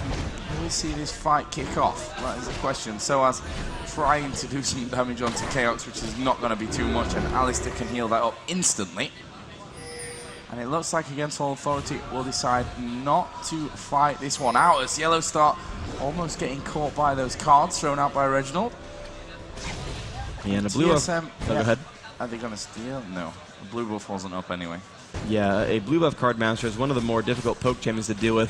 Now, it's no Nidalee who can heal as well as poke, but Twisted Fate, that goes down to a 3-second cooldown with max CDR, and he's got a nice 143 ability power, so he can basically throw those out. He can almost full clear a minion wave with that. The red card plus wild cards should get the melee. The wild cards, oh, he's got to be careful. Sion is coming on to Reginald, and with those boots of mobility, he moves quite quickly. Reginald did not quite need to flash just then. The minions did proc onto that shield and keep him out.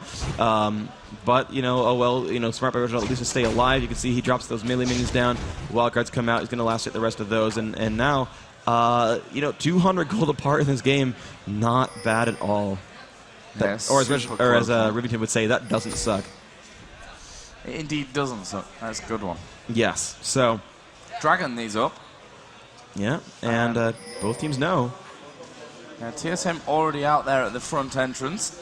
There is a ward in that bush, so they do have vision. Linak trying to possibly bait them a little bit further out. Against All Authority, look like they want to go for this one. Linak clears out the mushrooms with himself, using himself as a meat shield to get rid of those mushrooms. Yellow Star just trying to get them in. Looks like TSM will go for this one. Linak a little bit slow to move away, but won't be picked on. And I think they may possibly go in for this. Yeah, no, they're not going to. Twisted Fate is going to come in. No, Twisted Fate cast the ult. Pushing the top, yeah. And Dragon is going to go to Against All Authority. Dragon does go to AAA, but Reginald should be in good enough position to take this turret down. He will lock in a red card, throw that damage output, that Sheen helping him a lot. I think he used the ultimate a little bit too early because he might want it to escape But I guess he'll get this turret for free. Blue card comes in. Yeah, he will drop that turret down.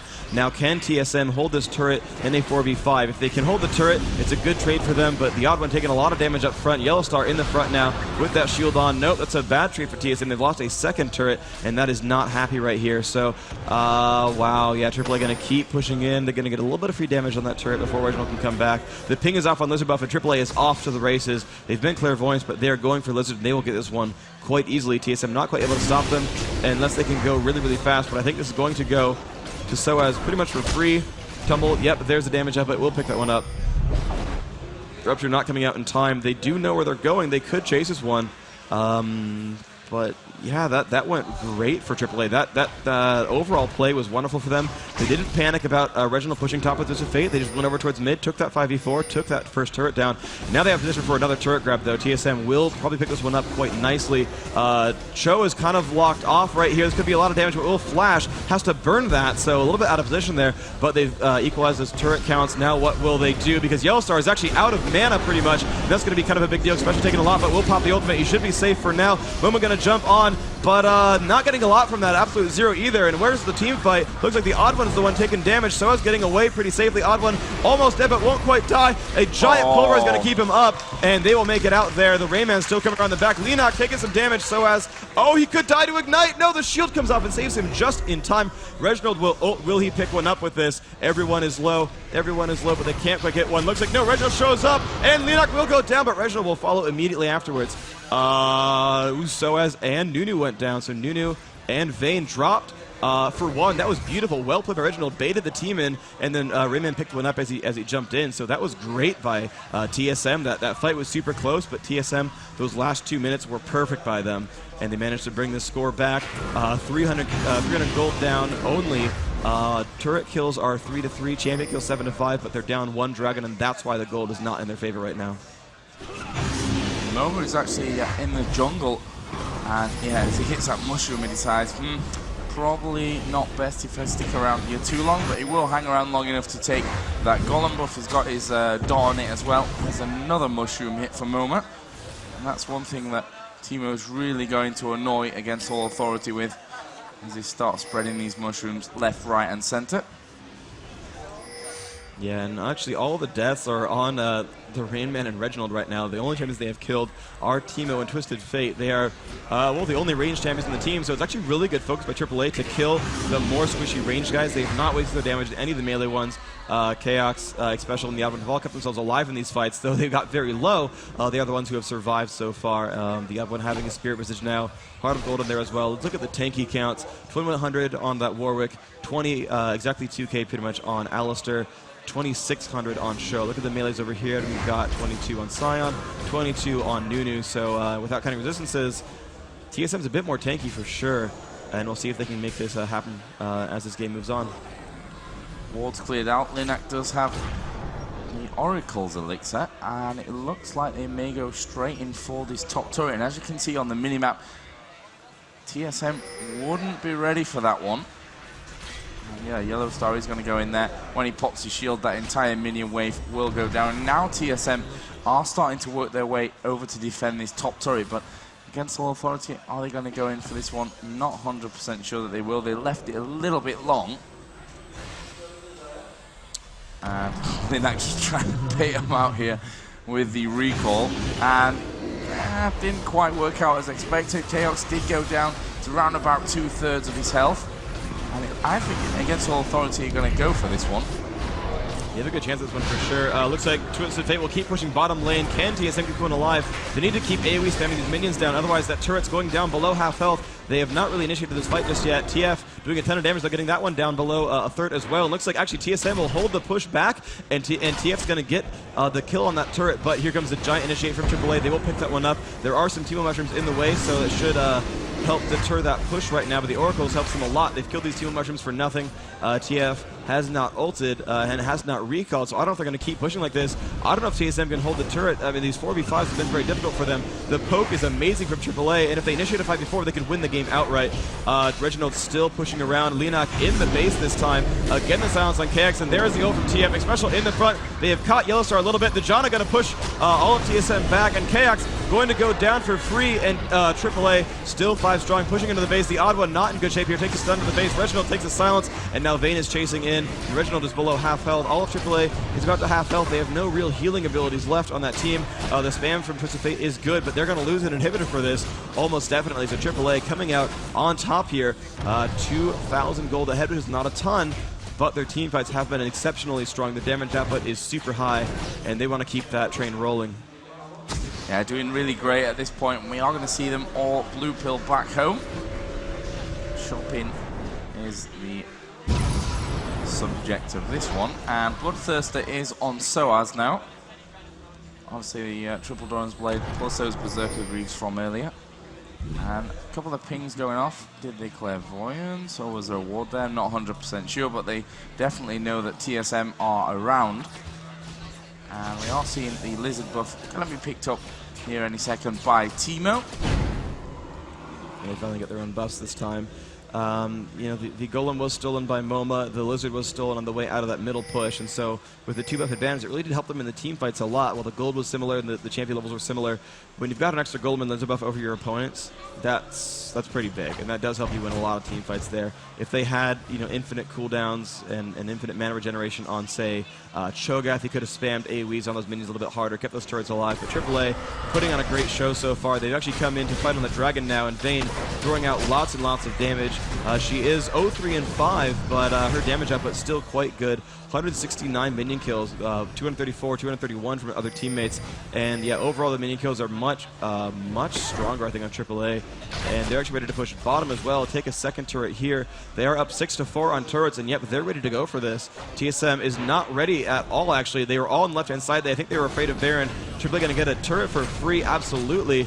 Now, can TSM hold this one off? Twisted Fate been throwing out cards so far. Yellowstar, though, still in good shape. There's a shield coming up. They've got to be afraid of this one. The sounds comes out, kills some of these minions. They're going to keep chasing down. The odd one very, very far in front, taking a ton of damage right there. And there we go, the push onto SOAS, and SOAS almost definitely going to drop down. And here comes the rest of the push. Absolute Zero is on from Nunu. That's going to hurt, but it's okay so far. Raymond going to push onto Leonak. He's taking a lot of damage.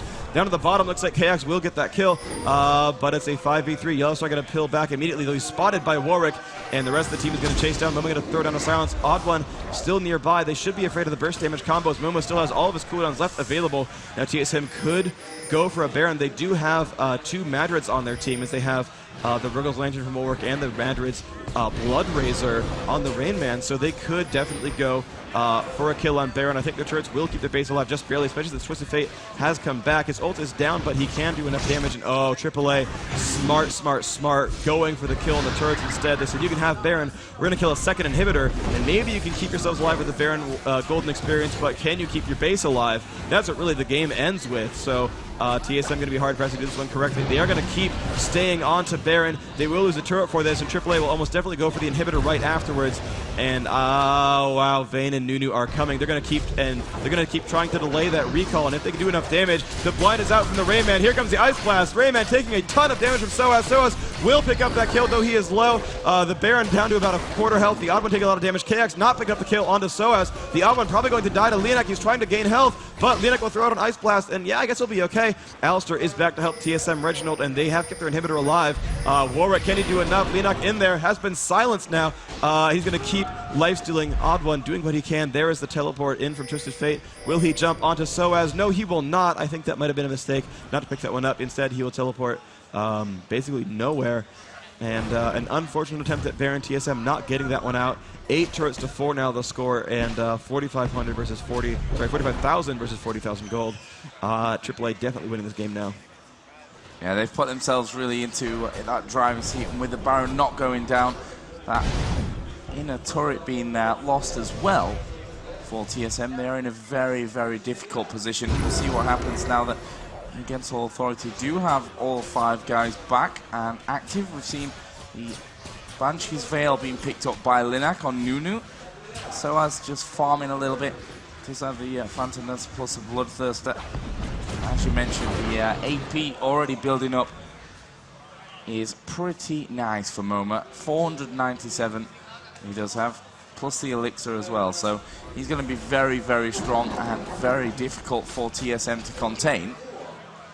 And the next time that we see the push from Against All Authority, the Golden buff is there as well. So Against All Authority should be able to take this one away. There was a Teemo Mushroom there that they popped, so TSM know where they are. But Against All Authority just clearing out this jungle completely. Yellow Star will finish them off, just getting that extra experience. Doesn't want to leave anything behind. Inhibitor will respawn, but they are going to push in for this lower inhibitor now. Obviously that shield from Yellow Star will finish pretty much all those minions off, but we will actually see the fight coming in now, and Special will be blown away by that ulti from Janna. Chaos is the focus of a lot of damage, and it's Linak who's in there. Now could be in trouble. He gets himself stunned. Special still causing some problems. He is going to be focused down. Surely will be killed. Yes, he will be. And now we see Against All Authority pushing in for even more kills. Reginald is surely going to have to back away. Special does go down here. Reginald will back away. That inhibitor will fall. And there's not much that TSM can do. Reginald just has to hope that he can somehow put up some kind of defense, because these Nexus turrets are being destroyed one by one, and Against All Authority are just going to run straight through their Nexus now completely open to attack, and surely this is a good game. Against All Authority are going to go straight in. That Nexus is going to fall, and we will see an all-European grand final here for Season 1 for the $100,000. And, well, Against All Authority versus Fnatic. Yeah, it's going to be a repeat of the winner bracket finals. I guess that's a good precursor there. Again, a weighted best of 3. AAA must win 2-0. We saw them put on a great show in the second game against Fnatic. We're winning for some time. It's going to be up, I think, to picks and bans. You know, we interviewed the players right before that last game, and you know, they said it was about Ashe, about the Ashe arrow, you know, picking up those kills. Actually, no, that was Triesmo here who's talking about, you know, the Ashe arrow is going to pick up those kills. So I think she'll be the Coco champion more than Rumble, more than Twisted Fate. I think it's actually going to be on Ashe, and what can she do for those teams? And at midnight tonight, that is less than 4 hours away, we will have the grand finals Against All Authority versus Team Solomid. But don't go anywhere. We've got a couple of little bits of the show still in store for you, including, since I've been in Sweden unable to edit a patch preview video, I will actually give you the patch preview live. I interviewed Morella already, so I know what's going on and what the rationales are there. But in case you're wondering, you know, why that hasn't shown up this weekend so far, I'll be able to deliver that one to you here. So there is more for the show. Don't go anywhere. And plus, in 3.5 hours, the grand finals as well. The big one. The big one. Yeah, we've been building up to this for a rather long time now. 2.5 days, we are going plus to 11 months. Plus 11 months. The 11 month is what I was focused on. Okay. Although these past 2.5 days have been long and pretty epic. Oh, now yeah. we're left with 2 teams, both of them European. Congrats to TSM for finishing in 3rd place. Let's not take anything away from them. Absolutely this is great play such a from strong them. competition. Yeah. Finished it in 3rd, the top finishing American side. Yeah, so, you know, EU going 1 and 2, USA going 3, 4, 5. And as we saw, you know, from the qualifiers, you know, I'm sure there are threads and threads and threads of EU greater than NA. Just, there are 50 of them right now, and 50 more when I finish this sentence. But realistically, you know, they went through the qualifiers, and only, only 3 American teams, only 3 European teams went through there.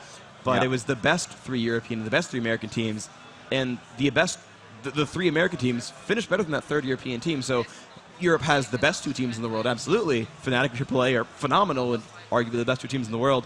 But as for that fire of US versus EU, or NA versus EU, I should say, certainly not far behind. 3rd place team, not that bad. The average European team, right, definitely would lose to Solomid. So I still feel good about my countrymen. I think we did well, or my continent men, I should say. There's plenty of Canadians around there as well. But certainly, you know, earned your bragging rights. Against All Authority and team, Fnatic team, the best teams in the world. Best teams in the world. They've come through this one, they got through that qualifier, and they are now going to line up against each other in that grand final, which, as you mentioned, is scheduled for midnight here in Sweden, which is Central European time, -1 hour if you're in the UK, and you can do the maths for America, because I'm terrible at it. 3 p.m. in California, 6 p.m. in New York. In the middle there, you guys know how the time zones work. You'll probably make it out just fine. But again, the easiest way to say this is in less than 4 hours. So look at what time it is. add 4 hours, subtract like 15 minutes or so, that's when you want to show up. Everyone has their own clock, so set your timer. That's going to happen. Make sure you're still awake if you're in Europe, and make sure you're awake in time if you're in North Awake America, in I time? guess. If they're asleep now, how are we going to tell them to be awake in time? I mean, I guess if they take a nap? That's a good point. Well, actually, I guess, because the games start out early enough, players could be, staying up throughout the night. It's almost noon in California. Yeah, maybe they're taking a nap before the grand finals. That could be it. Yeah, noon's not such a bad time. We're all gamers. Noon's a I've stayed decent up till time noon for waking before. up. I've stayed up till noon before, so, okay. Yeah. It could have happened. I see it. It's been a very long weekend. It And has. I'm sure some people out there have actually pulled, like, a weekend. They've watched the games during the day or at night, depending where you are, or in the morning, and then played all night long after that, and I then don't know. continued watching. I mean, I like watching... That's what I was going to do if I didn't come here. I had it all planned out.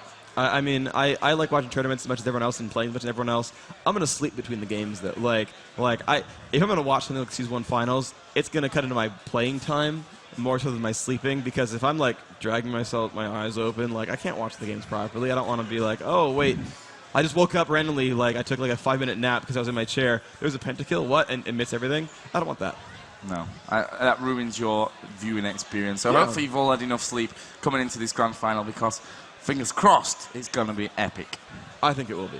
I think AAA has come in and done some really good things, and I think they have the chance. Momo looked so strong in that game, and ultimately I think Malzahar got underappreciated. That Vladimir ban I think was a mistake, because I think it was Malzahar that was crushing. Because you look at that lineup, and that's a lineup that gets beat by Malzahar, that gets beat by Null Zone, and even though Kaox, he rushed that Force of Nature onto Cho'Gath, and he had the Mercury Treads as well, he still got cut up by him. He still got cut down so incredibly hard. The double AP style from AAA has been so incredibly strong, and Yellow Star just tossed out damage after damage. The shields were 700 points strong at times. Brilliant pick that from Yellow Star. Yeah, that's a good adaptation from them. So I was moving over to the AD role, and Yellow Star taking AP, and it worked great. Worked perfect. They're in the grand final now against Fnatic, which is not so far away, so I guess you guys got time to play. I think everyone that I've talked to, over various different websites and communication tools, have been like, yeah, I've been watching all weekend, but now I really have the urge to play. I'm sure, I'd like to know the statistics. Maybe you can inform us one day. How many people played Singed in the last 3 days? Lots of them. A lot of them. Every game, probably. Yeah, there's a lot of them. I mean, there was definitely the thread that I mentioned a little while ago. What lessons have you learned from playing Season 1? And there's a lot of people saying, like, everyone picking Gragas, everyone picking Singed, and failing. So, enough of me. We do have our interviews with the players. We're going to kick it on over to the interviews. Hey everybody, it's Andrew Beagle once more, and I am here with X Special from the Team Solo Mid. You guys have played some good games this week. How do you feel about it? We definitely came out strong in our games. We're a little disappointed that we lost, but we did pretty well. We had a strong run, so I'm pretty happy about that. Now, obviously, you only had one chance to win that first game. There was no best of two. What do you think were the big things that caused the defeat? Well, we lost previously in our other best of three, so that was really disappointing for us. But in this game, we tried something that we had to play against AAA, which was a really good team. So we had difficulties with their teleport on Malzahar, and they came out with Sion, which we didn't exactly expect, so that was a bit difficult for us. But we did fairly well, but we still ended up losing. So. One of the major themes for this tournament seems to be, the people from the U.S. having problems adapting to the European style of play. What do you think the major reasons that is, or that's been this week? We know what they play. We watch streams. We know tournament style and stuff like that. But we don't have practice in that in solo queue, which is where most of our experience comes from. And Europeans, they play a lot of tournaments. We just don't have enough. We just need more experience. I think next time we have a LAN, we'll do better. Awesome. Well, you know what? You're third place in the Season 1 championship, so pretty good. Everyone's been rooting for you, and you guys have demonstrated an outstanding sense of skill. What do you have next? Planned next for Team Solomon? What are you going to do? Are you going to be trying to go to the WCG? What are the plans? Well, we have to separate for WCG since our team is not all Canadian or all from the U.S. But we're going to continue to play, try and get better, work towards the next line, and just improve as a team. Awesome. Well, thank you so much, and we've really enjoyed watching you over the week. We're going to kick it over to Karen with Console Authority. Hi, it's Carrie Bear, and I'm here with Kuja from AAA. So we just saw an amazing match between you guys and TSM. What are your thoughts after that huge match? Well, we really enjoyed play versus TSM as the last match we did versus them. They are really great opponent, and I hope in the future we will play them again.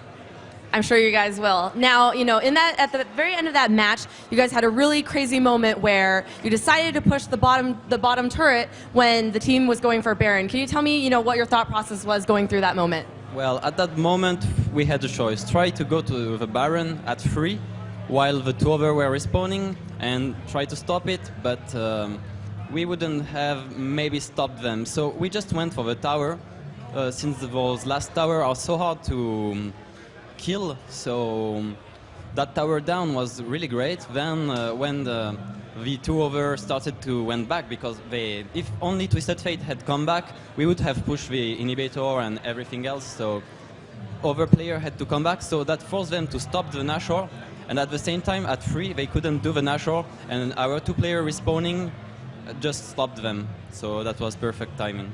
Right, it was very dramatic and very well played. Now, in that match, what did you really have to focus on to get you through to that victory? The Twisted Fate, be very careful about it. When it's level 6, you're like, oh my god, Twisted Fate is not here. He's gonna go somewhere. Go back to the tower. Go back, go back. So really the Twisted Fate, you need to be really careful about it. Right, and you got to see, Twisted Fate being played by that team, previously in the day. So, I'm sure that really helped out, while you guys were studying the other teams. Now, so you guys are moving on to the grand finals. You're going to be facing off against Fnatic. What are you thinking? How do you feel about that right now? Yeah, well, we are really happy to do a European final. That was what we were hoping for. They know us really well. We know them really well, so anything can happen. That, as the two last match versus them showed it, they know us so well that they knew what we were gonna pick and totally screw us and did a really great outpick outban on us. And the second game was really a little bit harder. We had it in game, but then they come back harder and we couldn't make it. So I hope that in this final, where we need to make a 2-0 win, we're gonna find the good thing versus them and surprise them. Great. Well, we're all really looking forward to it. Thank you so much. And now we're going to go to a quick commercial break, but stay tuned. We have a treat for you right after the quick commercials.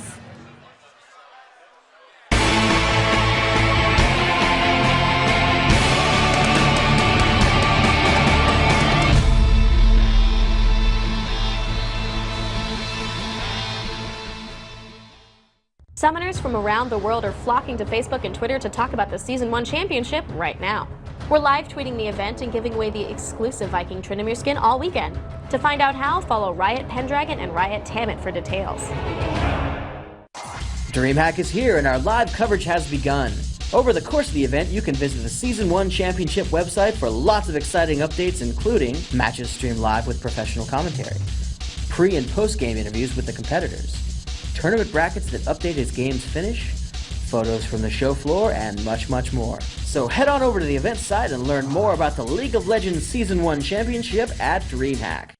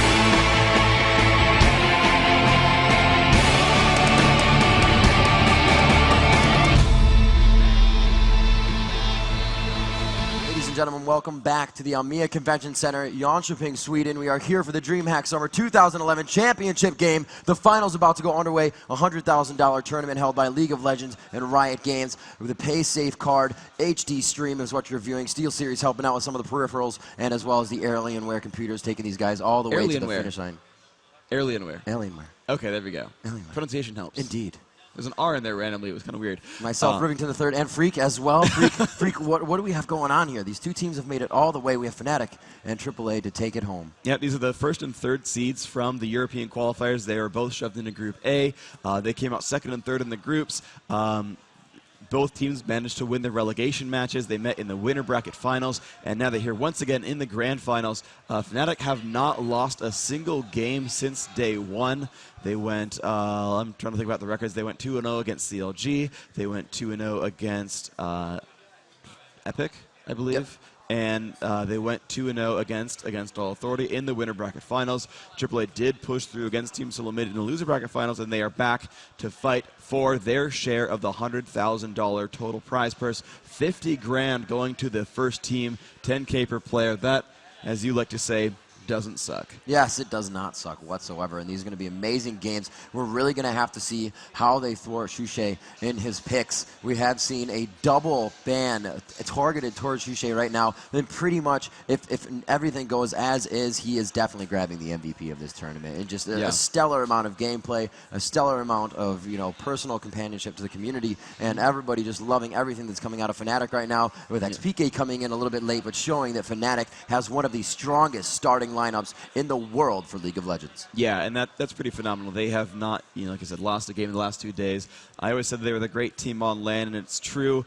They were going off a 6 or 7 game loss streak against AAA up until day 3 today. So, part of that was even the group stage game where they had We Will Failure in for a PK. But, it seems like they've shaken that curse pretty well for themselves. They've won tons and tons of games. But, I want to pull a bit of a Joe Miller curse here because I actually want to go into a second game. So, Shushay, as you were saying, the MVP so far, I think he's going to go 70-0. I think Shushay going 70-0 in this game. The game will only be 4 minutes long, but he will get 70 kills in a row. I like it. You know what? Totally plausible. Yeah, and AAA will, of course, go 0-70. In fact, the rest of his team will AFK in Fountain and let him win mid alone. In CS, we call that Gladiator. You go out on your own and you try to take out the entire team by yourself. That is fun. I've done that many times. It is so much fun. It's a lot of fun. Looks like Melison's in the games. We've got a couple people joining the game now in PvPnet. We're waiting for the teams to all filter in. So is now joining the slots as well. This game will be underway very, very soon. Thank you all so much for joining us on the stream and in person in Sweden. It is so much fun to be here with you all. I have taken dozens and dozens of pictures and talked to so many different fans who are excited to be here, as am I. Even though it's midnight and I'm still a little bit jet lagged from the travel, it is awesome, awesome, awesome, awesome to be here. That's right. Perfect timing. Our brain thinks it's 3 o'clock right now, so we're good to go. Yeah, actually, it's going to work out maybe decently. So this game is going to be going underway in just a few minutes. We've got everybody piled into the Dream Arena. It's actually full right now, so we're going to be using in front of the commentating stage as well again. We have everybody setting up here. The teams are getting all set up. The teams are getting their talks in and figuring out what they're going to do for these games. The 5v5 on Summoner Rift, as it has gone down all weekend long. I have said before, blood, sweat, and tears about to be left on the battlefield. And this is the last one we are going to be doing. It could be 1 game, and it could be 2 games. And I'm going to say yes, and you may not know why. You're going to say yes? Yes. Great. The question is, am I more attractive than you? I don't know. The forums don't think so. Well, it's too late. You already said yes, so at least he admits it. We're still at one player per team in the server right now. The reason we are not immediately starting right now, apparently Fnatic having a small issue with their headphones, getting their sound to work, both with their VoIP clients plus game sounds. We're going to get through for those real quick. Shouldn't be too bad. And let's see what. We talked with Esky a little bit about the picks and bans and the champions that were really popular. Do you have any intuitions here what's going on? Yes, with the fans or Fnatic? I was typing in chat. With the picks and bans for both teams, actually. The picks and bans, definitely we're going to see an Alistar ban. Definitely targeted at Shushay, as well as possibly a Malzahar as well. When XPK getting Malzahar, he is very, very detrimental with the damage on that. As I've said before, percentage damage will always do damage in percentages. High five. Oh, and while we have a time to kill, so we mentioned the turkey before. You are aware of the turkey. The turkey. The turkey. So you put the high five up. Oh, you know the turkey, right? So that's the turkey. But you can one up. You can one up that. You can one up that turkey. That's all right. Turkey no, me. That's fine. You can do the that's peacock. Okay. No. The peacock is victory. We're gonna shy away from that and let you know what's going on. So, what do you think your picks and bans are going to be for AAA? Okay, I'm actually gonna go through and do the entire pick and ban series. I want to hear all of it. Fnatic succeeded with their spam ban the junglers strat. Okay. It worked well for them. Now I think AAA thinks they can counter Anivia. But I think they're not going to be too worried about that. Yes, Fnatic said, all of us have 5 to 8 champions that we play, or we're not worried about bans, no big deal. I think it's still wise to ban out that Gragas Alistar, because not only is it just like, strong bans, but they're targeted bans. And targeted bans work really well, because you can ban Vayne, you can ban Ashe, you can ban Nunu. Both teams can use Vayne, Ashe, and Nunu quite easily. It's Gragas and Alistar that are only used by Fnatic, and all you're really doing is limiting options there.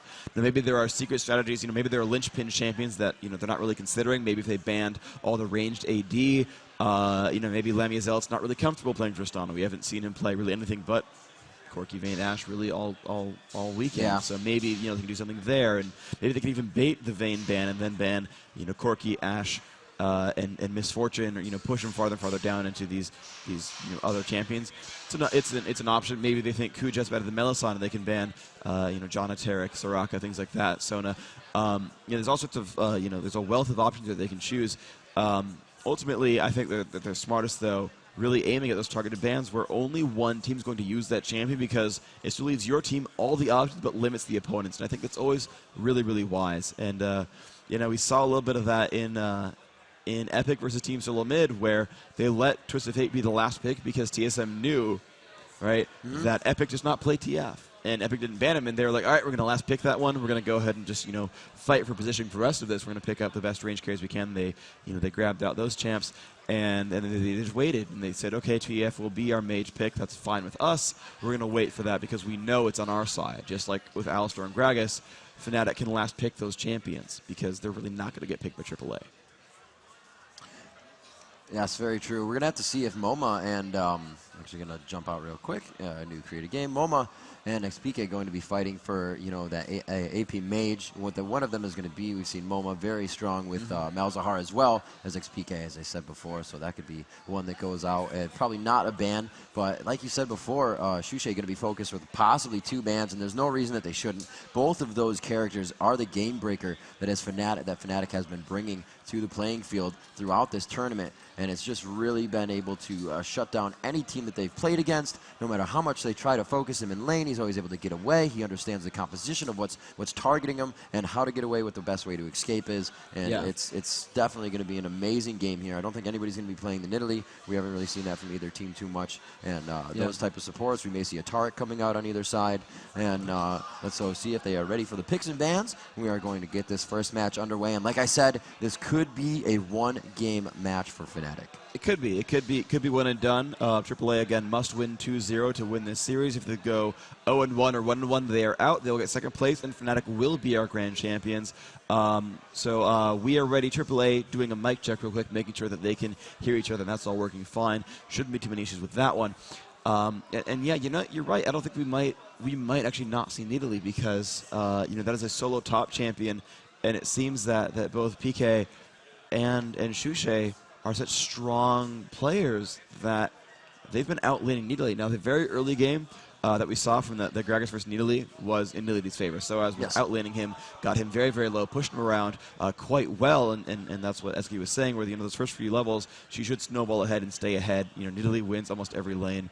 But it was the great ganking from Cyanide coming in 2 to 3 times in a row with Jarvan, Pika coming in from mid with Malzahar that really pushed that one back. And I think that's a little bit of miscommunication error from AAA, because when mid lane leaves to gank, you should know something's up. Oh yeah, of course. That should be pretty obvious. Of course. And the fact that she was still available to take down to a 3rd health, it should have been spotted. There should have been known.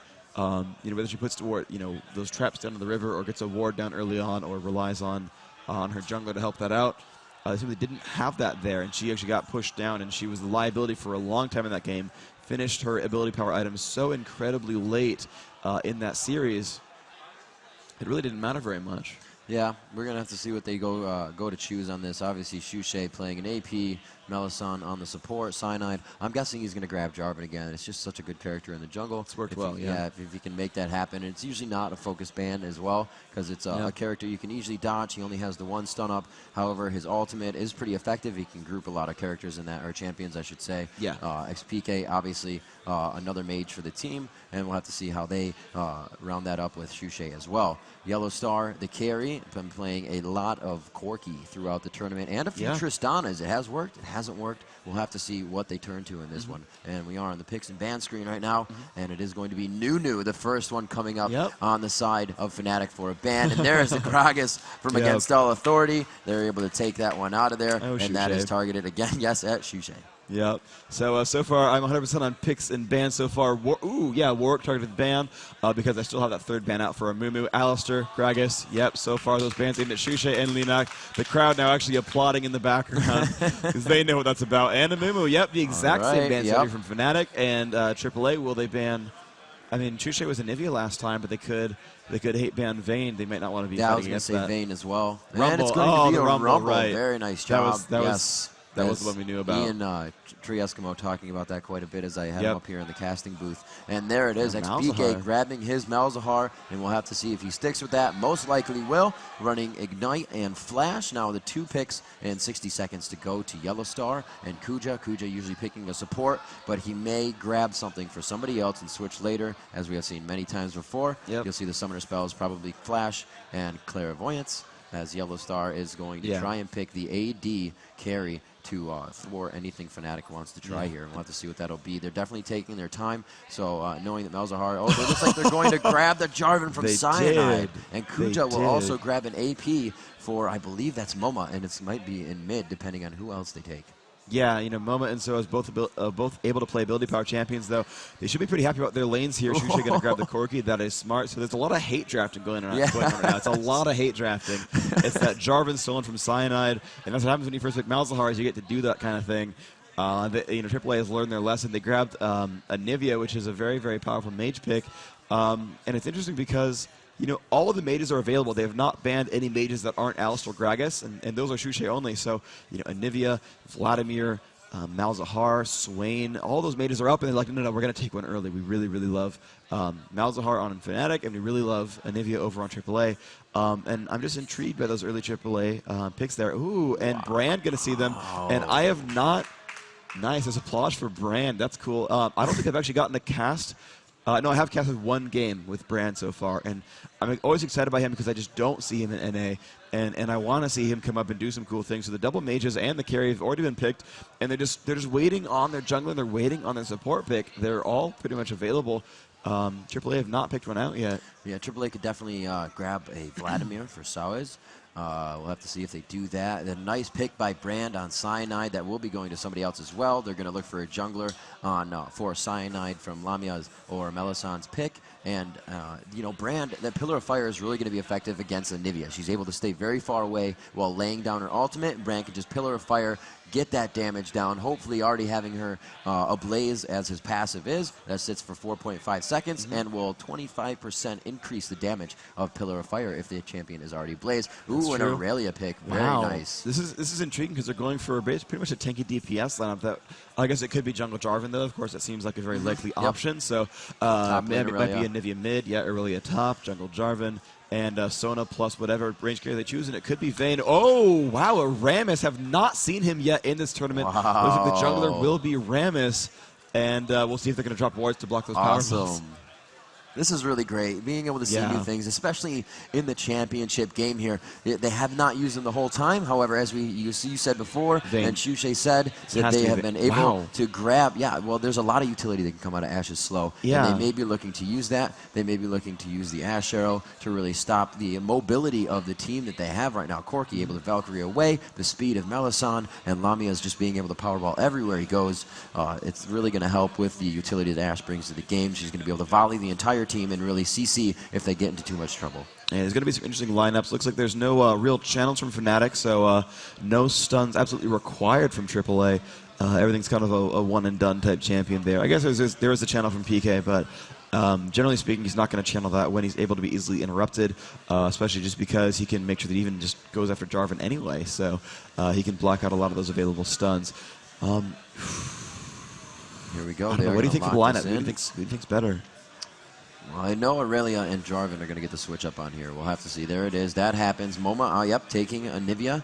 Lenak is actually going to be taking, Jarvan. Yellow Star on Ashe. And Sauz is going to play top lane as Cyanide grabs Rammus in the jungle. The first time, as we said, we've seen that this weekend here at the Championship Games. $100,000 season finale for Season 1 here in the League of Legends seasons. Yeah.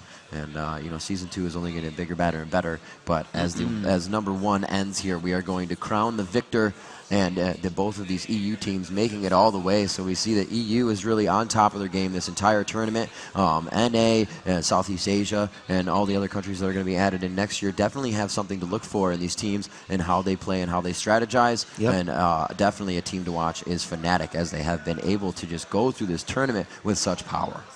Yeah, this is going to be pretty phenomenal for them. So we get these final 60 seconds of this champion select ticking down, making sure that they have time to set up runes, masteries, and trade their champions around. Lineup-wise, it's a tough call. I mean, Fnatic's been winning games left and right, so I've got to, kind of consider them the favorite for this game. They've always stuck it through, even when I said, they're a little bit too single-target focused. Well, it didn't matter so much. AAA is still running that teleport on that solo top. We have seen them do that every single time. Normally it was on Malzahar, but now with Malzahar picked away from them, they're going to go for that Aurelia instead. And, we saw Vayne go all the way through without getting grabbed. We saw Vladimir go all the way through without getting grabbed. And no Alistar as well. It's kind of cool to see these champions that are so heavily sought after. Twisted Fate as well, Nidalee as well. Champions that would just get instantly hate banned and hate drafted against teams like Team Solo Mid and Counter Logic Gaming. That Singed as well. That one getting played by Dyrus. Yes. They're just letting them go. So those play styles are definitely very, very different. And I'm curious to see if it's actually better strategy or just better player skill? Yeah, the better player skill is definitely going to come into play, if you will. The team composition is really what they're building around here. They understand what's coming out on the other team. They could have those picks, but what they want to do and overall is going to be within their team composition and the knowledge and just those little nuances that they already know how to do. The speed of their fingers with the abilities and their chains as they go through their combos is just that much more crisp with these characters and with this combo. And they can almost read each other's minds. Those little things, knowing, like as I said before, that when your tank overextends just a little bit, well, it's not overextending because he's initiating and the whole team knows to just follow behind that. And these are the teams we're seeing right now. Rammus, obviously, with that initiation and the Powerball, you're just going to know we're going all out on this one, leave nothing behind. And Jarvan going in with his ultimate, it's time to fight.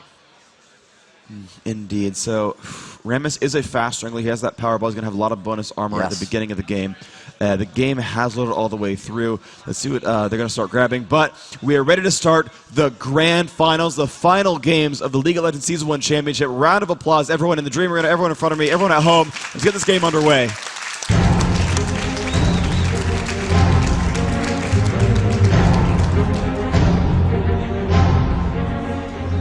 All right, and we are good to go with the first game of the grand final. Shushay out in front, has boots and a health potion. This Rammus, 81 armor without defensive ball curl. Pretty durable, dude. Ooh. Pretty durable. But they're facing off in mid already. Look at them walking back and forth. And the dance party. There we go, the dance party. Nice, nice. So I was putting that dance off, and they are just meeting each other in the middle, and this is going... The dance band from Let Me Zelt means Scorcher doesn't even get to move very much, but the dances are off. These guys are going to be pretty excited about that PK. Yes. Dancing around, doing the MC hammer. Pretty good from them. No one really spamming, but this dance... Let me actually hide the scoreboard real quick, get that dance in better view. That's so great. The camaraderie between these teams that they can do this. They could have easily gone for a jungle invasion. They could have easily tried to mess up somebody else's gameplay. But right now they're going to do this. It's very close to minions spawning, and they still have at least 30 to 40 seconds before those buffs come out, so they can still make a move. Seems like everybody's going to return to the laning phase as the minions start to spawn. And maybe they won't. Maybe they'll head through the jungle. Maybe they'll try to initiate something here. And it looks like we may have a Brand going up top and a versus an Aurelia. He's going to be able to play a lot of distance and range on that. Malzahar versus Anivia in middle. Jarvan obviously staying in the jungle, and the support carry bottom as usual. Yep, and indeed, and basically I think the thing was that, across all these games at AAA and Fnatic, no one ever really went for the invasion, aside from that one time Actually, I don't think any of the EU teams really invade. I mean, we saw some kind of cool moves from the NA teams where they would, pulverize these raids down and make it worse for Nunu. Ultimately, Fnatic, AAA, neither of them really going for any harassment in those early games. So they said, let's just have a dance party instead. Nothing else is going to happen. We're good. So Jarvan off to a good start, going to grab that Golem buff with Smite. Leonak doing a pretty good job with Jungle Jarvan. Definitely made sure he was prepared for this game. And he's just going to get himself level 2. Cyanide FI has killed the Golem as well. That defensive ball curl doing so much damage. He has actually the first one, actually almost tied basically there for level 2. He's going to move down. His Wolves have already been dropped out, so that's going to move on. And the Powerball going to come across the map, and Leonak already going for the invasion at the bottom lane. And yes, he has found Lemmy out. The flash out in time to dodge that jump through. Wow. He's going to be safe. But the flash already gone, and we saw that last time these teams met. The Jungle Jarvan, really aggressive, does a lot of cool things, and he's already back, looping around the side. And, Lemmy's out, still not level 2. Melisande playing very smart there. He did move himself up so he could have vision on that. They're going to get the CV down. Jarvan forced to now move out of that.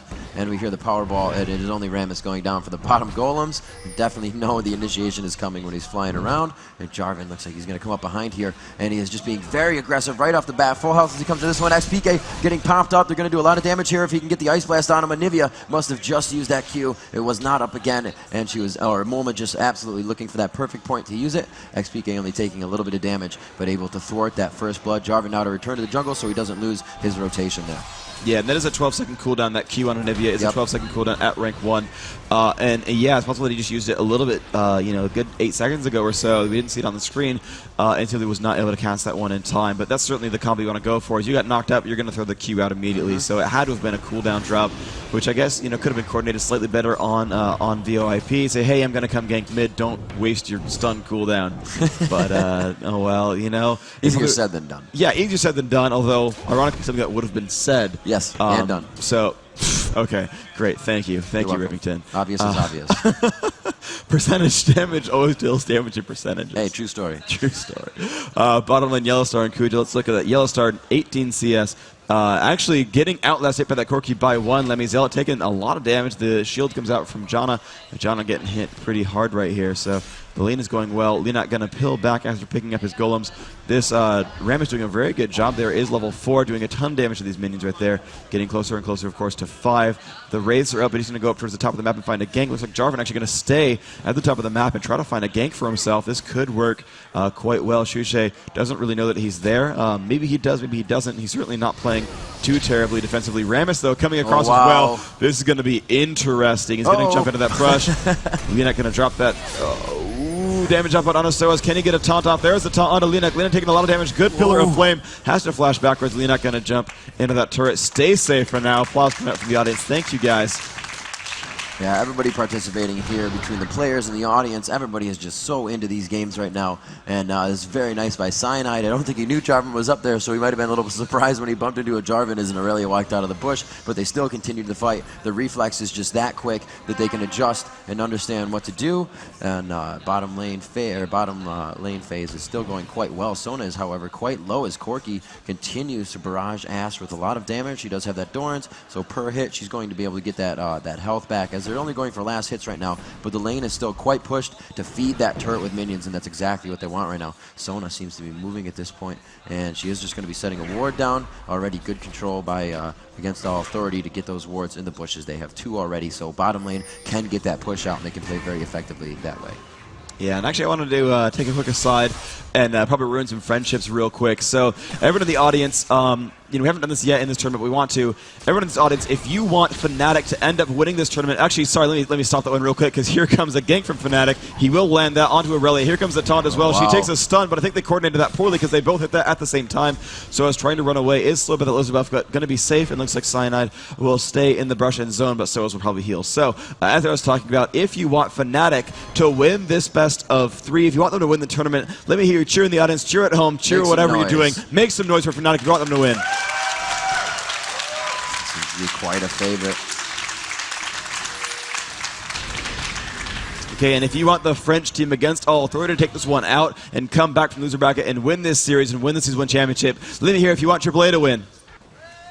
Yes, there's still a few. Indeed, the Dream Arena is packed with over 1,200 people at this point in time. We have about 80 to 90 people sitting in front of us right now, and it just seems that, you know, wherever they are, you know, Fnatic has been the favorite in this one, so it is definitely easy to see that Fnatic could be the favorite here, and especially in Dream Arena, I'm sure we heard a lot of cheers for Fnatic as well. So the underdogs, AAA. So you should take some damage up from Lenax. Sorry, I had to interrupt you real quick as Lenax came in for that jump, but only pushed him into the air, so as not deciding to chase in on that one, so he's going to be safe. But as you were saying, people in the audience. Yeah, people in the audience definitely always enjoy the underdog as well, and once they come into that second game, I think some people may waver back to that against all authority, and we'll see what has to happen. Malzahar going back and to get a buy on, indeed, and we'll have to see. So's taking quite a bit of damage there. A Conflagrate coming out of the hands of Brand. He's going to easily be able to farm his lane, and we're going to look at the creep score right now. 50 for Malzahar, 28 on the jungle, 37 for Brand, doing good up top. That is versus Aurelia with 35, so that is a pretty even lane right there. The bottom support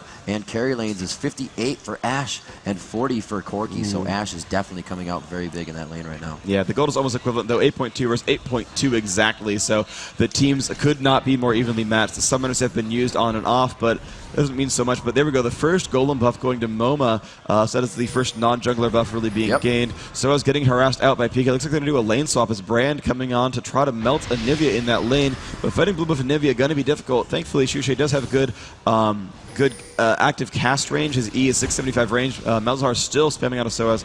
Soaz actually going a Chalice of Harmony. Have not seen that item a lot this tournament, but going to give her not only the mana regeneration to fight better, but also the magic resist to survive these lanes. And look at that. Moma going to switch to fight Malzahar. Really wants to do that one. Shushay spots that ward coming down from Lenac, but not going to do a lot with it. So that ward will stay up in an aggressive position.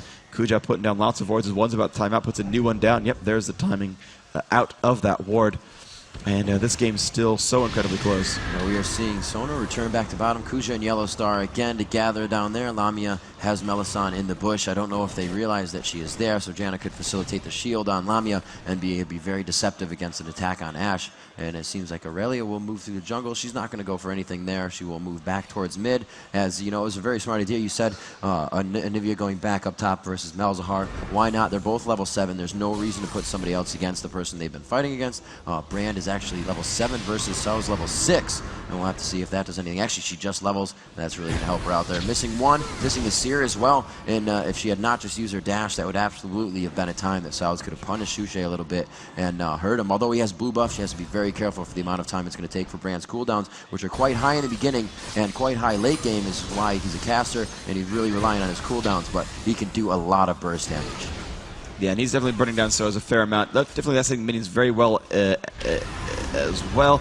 And PK taking a lot of damage from that Anivia, but going to be safe for now. PK has not used his ultimate, has used Flash. His Ignite is still up, though. He could do some damage to Moma. Having infinite mana pretty much with that Golem buff means he's able to constantly harass, and that is why they did the lane switches. Is Moma is winning this lane against PK. And, you know, there's been the debate of who is the best mage player. Certainly Shushay, quite stylish. But, you know, some have said that PK, some have said that Moma being the best mages in the game. Certainly right now, Moma putting himself into a good advantage here, winning it by 1 minion kill and ping spam going off. Oh, the arrow is close. Shushay barely managing to dodge that by about 300 range, just to the top, and he's going to be safe. The arrow comes by to the left-hand side, of course, not hitting very much as they're out of lane. And, very nice attempt there, you know, working all around the map. Good communication by the teams. They easily would have been taking out Brand. That would have done a good 300, 350 damage. Aurelia with the quick dash on, and she would have been able to really do a lot of damage to Brand, especially with her ultimate. And the Conflagrate coming on. It could be coming in here. Where's there going to be an ultimate from Jarvan? It may not need it. The Aurelia doing her ultimate, and there it is, first blood. And it looks like it is going to be Jarvan falling, or Brand falling down. Shushay to the hands of Jarvan. He will be able to grab the blue buff or reset his if he had it before as well, coming out of the jungle. A very nice job as Cyanide tries to pick up the slack in middle, and that will be the first blood of your game. 11 minutes in, going to AAA as Shushay was caught a little overextended in his lane by himself. And indeed, Shushay going 70-0 as I planned, doing well so far. I have now taken on the Joe Miller caster curse of getting predictions right. I did that on purpose, though. I do want to see AAA put on a good show. They certainly got you know, a very strong game 2, but a very weak game 1. Looks like they've learned some of their lessons here. Yellow Star just last hitting like a boss. 96 minions up by 10, and anyone else in that game definitely proving him as what I feel to be the best range DPS player in League of Legends right now, proving at least his mechanical skill. And Fnatic actually going, although they've been hawkshotted, they're actually going for the dragon kill. Soaz is far, Anivia, Moma. Soaz has teleport, Moma does not, so Moma's going to be sequestered off to the side, and Fnatic actually going to pick up this one pretty much for free. They have all 5 there, not even attempted to challenge them. They brought the gold back to 13.4 to 13.5. The kill, of course, being concentrated on that Jarvan is nice, but looks like the Dragon going to bring that one back in. Yeah, very good job there. The Oracle being picked up very early on Janna. That's going to be able to control the map, and that's exactly what they need. Fnatic has said before that getting that Oracle early has definitely won them some games. Nivea pushing her lane. That's going to be Moma backing off now as he sees, I don't know where my top lane is. They're probably rotating back up. I'm going to be safe and go back. I don't think he's going to back Blue Pill, though. It looks like he's going to wait for the minions. There's no reason. He does have full mana, and Jarvan is just waiting off to the side here to see if Brand will Pillar of Flames in the middle of the map and push that lane as much as he has, but Shushe playing very careful now. Oh, another Ash Arrow just missing, and Shushe knows he needs to play very careful now as they are focusing him 110%. Yeah, they definitely are focusing on keeping Shushe down. He is the guy who seems to get the most farmed and crush the games. But, you know, it's been really good in AAA. You know, they've banned out the champions they're really worried about. They first picked that Anivia as soon as Malzahar was gone. And, you know, while Shushe has a lot of champions prepared, he's, you know, that Gragas level of play that we saw, it seems to not be there with his Brand. He does well, of course. He's last hitting. He's fighting some good fights, but you know, I think if he were Gragas, he wouldn't have died there, for example, if he were Alistair the same way. So I think AAA has gone for the right strategy there in banning out Shushe's champions. And, you know, it seems that Linak is quite the good jungle Jarvan. So maybe Fnatic will have to rethink their strategy if they go into a game 2. Yep, and XPK is saying, I think Anivia is above me, and they look to bait that out, but Moma has gone back, and Cyanide will go into the bush, and they will be unlucky on finding any champions there. And it looks like an ultimate in middle. Jarvan trying to do what he can here. The Pyroclasm going out, and we're going to see if they can get this down. No, he cannot. Possibly going down. Oh, she just gets an ultimate off and steals a little bit of health back. That's going to help her stay alive. The ultimate from Brand being able to bounce 5 times within enemies and within minions, and really does a lot of damage, increasing in speed every time it hits an enemy opponent. Yeah, I think it was actually a small mistake by Brand to go for Aurelia in that fight. Certainly she was closer into the turret, but Jarvan actually had lower health. And since they were both struck by that Ablaze debuff, he could have, you know, stunned either one with that Seer with no problems at all. But as it turns out, you know, got Aurelia super low, got her down to 40 health, almost got that math right, but she did, as you say, she healed with that ultimate, and it kept her alive just barely on those minions, and that's that did good things for Soaz. You know, Jarvan did blow his cooldowns there. He did ult on there, but he had the golem buff at the time, so it's a pretty low cooldown ultimate. You can see that it's already more than halfway back thanks to that. So not really a big waste. They did have Shushe burn a couple of spells. His Ignite was used, his ult used as well. But here comes a fight as Soaz has teleport in, but a perfect flash from PK coming by and leaving before Soaz could land a slow or a stun. It looks like they will go back to the laning phase there. Aurelia kind of forced it down. She wants to come back, though. Seeing the minion kind of giving away Malzahar, knowing XPK, Aurelia knowing XPK now still knows she is going to go back and take some golems to continue to soak up XP. You know, you try for a gank for a while. You want to be able to stay in the game and not lose too much level. She was only gone for a little bit, but she's still going to give herself that experience. Bottom lane just still going back and forth. We can see Janna making her way around Melisande, making sure all the wards are clear down bottom, giving themselves a very good idea of what's going on and how cautious they really need to play in that lane. Looks like that minion actually just took that ultimate that Yellow Star was about to receive, so congratulations to that minion. Lamia just trying to keep poking. Sona doing a great job of keeping that lane on, and we could have a 2v2 situation up top as Cyanide is waiting for somebody to come out, procking that Powerball. Will he decide to do with it, possibly flash on if she comes out just a little bit more, but Moma not leaving anything to chance, and he's going to stay quite far back. Yeah, he's going to play safely with there, and then he's going to come in and just turn on that Glacial Storm and last the rest of those minions pretty safely. Yeah, just these players are landing extremely well right now. They're not taking too much damage. Ash getting a little bit low. Lemmy's Elt playing very aggressively with that Sheen, as Yellowstar does have the first BS sword in the game, though 161 attack damage is quite massive, so that's going to be quite powerful there. We'll see if they can make this lane even out. 128 minions on Malzahar is the top on the team, but 137 on both Anivia and Ash is so much better for AAA right now. They are winning mechanically. They're up 200 gold despite losing a dragon. That first blood, of course, giving them a huge, huge advantage. And PK still just laning as best he can.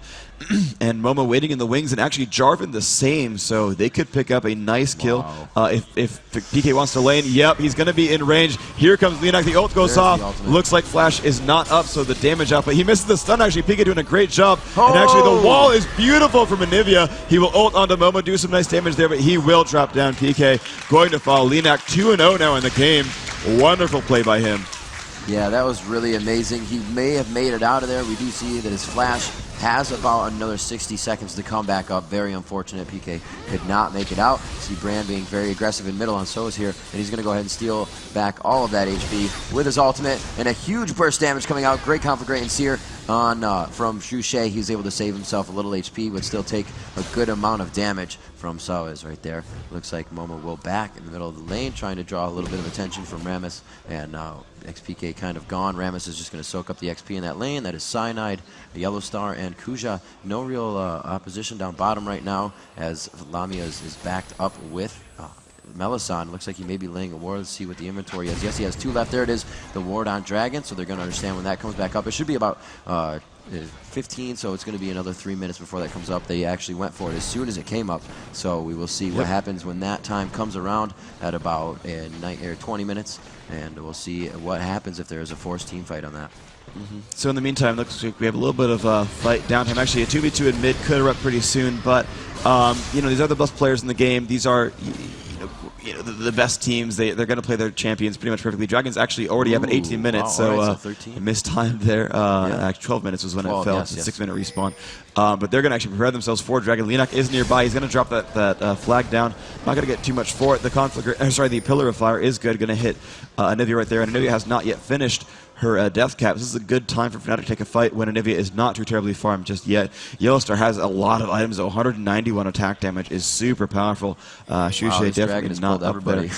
Wow, this Dragon just staying safe, and no one's going to get anything done. But Fnatic actually going for a turret kill now, as AAA has split up. Soa's in the middle lane, does not have Summoner teleport up just yet, or Summoner teleport, as our producer would say backstage. And they're going to go on for this turret. They're going to have a good chance here, 5v4. Soa's still going to push mid, and maybe going to have a great defense. There's the Asher going to hit Shushei in the face. Will they push on? The wall is decent, and the Sonar Dance is strong, but they will not follow up on this one, and Soa's going to put on some more damage. But the ultimates are now down, and Fnatic going to take a 5v4 now onto Dragon potentially. With the ults down, they have a good chance at this. So is going to push towards the middle. They might pick him. No, we're not going to pick him up. Looks like the Ash Hawk shot was good enough, and Fnatic still sitting around Dragon. They're going to go for it right now. Santa is going to taunt and push in here with defensive ball curl. They're getting it down about to half health. Leonak getting pushed around a fair amount. Lemizel's going to have to be careful. He does not want to be the first one dead. And now AAA are in range. Yellow's taking some damage. So's in the front now. Pika taking a lot of damage. The Jana ult is strong. Corki actually pretty safe here. The Dragon still doing a lot of damage. Cyanide must run away. Leonak must run away as well. So's staying there onto Lemizel. The stun is good from Anivia. Shushei is safe. Lemizel will flash out, and the Dragon's going to be free to AAA. It is so low, and they will get that kill. So's getting very low. Will not quite die, though. And just tons of flashes getting blown on both sides. Oh, they've caught Momo actually. Knocked in the air, now become an egg. So's going to jump in the front. That ultimate is strong. Shushei taking some damage. But looks like they'll keep themselves alive. They will blow the egg, but that is it. And AAA came out ahead there. Yeah, what a forever fight. It seemed like everybody was just hitting him with everything they had, just leaving everything on the floor at Dragon, but nobody was really taking a lot of damage. The focus was all around, and everybody was just able to stay in that fight for quite a long time. They were able to pick that one, and able to get that one away, yes, as it was Brand that went down in that fight, and we will see. No, he didn't die. Malzahar, sorry. I don't think anyone died. I think it was just the Anivia egg. The Anivia egg, yes. The Anivia egg was the only kill. Thank you. Half kill. But the Dragon, of course, did die. That poor Dragon. He was flapping his wings so, majestically, relishing his first blood on Riot Jeff Jew last game. But, not enough, Looks like Anivia going to have her way with Momo with that turret up top, possibly doing enough damage here. He has 6 more shots that turret can throttle at the minions, and he will maybe be able to take this one down. He's actually doing quite a bit of damage to that turret with the auto attacks. A few more, and it is going to be one of the first turret drops of the game. 150 gold globally to his team, and yes, the first turret drop in favor of Against All Authority, and that's what they are bringing to this game right now. Authority doing a great job of pushing their lanes, and it looks like bottom lane is actually getting quite pushed as that turret is eating up all the minion gold that they are trying to get from their last hits. Ash doing what she can. Yellow Star on those last hits as well, waiting. Siege Minion is pretty easy to predict when it's going down. Bam, a nice critical to take that one out. It looks like just Brandon and Aurelia in mid, but there is some movement coming around here from Fnatic as they move 3 people towards mid. A nice arrow going on to Melisande. We heard that hit. Melisande could be going down here. Nice ult from Sona, and they're going to be able to focus her down quite quickly. That is a 3-0 now in favor of Against All Authority as they look to take this to a second game and are doing a very good job of that right now. Shutting down Fnatic, finding XPK in the beginning, finding Shushay in the beginning as well, and taking down those power players for Fnatic really early and playing on their mentality. Yeah, super strong play for them. They're actually going to push in towards his first mid turret as well. Going to go for the second turret kill of the game. Soaz in the front. If he gets taunted by... no, it's not going to matter. There comes a jump on a Cyanide. He has defensive bulk on, but it doesn't really matter. The true damage is strong. The Mouse ult will pick up their first kill. And PK going to drop down to Soaz. Soaz getting low, taking a lot of mage damage right there. Yellow Star taking a lot of turret shots. Lamia Zealot dodging. Thankfully, those slows will not die. Oh, Mama gets blown up right there. Wow, that damage output was strong from Shushay and Lamia Zealot. A wonderful job. Managed to bring that one to a 2-2. That egg break was great from earlier, and they lost the turret, but they got kills where they wanted them. Jarvan and Anivia going down, but unfortunately they did lose that Oracles on Janna, and that was harsh. Yeah, it's going to be a lot of money early game. She invested in that right away to control the maps. And, you know, Against All Authority hasn't been using too many wards in too many critical places. They do have one in that tri-bush down bottom, one in mid, and one up top near the bushes. So everybody's kind of has the same thing warded at this point, just playing it safe so they can push their lanes. Ash is going to be able to, Yellow Star is going to be able to do what he can up top because he still has his turret. He's going to be pretty safe by passing that. He has his flash up, and he will be able to save himself and escape if something happens. They are pinging Dragon once again. That may be coming up soon. We did see it come up at 18, so that's going to be within the next 40 seconds plus that Dragon will be up. Another fight possibly to happen there, and we'll see if that can go in favor of Against All Authority once again. And we will have to see another turret taken down bottom. The lanes being pushed so far right now. They're kind of trading off which turrets they're taking. The top turret for Fnatic is down. The bottom turret now for Against All Authority. The blue is going to be going to Anivia. A very nice donation there. Very smart. Able to just lay down that ultimate for an extended period of time in the team fight. Yeah, that is really what what they really want in this game. And this is a concept we've seen talked about a couple of times where you have the double mage set up most typically. You know, for Fnatic that's Malzahar and Brand, and for AAA they actually have just the Anivia and actually a tanky DPS in Soaz. But a common point of discussion was like, hey, you get one blue buff champion per team, right? You know, you get blue buff up for about 70% of the time. That's going to be nice, but you really want that golem on one champion. Who's it going to be? And Anivia, a really good candidate for that, has that ultimate who can pretty much keep it on forever if she really wants to. That's going to be very powerful. But minion kills on mid and bottom, going to trade those out, but AAA is still pushing, and I don't know if that's smart for Fnatic to not react to this, because they're going to get another turret out of this. The attack speed is going to be strong, but oh no, the hawk shot comes off. 5 dudes coming down towards bottom lane.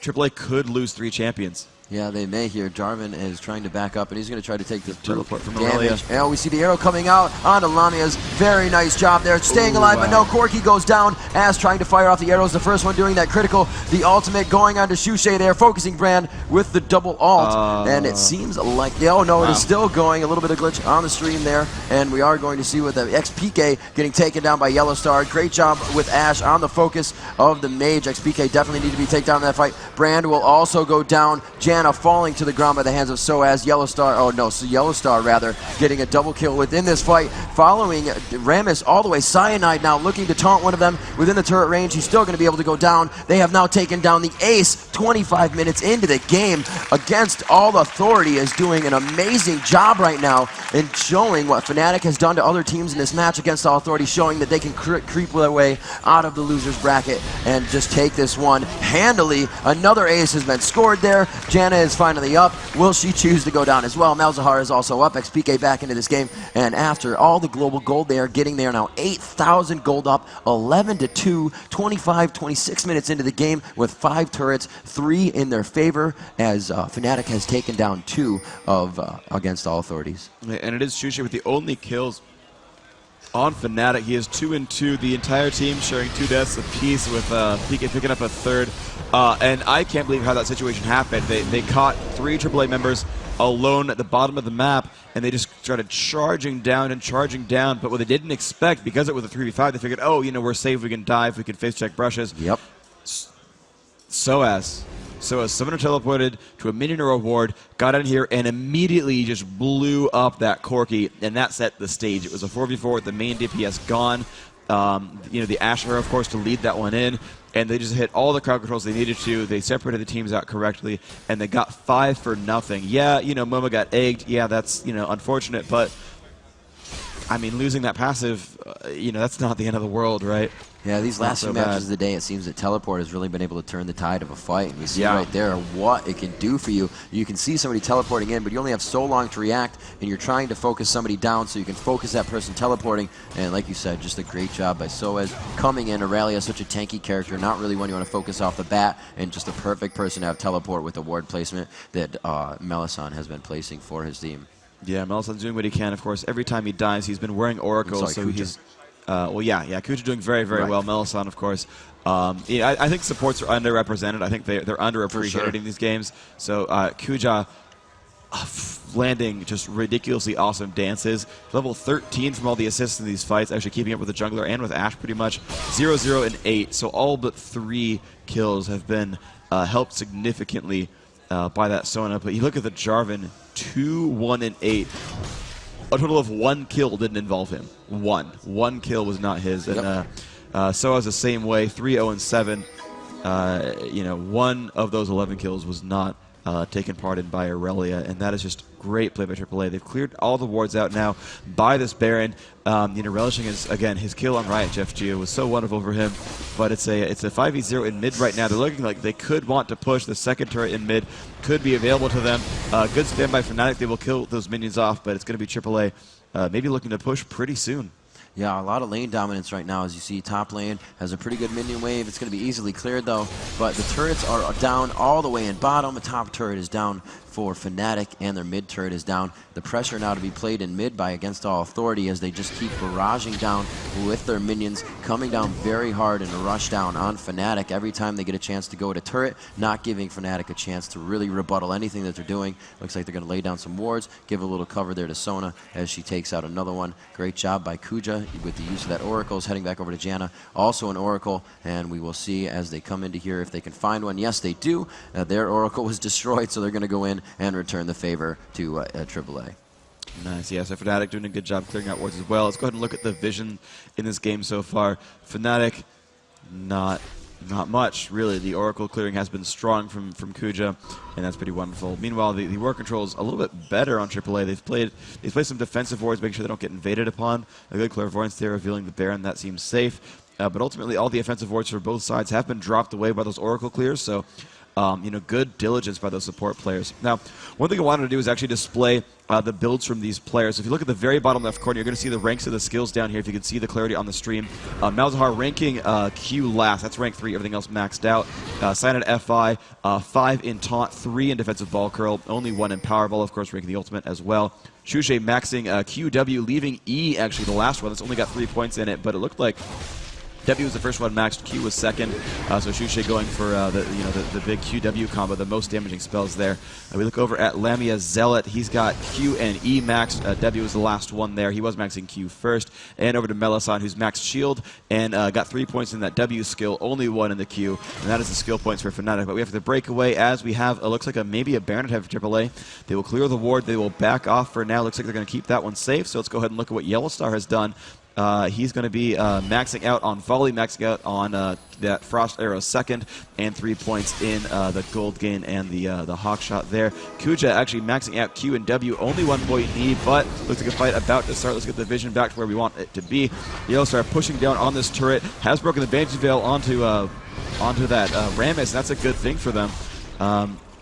It's going to be pretty nice. It looks like they're going to hold themselves at this turret, though. Let's go ahead and kill that scoreboard real quick so we can see the teams at top and bottom. And they're just going to destroy these minions. Looks like Ash already has Infinity Edge and Phantom Dance, so she's in great shape here, building towards what looks like a Banshee's Veil. Next, she's got that health crystal, and they're pushing it onto this turret. The damage output is strong. Yellowstar getting low, and there's Cyanide at 5, getting that taunt. And wow, Brand's damage output is huge right there. Leonek jumping in, gonna drop as well. 2 kills for nothing. Cyanide is low, but a great fight from Fnatic. They're going to keep chasing now. Kuja going to take a nice, huge combo right there, and gone is Sona. 3 for nothing. Fnatic coming back strong, still down 8,000 gold, but it's a 5v2, which means they could Baron. Yeah, they could definitely Baron. Looks like Moma is trying to get away from this one without going down. Yeah, very good wall. Going to be able to throw down that ultimate. It's only going to be taken up because he went out of the distance, and it looks like he will be able to make his way out. We could have a Powerball heal here by Cyanide, but he actually took a lot of damage from that ult. So now they're just to chase and follow here.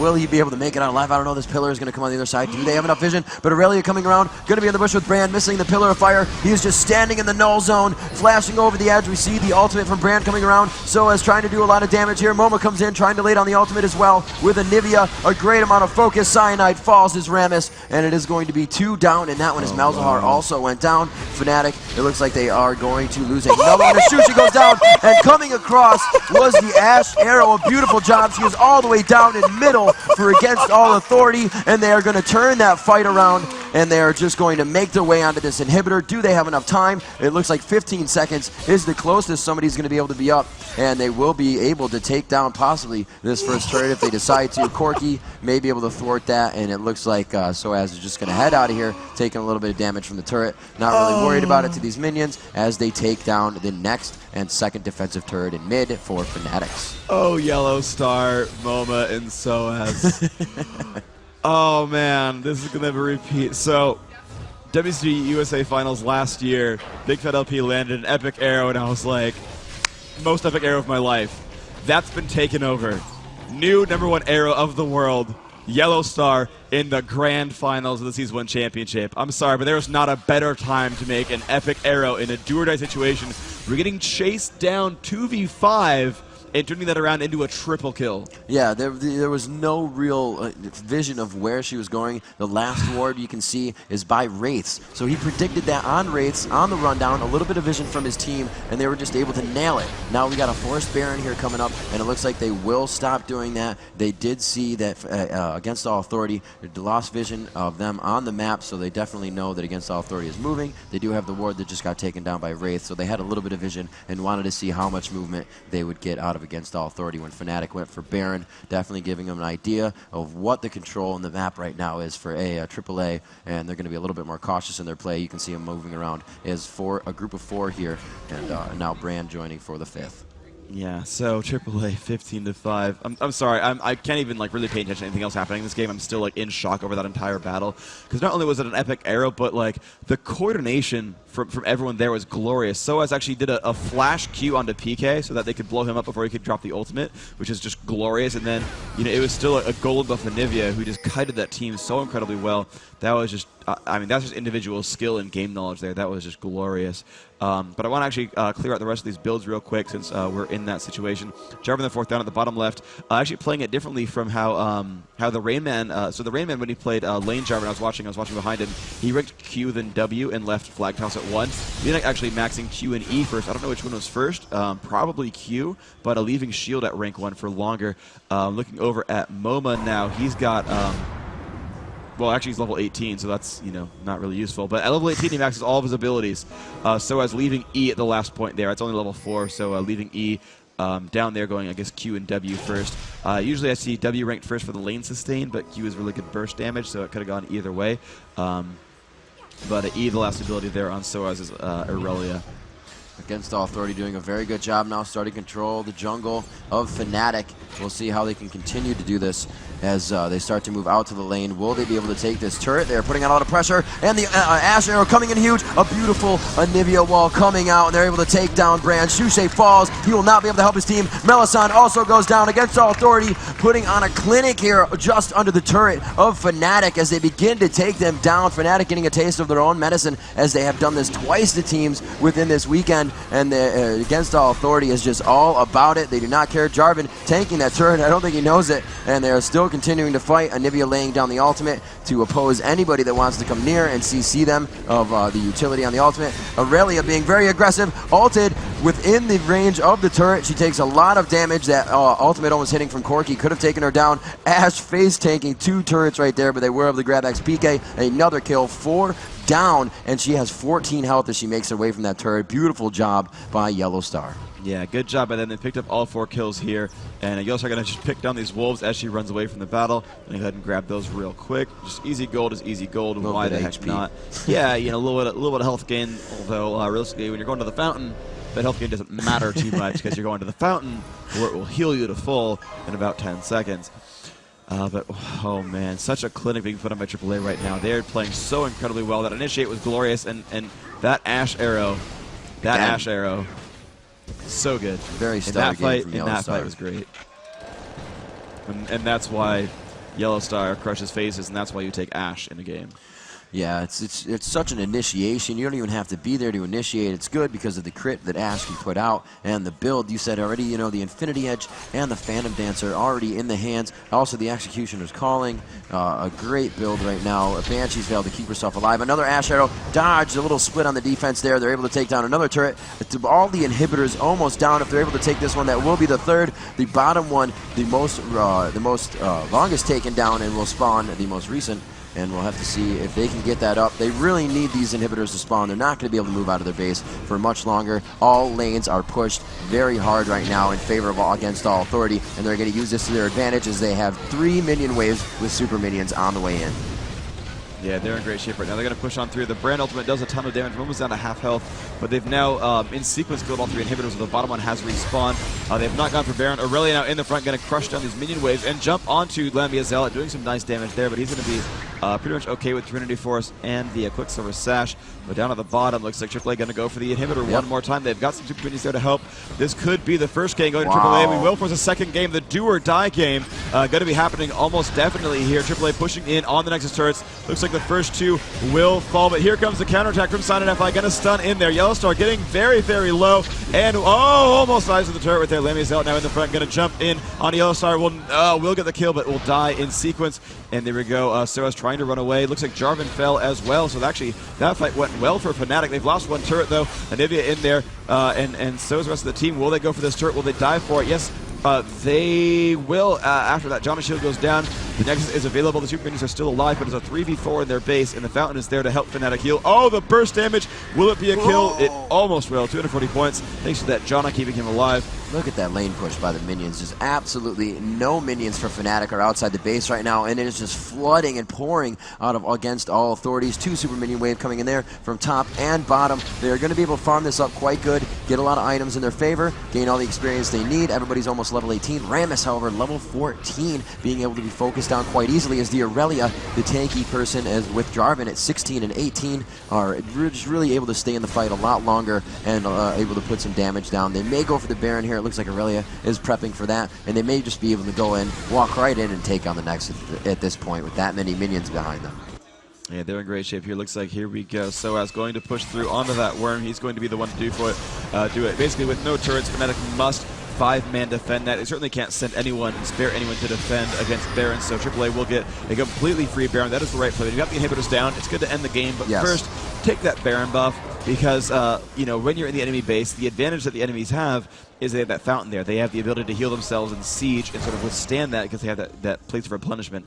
But Baron buff gives you health and mana regeneration for wearing it, and so you kind of get to counteract that a little bit by having that in-battle power.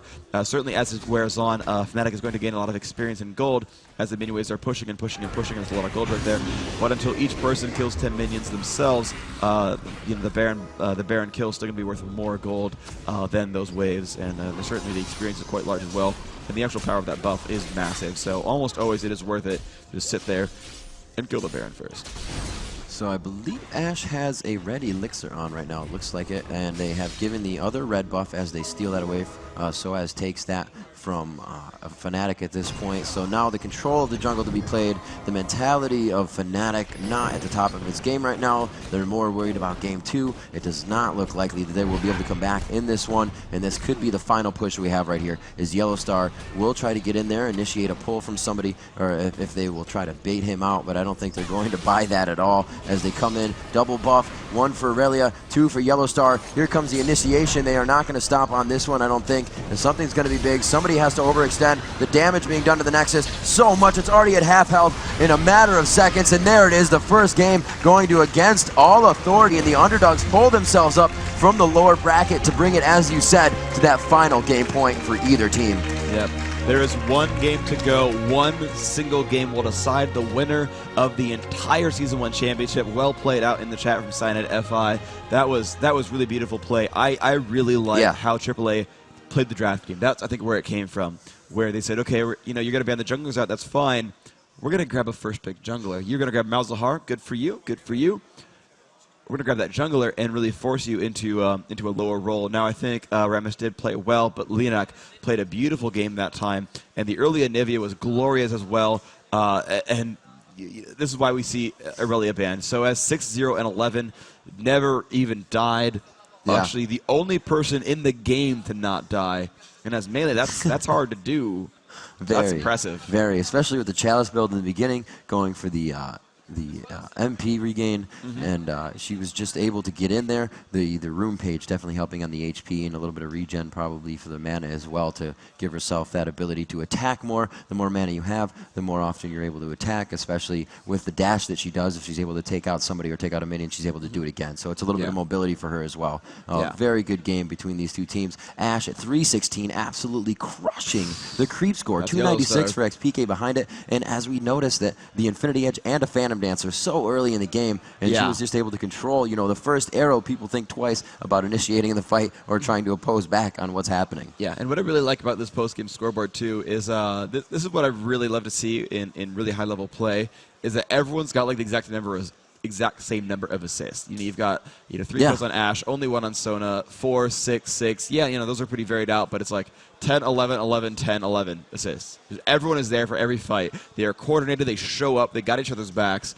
Deaths are varied, kills are varied. That's fine, but they're always there to help the team when it counts. When those big fights start, they are there, and they're lending that helping hand, and it's glorious. And you even see that on Fnatic as well.